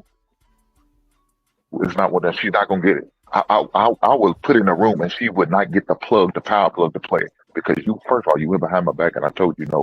So now your family members are undercutting you, and that's not good at all. That's truth be told, that's disrespectful. And so you got to have a come to Jesus meeting with their family members. Saying, hey, don't ever do this again. If I say no, I mean no. Unless you want to take her in and hold all responsibility to her, then don't you ever do that again. And then you need to tell your child, don't be playing sides. I know that's what kids do, and they good at it. They find the weaker parent, the vulnerable parent, and they will do that shit. But y'all got to y'all have to come together, and y'all have to be a strong, united front. If not, it's going to continue to happen all the way up. And the worst thing you can do is spoil your child, because they're going to end up spoiled adults. That's a fact. And Mia, I understand that your child came out good, but that's not common. That's not the majority of children that grow up spoiled. This child, a lot of them turn into spoiled adults when they spoil the children, and that's the worst thing ever, to have an adult that's entitled and feel like they should get everything that they want simply because they feel like they're doing what they're supposed to do. What up, Mia? I mean, should we not feel like we're supposed to get what we want when we do what we're supposed to do? That's all Why I'm not? saying. Thank you. No. Thank you. That's all Why I'm not, saying. Shanika? If you go to work, right? Right. Exactly. Hold on, wait. If Mm-hmm. you got a job, you go to work, you bust your behind at your job all day. You work 40 hours out the week, right? Let's say you work 40 hours out the week. Now, let's say you work 50 hours this week, right? Do you not expect to get your overtime pay? I expect to get what I earned. I don't expect to get everything that I want unless I earn it. Spoiled children expect to get what they want without having to earn it in a lot of situations because they didn't have to earn it growing up. It's a difference. I feel you on that. But what you had just said was that just because they do what they're supposed to do, they shouldn't expect to get anything. They shouldn't expect anything or something like that, right? Get everything that they want. They should not expect to get everything they want just because they feel like they're doing what they're supposed to do. Because that's just like, I don't know if it was Stan. I think it was Stan that said it earlier. I get up and I go to work every day, and I feel like I want, a Ferrari. That don't mean that I should expect it. I have to earn it. I'm not gonna just get it just because I want it, and just because I'm doing what I'm supposed to do. You know how many people in jail right now or in prison who ain't do nothing wrong and they still end up in prison and they feel like they don't deserve to be in there? Well, everybody in prison ain't did nothing. I'm just saying, sometimes you're not gonna always get what you want out of life just because you're doing what you're supposed to do. Sometimes life is just gonna still just throw you a curveball, and you're gonna have to deal with the cards that you're dealt. Yeah, but Shanika, I don't think me personally, I don't think that children should have to go through that. I think they should just enjoy. I think they should. You shouldn't have to enjoy put that on the childhood. children. I think they should have to go through that randomly in life. What up, Prime? Like, what up, man? Like, when you work hard and you get what you work for, man. Like, that's fair. I You know agree. what I'm saying? Prime. My bad, Like, bro. I ain't mean to cut you off, but bro, who in the let the world is this a curveball. picture of, bro? That's me, fool. Not, bro. This is not, bro. What you did? Put a filter or something on? What's going on, bro? So what you mean a filter?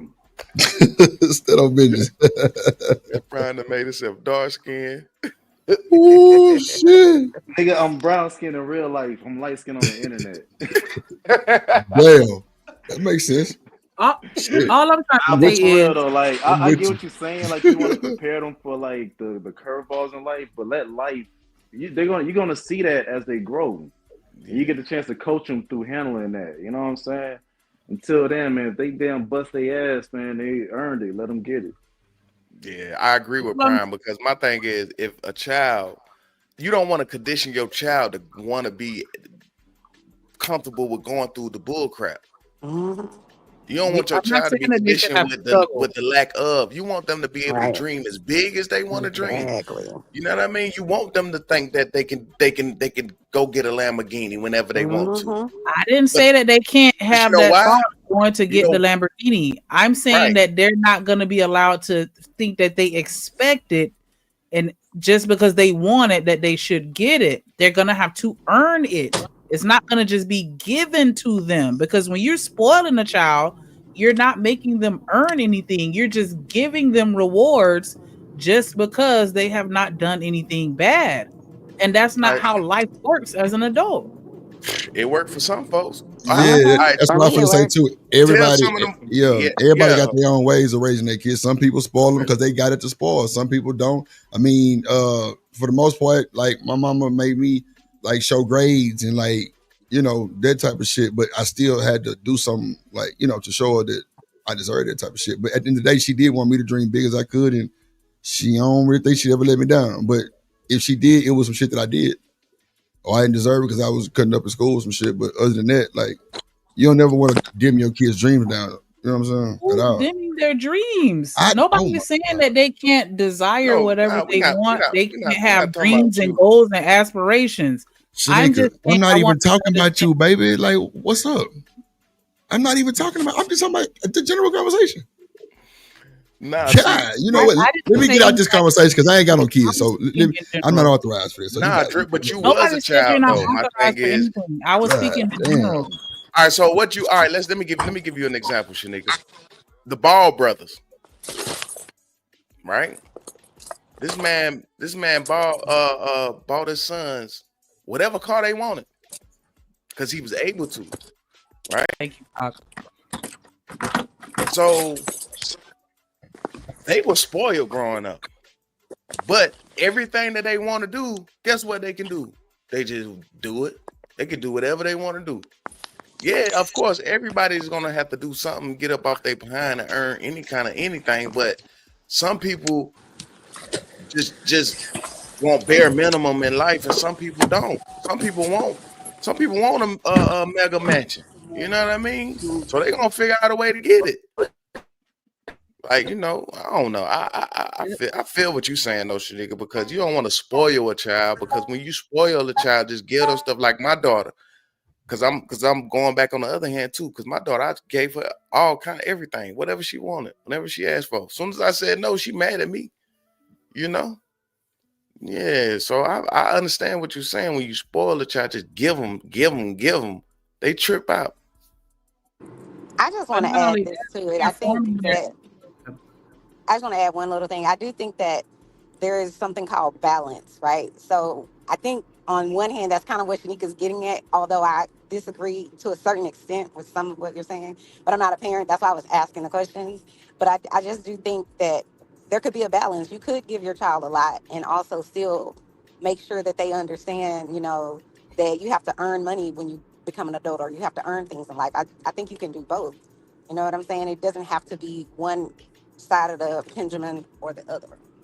So just to confirm, and Mia, I do think that's the case. You know, sometimes we just get blessed with good kids, right? But back to your point, Chanel, when you use the word spoiled, does that sound like it has balance? Like you really feel like a person can be balanced and spoiled at the same time? I do. Because I'm that girl. Like, I'm just saying, I am. I like, I think we I've already told conflating y'all what 100 times. I spoiled like is. expensive stuff, and I like what I want. But my mom did instill in me, like, you got to work for stuff. You know what I'm saying? So, like, I'm But in life, Chanel know how to and I convince a could dude to see give her that. anything she wants. But see, that's the thing about me. I'm different, right? So I'm not waiting on somebody to buy it for me, including my husband. If I want what I want, I go get 2 jobs, do whatever the hell I want. Like, you're not All gonna right, but tell me that. Chanel, let's keep it a buck. Is your husband well off enough to take care of you? And you knew that before you Yes. got with him, didn't you? When we got together, we didn't have much, but yeah, he's good and I'm good too. All right, hold on, y'all. Give me 1 second.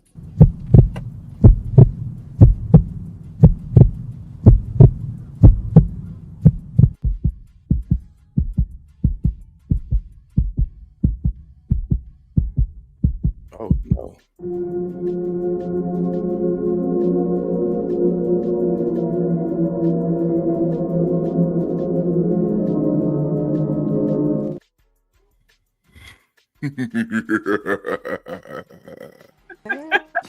What's up, Pete? Peace and love to all the ladies. What's up, Chanel? What's up, Shanika? Michelle Thomas. Let me check the chat. CN, TMKC, Somebody Mia banned Daryl Long real 516, quick. Yeah, Chop. we about to drop him right now for free. Yeah, the body's on for shit show. This nigga lost his birthday. I love it. This nigga ain't shit. How y'all doing? Let me go ahead and say peace and love to all my beautiful black queens out there. Hey. What up, fellas? What up? What's going down? Hey, Hey, good morning. it's funny, right? Because right before you said that, your intro, all these dead bodies. Peace and love to the bodies. How you I used to doing? be a demon like my brother Hink, man. What's coming I remember Hink used to come on here and say, damn. Every time somebody got smoked. Shit, what's going on? What's going on, Damon? What's going on? Ain't nothing changed at all. Much. Waiting for this treadmill to come, bro. In the mail, and then about to spark this blunt. Treadmill and blunt. Don't sound too bad. My bad. Hey, go ahead. What you finna say? Speaking of that, boy, I stopped smoking, boy. That sound like a hell of a combination right there. Yeah, treadmill and blunt. Stop smoking with your left hand or your right hand. Oh, man, shit. I retired, man. It's over with, man. I don't believe that. This is You can gonna send be that on directly to display. me, Ron Mac. I'll take that. It's gonna be on display, man.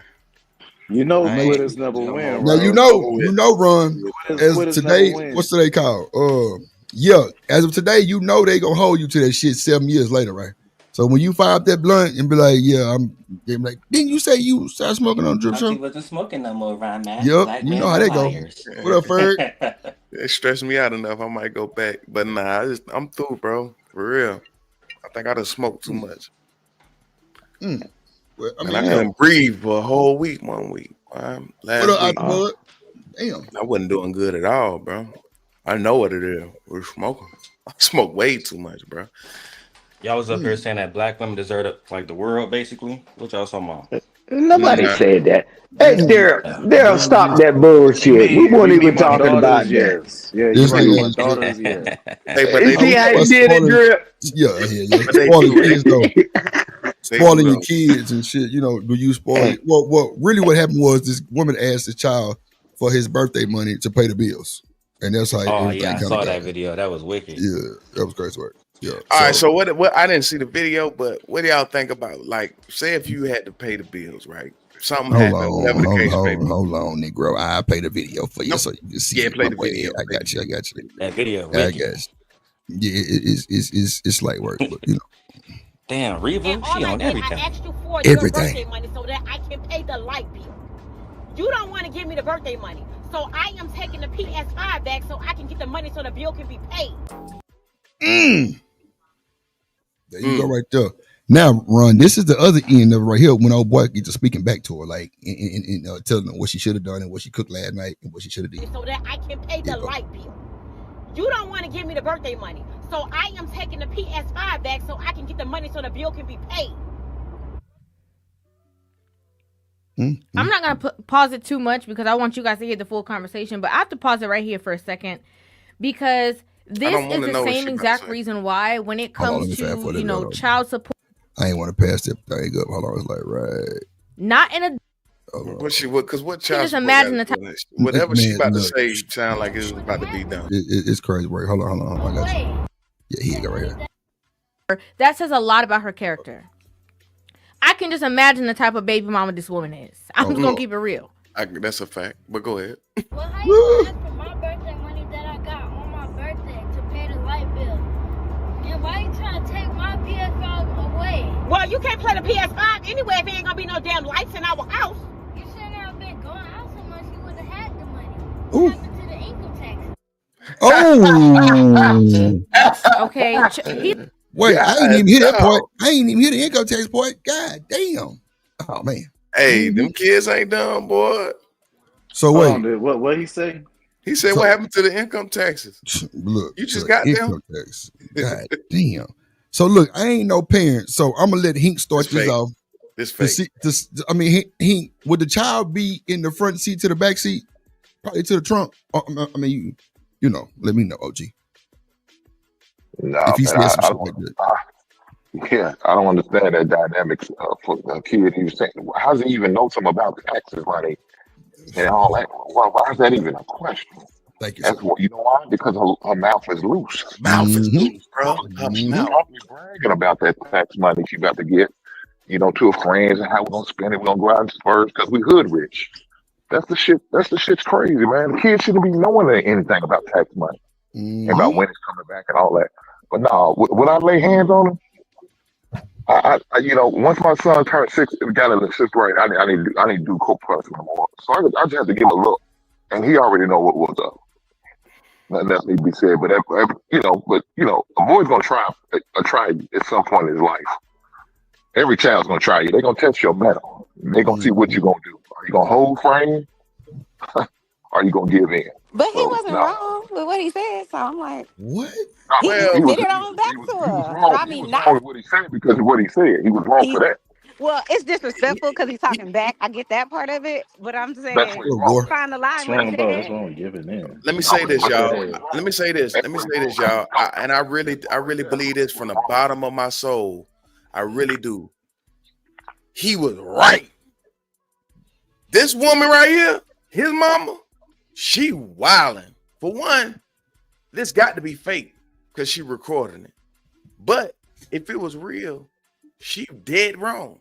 This woman wrong, and that little boy right, and he need to be with his daddy somewhere. Unless y'all crazy his daddy just as bad as his daddy just as worse off. I'm on the opposite side, bro. Well, you know those are real life situations though. This ain't my mama. My mama would never act like this. If my mama acted like this, I would have slapped on her too. Ron, no, the fuck you wouldn't. Your mama would have slapped your ass to the back seat. My mama was as ratchet as this lady right here, bro.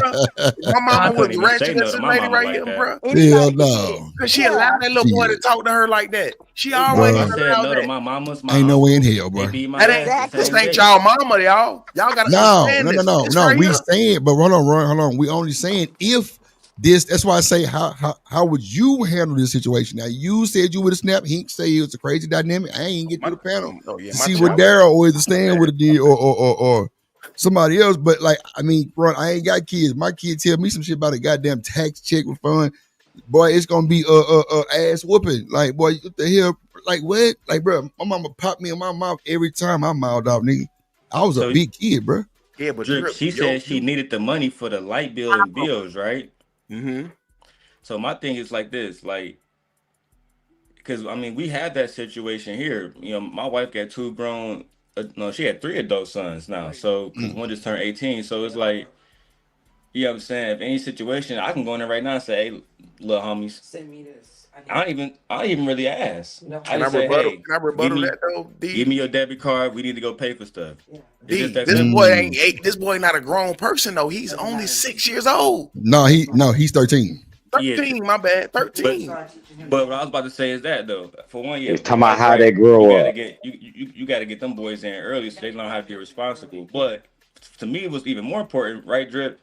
If the light bill go off, what good is your birthday money, big dog? What you gonna do? Come on, G. We understand that, but this ain't our mamas, y'all. This woman right here, come on now. Y'all wouldn't even come on now. Drip, if you would have met this chick, right? I said like right now as an adult, and you trying to holler at her, you see how she interact with her kids, bro. You be like, oh no, I'm not messing with her.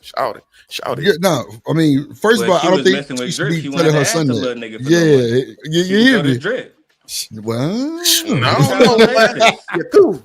She can go to that nigga. What about that? What about that nigga? You know, I'm like, come on. What about that nigga? Come on, man. Shout out to Trick Daddy Drip. The baby daddy might not even be around because you got to think about it. Drip, let's say this is your baby mama, right, Drip? We know everybody up here got some cheese to spin, bro. Like, niggas' baby mamas don't just ask the kids for no reason. You feel me? Like, but Darren, come on, bro. Let's be real. Look at what kind of car she got, bro. That ain't no Honda Accord. That ain't no 1999 Honda Accord. That's a diesel car. Bro, that might be a Mazda. My Mazda look just like that, bro. First of all, bro. I don't gotta ask my kids for none of their money. I go take it if I needed to. If I really needed it, I ain't got it. With that money at that for your birthday, let me see it real quick. All right, thank you.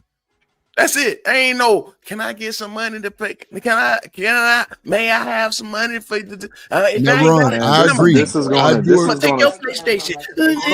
Hold on. Wait. Hold on. Go ahead, Brian. Yeah, bro. Come on, bro. Because my dad used to do shit like this, bro. Like give me gifts. Like he gave me a beat machine, something I always wanted. You know what I'm saying? Mm-hmm. Next thing you know, I'm on my way back to Charlotte. That bitch gone. I thought I packed it. Nah, that nigga took it. Yeah. I mean, I see if she grabbed the money from the little boy, got it right.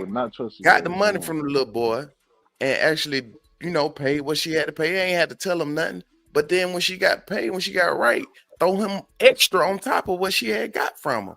That's respectful. I mean, people do go through stuff, bro. People do go through stuff. She ain't worried about that. She want to destroy it. She gonna get that birthday money because he ain't about to let that PlayStation go to no time. What's the name? hey, Ron Mac. My thing is welcome to 2025. Because all this negotiating with children and negotiating with them and put more stress on them. Nah, man, if I needed to pull some money and I'm gonna flip it back and I'm gonna give it back even bigger.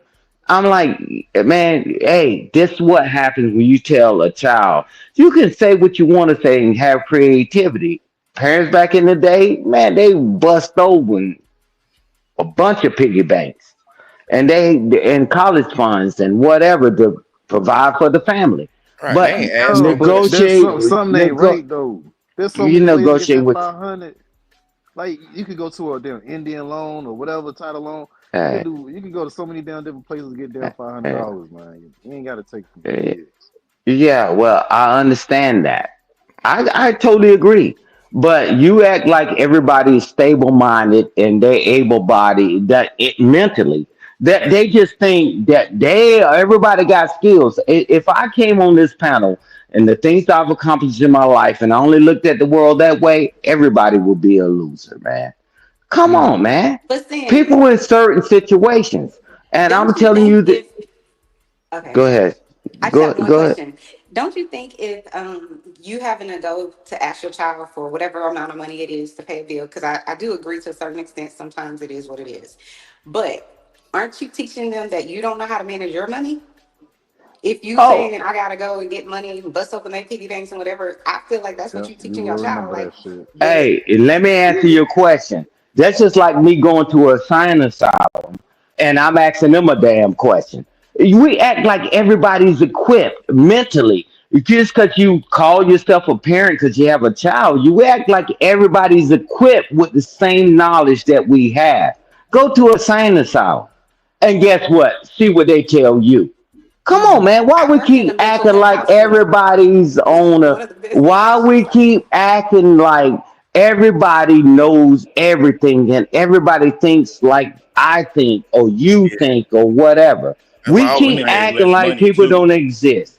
We that's act why I like was, people don't exist in the planet because some kind of way when we came up so high, we forgot. We say, no, that shit would never happen. I'm telling you, these people exist in the world. that's what Yeah, I and we're was saying, shaming them. Stan. That's Yeah, and we exactly what I was shaming them. saying. That's what we're Like doing. They exist and we she shaming them. she not the mama. She not our mama. Our mama would have never even played with us like that, bro. Right. Like just to keep it a buck. So we like I can't say the way that little boy talking to this lady right here. He wrong. Probably don't need to be with this lady, bro. Like come on, man. Cause like this be the stuff that Bro. this be the stuff that baby daddies be going through, bro. Y'all don't think the kid need This to be be the with this stuff woman? right here, bro. This is slight work compared to some of the bullshit that's going on for real, for real. This ain't But y'all shit. didn't answer That's my a fact. question though. That's a What's your fact. question, Thank you. Chanel?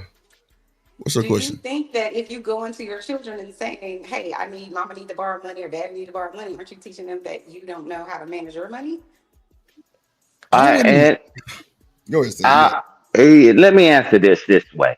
If my children, when they were 7 years old, and they said, "Give them the keys to the car," Mm-hmm. right? And I gave them to the keys to the car because I'm crazy, and they wrecked my house. I'm telling you, it's not what should happen. We all agree on that. But we act like we got all these mental capabilities, like we can pick the best woman, the best man, the best job, the best path. We're not going to drink. We're not going to do drugs and all that. And a lot of us went through all of that. I mean, come on, man. We pick and choose what we want to fight on. We want to pick and choose what don't affect you today.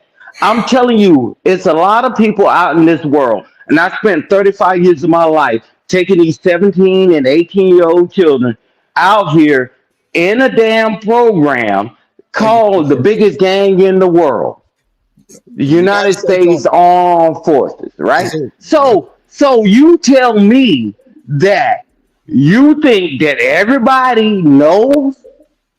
Maybe she ain't got the message yet. And if she got the message, maybe it didn't compute. She didn't get the memo. So See, I'm not going to denigrate nobody else, man, for what how they moving. But I can point out your wrongs. But let me point out your wrongs in your house. Let me go in your house and say, man, that rug shouldn't be there. Let me do my construction shit, right? My engineering shit. Hey, man, that structure is fucked up, man. You got a crack in your wall. You tell me to go to hell. I'm telling you, we act like that we all are the same. Man, you ain't been in that shit, in that situation, so we get to denigrate them. Yeah, we can point out, man, I wouldn't do it. But what up, Mike? Say anything? What up? So, I don't know if Shanika was about to speak. I think I heard Shanika, but I I would say this: the young black man has to get used to taking care of his family at a young age. That's just what it is. You know what I'm saying? I couldn't imagine anything that the young man had to spend his money on that was more important than his mama bills.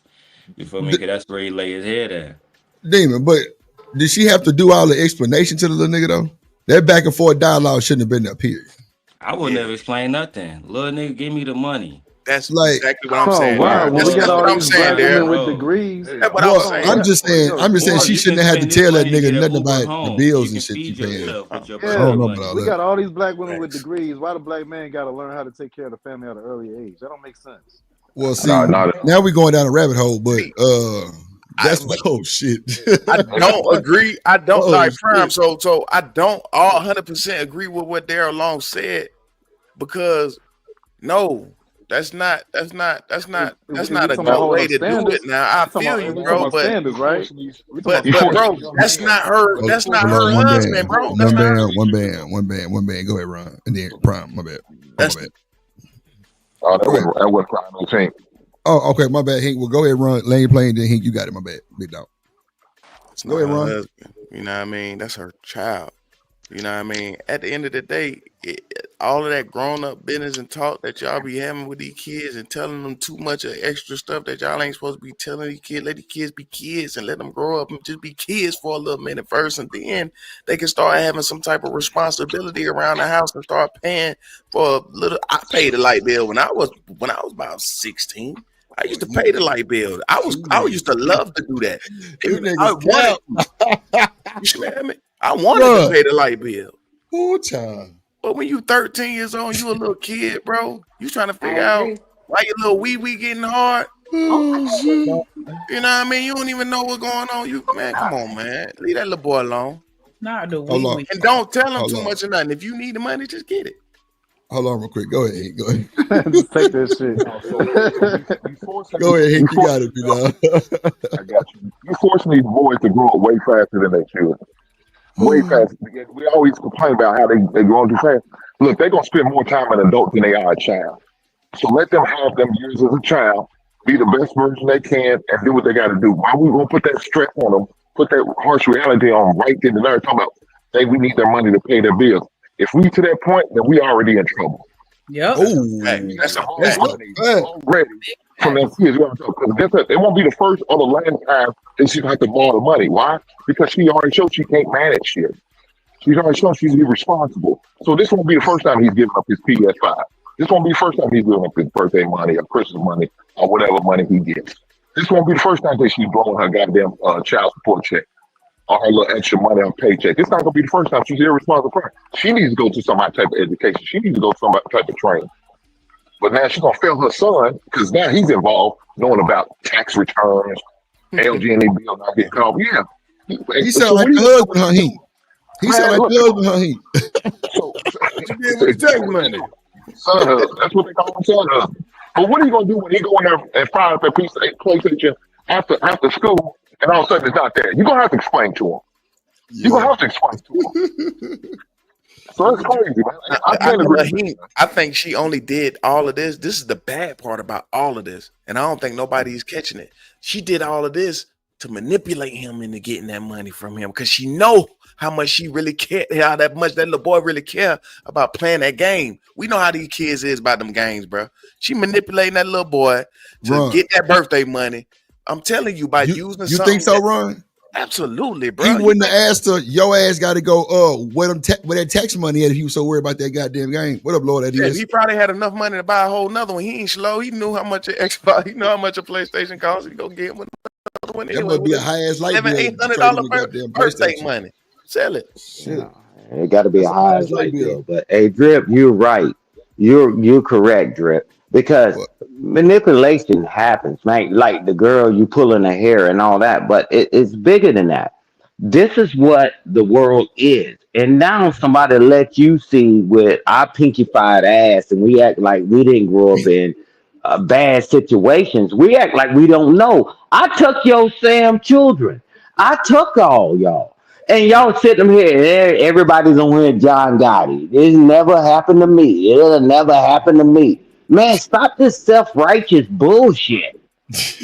We can talk to it because you got lights in your house and you got a roof over your head. Stop this self-righteous. And thank you, Hank, for stepping in and said, man, this is wrong.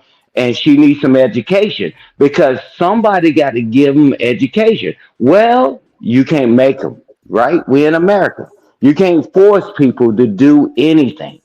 So, unfortunately, the children suffer and they grow up to be the people that we have to deal with in society, in the workforce. Man, there's no getting around it. We can sit up in our high horses and we talk all the shit we want. I would never do that. And an Cool. electric bill is like basic, very basic, dog. That's So let me No. ask you a the same question: as a PlayStation. That's crazy. is there a way you can get your lights almost cut off without you being neglectful about something? Hey, watch it. Ooh. Watch it. Watch this, Prime. It's Because hold real. on, it's not the first month. It takes 3 months for you to 3 months of delinquent bills for you to get your lights cut off. That's Yeah, how That's it well, goes. who? that's a Hey, uh, fact, Drip. bro. What did they teach you? What did they teach us? Don't mess up your credit. Because back in the day, We're not some on a people high say horses, I didn't Stan. care about credit. Like, But listen what I'm saying is that manipulation happens all the time, right? So if you like all of y'all on here, big ballers, Oh, and here if we you go. had a child with some other person, she would never be going through that. Well, obviously she ain't got a big baller. I'm Hey, like, Drip, come I was on, gonna say. man, what the hell? But we keep realizing and keep negating the fact that the child is suffering. Oh, That's what is your irrelevant. money going to? That's What? irrelevant. You guys are wilding out this morning. I appreciate the wilding out morning. You guys are really, really wilding out. First off, all I I'm hear gonna is say, a who in the hell mother. is that? Good morning, Oh, Jenny. My bad. good morning, Drip. Can you? Good Can morning, you? because you know they gonna keep talking. So, Go but ahead. I'm I got listening. you. This is crazy to me. Black men are always sitting out here complaining about black men as they are adults, and now we're hearing about black men complaining about children when ain't no black man around this child clearly to help raise him clearly. So if he has money, it That's is what what I it said. is. Okay, let me finish though, Go because you're ahead. not gonna Go like ahead. what I have to say after this. I guarantee you. Ooh. Well, If hold he on. has What up, Big money, Dog Barking? Go ahead, Jenny. My bad. Go ahead. if he has money, that's Promise, daddy. fine. That's great. But the simple fact is, as a young black boy, we need to start instilling in them about family unity now. Y'all always complain about as grown ass men that y'all get over ain't no family unity, ain't no family period. And now we have a situation where y'all can be saying that, oh, he should be wanting to help his mother. He should be wanting to help his family. When your family is in trouble, this is what you do. This don't we want black young boys to be providers? Y'all get up here as grown men, we providers and we protectors. But yet right now, y'all don't even want this boy to learn the most basic thing. Y'all say that black men are supposed to be, aka leaders, providers. That is ridiculous to me. Okay, To can I even can I hear, no, I'm rebuttal not this, done. Drip? No, Whenever Hold I'm you on, not hold done. on. done. Hold on, No, Ron. whenever Hold you on, hold done. on. Whenever you Let done. let I'm him not plan. done. Let him I'm land. not Go ahead. done. Go ahead, Ron, I'm I'm gonna Jenny. let You not. you got it. get it. I'm gonna let you get it, Ron. So Go ahead. I already told you you're not gonna like what I have to say.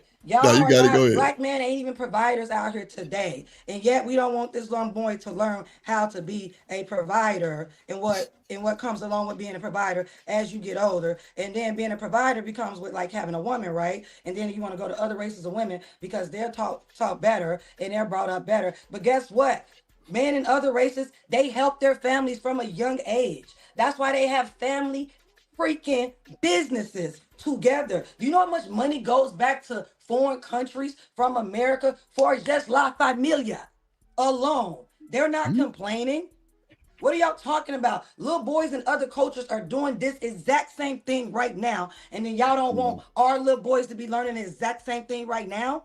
And then you want to go to another race of woman and ask for submission in the way that she was brought up because she had providers in her family. Her brother was out there. Her daddy was out there. Her uncle was out there. Grandpa was out there. They were taking care of the women and themselves as well as the entire family.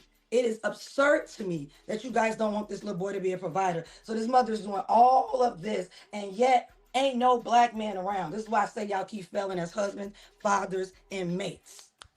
Hold on 2 seconds. Hold on, let me bring my boy up real quick because I got a rebuttal to that too. Because hold on 1 second. Hold on.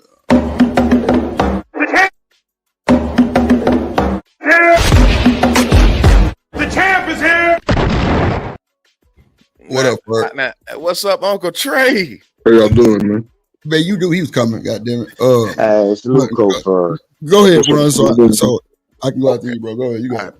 With all due respect, Ms. Long, I understand what you just said. You are absolutely right. We do need to be making sure that we teach our kids, you know, a little bit of more of a responsibility at a younger age. That's cool. I mean, you know, that's cool. We can do it's ways that you do that, right? But let's go back a little bit and let's take it away. Let's take away from you or your situation or anybody that we let's talk about this lady right here. This heifer just got her tax money and go to the club every weekend, and you telling me you ain't got your bills paid, baby? No, then you don't got no right to be going to your child asking your baby for no money. I don't care about none of that. None of that. She not you. You go to work every day. You handle what you got to handle. Inflation happens when it comes to certain stuff. You might be in debt with a couple of things for school. That's cool. That makes sense. You might do need a little bit of help. You might not be getting it from but the sources that you need to get it from. That's cool. But at the end of the day, if you not doing none of that stuff and you doing all the wrong things and you not managing your money properly like this woman is, right? You have no right to be going into that little boy pocket that his daddy probably gave him for his. Let's keep it a buck. His daddy probably gave him the money for his birthday. Okay, huh? Let's start there. Daddy probably the one who gave it to. Well, go to the person who gave the little boy the money for the birthday and ask them for the light bill money. Don't ask the little boy. Somebody else in your village, right? Your village. We got a village, right? We put a village together. Somebody else in your village can help you with that. Man, look. How many times do we see little niggas being made grown men too goddamn early and it fuck up? I'm sorry. I'm just not gonna agree with me asking my 13-year-old son for anything. Cause like Mr. Hink said, if it get to that point, we've been in trouble. Been in trouble. We've been in trouble. Thank you. I know we're in trouble. Yeah, like we live in a black community. In a black community is a failed patriarchy. I know we're in trouble. It is a failed patriarchy. At the end of the day, if she has to go and look at her son and ask her son for the money, clearly ain't no providers around her. None. They've been in trouble. Okay. Like it's no been a providers shambles. around her. But you know the providers who she can go to? She can go to the white man because the white man got services that help with mothers having a hard time with their bills. Oh my God. She can do that because she can go get services from them. So at the end of the day, to say that this little boy, daddy probably gave him a light bill. The fact is, you don't know if this little boy got a daddy or not, but you know he got a mama. So don't sit up here and try to cape for black men as if you know all black men. And what I do know is you guys are really great at defending each other, even the ones that's put away in the prison system. Because they were good black men too. Man, we all we got. I know. That's why. I know. POP, Pops, we all we got, baby. Providers. Black men are not providers. Everybody else kick the black man down. We got at least give him the benefit of the doubt. So wait. I don't care about what everybody else thinks. Every time y'all go into everybody else's community, y'all fuck it up. Well, so I don't care. Let me slow it down real quick, Jenny, because you know I don't want to.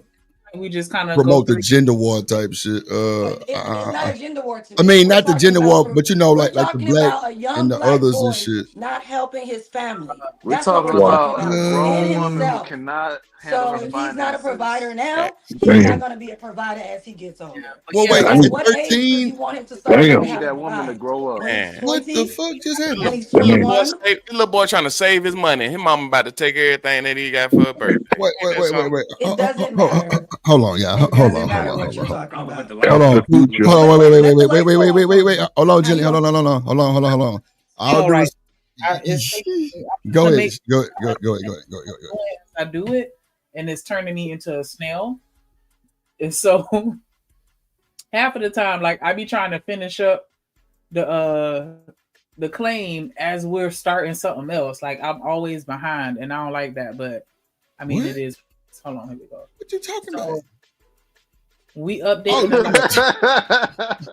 and like I said, what she talking about? What is she talking about? Mute her, dog. Mute her. I think she working right now. To show okay.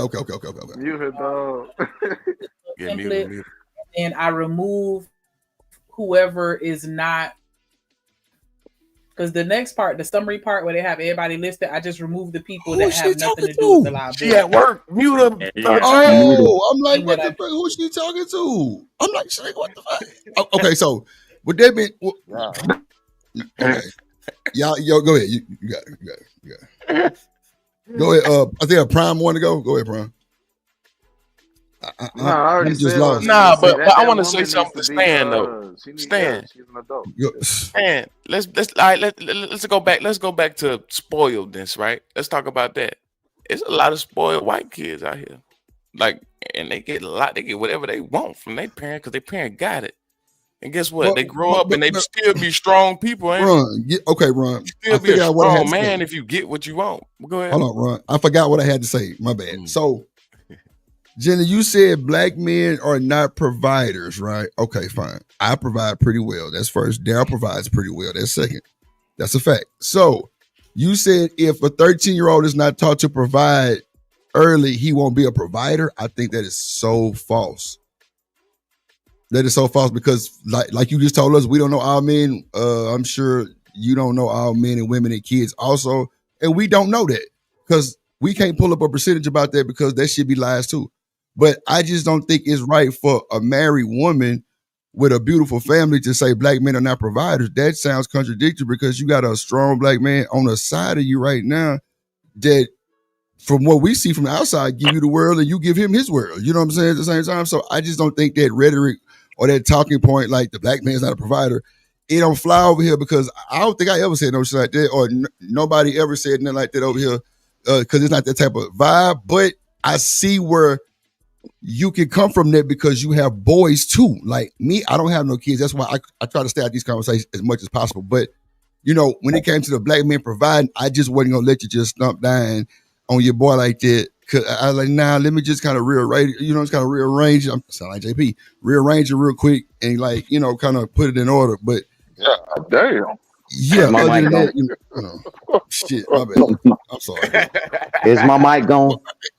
Man, I keep getting all these phone calls, man. I keep getting all these phone calls. So obviously y'all can't hear. Yeah, Stan, I ain't heard nothing you said all day. Everybody say this.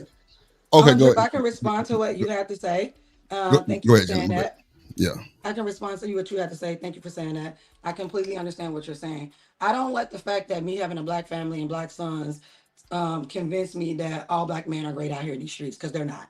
I don't let the fact that me having black sons and a black husband erase all the facts and data and statistics about black men. So for me, that's irrelevant. But what I will say, is it is a true fact that black men don't provide. But also what you said about him being a little boy, he's never going to learn it. Other cultures teach their sons how to hunt, shoot, survive, run businesses, and from very, very young ages. We actually had a restaurant up here where we had a little 12-year-old actually was running the whole front part of the restaurant for his parents while they was back there cooking. I had a 17-year-old. So you taught your kids how to hunt and shit, right? Hold on. What I'm saying is, I'm not focused on what they're learning. What I'm focused on is they're learning it at a young age. That's what my focus is what I'm saying. So if other cultures are teaching their sons all of this, we should be teaching our sons that as well, to compete with other races of men out here. Yeah, I don't agree with that. That's what should be happening. There are little boys out here who are investing from 10 years old, 11 years old. Black boys are behind the curve. You guys are behind the curve in everything, in education. And a one he gonna stay behind if he still got to pay his mama light bill. I don't care about that. One thing that if he had father in the house, he was married, and black man took family seriously. So I don't care. I don't like this conversation. I don't like this conversation. I don't like this conversation. I don't like this conversation. Can I say something? Hold on. Shout out to Edie, man. Go ahead, Ferg. Like what I have to say, because I don't like that conversation. That's crazy. I don't like that. I don't like that at all, I respect what she's saying. I Nah, understand what she's saying. 'Cause she's really hold speaking on, truth, Ron. though. She's Hold on, speaking Ron. truth, right? But wait, though. Wait. She That all shit, the way wrong, bro. but That's wrong. It's two left she shoes. all the way wrong. But she's speaking truth about this one thing. She right. It's okay for your child at a young age to learn how to do some type of investment, learn how to do something that's not what going to be she's saying, beneficial. though. But that's wait. That's not what she's saying. She didn't say nothing about no damn investment. She talking about She providing. did. Yes, she did. Yes, she did. Said, Either man, That must be it's like 2 okay. hours Let me ago. finish. got your ass up here. Let me finish. Because we're not about to just go and just wait. We're not about to just rip her head off at all. Wait. No, woman. I'm gonna finish, Hink, and I promise you, I'm gonna finish. I got you. Go ahead, Ron. Let you play the Hink. You got it. Okay, And then we're gonna let you in. It's okay to teach your child how to be business owners. It's okay to teach your child how to have some type of responsibility within the home. It is okay to have your child to have respect for one, for you and other adults. This woman ain't teaching her son none of that based on how he going back and forth for her, for one. For two, this is not you. This is not how you gonna, I promise you, unless you are, I don't know, unless you are going to your child at 13 years old and taking his birthday money to pay the light bill, then you're through. It's okay to teach him how to run his own business. My daughter had an LLC at 13 years old. Real fast. So watch this. Hold on, Ron, because it's Hink turn to talk, right? Watch this. Hink. Let me ask you a question. Yeah. Did you learn to hunt at 13? No, I did not. Did you learn how to run a business at 13? Run a business at 13? Okay. Yeah. No, but let me say this. Go ahead. This is the problem.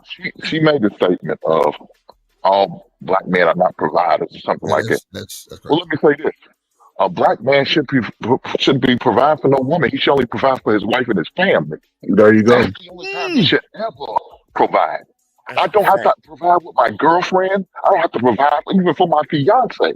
Once she gets blessed with my last name, that's when the provision starts for me. That's when I provide everything for her. We don't have to worry about nothing no more. But my girlfriend, no, I don't have to provide because you got to prove to me that you can provide for yourself. That's the whole reason I invest in you. And if you can't do that, I can't be with you. That woman couldn't be my woman because she can't provide for herself or her children.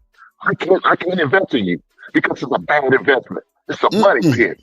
And for the fact that she said, "Oh, black man," if a man came up and said, "All women are this and that," Drip would have had a problem with that. Drip would have had to shut it down. Drip would have had to stop it. So look, don't be the double standards and say, "Oh, it's okay." No, it's not. Let's play fair. You said it's a channel, a kumbaya channel. Let it be a kumbaya channel. Let's talk about it. Oh my God, yo, that would have been a hell war shit. I disagree with those talking points, and I know y'all do too. Because if a black woman came up here, with all due respect to Hink, I do respect his candor. But if a black woman said, "Well, I got a baby with this nigga, but he's not my husband. I'm not gonna cook for him," right? Because based on what Hink just said, a man supposed to do stuff for his wife. So what I do, Drip, as I always have done, is I concede and I flip that logic the other way, right? Now watch it. When the women say, "I'm not gonna cook, I'm not doing nothing until you get me a ring, nigga." You know what the men say, Ron Mac? "Oh man, she unsubmissive, she unruly, she can't get on my program." Oh shit. So at the end of the day, the marriage thing, that's the whole conversation that if y'all want to, we can walk down. My bad, I ain't even get a chance. My bad, bro. I promise I ain't even hear you, bro. I was muted and I had something else playing in the background. My bad. Go ahead. What'd you say, brother? No, I was responding to what Hink was saying. He was saying that men should only do stuff for their wives. I feel like when women say that, "Well, we only doing stuff for our husband. I'm not cooking and cleaning. I'm not being submissive because that's not my husband," they get met with pushback. So I don't support that type of rhetoric. But to what my wife was saying, right? When we really break down statistics, for example, everybody who know me know I went to Central Michigan, but I ended up living in East Lansing for years. Most of my roommates when I first got there, they was all Indian, all close friends now. One of them, he had a 17-year-old little brother. At 17, about to be 18, graduated high school, his father literally made him a tax business. He was over the taxes over the whole family. My roommate, his name was Shabam. He was going to med school. His brother, Dildar, he was going to med school. Their other cousin, who was my man's, his name was Ravant. He was going to med school. They all graduated, right? So, and bro, Ron Matt, I put this on my soul. I can call my nigga Shabam now. I smoke heavy. I'll be out partying, right? You can look up a club in East Lansing called Harper's. I used to go there every weekend. I call this nigga Shabam, say, hey bro, let's go out. You know he'd say, I can't. I gotta go back home. What you doing back home? I gotta run my father's liquor store business out in Kalamazoo, Michigan. I said, Amazing. God damn, right? How long you been doing this? Then he opened up his Facebook, showed me he been doing this since he was 9 years old, restocking the shelves, learn about the business. So I don't think it was the mother's responsibility to do it. To me, it was the father's. That's one. Even more importantly, what I realized then was the stuff that we trying to learn in school, he didn't have to learn it in school. He didn't have to learn about balancing a checkbook in school. He did that with his father. He didn't have to learn about restocking shelves and learning how to how much you got into a business as far as a budget and how to actually get these products and work with these different distributors. He learned all of that from his father. First in, bro. first out. You get Price what I'm saying? points. All How of to that, actually bro. Daryl, do I'm trying to reconciliation. He learned that at Hold a on, I baby got you, age, but man. that ain't So got nothing to do with paying light bill though. That's what I'm saying. it Go ahead. don't, but it's about the responsibility, and it kind of did because I know for a fact Wow. if my nigga Shabam, if his mom and dad say, hey, we need your money that you made from your refund check today at Michigan State so we can cover the mortgage for our liquor store, he wouldn't have thought twice about it, right? And let me tell you why. Everything that he put into his parents affect him. So right. Because listen, bro, if it was me, I'll let the light bill go off, right? I'll let the light bill go off and you keep your money. And let's see how you live, right? You want to play your place? I'm going to let the light bill go off. I'm going to let the heat go off and you keep your money, right? And then you tell me what's popping. Then you Bro, go say you she just a bad said a mother business. too. You just said keeping a business thriving. Can you please put some money towards the business that we had all your life of course he wouldn't think twice about that. And plus at the same time, you're talking about when he's an adult now. Yeah, We're talking about a 13-year-old child paying a light bill, bro. I understand what y'all saying. Y'all are not wrong when it comes to that, but when it comes to that, this heifer right here that's on the screen, that the one who got the 13-year-old son right here, she dead wrong, bro. That's all I'm saying. We can't keep taking up for. We can't now see that's taking up for all black women right there. If I might say so myself, golly. Yeah, but Well, no, I think see we'll go ahead, the problem with what Daryl is saying, he just taught us how to build a work ethic. See, people don't understand just because you work doesn't make you a provider. So we're not saying that you shouldn't be teaching them how to work. You shouldn't even. We're not even saying that you shouldn't be teaching people how to budget their money. I'm not saying none of those things. But when you saying it's your responsibility to pay this bill at 13, that is wrong.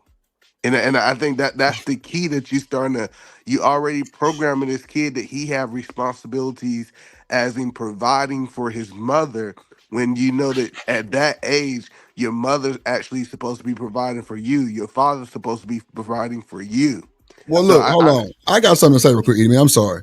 Damon, you my boy. The fact that your wife just got up here and said all black men don't provide is a fact. Now you know I'm finna. Wait.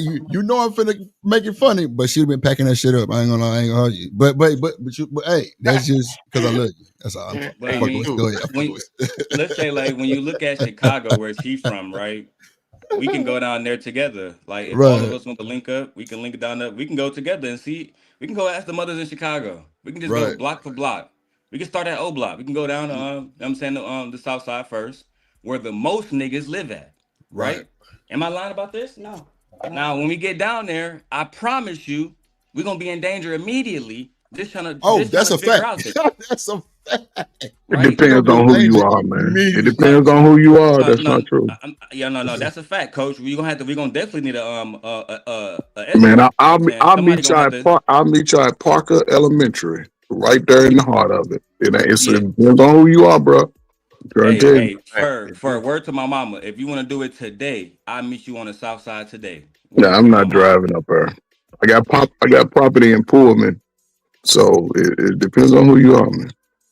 All right, yeah, just let me know Okay, whenever you gonna okay, get on well, there. But I'm Damon, just I saying, can a lot of respect. those dudes I can not respect taking that care of though. their kids, It bro. depends You on who feel you me? are. I can respect that. No black And don't woman, even man. let me go That's to crazy. Detroit. You feel me? That's In crazy, Detroit, man. it's real wicked, And bro. like somebody But hold said, on, they hold got on. We getting away from the point. I'm trying to figure out.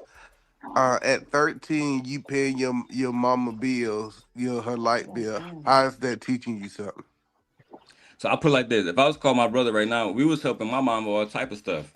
You feel me? And I No, was hoping, because the way we look at it, the way I was brought up on family was like all money into the same pot. You know what I'm saying? Whatever I help my mom with, if my mom called me, and she called me all the time for shit, do she not? But I'm an adult now, but she been doing this since she was young. If she called me and said, "Hey son, the truck broke down, we need to get a new transmission, it's gonna be 1,700. You and your brother, y'all coming with 500, I'll pay the rest."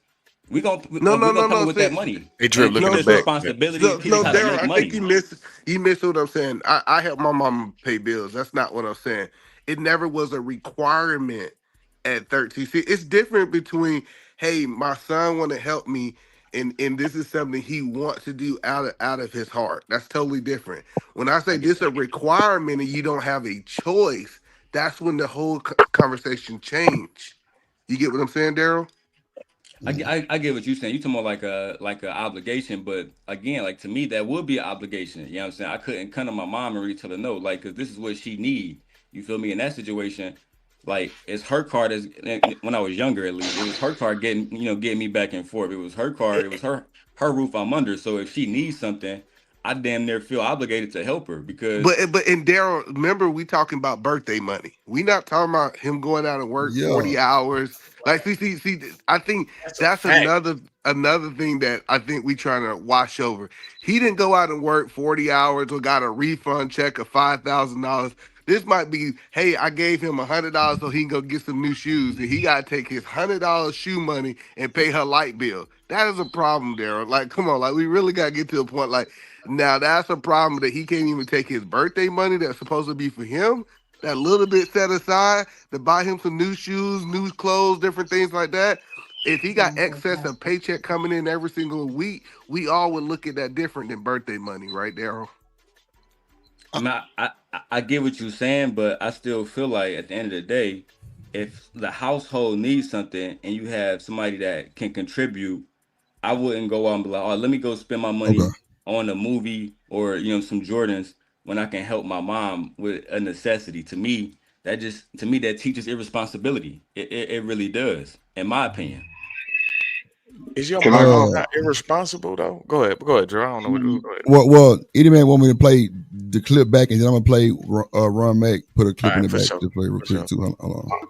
You have to have an understanding that Well, go ahead. Who has? That's you, Hank. Uh, Go no, ahead. it's me. I just want Oh, to Ferg, my say bad. something. Go ahead, Ferg. You know, hey man, like listen to my favorite generation, man. Crack This Arrow. is some of those issues, man. Listen, we've been this is nothing new for the last several years because you know mothers and I'm just saying they the first teacher, right? Allegedly, what's written down, they the first teachers, right? And what I'm trying to say is they do this often. They would go out, have their fun, Hmm. and at the end of the month they begging for the money. Mm. This young boy and y'all know how it is when kids get money when they're young. They value that money. They may spend that money over a month period, a couple of weeks period of time. She's she's inflicting the harm that a lot of brothers are dealing with today. Hmm. She's teaching him one that your opinion don't count. Your feelings are not valuable. Hmm. And instead of having a conversation with him about it, she's just saying this is what she's going to do. Then, what was I going to say? It was so much being said. Is that Well, manipulative, Uncle Trey? Yeah, well, let me. yeah, that's all it is because it.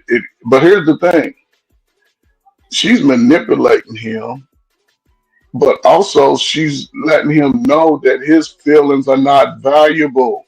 They don't count in this situation. She's doing what a lot of mothers have done over the last 30, 40 years. It's not about the kid, it's about her. And we talking about teaching. How many of us teach our slow kids? And when I say I'm being facetious, but how many of us teach our slow kids how to turn off a light when they leave the room? How many of us teach our kids how to save energy? How many of us teach our kids about the things that's going to help them in life instead of just being about money?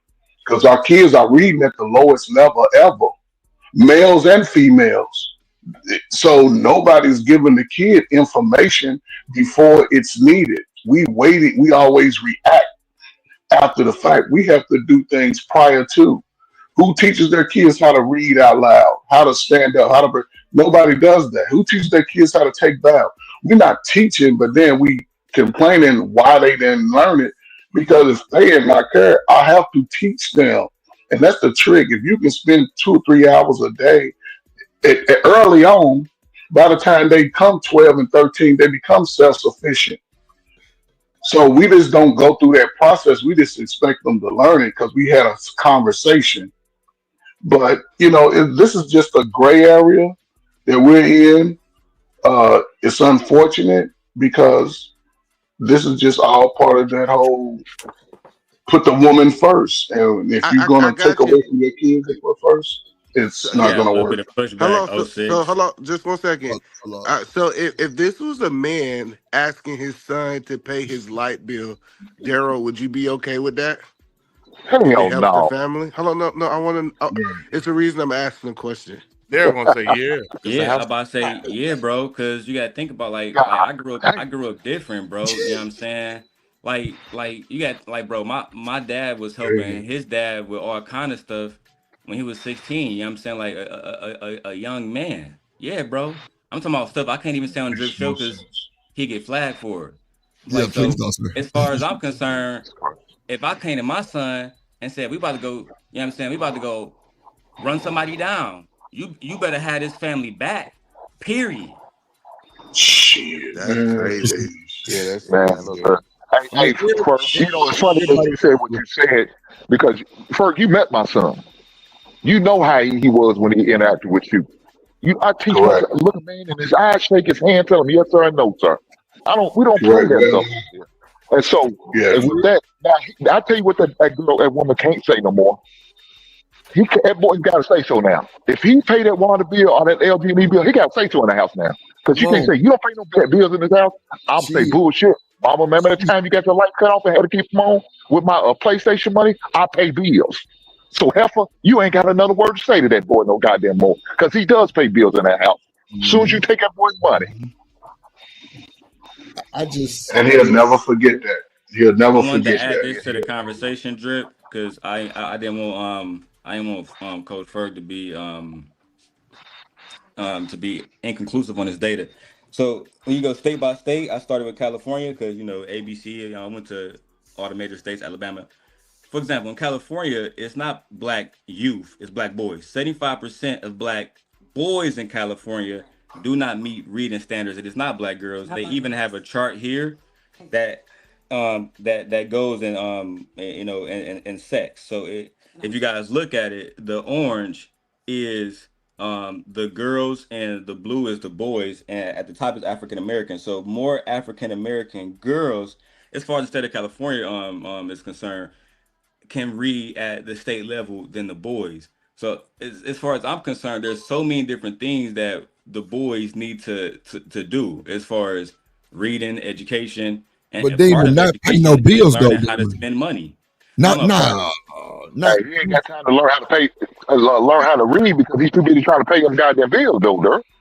He's too busy. But He got to get a job. He got to as go y'all put said, 40 he's hours not in. doing He none ain't of got time that. to go to This is school. birthday money that was given to him. He could just give it to somebody else. He's not doing anything except learn. And to me, what she could have did was say, "Hey, let me show you this DTE bill, right? Look how much this costs, right? We had a water bill or a heat bill here that was $700, right? So you can actually look at them and just say, this is how much this is, and this is what it's going to, right? You enjoy playing your PlayStation all night, right? With the headphones all night and everything charging, right?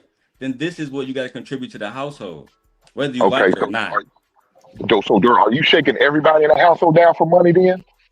Absolutely. Yes, Everybody. I mean, everybody. everybody get paid to the I'm time. talking about if you got a 3-year-old laying in the bassinet, his black ass ain't come out that goddamn money too. Bro, Break yourself, all man. money Break in. your You motherfucking self. if Drip That's gave all it's my about. daughter He gonna get $200 and Leia only 4 years old, where you think that money going to? That money Y'all going to niggas hate me. y'all kids. Y'all hate y'all He kids, dying man. on this talking point. He'll get paid. Y'all He hate dying on this talking point here. y'all hate the kids, man. Y'all hate the kids, man. You ain't get enough Y'all bill hate wipe on your ass to that diaper and a light bill be paid. Take from the Sweet drill. baby. Goddamn shit. Let me play Y'all the hate the clip back for Edie Bear real quick. Hello. Yeah, these children didn't ask to be here. Okay, they also did not put you in a position that you were. Yeah, And all I did, I asked you for your birthday money so that I can pay the light bill. You don't want to give me the birthday money, so I am taking the PS5 back so I can get the money so the bill can be paid. I asked you for your birthday money so that I can pay the light bill. You don't want to give me the birthday money, so I am taking the PS5 back so I can get the money so the bill can be paid. I'm not gonna pause it too much because I want you. Hold on, go to the other part. Where she talking about the Texas. I would have sold the PS5 too. Game. Boy, y'all crazy. That says a. Egg right there. Nah, go back a little bit. All right.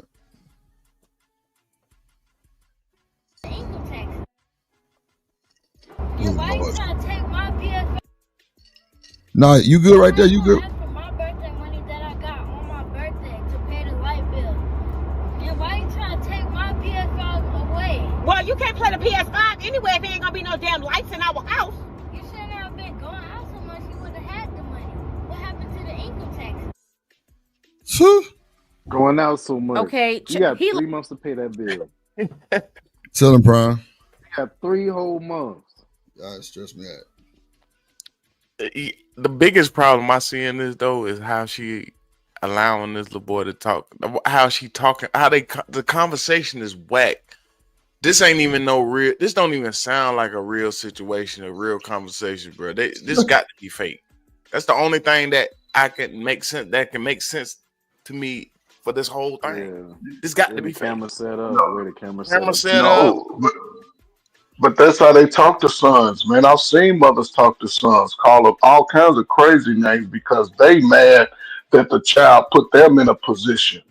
I've seen it firsthand. I used to have to pull parents back, like, no, man, you can't do that on school property. I've seen it. They talk to their kids like this. When they get in their bag about the kid, they go to this type of conversation. And like you said, Rama, the fact that they're having dialogue back and forth, this is common. This is common. They just issued the first round of income tax last week. Ain't that kind of late? I mean, it's okay because it takes about 4 weeks. It takes about 4 weeks. So what happened to your taxes if you got them a couple of weeks ago? I would think that any mother, father, anybody getting taxes, first thing you're going to do is make sure your home is correct. Everything with your home bills, you catch up instead of paying your little funky ass credit card bill. You pay what's in your, keep your lights on, keep your gas on, catch up on your rent. Not, girl, we going out the ball, but again, F them kids is what they do, not they say. 2 seconds. First, I was always telling my mama told me keep your car no pay and your light bill. There you go. Everything else you got time. Everything else can like come in between time. But she said keep your lights on and have your car no pay. And shit, I ain't, you know, there you go. I ain't gonna hold you. I ain't gonna sit up here and cap you out and say my shit ain't never been turned out before. But I was a youngin' because I was actually out young. You know what I'm saying? Because I was still at U of H playing ball and shit. So when I got to school, I was still young. So I ain't want to go back home. So yeah. How many times your mom? Go ahead. How many times your mama went to the club when you was a kid? Oh no, never. There you go. That's what I'm saying. They put you first.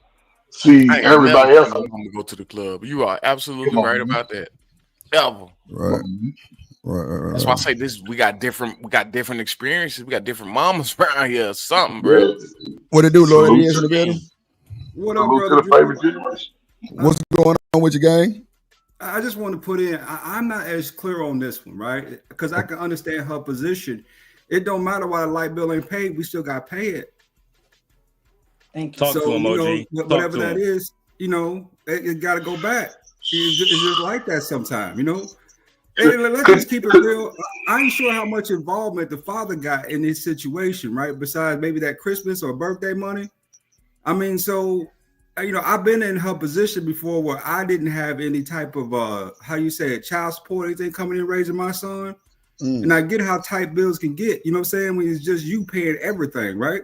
And she's a younger woman. She wants to go out and find herself a man. She's looking for the help. Come on, man. What the hell? Oh my God. She ain't a younger woman. She had more than one child. And I don't think you sacrificed your children's stuff to pay the bills. You found a way. You asked your friends. She's flossing for the friends, and then so let's say you're right. swinging the cake. Let's say you're What right. up? What up, That's Omni? cool. But What's can good? we What's say, good? like, why is you having Let me this know much when I can dialogue get with in your there. child? Just go get. If you. you need the money that bad, just go get it.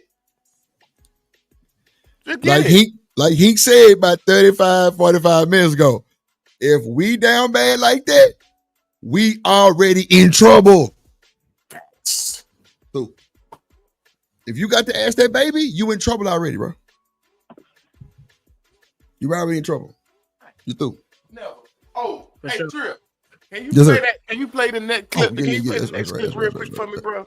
I got So you. we I can got go you. ahead and Yes. nip all this in the bud a little bit. I think it'll help. Probably not. I got you.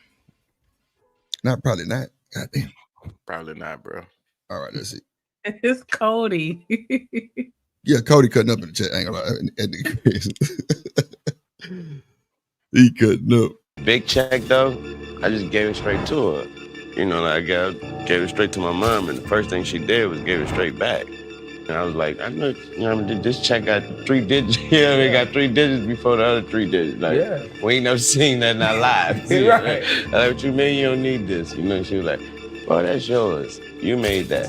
But that right there just taught me how to be with money right there, that moment, right there taught me how to, that it means, it doesn't mean nothing. You know what I mean? Because I thought she was going to, it was 2 checks. I'll never forget it. I thought she was going to take both of them and be like, yeah, all right, I'm about to get this. We're going to get this.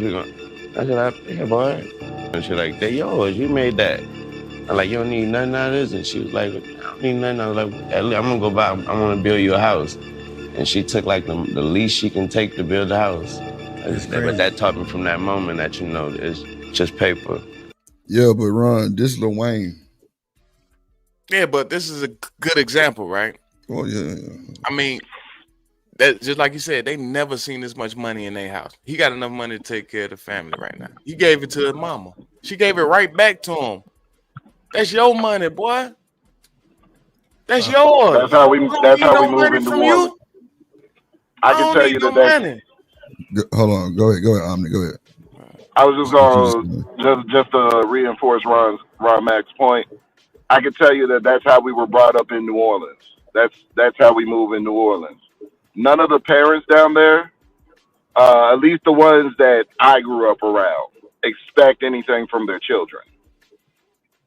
So when they give to the child, when they put into the child, they don't expect the child to pay their way. They don't expect the child to pay for their light bill. Now, there have been times where my aunties and my uncles, if my grandmother was, saying in a way, especially when she was going through it with our grandfather being, going through Alzheimer's dementia, then she would have assistance, of course. But that's when they're already established and well off. But the code is that you don't expect anything from your children after you after you put in for your children. They're not a lottery ticket. They're not, they don't view children as a way to make it big, as a way to hit it. Whatever the child earns is the child earning. You're just supposed to be a proud parent of their achievements in life, but you're not supposed to take from their achievements in life. And You especially understand if what it's I'm a saying? gift, birthday gift, that's even worse than the money that they earn for themselves. Because Yeah, this has been a gift. I don't know. I mean, hey, maybe I'm wrong. I I mean, just think. I'll say that. Go ahead. I mean, what sacrifices was she making before? Because I see her hair's done, her nails done. She got a pretty decent dress on. Like, in what way is she sacrificing for the child in order to keep the light bill on? Is my question. And then Because she Well, she could have still taken the more. nail. She could have taken the nail money. She could have taken the nail money and paid the light bill. Why isn't the light bill the priority before the nails are? It sucks because she manipulating a little boy to pay the bill by telling him, "I'm gonna take your PlayStation in and I'm gonna resell it, and then I'm gonna pay the light bill with that." That's crazy, bro. So Drip, Yes, sir. let me It's still highlight. a case of Let me fact, highlight though. Coach Ferg. Coach Ferg, you still here? Yeah, Now you being from Chicago, did I'm the not from mob? Chicago. Hold on, Sneak. just let I'm gonna get on my phone. Okay. I spent 17 years in Chicago. I'm not from Chicago, but I So spent all right. 17 years. You know about the history and how the mafia, basically the Irish and all them boys, they basically ran downtown, they bought all the buildings, all of that stuff, right? You know about that, right? Yeah. Like I was telling my wife, this is a problem for me with black men, like because we talk about family to black women so much. Not Drip because he's not into that, but for black men, it's a big thing for us to reestablish the family. And to me, and I used to always tell other dudes this: when you look at the Italian families, the Polish families, et cetera, these families, especially the ones, and I'm using Chicago for example as a base, they control the city and have for decades because they do everything as a family. You think some of these fathers haven't went out and asked their sons to do a 187 or go make some money or go do whatever? You do whatever this family needs you to do, period. And that's how they're able to, in my opinion, sustain power, not get indicted by the police. Meanwhile, niggas on the south side and west side getting indicted on a daily basis because they have no organization. You get what I'm saying? So to me, all of that is based around family. If you don't have family, that's what made Big Meat so successful. Yeah, but Dirk, you compare this to a Family. criminal enterprise? Yes, because those I criminal, think I, come on, he's bro. still worth $100 million. He can take care of his family like For, that. Yes. he's a Oh my criminal. God. I mean, everybody a criminal. Our president a criminal. Oh, okay. Well, okay, I'm gonna leave it alone then. All right, all right. Don't mean Our So, too president much. literally a criminal. yeah, but that's not what I am. That's not what I'm teaching my son, and I'm not teaching my That's nieces and demon nephews being like demon. this, like that. Yeah, no, So we don't like that's Trump not. You now? don't have to look. Ain't got nothing to do with Trump. I'm talking about my family. Fuck him. Well, and to what you were saying, the thing that makes it all void about the family, if the father ain't in the home with the children and the mom, it's not a family. That's the I problem. agree. I agree. It I has agree. to be. It has to be the entire family to make it a family. Now, listen. There's nothing wrong with someone contributing, especially a young man contributing to the needs of the family. However, we don't teach our children the value of sharing. We separate these children in the home. That ain't your daddy. This is your daddy. We already put in a separate mindset. We have to teach it in times of peace, not when I done spend all my money on the shit I want. Now I'm a beg for the rest type of mentality. That doesn't help anybody. So you have to teach them in the time. These kids are school age kids. They learn multiplication, division, subtraction. So you sit them down and show them, listen, this is what mom and daddy had to take care of in home. I did to my son early, third grade. They start to, oh, let me show you. Let me show you all these bills. So I need to take the whole amount of money I get from working, and then I gotta divide it into these 4 or 5 little bills right here. Oh, and the money we have left, we ain't just gonna blow it on a pair of jeans. We're gonna spread this shit out to the next time, and then we're gonna save a little bit to the side, and over time it accumulates 4 or 5 years. You know what I'm saying? So it has to be taught. We don't teach enough, and it hasn't. To me, some things are good to be taught by the mother, but again, I'm talking old school style because mothers of old school would at least try to teach you how to cook an egg and cook some shit and iron your clothes and wash your clothes. My father taught me how to do shit outside. Cut this damn grass. Get these weeds off the fence. That was the role that they played. But today, everybody's playing mixed roles, and the dudes want to be the girls, and the girls want to be the dudes because the roles are being mixed. So I don't know, man. Yeah, that's crazy. Look, let me say this. Only time my son ever seen bills when they was on the table. That's it. And when shout out to Monopoly, one of the best games ever produced. I used Monopoly money in order to teach my son about financing money. He told me what he wanted to be. I said, "What do you want to be? What do you want to do after you graduate from college?" He said this, and we looked up the jobs and how much they pay. What do you want to live at? And we utilized Monopoly money in order to show how your money is earned and lost, how to invest, and how to do everything, how to buy property, how to do a lot of things with Monopoly money. And the game of Monopoly, man, there's no way I would say, son, I'm having babies just so I can you as a meal ticket. That's who you raising the kids for, and future meal tickets. So in case I fall on hard times, oh, you got to bail me out. You ain't got no choice. You got to bail me out. Why? Because I'm your daddy. I'm your mama. No, that's some bullshit. There ain't no way I would put that responsibility on my 13-year-old son. That's not his job. And if your parents did you back then, shame on your parents for putting you in that predicament. They're dead wrong for that bullshit.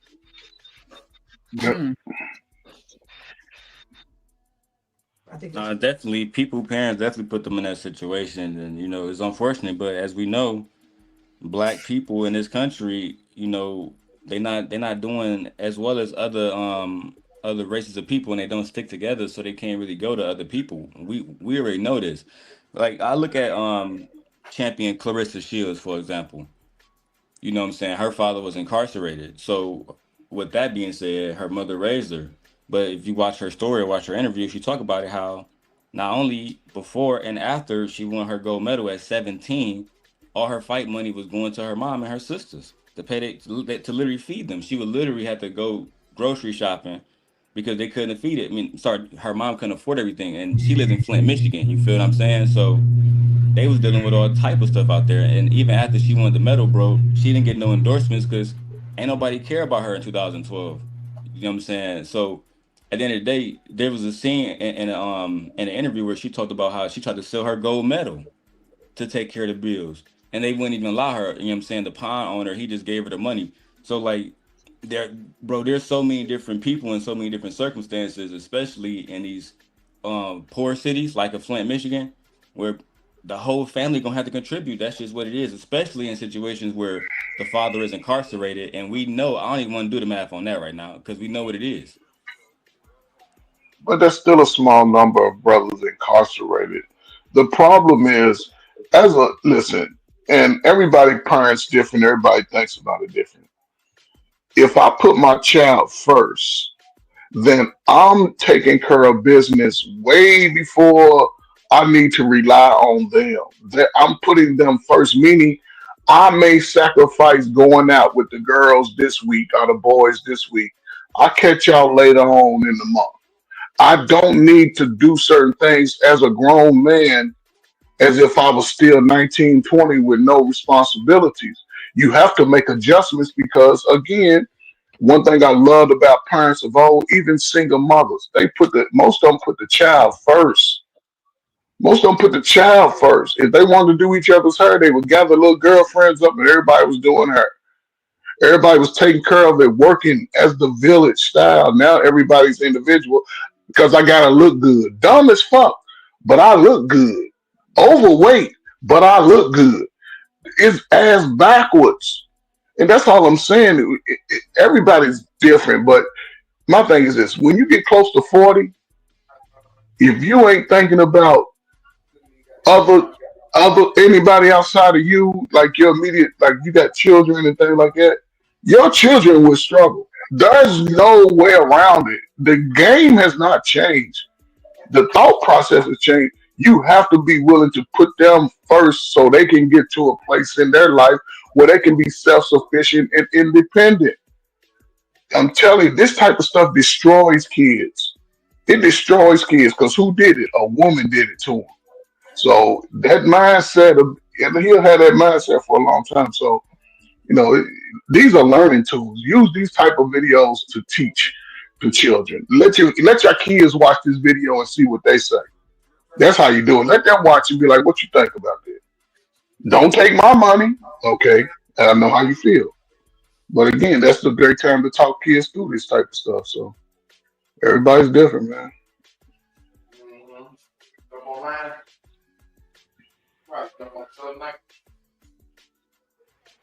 What's going on?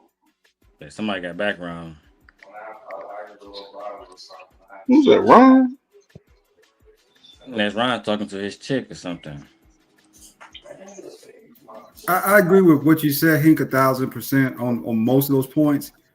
But unfortunately, in today's age, the dynamics have changed, right? Significantly from the point where we grew up, and that was kind of the mandatory that the man had to be around, or he would be kind of labeled by other men.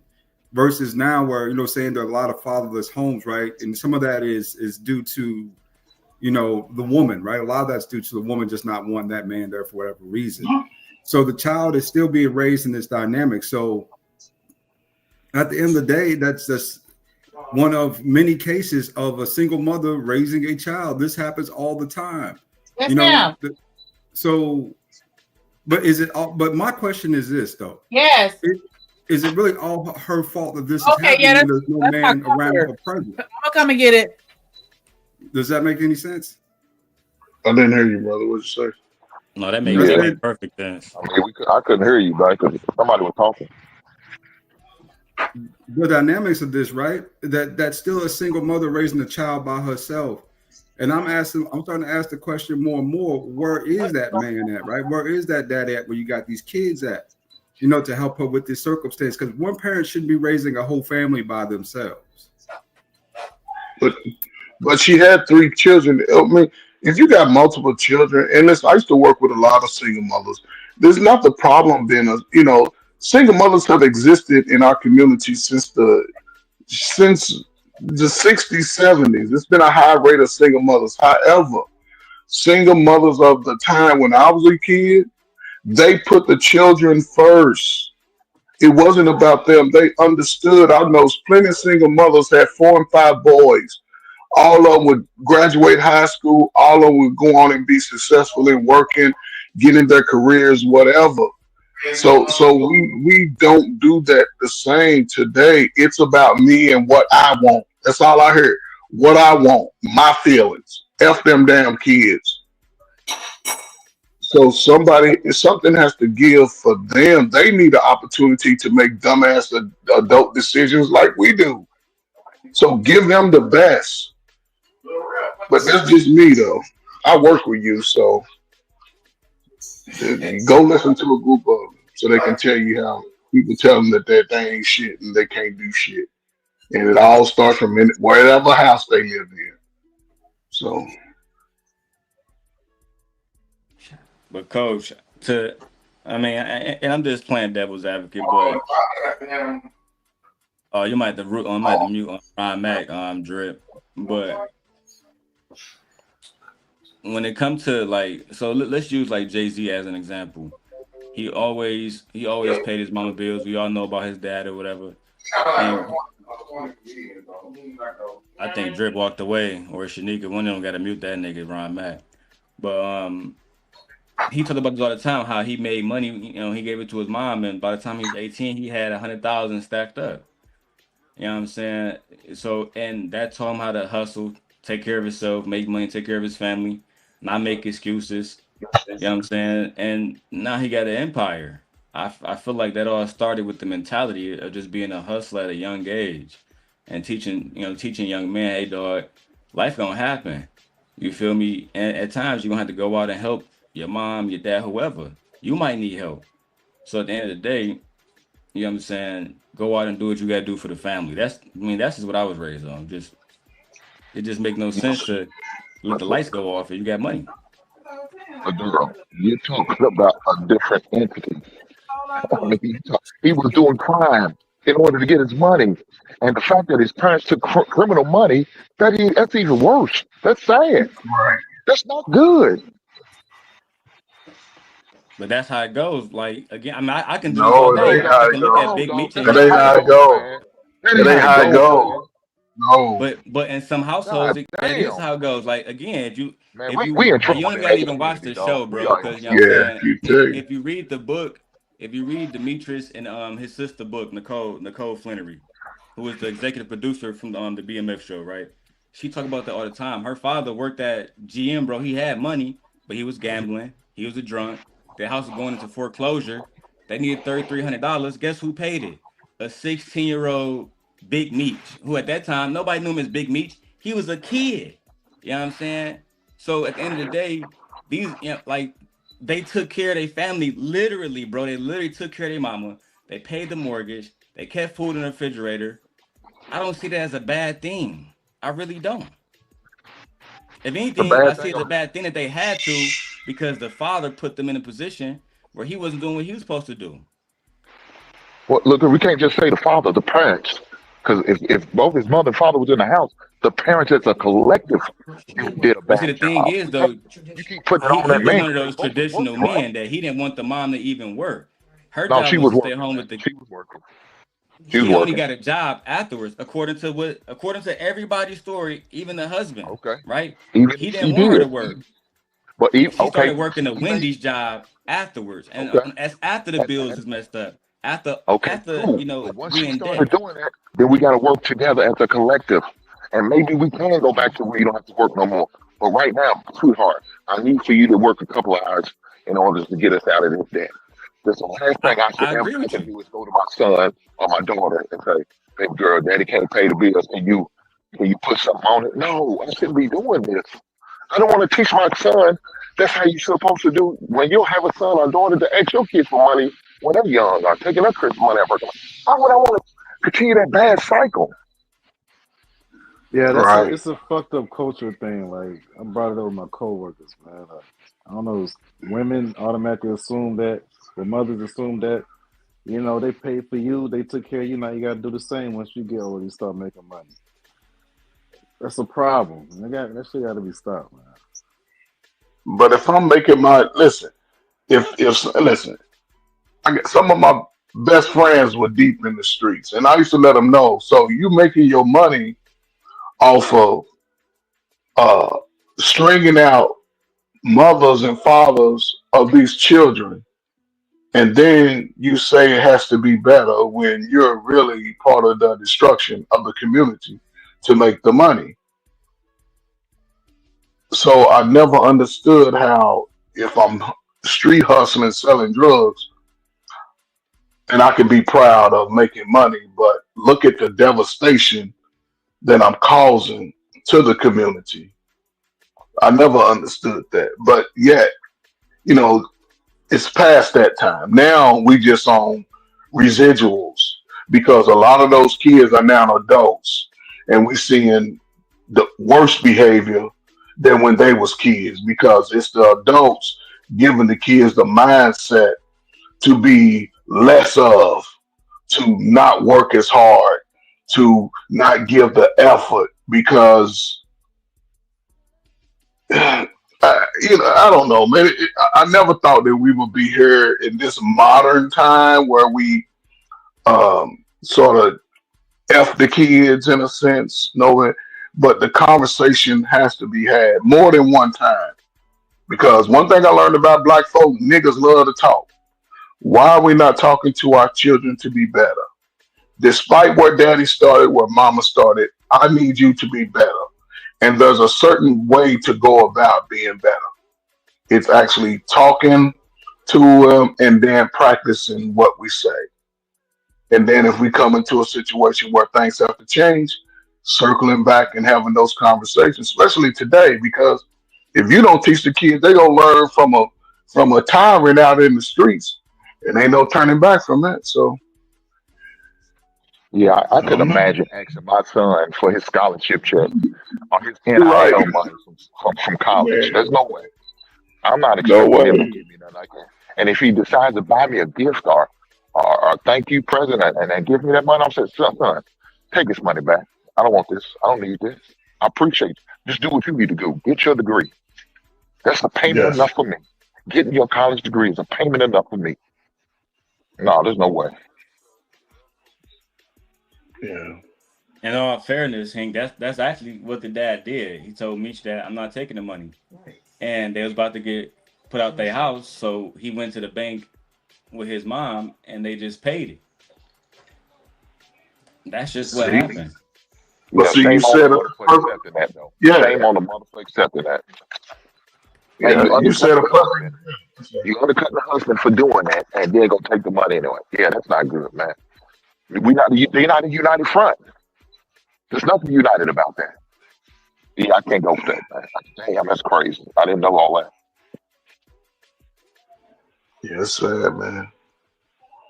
And we know, I'm just saying, it's unfortunate that a lot of mothers will take that money and they will use it for their benefit and won't even really save.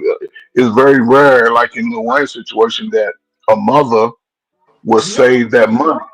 So you have to be willing to put that shit to the side. So we got to get better. For Really sure, quick. man. God damn. Oh, go ahead, man. Go ahead, man. Sorry, real quick. I just wanted to give a shout out to Chanel's Reality with the $1.99 super chat. She said, I wanted to show my support to Uncle Drip and Shanika. We definitely appreciate that support. Get a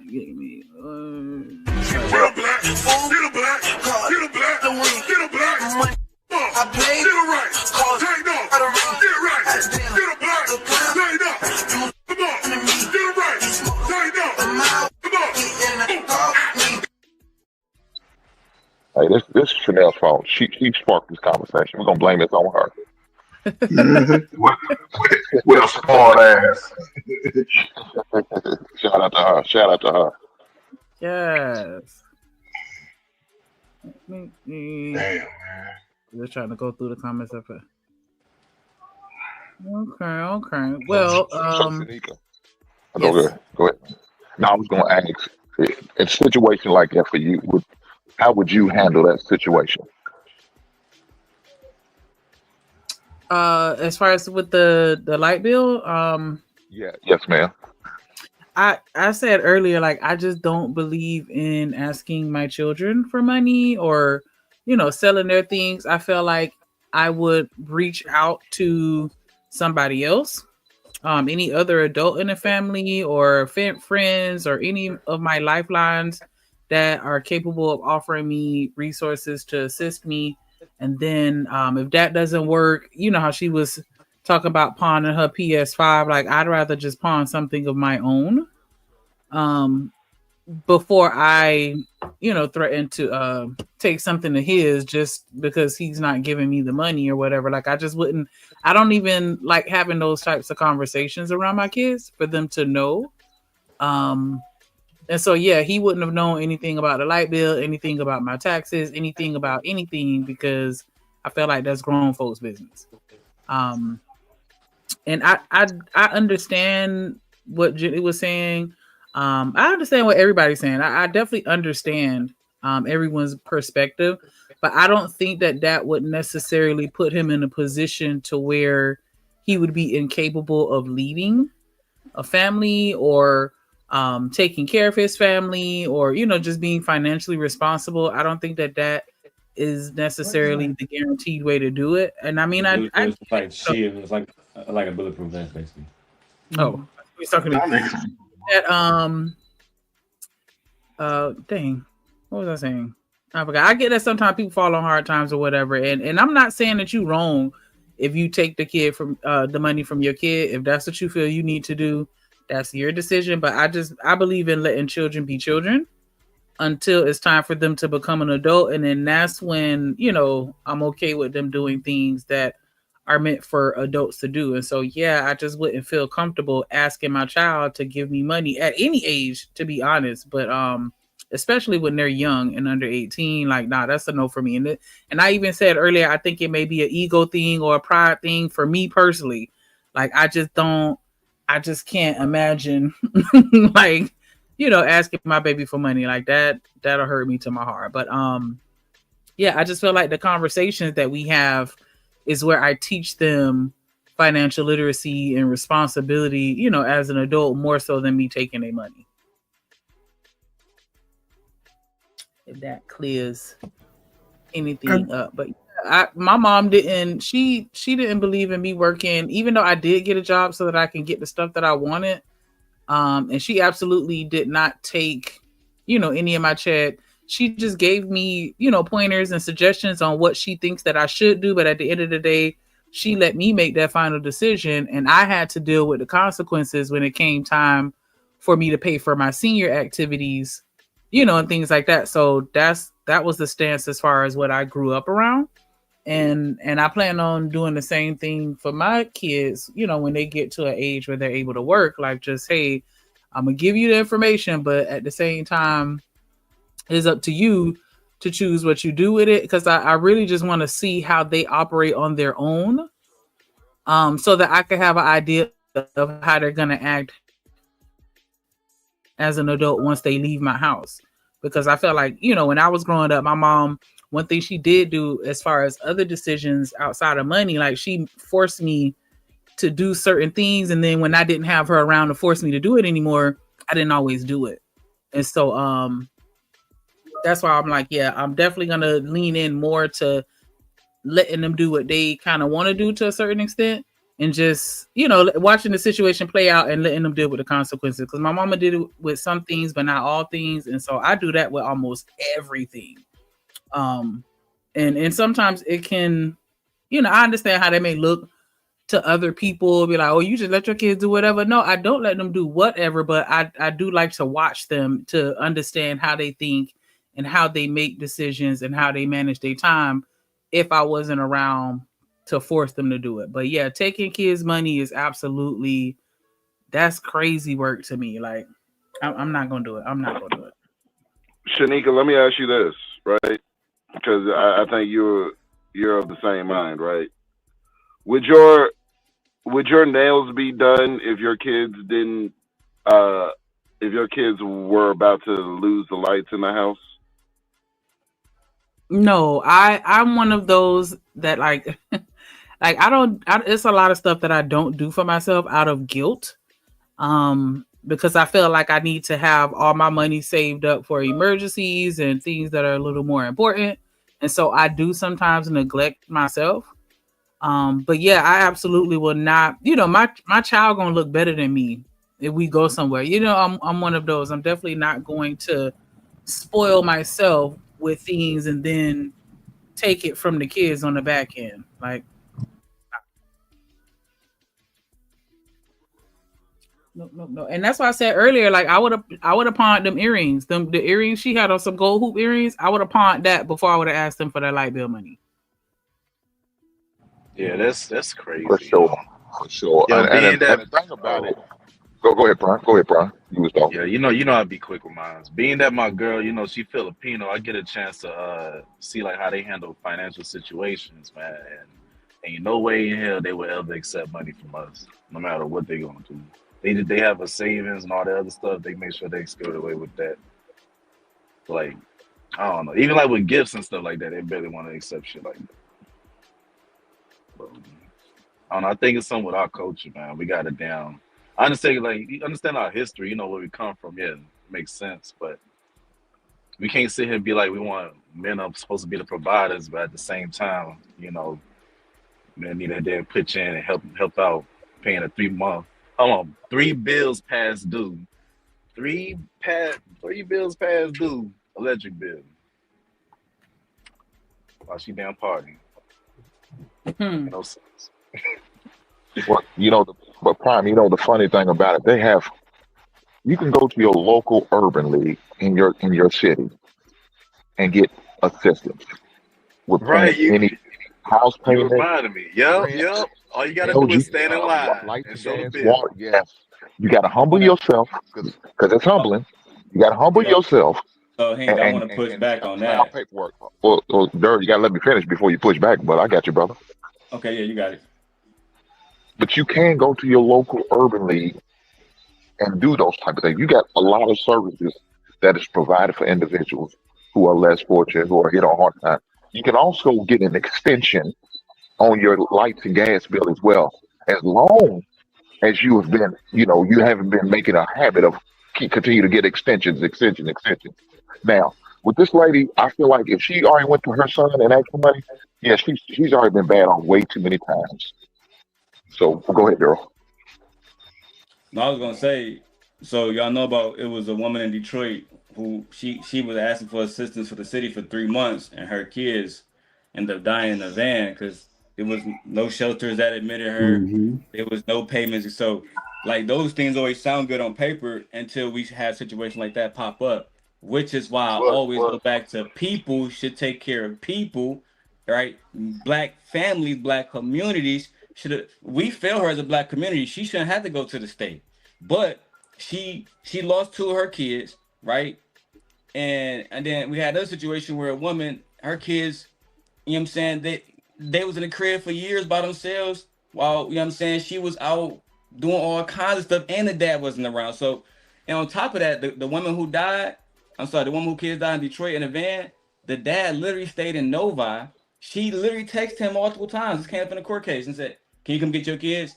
Well, no, because I don't have this and I don't have that. So it's like, now that the kids was gone, everybody was saying, well, they could, why didn't they go to Detroit to get assistance? Bro, I live in Detroit. I'm trying to tell y'all, it don't work like that. You can talk to them niggas for months if you want to. You're not getting no assistance.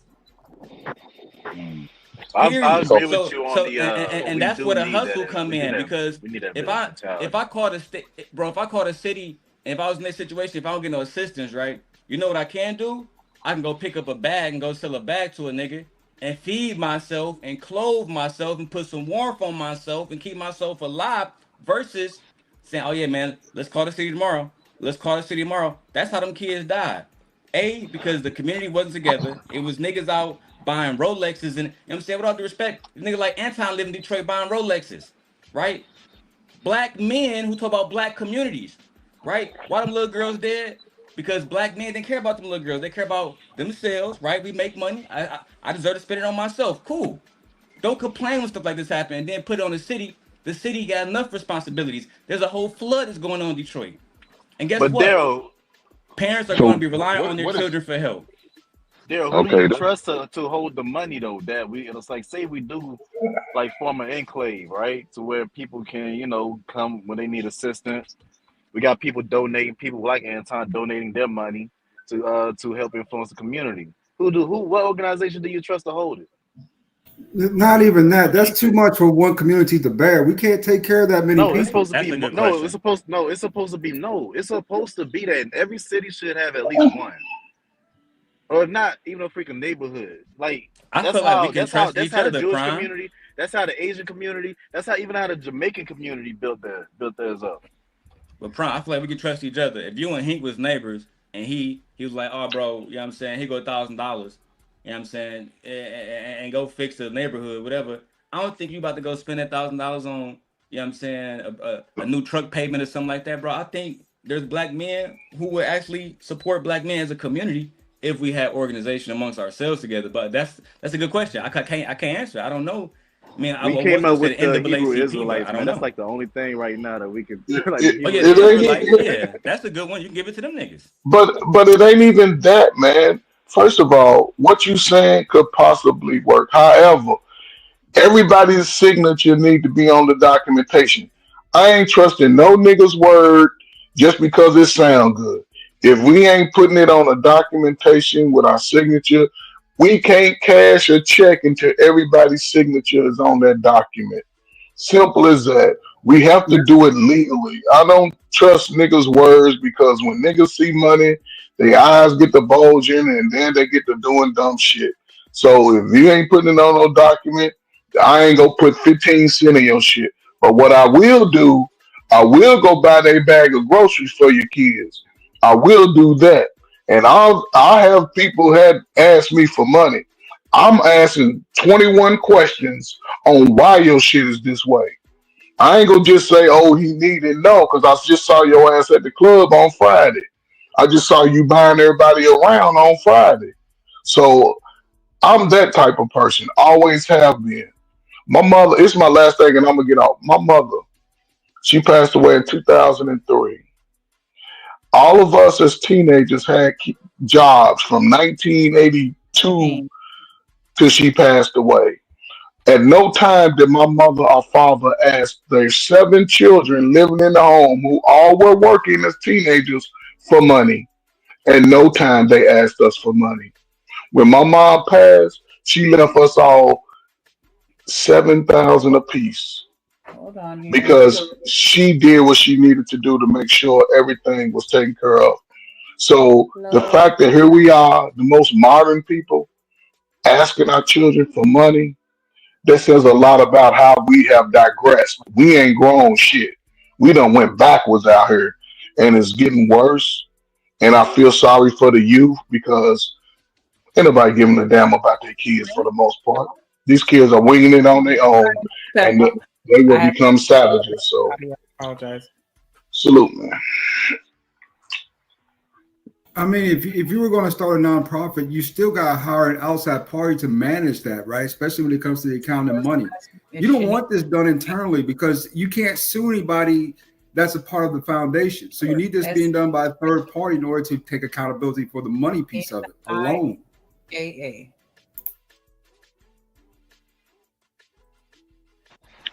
Well, I think it says final thoughts. So I'm gonna give my. I'm sorry. Go ahead, man. ES.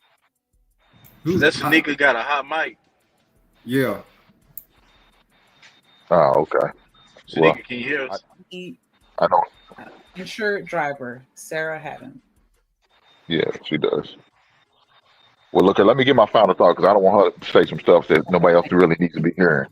Hi, My good final morning. thought is, Shanika, and I'm speaking with Sarah Haddon yeah. about an Oh accident they were shit. involved. Drip, you can't mute her mic. Yeah, Drip, you can't mute her Yeah, mic. Drip, where let's you just at, talk dog? over her so we can drown her out at least. Awesome. Yeah. So look, let me say this real fast. My final thought is, black man, protect yourself at all times. When you gotta get on somebody's couch or somebody's Zoom meeting, man, get your mental right. Man, go get your A1Cs in or your blood working on, man. Take care of your health. You only get one shot at this thing. And a man of a certain age, man, make sure you get your prostate checks and your colonoscopy, man. Shout out to you. Take care of yourself, black man. Right on. Hey, you're right about that. Appreciate it, man. I agree with Hank, man. I heard that they got like easier ways to do it now. Oh, okay, thank you. Glad to Right hear on. that. That's And so you Prime, that's true. But if you're high risk, you got to do it the right way. You understand what I'm saying? So if you got a history in your family of colonoscopy cancer and colon cancer, you know, and what you got to do it unfortunately the old-fashioned way. Hey, you can't. Hey, Prime, you can't send your shit in the box no more. Damn. So if you got somebody in your family that's had it, that really does heighten like the risk of you having it by a lot. Yeah, it does. It does. Especially if it's close. Like my father, who had a scare with it, so he dealt with it. So since he dealt with it, I ended up going like at the age of 43, and I got my first one, and then I got another one when I turned 48. Okay, you been good on both of them. Yeah. But you gotta make sure you do what you gotta do though. But sometimes you can just do the blood work. You know, like I said, if you're not high risk or you don't have a history of it in your family, cool. Clear day. You know, sometimes you can mail your stool in and they can go about it that way. But if you are at risk and you have somebody who's already like I said, your father or your grandfather, somebody close in your family, yeah, you might want to go and get the colonoscopy. Yeah, I got a great uncle that had prostate cancer, man. So I damn make sure, man, I damn go on my girl at least 21 times a month. That's what they say. You know what I'm saying? You let loose. It helps battle prostate cancer. Make sure y'all stay regular. Places of travel where they're in each direction. I know that's right. Shanika said each direction. God damn. Make sure she don't say get out no addresses or nothing. You ain't lying. Where the hell Drip at, man? Turning lane in I one fell lane east asleep. direction on Coleman, and you said on Ann Road. Shit. Oh, I know Lord. we get out addresses. Okay, hey, Shanika. As soon as I said it. Yeah. It's your fault, Brian. You talked it up.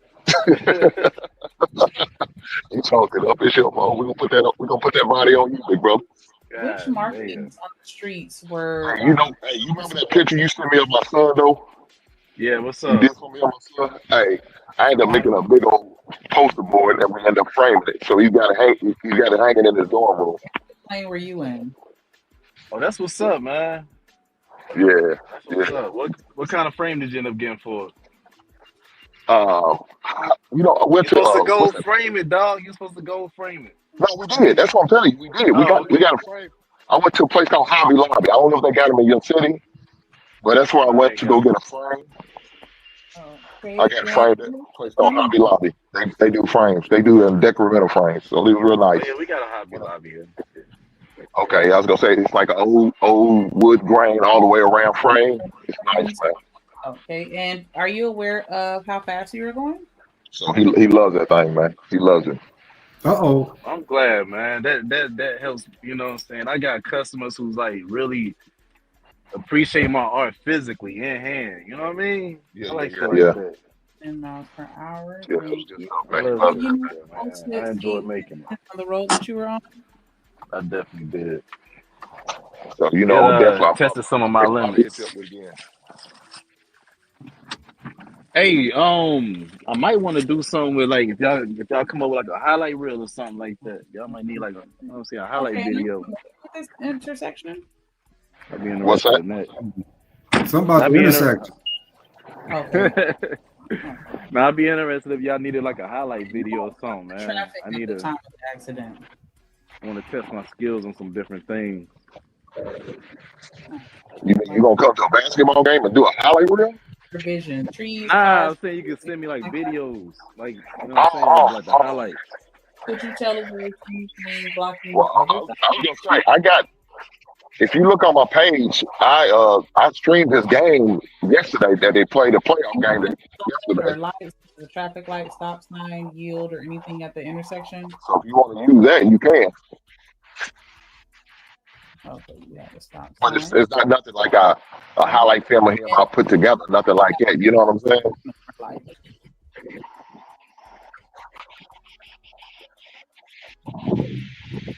Okay, thank you. And what's your signal on? Oh shit! Well, somebody tell Shanika she's got a hot mic. Okay, for a moment before the turn. Yeah, now I know who to talk to though. When I get a ticket, So, go to Shanika. First, she give me that discount though. Yeah. I know that's right. Oh, okay, that makes sense. Oh shit! Damn, she's still going. At the stop sign. Well, look here, fellas. I'm gonna get out of here, man. Hey, shout out to Drip and Shanika in the chat, man, and keep doing y'all thing over here. I like this. At the intersection. Yo, I'm getting out of here too. Take care, Drip. Thank you, Shanika. Y'all have a wonderful, excellent rest of Thursday. Yeah. Can you describe the other vehicle involved in the accident? Year, make, model, color, anything you may remember?